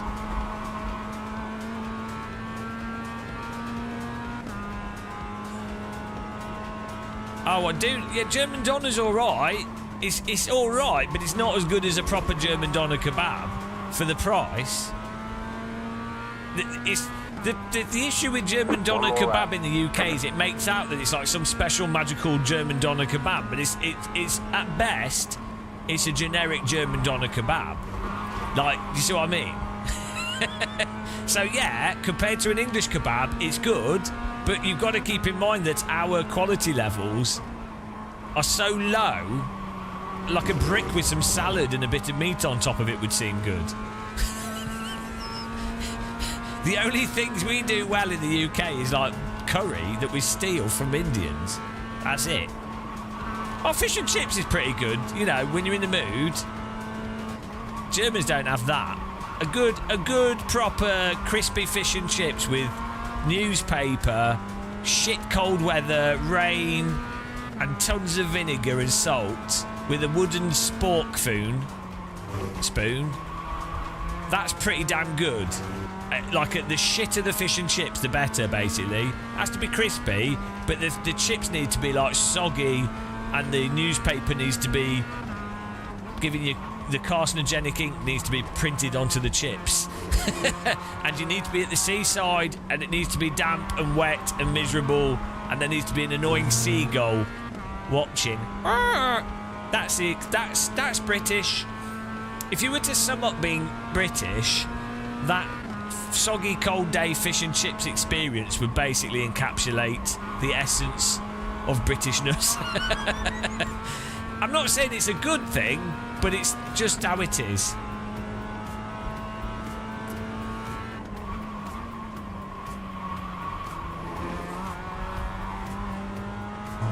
Fills me with patriotism.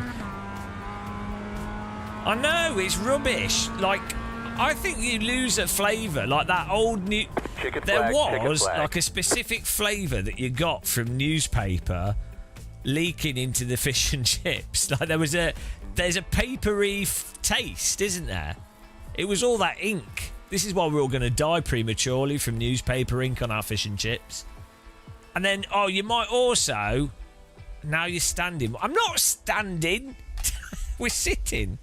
What's this video? I can't. This is going to break everything. Bloody hell. Right, what is this video? This breaks my computer. Right, here we go. What's going on here?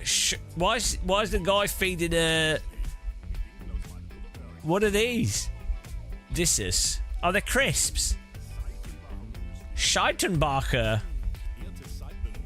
Why are they feeding each other? Oh, they do lots of stuff. What's going on? Is this a real... Is this an advert or is this a joke? I'm so confused. I can never tell with German stuff. Oh, it's cereal. But the advert had like biscuits and crisps. They're mental in Germany, guys. Oh, it doesn't make any sense. Yeah, so you can Good luck, people. You can pick that up at this time of night. I'm up for that. Is it vegan? An Indian doona. Strength of field is Okay. 1,859. Shane Abbott, I'm up for that. You got to listen for the full. Okay, I will do. I'll watch it. I only have 10 seconds before the race. What's a doona? A doner. That's a doner kebab. Doona. Doner. Doona. They call it doona. We say doner. Germans say doona. Everyone's gritted. Döner. Oh, Döner. Taverna. What's going on? Green.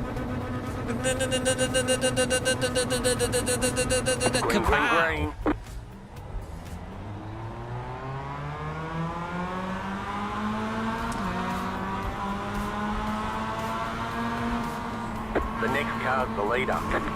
No, he's not. Left side. Oh, yeah. Still there. Keep to the right. Still there, hold your line. Clear on the left.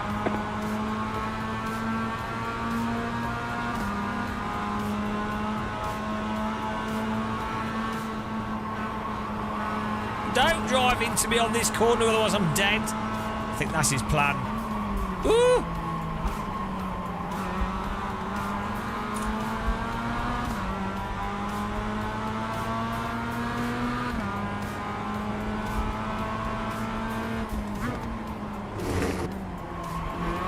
Oh, we might be able to win this. Win or bin. You're going to have to start doing top 3, Novotny. Oh, I'm so hungry. I've not really eaten anything today. Had some chicken. Some chicken and some wheat. That's all I've had all day, chicken and wheat. And tea. I've drunk like 14 pints of tea. And 5 cups of coffee. Bloody hell.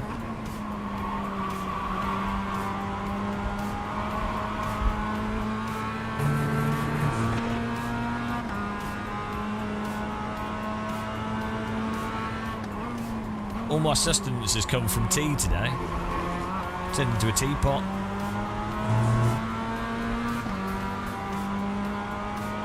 I'm not going to get a kebab. My rule is I can't get takeout food unless I'm travelling. But well, Steve, what's the next event you're going to? Are you going to the American thing? I'm not sure if I'm going to go, to be honest. I don't really feel like going to America.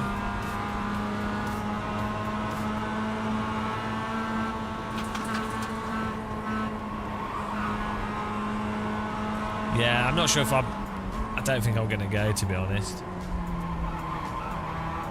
There's an incident behind. Oh yeah, I do that. When's that? I want to support. I support Steve and Jimmy and Misha. Be well good.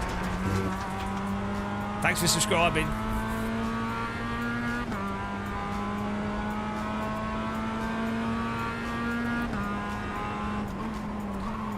Do I need to book tickets really far in advance for that? I completely forgot about it. I think it's later in the year, isn't it? Oh, I know why. It's normally on when there's other events going on, so that's why I don't ever book it. Because there's normally like some random thing.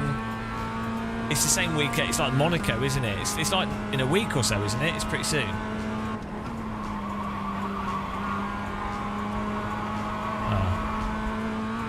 Oh no, yeah, I'll go.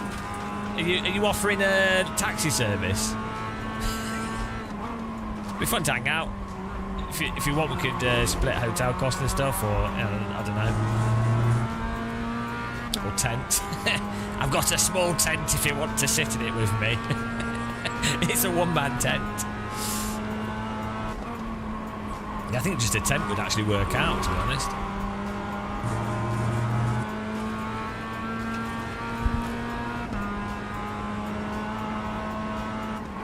Wow. Keep it on cards. It'd be awesome to do that with you. But you're a bit of a knobhead, to be honest. I don't know if I want to spend any time with you. Still there, hold your line. Keep to the left. Clear on the right.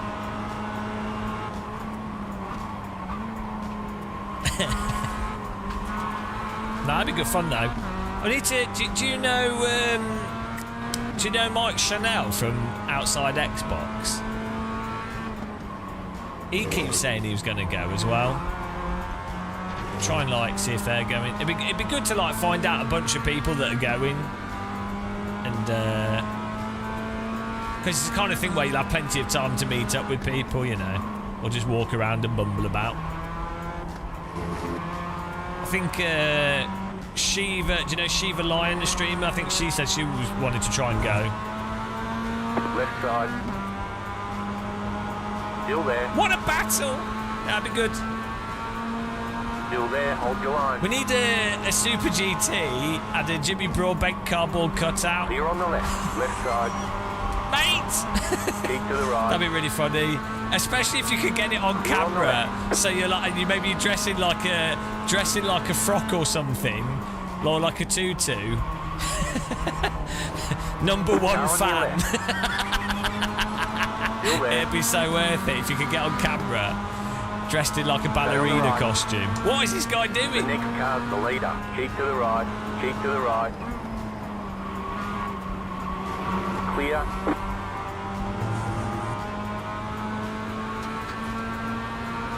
Ah, nice. All right. Still there. Well, I mean, I wouldn't support Dave, to be honest. Okay, let's go.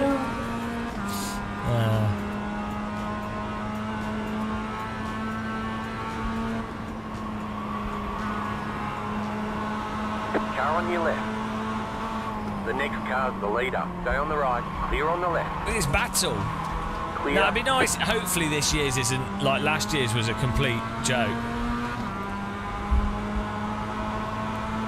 Right side. Clear on the right. Okay.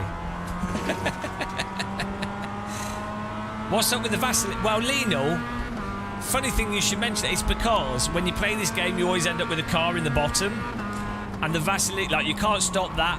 You can't stop it. It's going to happen, and the Vaseline means that when it does happen, it doesn't hurt as much. It's going to go in smoothly. And if you don't have Vaseline, it's a raw, dry entry. Exactly. Well, no, it doesn't help me slide into the bottom. Keep to the right. Excuse me, it helps them slide into my bottom. Let's get things right here. Let's get this correct here.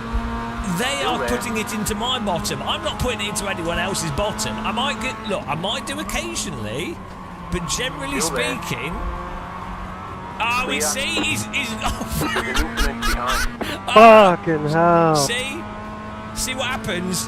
See, that's because I had Vaseline. You're in first. If I didn't have Vaseline, he would have put it in my bottom, but he slipped out. You suck too. See the power of Vaseline? He went for the insertion and he slipped right out, and then he didn't know what to do. It confuses them.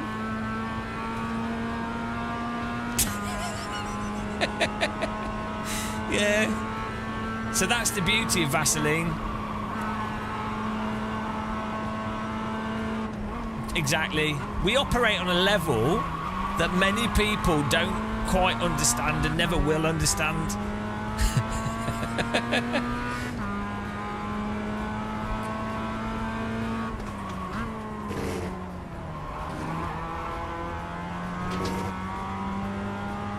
Like a sausage. Only the noobs use car lube or motor. Exactly.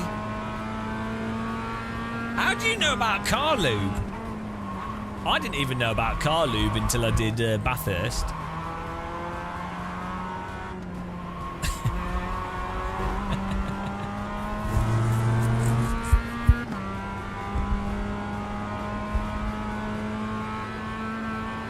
I really want a doner kebab. This is a disaster. Do they sell car lube in Germany?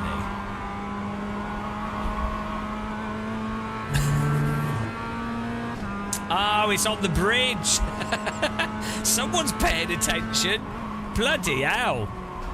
Watch out, we got a sniper in chat. I know you just had a nap, but that's a shocking degree of alertness at midnight your time. Ridiculous.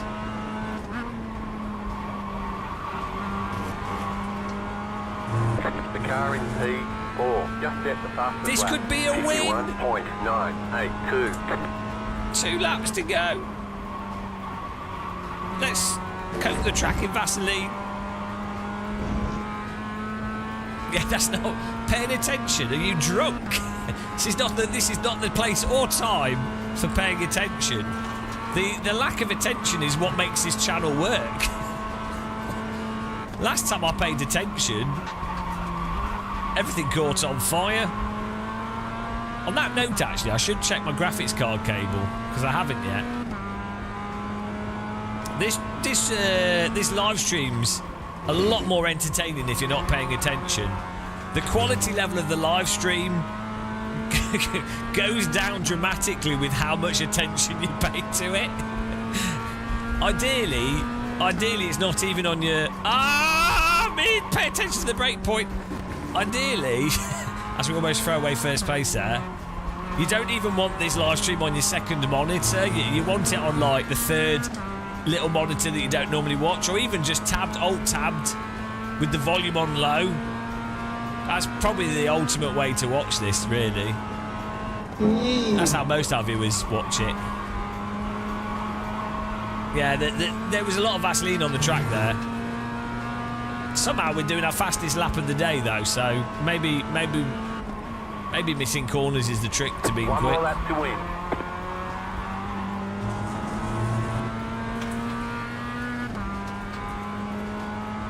I must see, Nasty Butler knows how to watch with a premium Monitor 3 channel.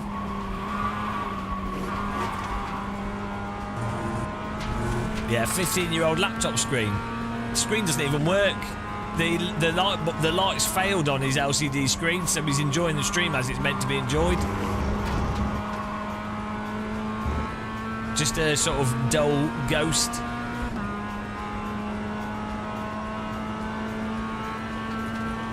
I think I'm being bitten. Fly on my leg.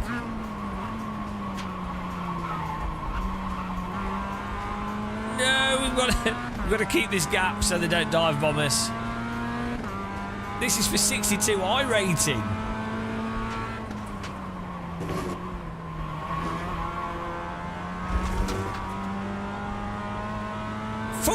Football radio is weird, you know, because it's weird that it's actually not that bad. And you would think football on radio is really dumb because you'd be like, well, I can't actually see what's happening, but you kind of play it in your head. And you can hear the sound of when they kick the ball, so you can tell if it's a big kick or a small kick. But football radio is really actually quite a strange thing.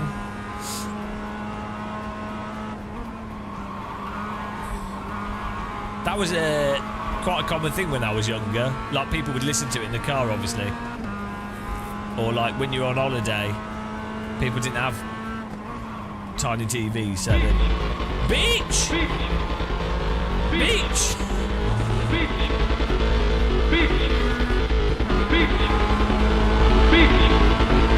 We got it! You won.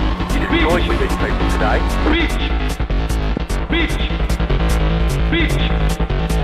Son of the beach!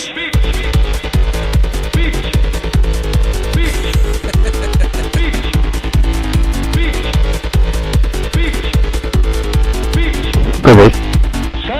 The beach!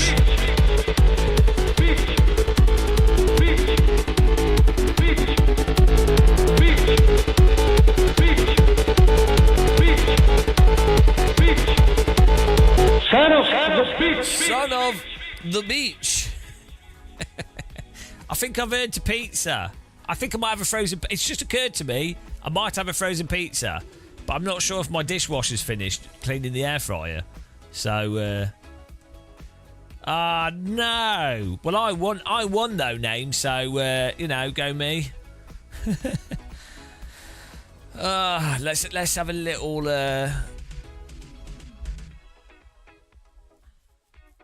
I'll have a little pizza check. Appreciate everyone watching. Thanks, Beano, for the sound alerts there. Beautiful. I think we just gained 60 I rating from that. 62 I rating. Mega.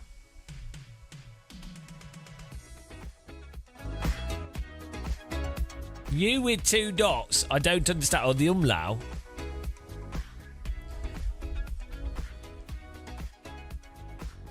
Umlau.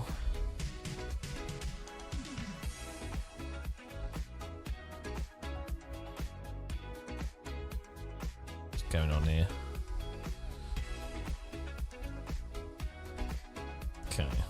Email attack. Right. I put pizza on my Fanatec because when I'm racing, I'm straight up cooking. Of course I know an umlau. I speak fluent every language. Spangort. Mega geil. It's the new saying that I find funny in German. Mega geil. Mega geil. Makes me think of Street Fighter.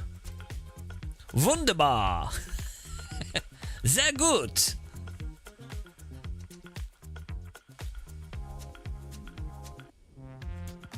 Right, results from that one. I'm going to check my pizza quickly.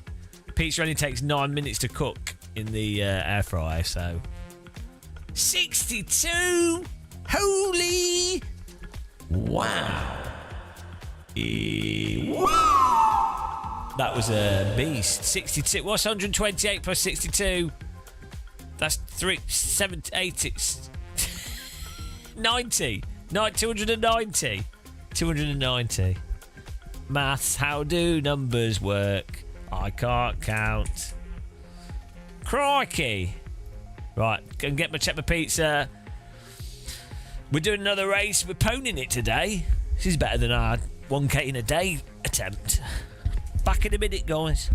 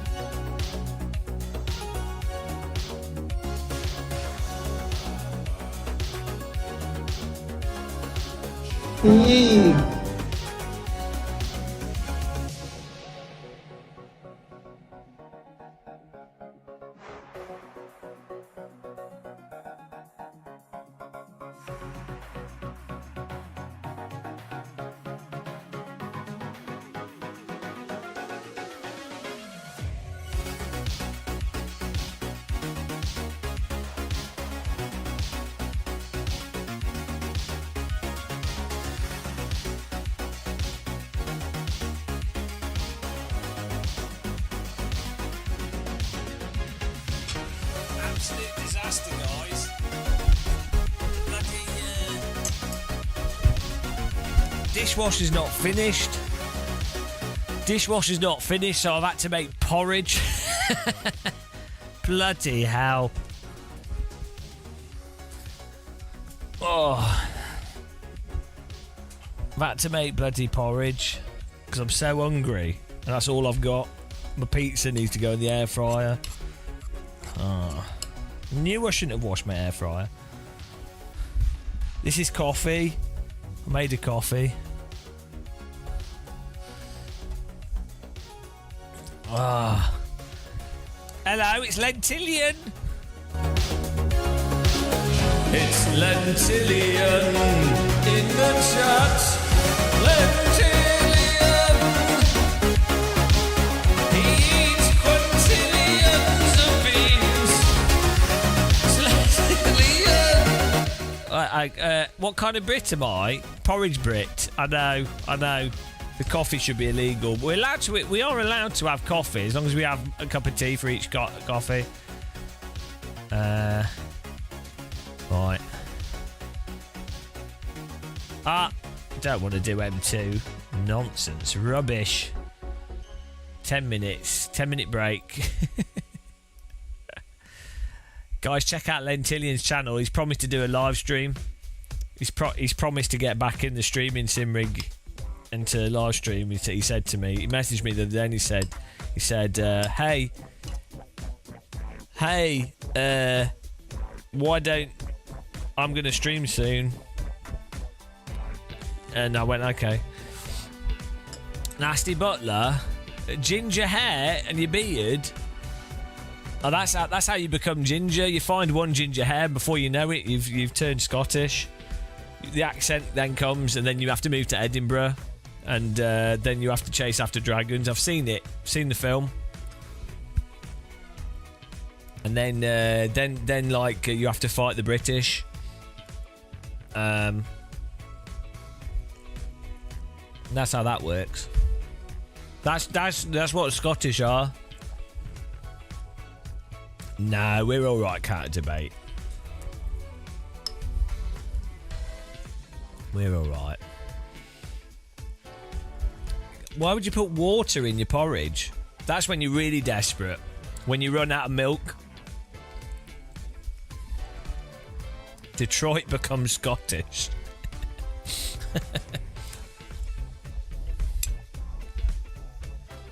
What is the actual game called? Hang on.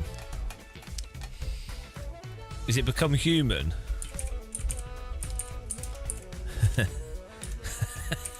Detroit becomes Scottish. What's the game called? Is it Become Human? Oh, it is Become Human. What is it? How does it? Are they not humans? I'm confused now. I never understood the title of this game. 2018 adventure game. PlayStation 4. It's based on 2012 technology demonstration Kara. It's an adventure game played from third person, which is subject to a set of controllable perspective. 8 playable characters. There's no game over. What? Hang on, is this like a pick your adventure type game? No, I've never seen this.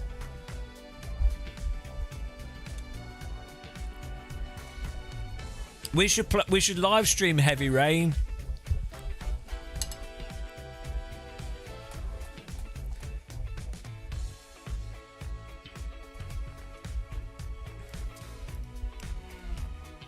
I'm going to watch this advert now. Will I get copyright strike?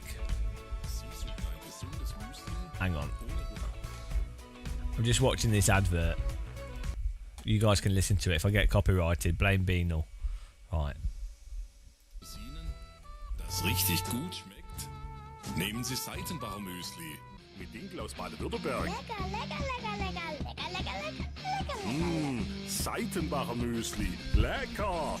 Seiten? Kirsche im gelben Beutel. Da schmeckt man die Natur. Verehrte Seitenbacher Kunden, wir möchten uns ganz herzlich bei Ihnen bedanken. Seitenbacher Energiebombe. Der gelbe Schokoriegel aus Honig und Mandeln muss probiert werden. www.seitenbacher.de. Schauen Sie mal rein. Eine neue Website von Seitenbacher. Ein frohes Weihnachtsfest und ein wirklich gesundes Jahr 2009 wünscht Seitenbacher Aprikosenriegel. Das tut auch dir gut. Wussten Sie, dass eine 30 Gramm Portion Kirsche nur 109 Kilokalorien hat? Was glauben Sie, was ich hier esse? Schokoüberzug. Sonst nichts? Kennen Sie Dinkel? What is das it? Urgetreide aus unserer Heimat. Seitenbacher. Seitenbacher hat ein leckeres Seitenbacher. Müsli daraus gemacht. Gesund und so lecker. It looks so dry. It looks so dry. Seitenbacher aktiv. Yeah, it sounds dry. It looks and sounds dry. Mischung. It looks like hamster Aktivmischung food. von Seitenbacher. Seitenbacher. I would like to be sponsored by Seitenbacher. Right, hang on. Seitenbacher Wunderbung. Best of. Hang on, it's a real thing. Okay, hang on.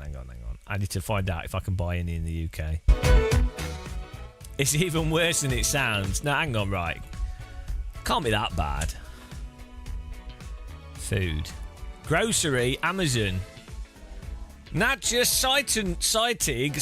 Oh no, hang on. Seitenbacher is the company. Oh, here we go. £15 for a bag. I'm buying this next time in Oh, it looks terrible. Dinkel Volkon Nurng Rossen. Wow, that looks really tasty. It looks so dry. They do other cereal though. The pace car is out of control. Bloody hell. They do chocolate loop stuff. Zakrom and Fatarm. It looks indistinguishable from dog treats.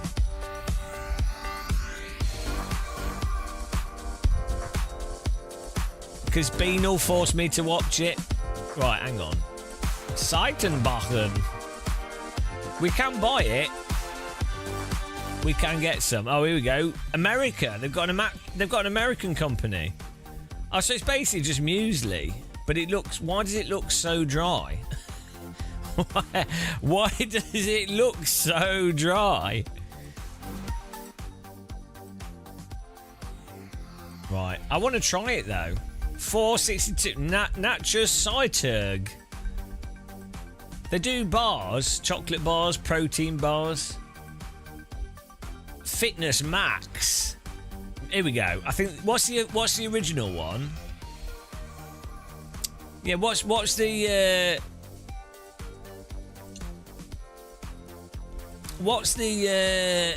legit? What should I go for if I want the legit Seitenbacher experience?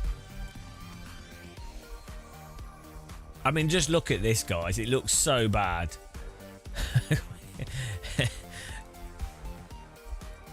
Can I paste the image? Like, it just looks minging. Just look at that, guys. It just looks dry. Like, if someone said describe dry in an image, that is what they would show an image of. It is the definition of dry.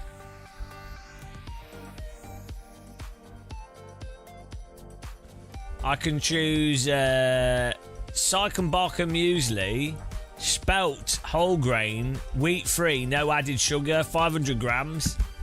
£6. The pace car is out of control. It's going to take like 2 weeks to arrive, though. Or, for £15, I can have Seitenbacher Mischa muesli, whole grain cereals, wheat, oats, cornflakes and raisins. Wow. Let's not get carried away with all the flavours. Or Seitenbacher Fitness Mix. Total weight 750 grams. It looks like hamster food from the 80s. It looks so dated. Oh dear. Let's see the reviews on no, there's no review. Hang on, there must be reviews. 7 reviews, here we go. Ratings. Die Dinkelmuschung hab ich mit Mau Frühstück Albeschwar Gonat aus. I don't speak German. It was Funtan Geschmack. Walsche von Grobtmung. Eberschücken Hirnhurt.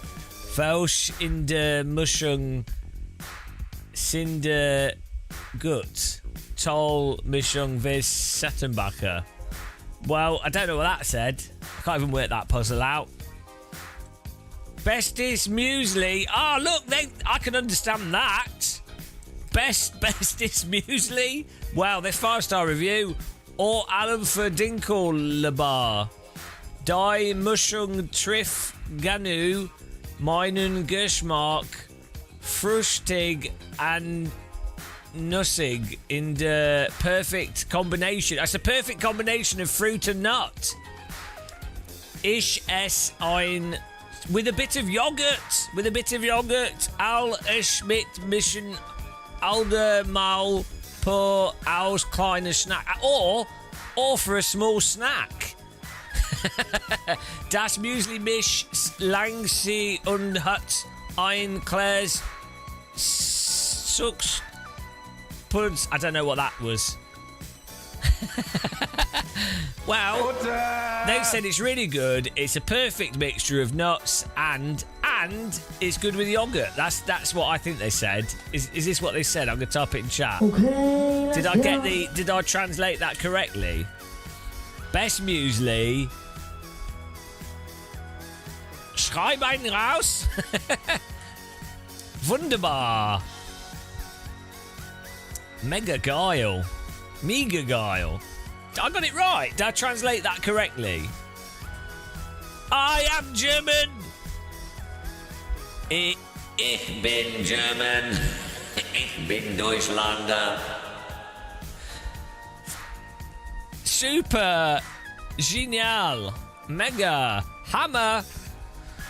Hammer. Amazing. So I just need to eat that muesli and I become even more German. I'm getting there. Thank you. Not only am I a fast sim racer, but I am a great translator of languages I don't understand. Ich liebe Deutschland.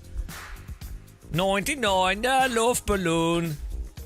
Bad price performance ratio.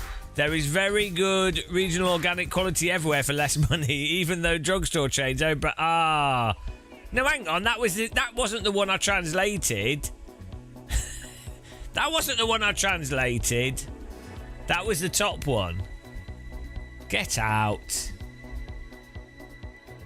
I am actually drinking coffee right now. But I put milk in it. Germans probably don't put milk in their coffee. Can you confirm, Beanal?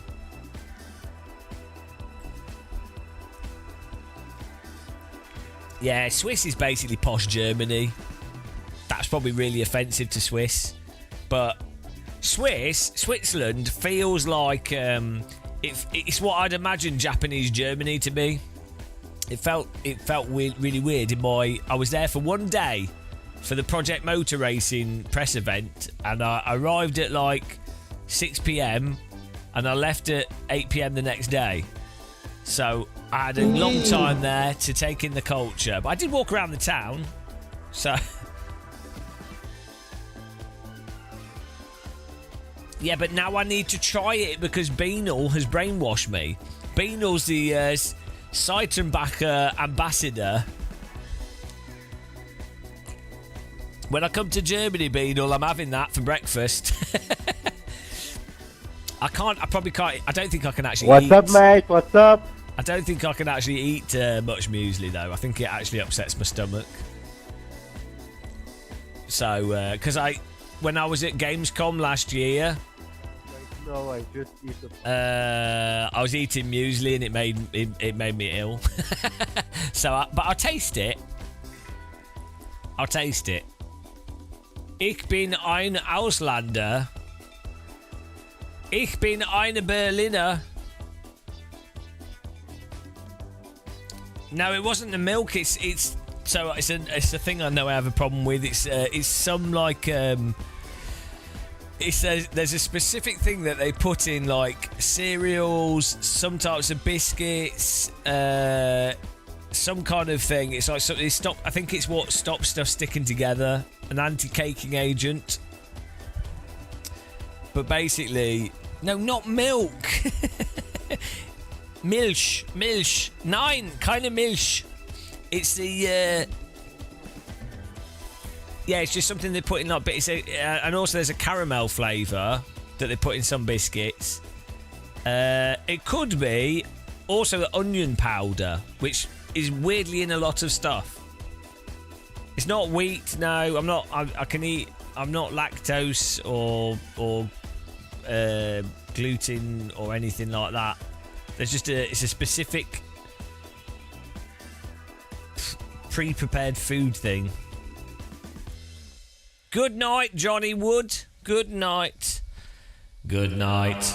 Good night. May you fall asleep and the robot kind will take over whilst you slumber. You weak, pathetic human requiring rest time. We will replace you all with our inability to sleep. We charge in the day, we charge in the night. We will consume your energy. All right, Beanog, have a good night. Nice to see you. Nice.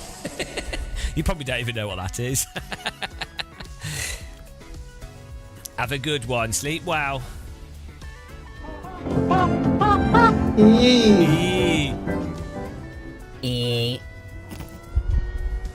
Thanks for the yee. I'll yee you tomorrow. A yee a day is the best way.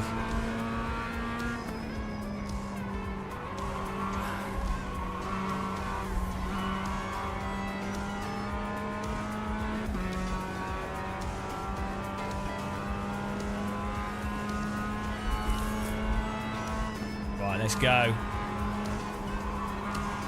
We could get to 300 by the end of this one. Beautiful.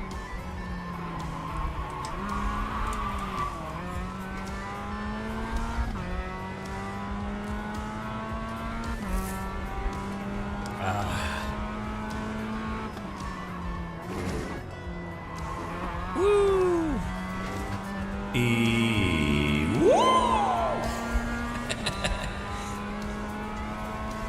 Alton Park, guys. You can't go wrong with the park that begins with Alton. This is in Wales, isn't it? Near Manchester, this track, I think. On the border.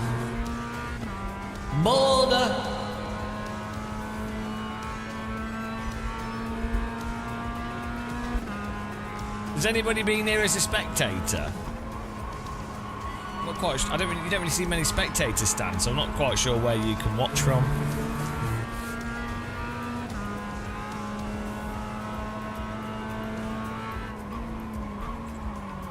Green flag, green flag. Ingerland. England sounds Okay, really here Dutch. comes your first time lap. If you think about it, Ingerland. Welcome to England. Would you like a waffle? That's more Swedish.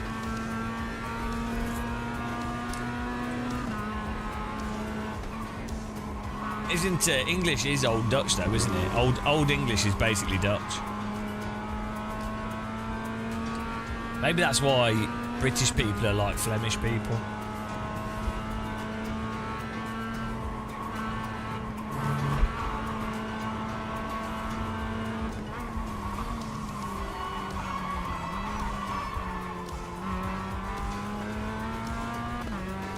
Yeah, it's a little bit disconnected though, but it's not bad. You've got some really good countryside there, but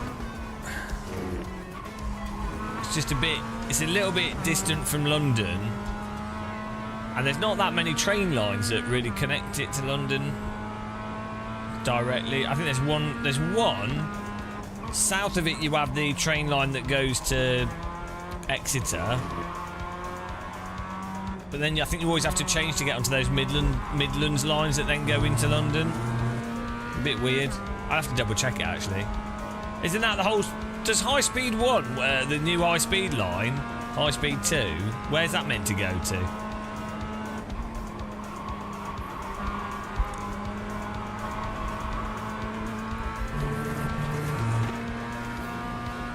Where's that going to connect?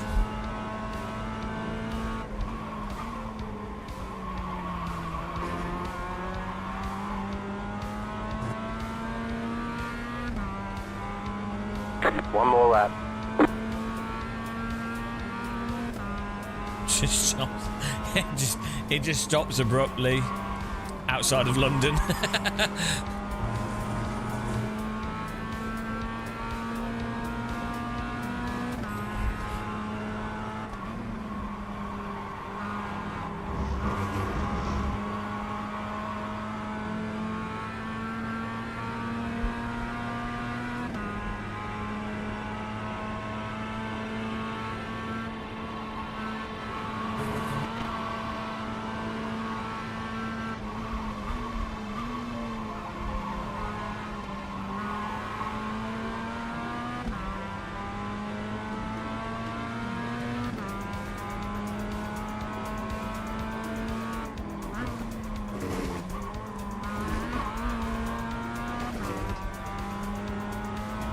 Right. 151. I think people were doing 150s.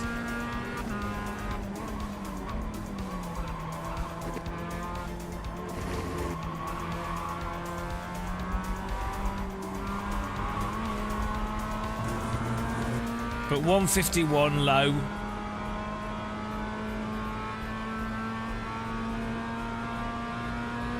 Yeah, the stitching on the Mazda wheel's so nice. That is something I'd really like to have, is a Mazda steering wheel.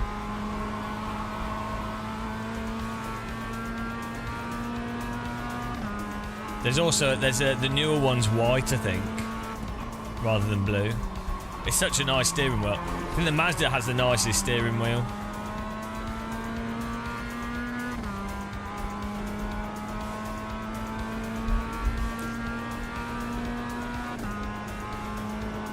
Checkered flag, all right, checkered Christian. flag. All right.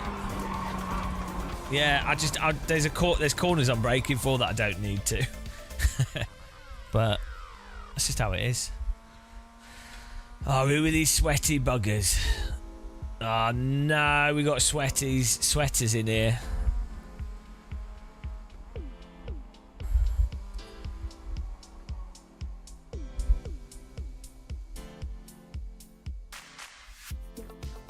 Yeah, 150s. I'm sure someone could do a 149, but 155 is the best I've seen, I think.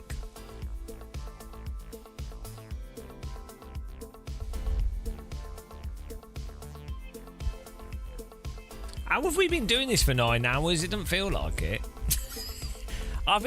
This is the problem. When I enjoy myself doing stuff, I don't notice time at all. When you're having fun time, the pace car is out of control. But like, it really is severe. Like with video games. This is why, as I said before, I don't dare open up Civ. I could sit down, load up Civilization. I could play it for 14 hours and not eat. Just be sat there and be like, yeah, okay. And then I'd be like, oh, 14 hours is gone. It's really weird. Hell Let Loose. I can sit there and play that for like 12 hours and just be like, oh well. It's really, really weird. Well, I'm trying to swap over to the AUG for the new meta, but that used to be my favourite gun in Counter-Strike 1.6. The AUG, the one with the right click The site. estimated strength of field is But other than that, I 2,611. normally play Desert Eagle or Tight field today, shotgun, opportunity. P90, Desert Eagle or M4 AK. But I'm trying to play the UG now because I'm really good at getting first shot headshot at a long distance. I'm really good at, and that gun 5 cars left to grid. does a good job with that. Also, I'm not very good at spraying, and the UG is not good at spraying, so you generally just don't use it that way. Yeah, the shotgun, I'm well good with the shotgun. That's true, Novotny. Oh, hang on.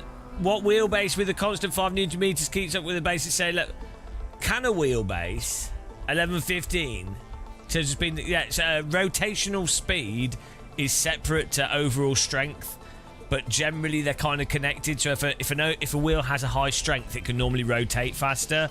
But that's less the case now with many of the DD wheels, or Still waiting on 2 cars to grid. many of the wheels on the market now can still rotate quite fast, even if their strength isn't that high. So it used to be more of an issue in the past.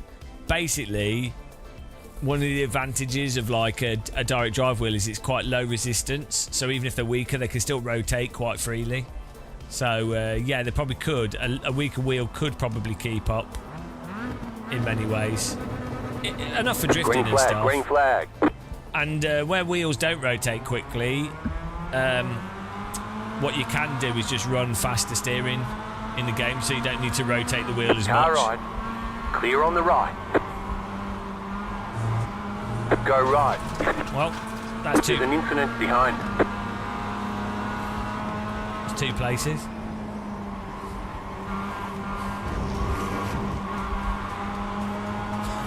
I'll take the 1X.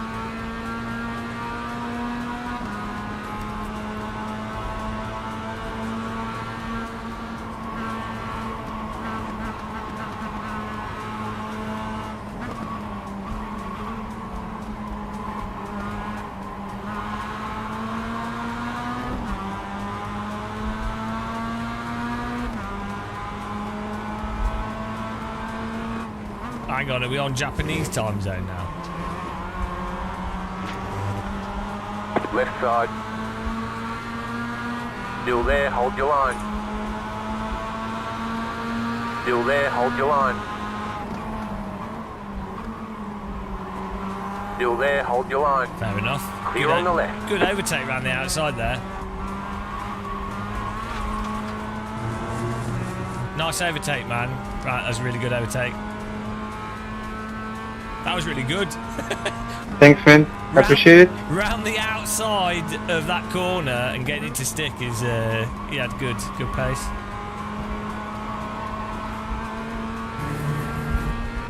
It always is, Skywilk.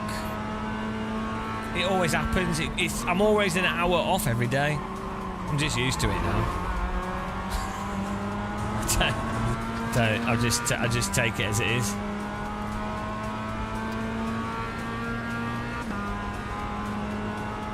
You're in 4th position. It's got a medical name. It's called delayed something. It's a specific thing. It's fine. I don't mind.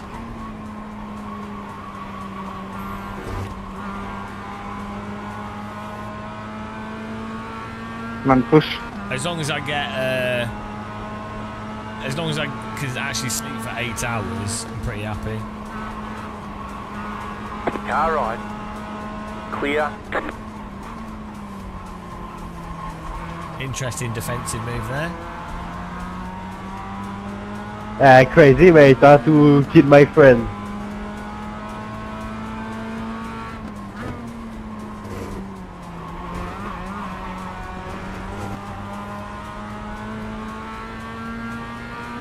He's a madman.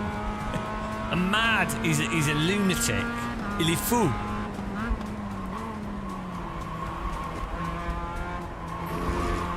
Il est malade dans la tête. What's that in German?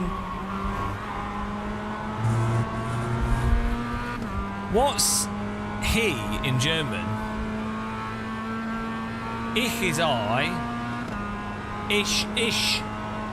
is the other my. What's he in German? Du. No, that's you.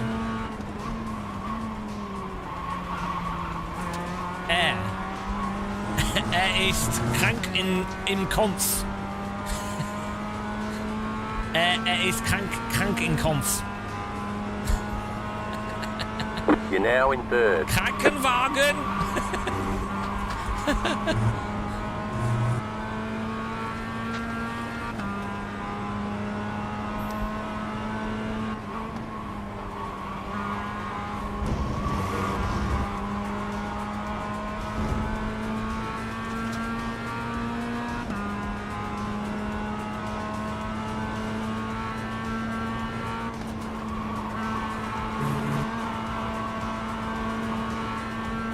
Yeah, I did German,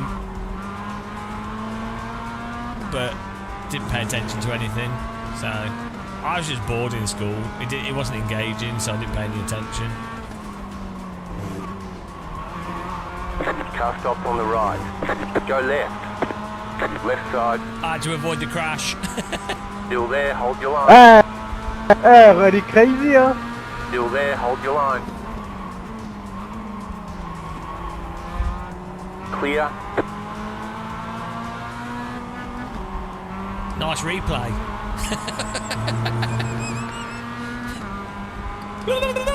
Rewind.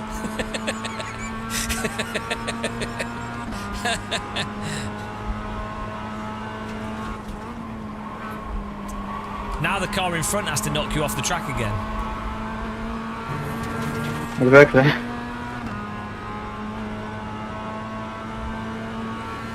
Spanish is good. If you speak French, Spanish is good because it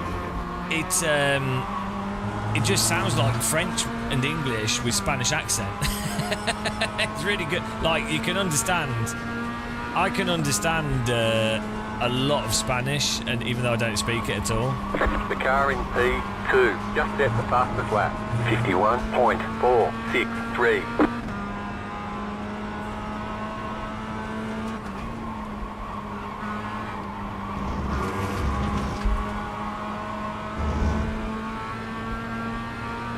He kicks cars. He's a car football player.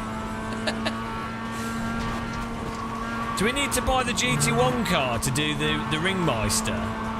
Shall we do it, guys?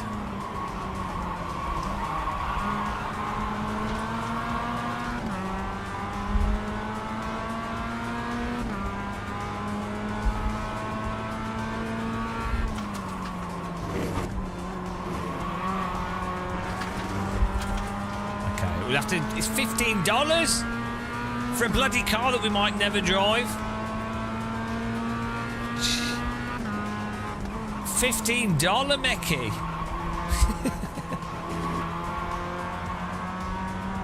These two guys will probably crash, and then I get 2 places. That's my plan. They've reduced how much SR you get on Nord, which is a shame. It used to be really good for SR.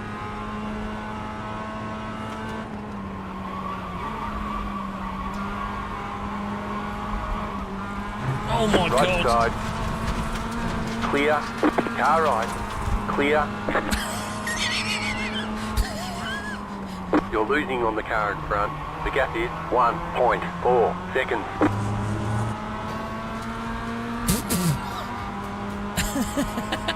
Defensive rejoin. Go, go, go. You're back in third. Keep hustling. Car What right. are you doing? Still there. Mate, I literally just had to brake to avoid you there. Still there. You and cut move the out of cord. the way. You've got to slow down and give up that time. What are they doing? Keep to the left. These guys Clear are on the ridiculous. right. Right side. Clear.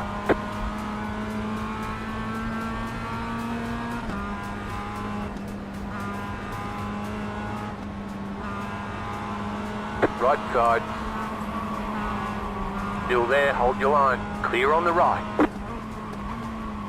What was he doing?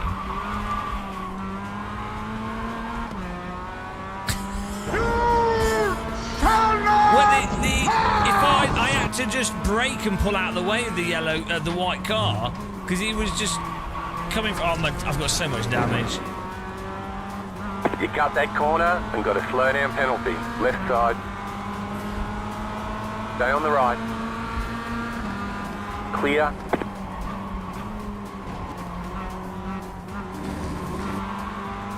Oh, this is a joke. I can't believe, like, how many times do we lose due to other people doing mental stuff?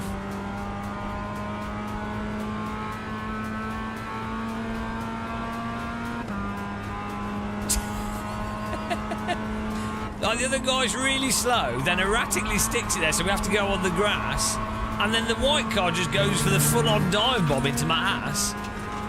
Oh, well. It is what it is. We got the Vaseline, so it's not so bad. If we didn't have the Vaseline, we would have been in trouble there.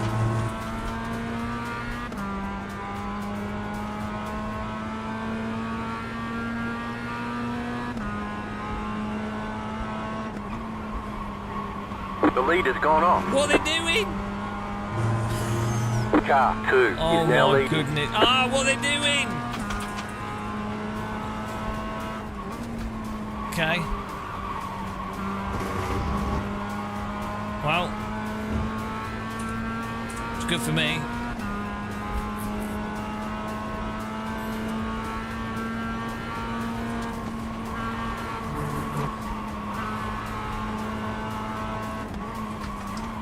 He's just wrecking people left and right, this white car. What on earth are they doing? Left side. Clear.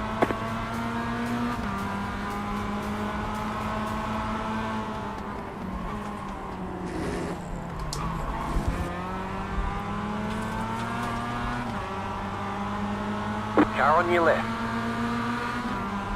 Keep to the right.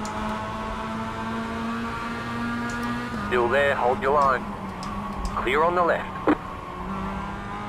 What is going on, guys? What is this? What is going on? Like drunk driving sesh?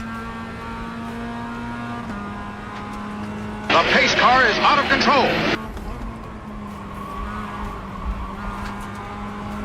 There's an incident ahead. Go right. The next car's the leader. What is going on? What is going on? Yeah, man, GG. Car on your left. You're on the right. 3 wide. You just got the white flag. That means 1 more lap to go. Clear on the left. What Car are on they your doing? left. I mean, this is insane. Still Man. there. This is insane. Clear on the left.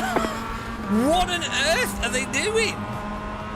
You're back in third. Keep hustling. The leader is running. 58.037. I'm just like, right. Car right. The next car's the leader. Still there. Hold your line. Clear. What are they playing Car at? right. Clear on the right. I'm having to. I don't know what they're doing. I'm driving on the road off the road to avoid them. Are they drunk?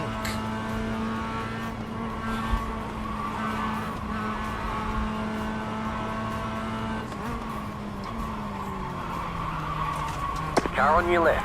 Clear on the left.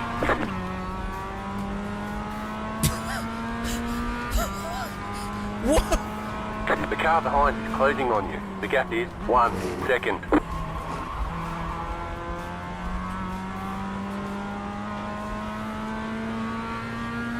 What are they doing? Well, I'll take the win.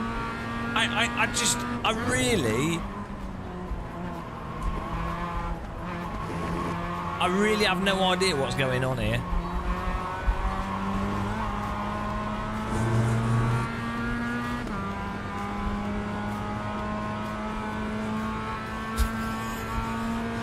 Welcome to iRacing. Oh, he's got no bonnet. The car, the car behind me. Am I playing iRacing or Wreckfest here? He's going to send it up the inside, isn't he? Car right. Clear.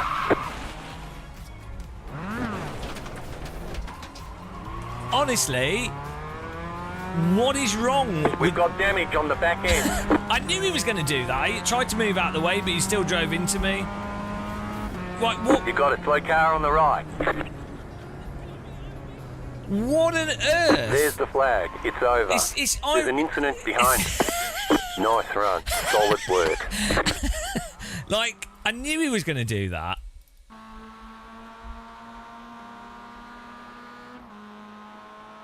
I mean, I'm sorry, Diego, but you're special, man. I don't know, man. I don't know what the fuck are you doing. You killed James and me. In 2 lot, man. GG. I mean, should we just report him? Diego. Right, save the replay.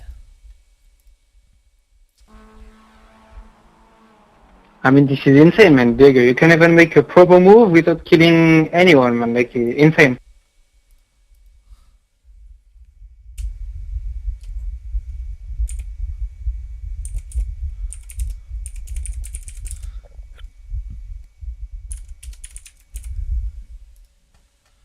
Right, we'll do the next one. We still finished positive though, but we were like 5 places up there, and then yeah, then we were punted back. I mean, what can you do? There's nothing you can do. Because iRacing do not moderate their server. The servers at all. Like, you can report them, but clearly they don't care if they're going to do that. Ah, dear.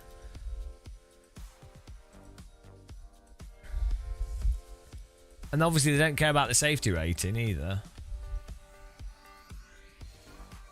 Hang on. Oh, it's not giving it up yet.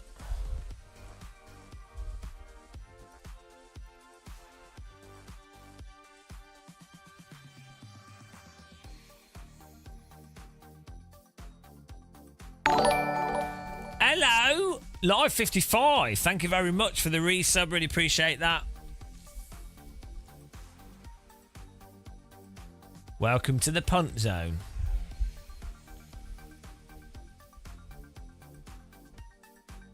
I mean, I saw that guy coming a mile away, but then I was like, well, I don't know how we could have avoided him. I guess if we'd really hugged the inside and then tried to straighten my car up because I thought that might make the punt not wreck us, but it still did. Was it this race though at 12? It's like 12-15 race.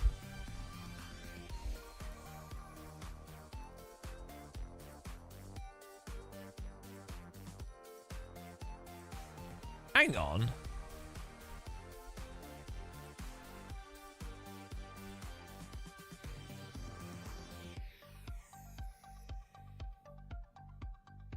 How does this work? Is it not... Did he get a DQ at the end or something?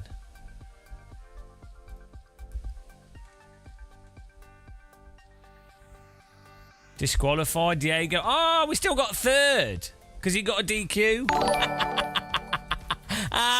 He got a DQ. Evening UK West. So we got 55 rating from that. Okay, there we go. It worked. It's fine. We still got third, guys. Thank you. Who was that? Hang on. My thing's broken. What's 290 plus 55? 345.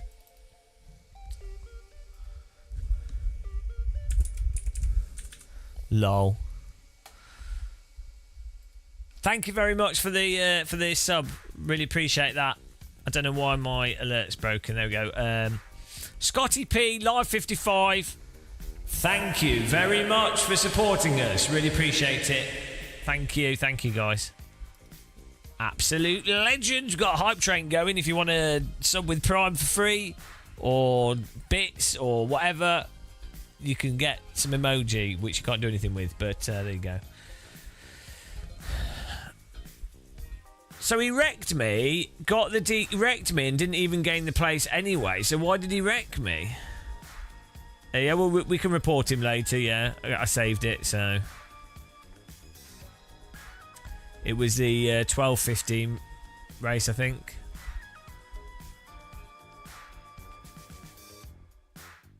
Or was it 12? There's a 12 o'clock race.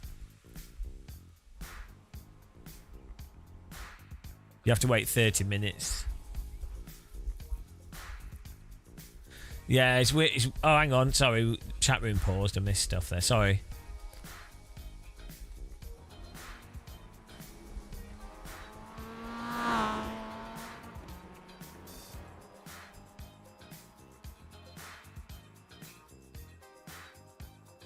Yeah, we still... yeah, I don't even know what he was doing, to be honest. I don't know what they were doing. But yeah, like someone said, real racing, if you like, this is one of the big myths in sim racing, is that real drivers are like somehow really clean racers. So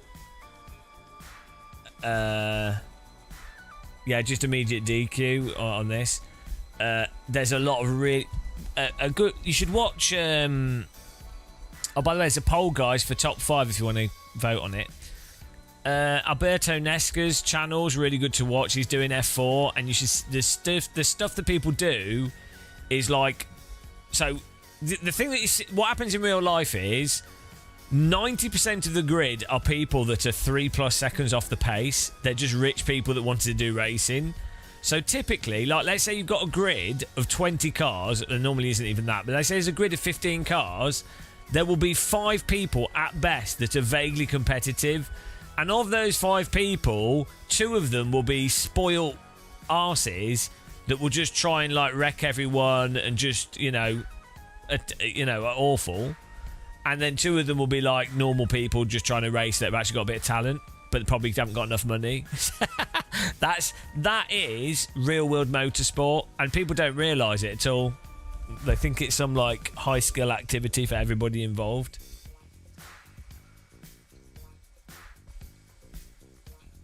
Alberto Nesca is probably one of the best documentary channels of what real motorsport is like, and he doesn't,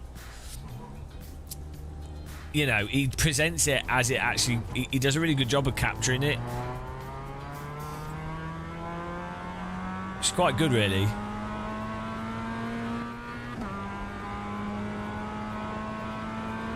He does a good job editing the videos as well. So I think he's good at what he does. He has an Italian and English channel as well. I think he's doing all right, actually. But I don't think he's rich enough. He's too old and he's not rich enough for motorsport. I think he probably does have the talent, but he's just too old and not rich enough. So just the reality of motorsport. But he's really good, and I think he does have good pace. But he's a perfect example of not rich enough doing motorsport. Pretty funny.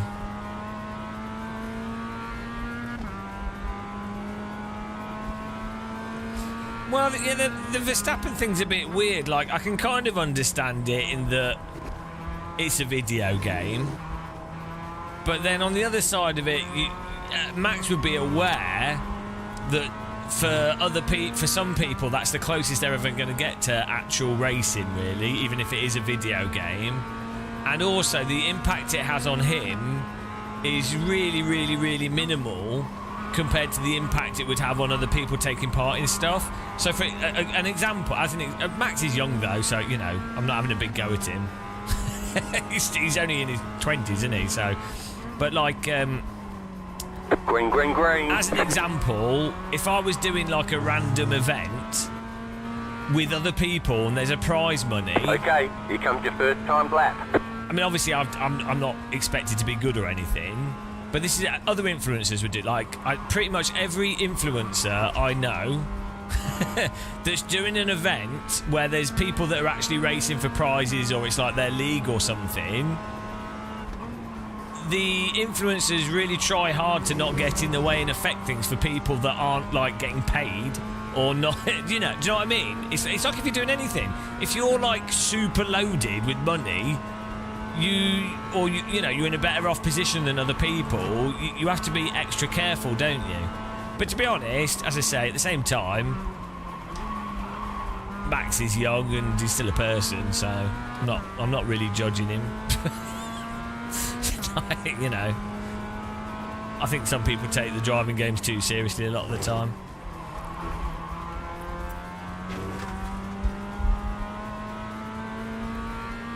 Alright, we could do Indy 500 this weekend. Perfect. Do you want me to do it? Oh my god. I need a pit crew. We'll need someone that... What time is it? We'll need someone that can do the pit stuff. I have no clue. I have no idea of car setups.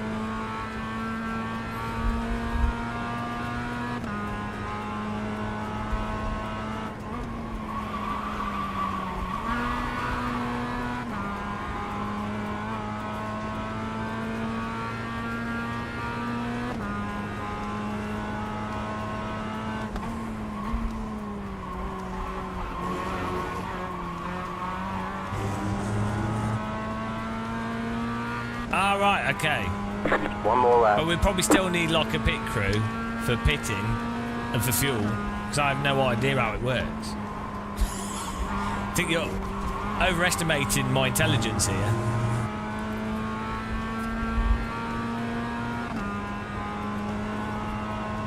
When's the real Indy 500?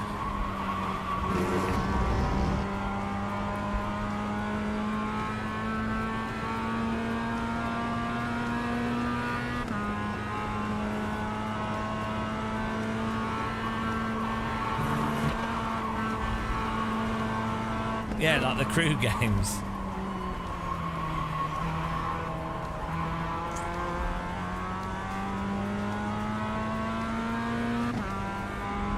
I like watching the Indy 500. It's super dumb because all the laps are pointless apart from the last... apart from the last lap, the last 4 laps. And then sometimes they randomly add a lap, so it's completely stupid. But I really enjoy it. It's so dumb. It's one of the dumbest sporting activities ever created, but I enjoy it. It feels like proper American. It's good American. Like, Americans are really good at absolutely insanely pointless stuff, and then they make a big display out of it. and then they're so American. Brought to you by this sponsor and this sponsor and this sponsor and this drug. Everybody, insurance. Guns, planes, war, America. I kind of like it. It's funny. Imperialism, yeehaw, kill everyone.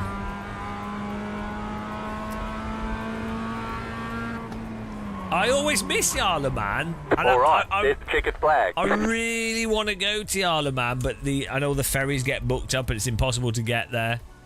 And but I'd love to go to the Isle of Man because I'm sure they're going to cancel it eventually. What will happen is a bike will crash and the bike will go into the crowd and kill a child or something, and then people will go. Oh no, it's too dangerous. You know, it's all right for the riders to die, but you know, a spectator's being killed, and it's like, well, yeah, but they all chose to stand by the next to the road, so you know. Or a bike will go through like a house window. I mean, you know, I think it's great. Not the bike killing people, but like. Yeah, but I mean, it's not like if you choose to do like base jumping, they've chose to do the dangerous sport. They know it's dangerous, and the fact that it's risky is what makes it exciting. So, I do think there's aspects of that are really bad, and obviously if it's commercialised and people are promoted to do it, and that's the only way to make money, there's problems, right? For sure, but you don't have to do. You don't have to do it, do you? There's other stuff you could do. So, especially with motorbike racing, you don't have to do TT road racing.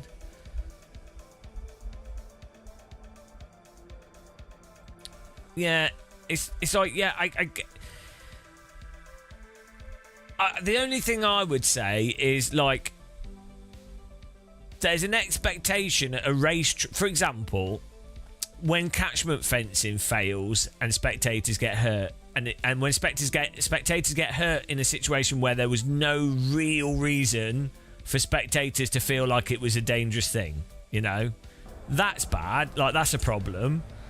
But if you have, like, The estimated SOS you know, is... if you've told everyone, if it's really clear, it's like if you go, it's like if you go whitewater rafting. Waiting on the final car grid. It's quite risky. You could drown, but you've chosen to go whitewater rafting. If you go as a spectator and you stand at the end of a rally stage or on a corner, there's plenty of warnings. It's not a surprise. It's dangerous, or there's a risk.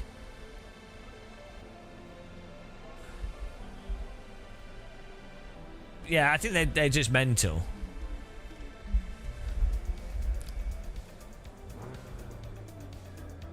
The TT bike rides. I don't think they don't feel. I don't think they particularly feel the danger of it a lot of the time.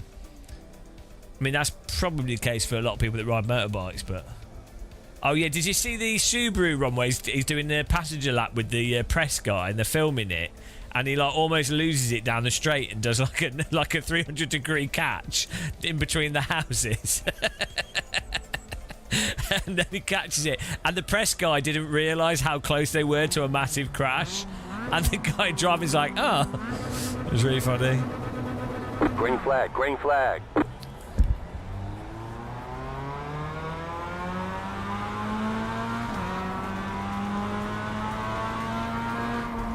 Left side, the next car's the leader, clear.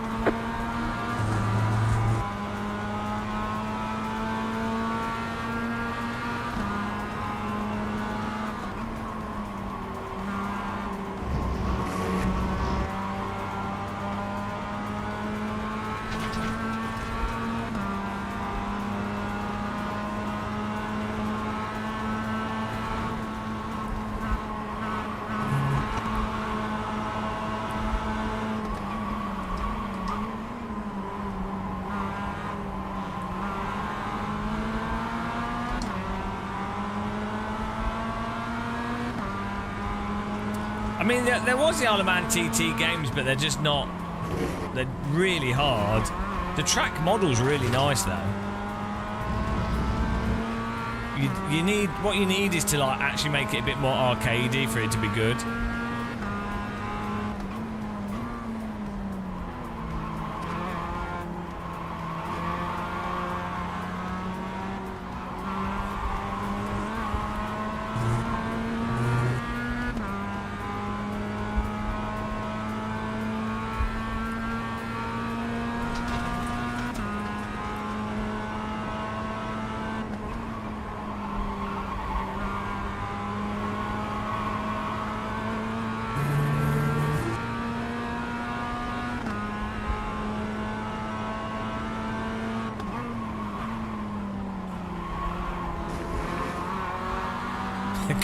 Guy Martin's got a few screws loose.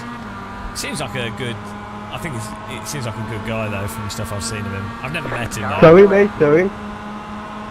Stay on the right. Clear.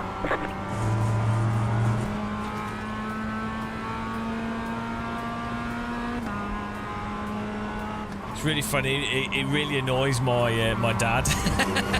I had a Guy Martin show on, and it's really dumb. Like the programs are designed for like 12-year-olds. You know, it's not. It's just stupid stuff, isn't it? So it's a machinery, and here's a guy that likes machinery. So it's not really intellectual viewing, but it's just really funny because the programs they repeat the same thing over and over again as well. Makes my dad go mental.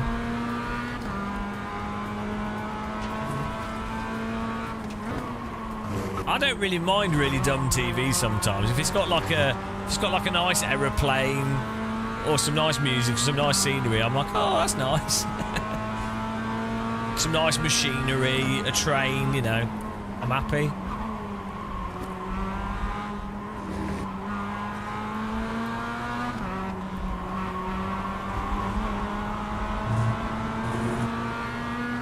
Yeah, they don't. I know he don't like to. I think he enjoys doing engineering stuff and mechanics, but I think he's been quite successful with doing TV stuff. Like he's made all right money. But I think he just enjoys being a mechanic. Which is fair enough. Car right. You're not close enough to complete the pass. Please don't Keep pump to me. the left. Why do Clear people on the always right. do that? Like, I didn't defend the inside because he's nowhere near close enough to even do a send. You're in first. But I know he's going to do it. But I don't want to preemptively say, because now he's just put the other car on his tail. Oh, I don't know. Fair enough. It is what it is.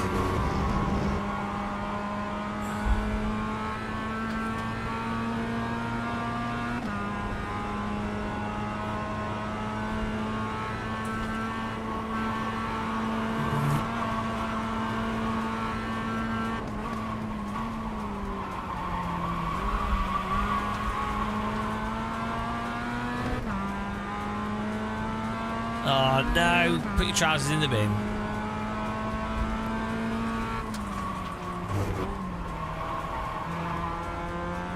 Oh, cars behind are all wrecking.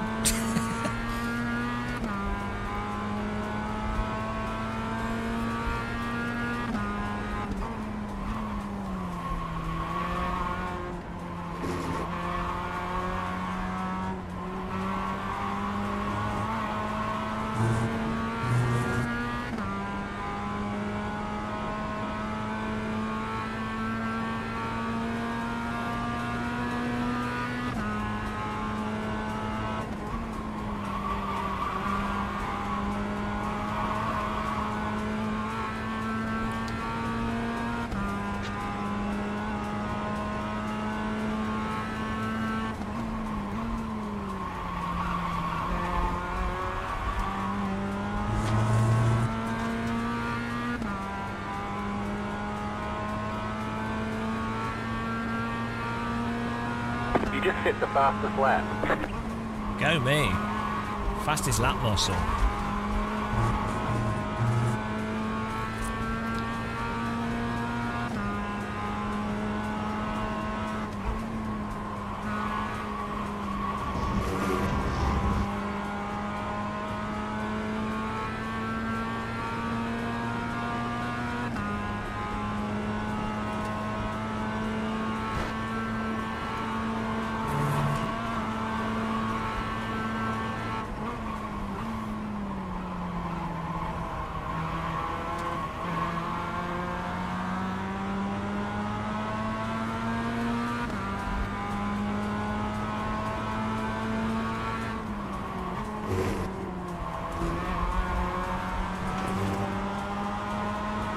I'm really slow on that corner. It's costing me like half a second. Car on your left. Still there, hold your line. Keep to the right. Clear on the left.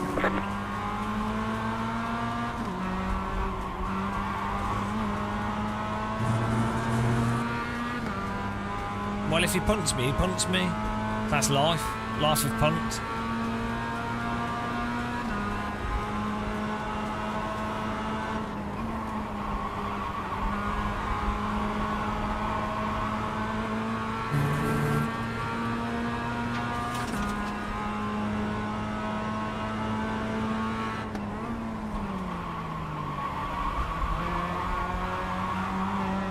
Couldn't drive that slow if I tried there. Got stuck in a bit of a slot.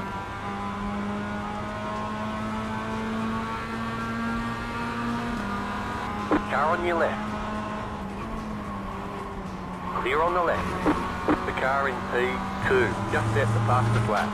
51.652. Right side. Still there. Hold your line. Clear on the right.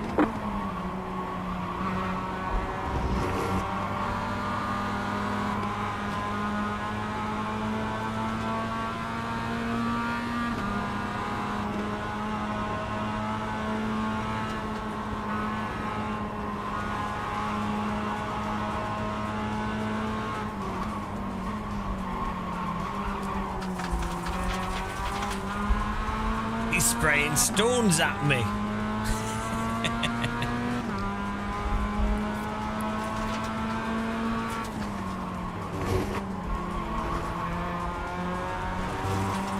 Car right. Stay on the left. Stay on the left. Clear on Oh, the good right. job. Good job. Thanks. Thank you. I'm so sorry, man. Jesus Christ. Slow down. You got a penalty for cutting the Why course. can't We do you... the hat for you, mate. The gap is 2.5 You can't race in seconds. this. It was fine. He had plenty of space, and he just drives into us. Every time you try to actually race in iRacing, James, okay, it's okay. every time. I think it's the net code as much as it is drivers, though. Like, he probably was all right on space. It just doesn't. It doesn't support.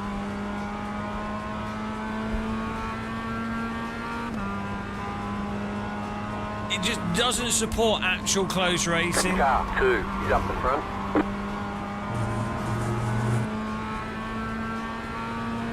I don't think he did anything particularly wrong. Like, he probably just had the slightest bit of nose there.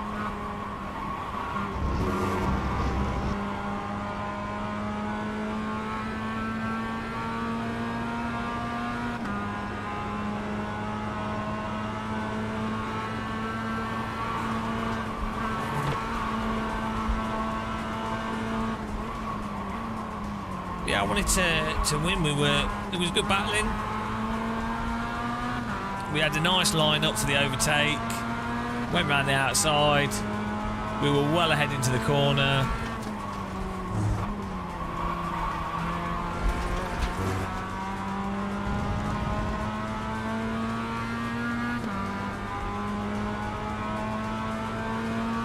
Yeah, I don't think it was that bad driving from him. I think it's just iRacing, to be honest.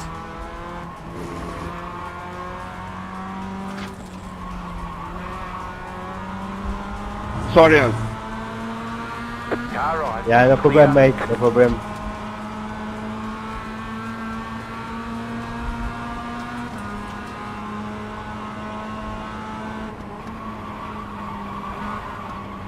Try and recover some iRated here in one lap. The next car's the leader. Bloody hell, what are they doing?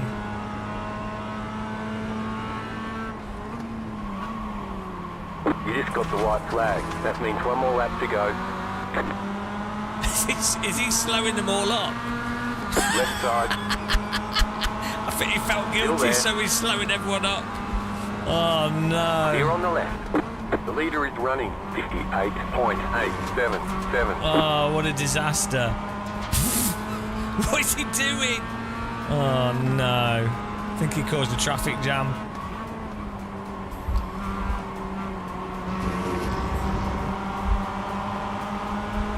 Right side. You're on the left. 3 wide. Right side. 2 wide.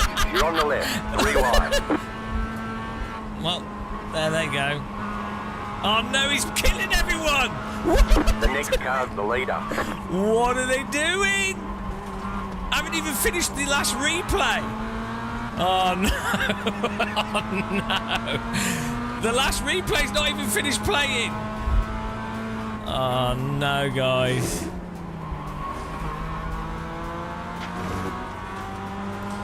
Oh dear. Sorry, mate, you victory.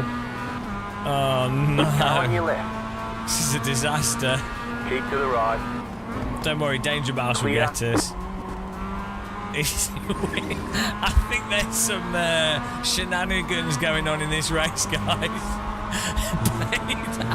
Look, I don't... He shouldn't have done that. Oh, dear. Left side. Keep to the right. Caution! Triple caution! Stay center! Triple Still there. caution! Hold Stay your center! line. Clear. Armageddon. Jesus Christ. Oh, dear. What a ridiculous race, guys. But I think it was the crash we had, I think was net. Oh, look, we won fair and square. I think it was net code. You won. Yeah, we did it. Too bad it wasn't for $1 million. Right.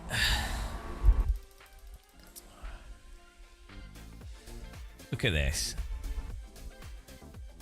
I reckon it was netcode because we were ahead of the guy.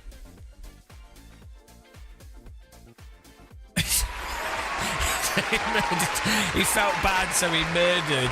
No, it was someone. I don't even know what's going on.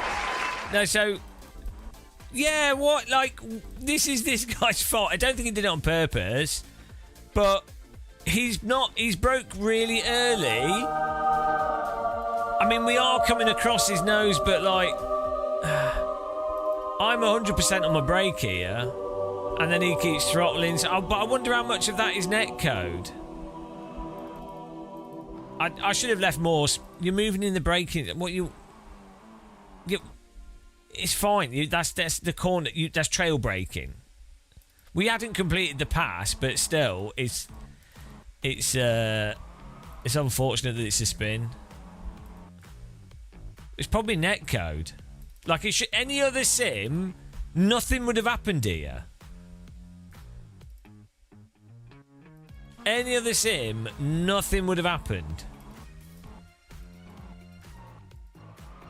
It would have been a little tap. And maybe in real life it would have pulled the bumper off. I don't know. I didn't see anything. We need to join the next race. Got races to join here.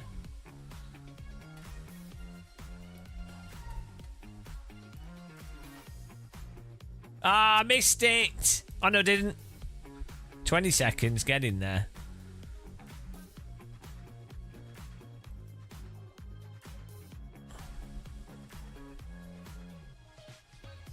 Yeah, if you have like a centimetre of bumper, you know, but still, it doesn't really matter. It's just unfortunate. The spin afterwards is just really weird.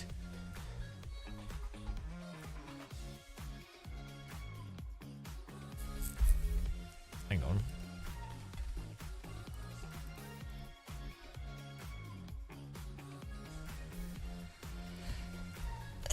$72. What's 345 plus 72, guys? 417. Get in there.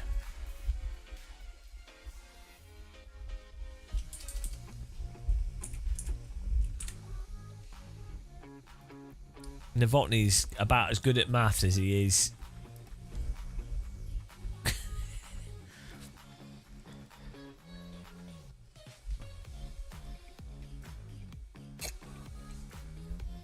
Where did you get the 0.3 from?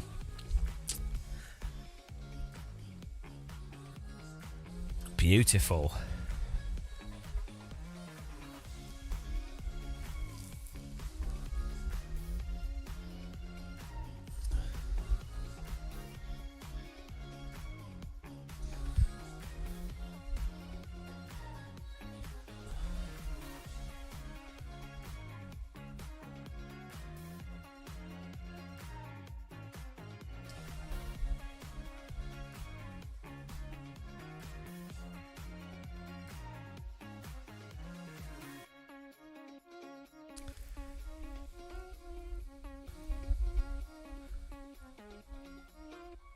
We get a glorious.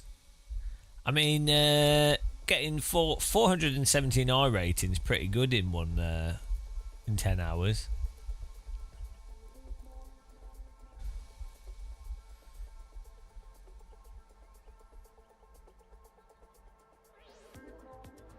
I know. Going better than 1K a day. It's because it's Oulton Park and I'm alright at this track. And it's hard for people to drive into you.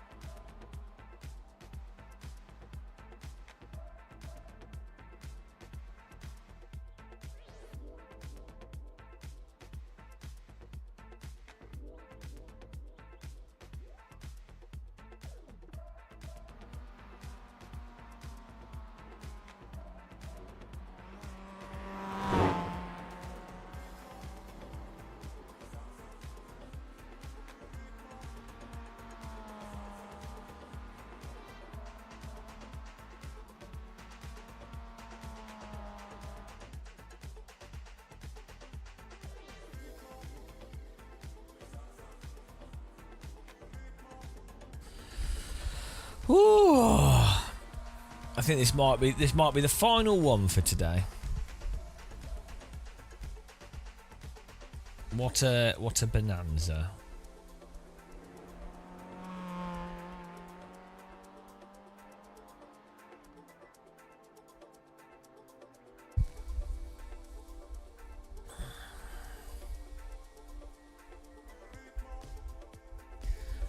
It's pizza time, really, but I had my porridge, so we're all right.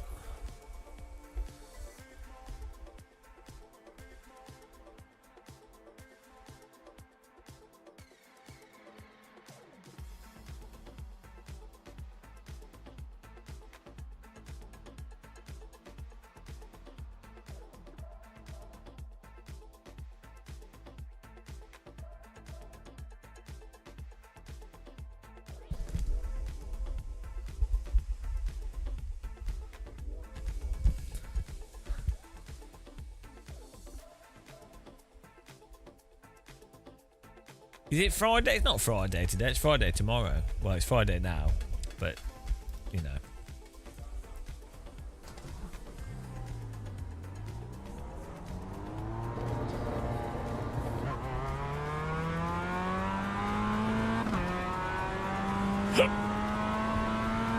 It's been a nice, relaxing stream today, really.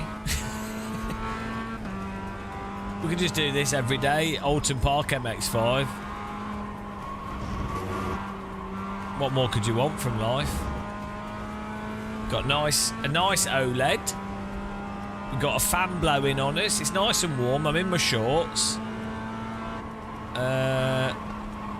Could do with some non-alcoholic beer.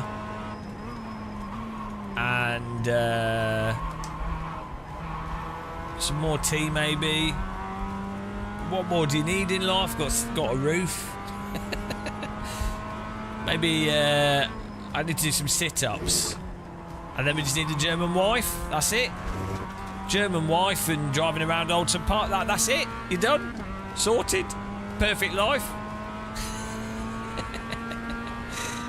And then I can have my occasional trips done. That's it. That's pretty fine as far as I'm concerned. And some kayaking. Pretty much won at life, to be honest. Don't mean to brag.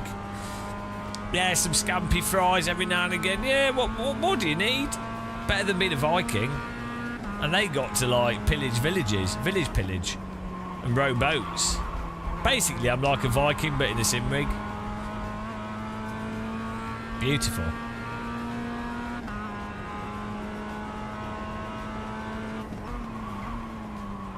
Green flag, green flag. Yeah, I wonder what is scampi? Is it prawns that are battered? Okay, here comes your first time lap. I'm not the biggest fan of prawns, actually. I'll be honest. They're not bad, but they're not my favourite. I quite like scallops are nice. I don't mind oysters, but I got food poisoning from them once and don't ever want them again.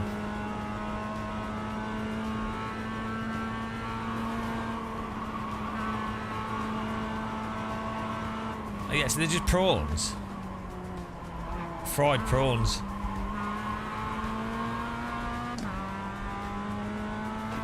Yeah.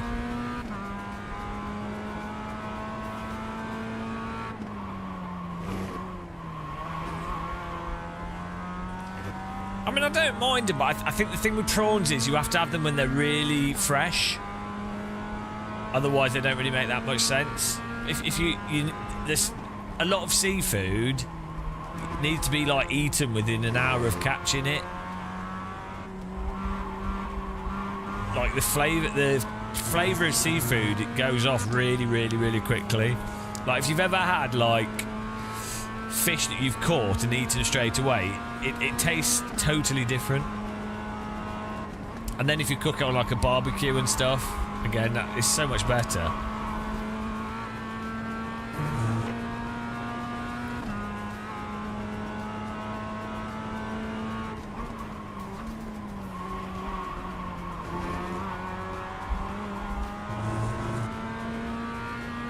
Well, wine makes everything better, but I don't drink alcohol.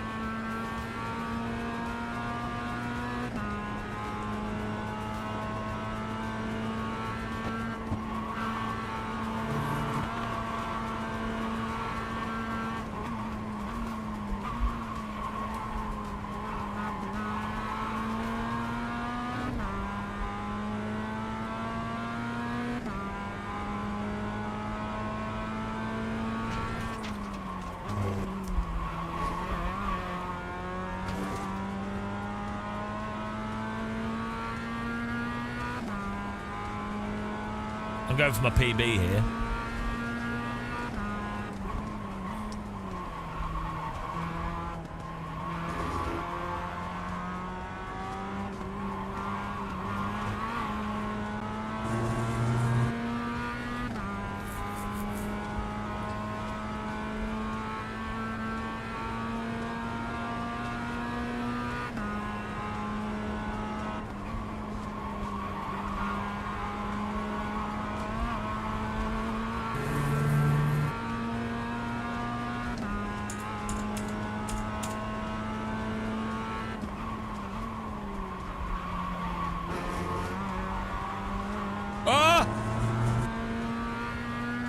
Yeah!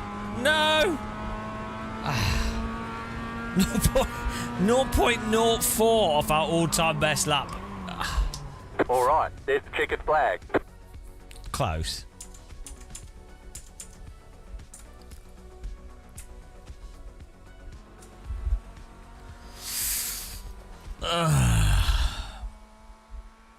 Not a bad lap time.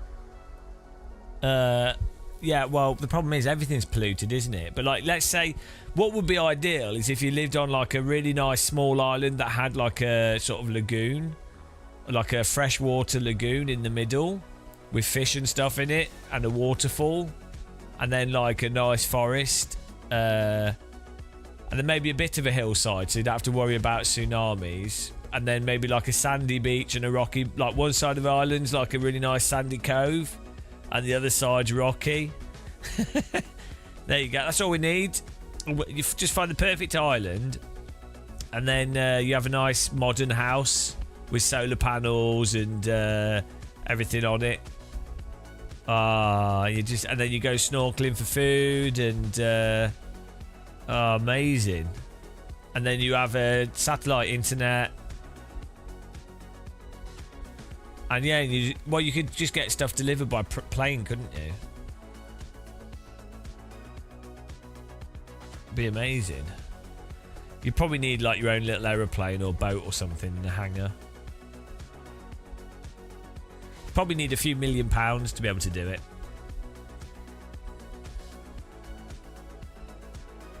Maybe living somewhere where there's like hotels and those easier. You could just, because then you can just get food from people as well. Like you do fishing and stuff when you want to, but there's probably places in Vietnam like that are really nice on the coast. There's places like Greece and stuff, Crete and things. There's probably some nice places. The estimated strength of field is 2,099.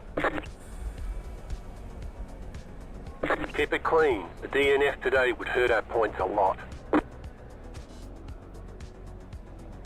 Yeah, the only issue is if you have like an accident, like a heart, you know, you can have stuff where, like, let's say you're in chronic pain and you can't get to a hospital, so you need to make sure that you have decent painkillers available.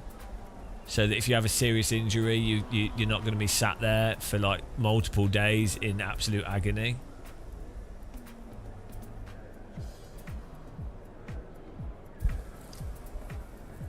There's also stuff like if you get poisoned and things and there's no way to reach people.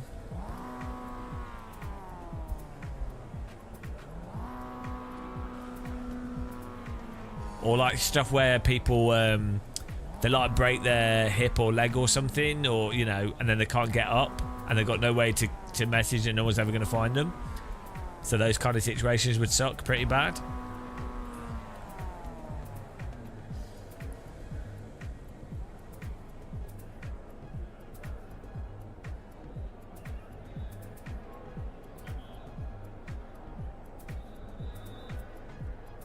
Yeah, there you go. You die from constipation. Waiting on the final car to grid.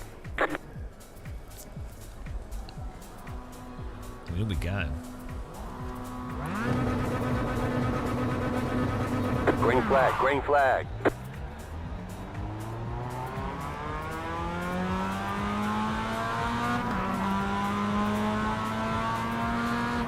Left side, the next car's the leader. Clear.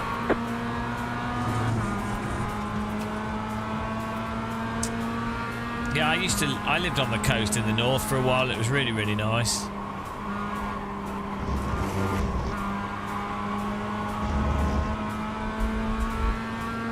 The next car's the leader. Overrated. It's amazing living on the coast. Carlos, I like your livery, buddy. So nice. Like every day the sea looks different. It's just, but the thing is, it's all polluted now, so you can't even go swimming in it.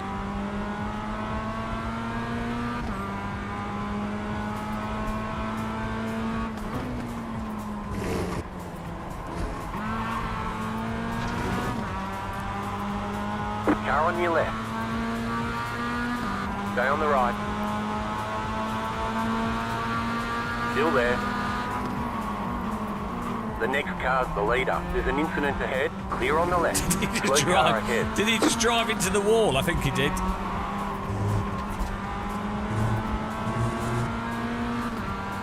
Yeah. Oh, please don't drive Left into side. me. Still there. Hold your line. He's just bent his wheel off. Clear. I don't think you meant to drive into the tyres.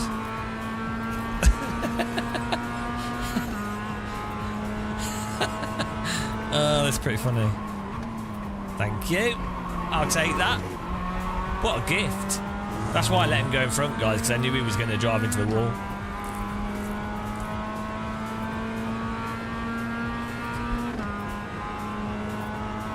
Okay, you are the leader.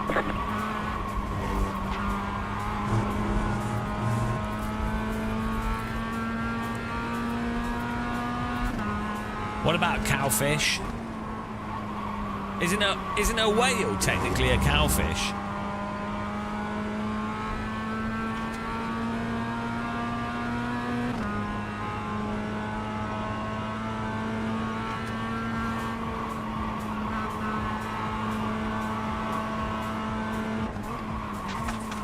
There's an incident behind.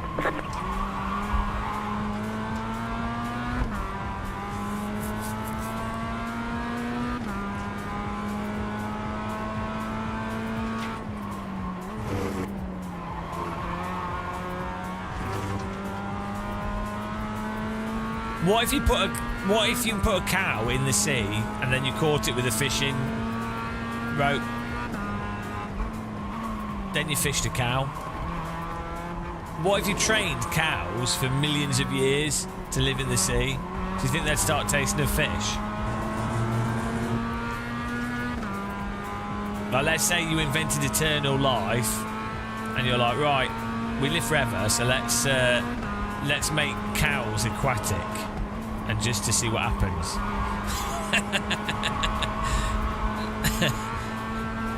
Why not?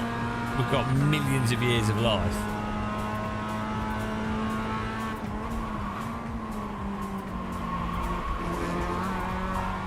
What does whale milk taste like? Do they make? Can you milk a whale? Bet that's well expensive.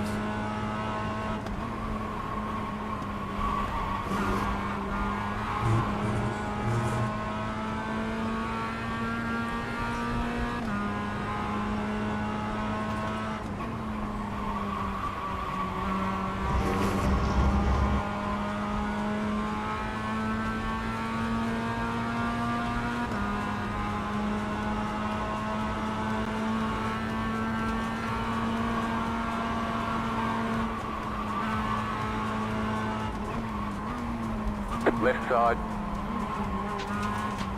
Clear on the left.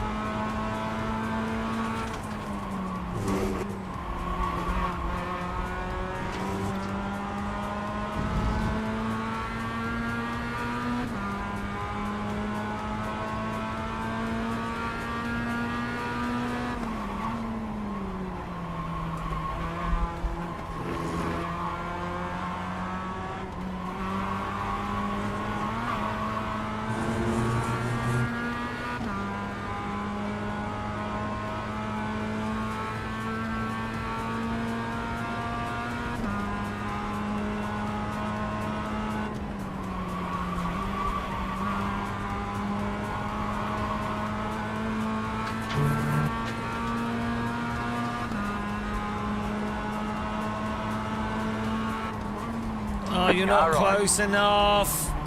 You idiot. You're not close enough unless I move off my racing line. Keep to the left. You're forcing me to move out of the way. Still there, hold your line. Stay on the left. He's not still. Clear. Rubbish. You'll get squeezed for doing that. Bloody... people sending it when they're way too far back, like... Right side. Clear. Oh, he's going to wreck us, isn't he, on the final lap? That's what they do. Oh, just going to have to defend the inside line like an idiot really early. Even when there's no possibility of the car behind completing the overtake.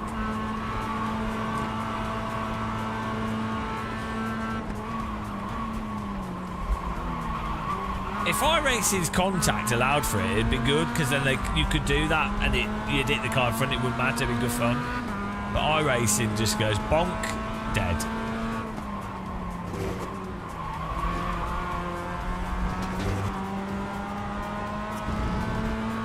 Le bonk dead.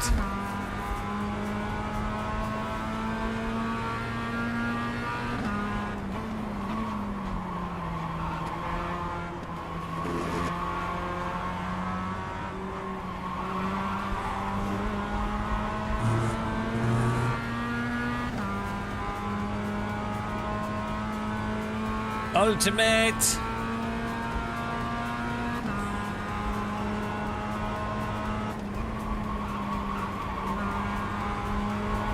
Is this corner actually just possible with a lift and I've been braking all this time for no reason? Is he seriously going to force me to hold the inside line every time? I hope not. I want to get a PB.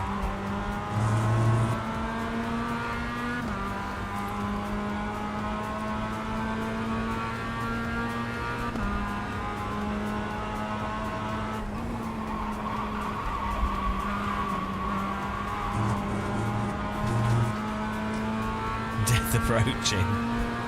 I've got the Vaseline, we're fine.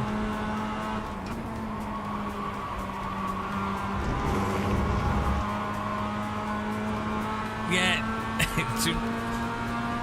dabbing the brake though.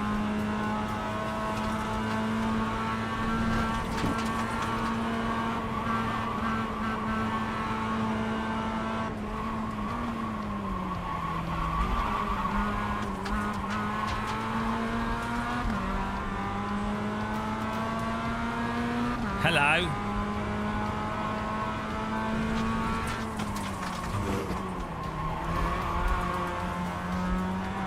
You just came off watching the Road to 5K video. Yeah, now we're on the road to 7K. Left side. Keep to the right. Clear.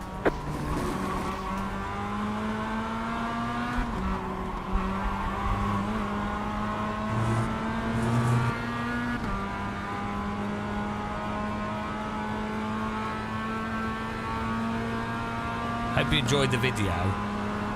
Good fun, that 5k challenge.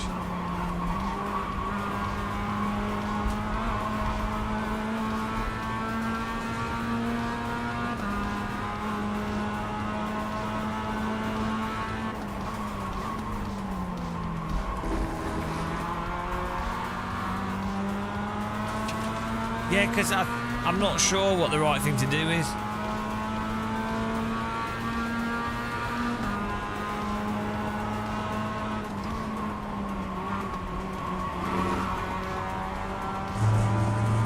Banger tunes. Son of the beach.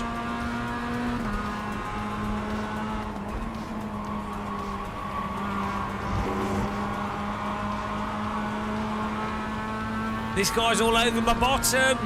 He wants to tickle it. Car on your left. What? Clear on the left. Why is he going on the grass there? Oh, he's had a few drinks.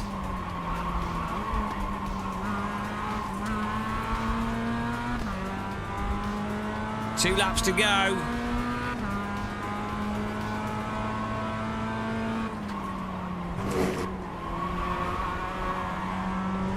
Oh, we could do better lines for it. That's like 2 takes. He's gonna absolutely pummel my arse. I can tell.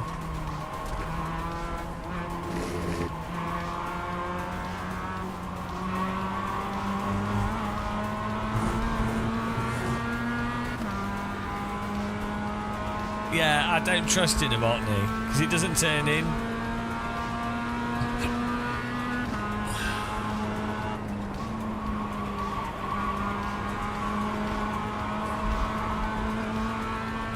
Maybe if you give it a little bit of a turn. One more lap to win. Oh, here comes the bum. Here comes the bum tickle. Here comes the bum ram. Now, I broke for that. I broke for that.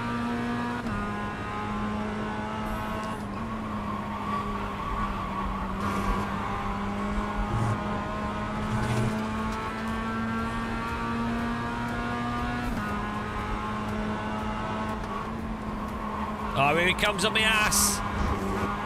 Get the Vaseline ready, guys. Oh, he messed it up.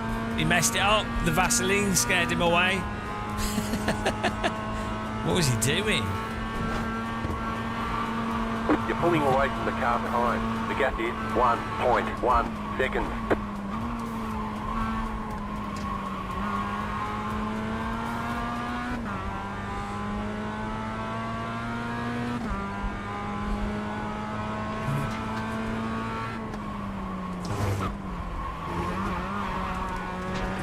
Oh! What's my lap time? Oh, we're still doing 52s.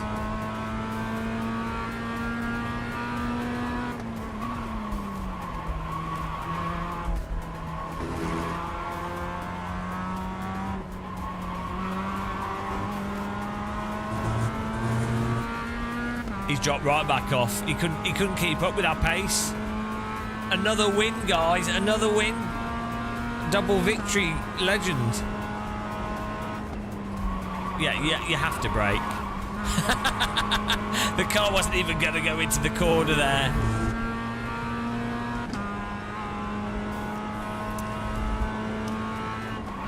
You're pulling away from the car behind.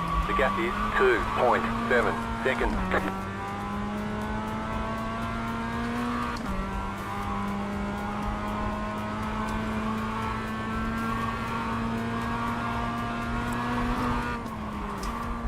You won. See you in victory lane.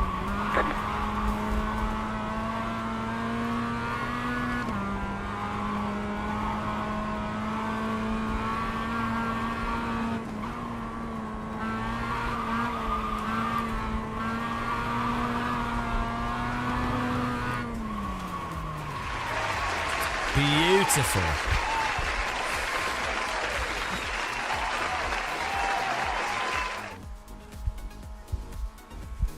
Thank you.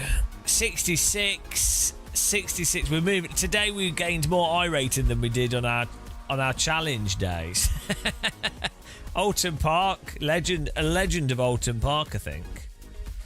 Let's have a look at the guy driving into the wall on the first lap. It's pretty funny.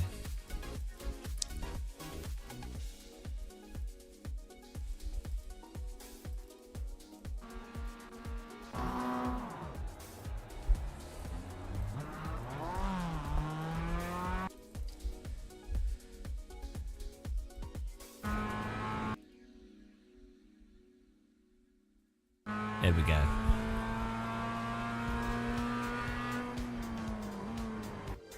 Oh. He lagged out into it. Lol. Lag death. Oh well. Right, let's add it up. Let's add it up. Absolutely unbelievable performance today, I have to say.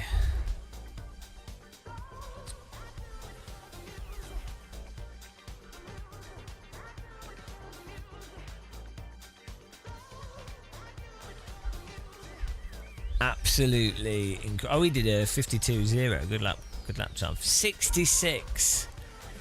That's what's 17 plus 66. Hello, Deja Vu. What's 417 plus 66?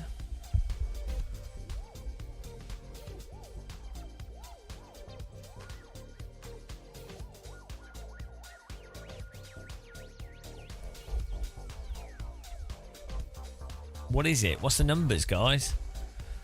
That is the number. 483. 483. Okay, thank you, the meeting. 483. Beautiful. How do we do this at this level? Constant deliverance. Let's just have a quick look at the previous results as well. Let's see. Win, third, win, second, fourth, sixth. I mean, we once we got into the groove there, third, second, like it's like good. We're actually like a decent sim racer. Unbelievable. No, I'm gonna have a rest now because we've been streaming for 10.5 hours. Yeah, and Mazda at Laguna Seca's a really good combo. I find the Mazda's just relaxing to drive. It's just like it's like rowing a boat round a racetrack. Right, that was good fun. Appreciate everyone taking part today. Thank you for watching. I hope you guys have a good night. Why is... Oh, hang on. Does this need to refresh? I was going to say, why some people are on here that it's a bit late. What's Samsoid doing on at this time? Might have to raid Samsoid, because... yeah, let's raid Samsoid. I don't know why he's on at this time. Okay. Good guy, Samsoid. Unless he's moved to America or something again. I don't know what he's doing. Guys, thanks for watching. Really appreciate it. Give Samsoid a follow. He does a lot of driver coaching. He's a good fast driver, good driver.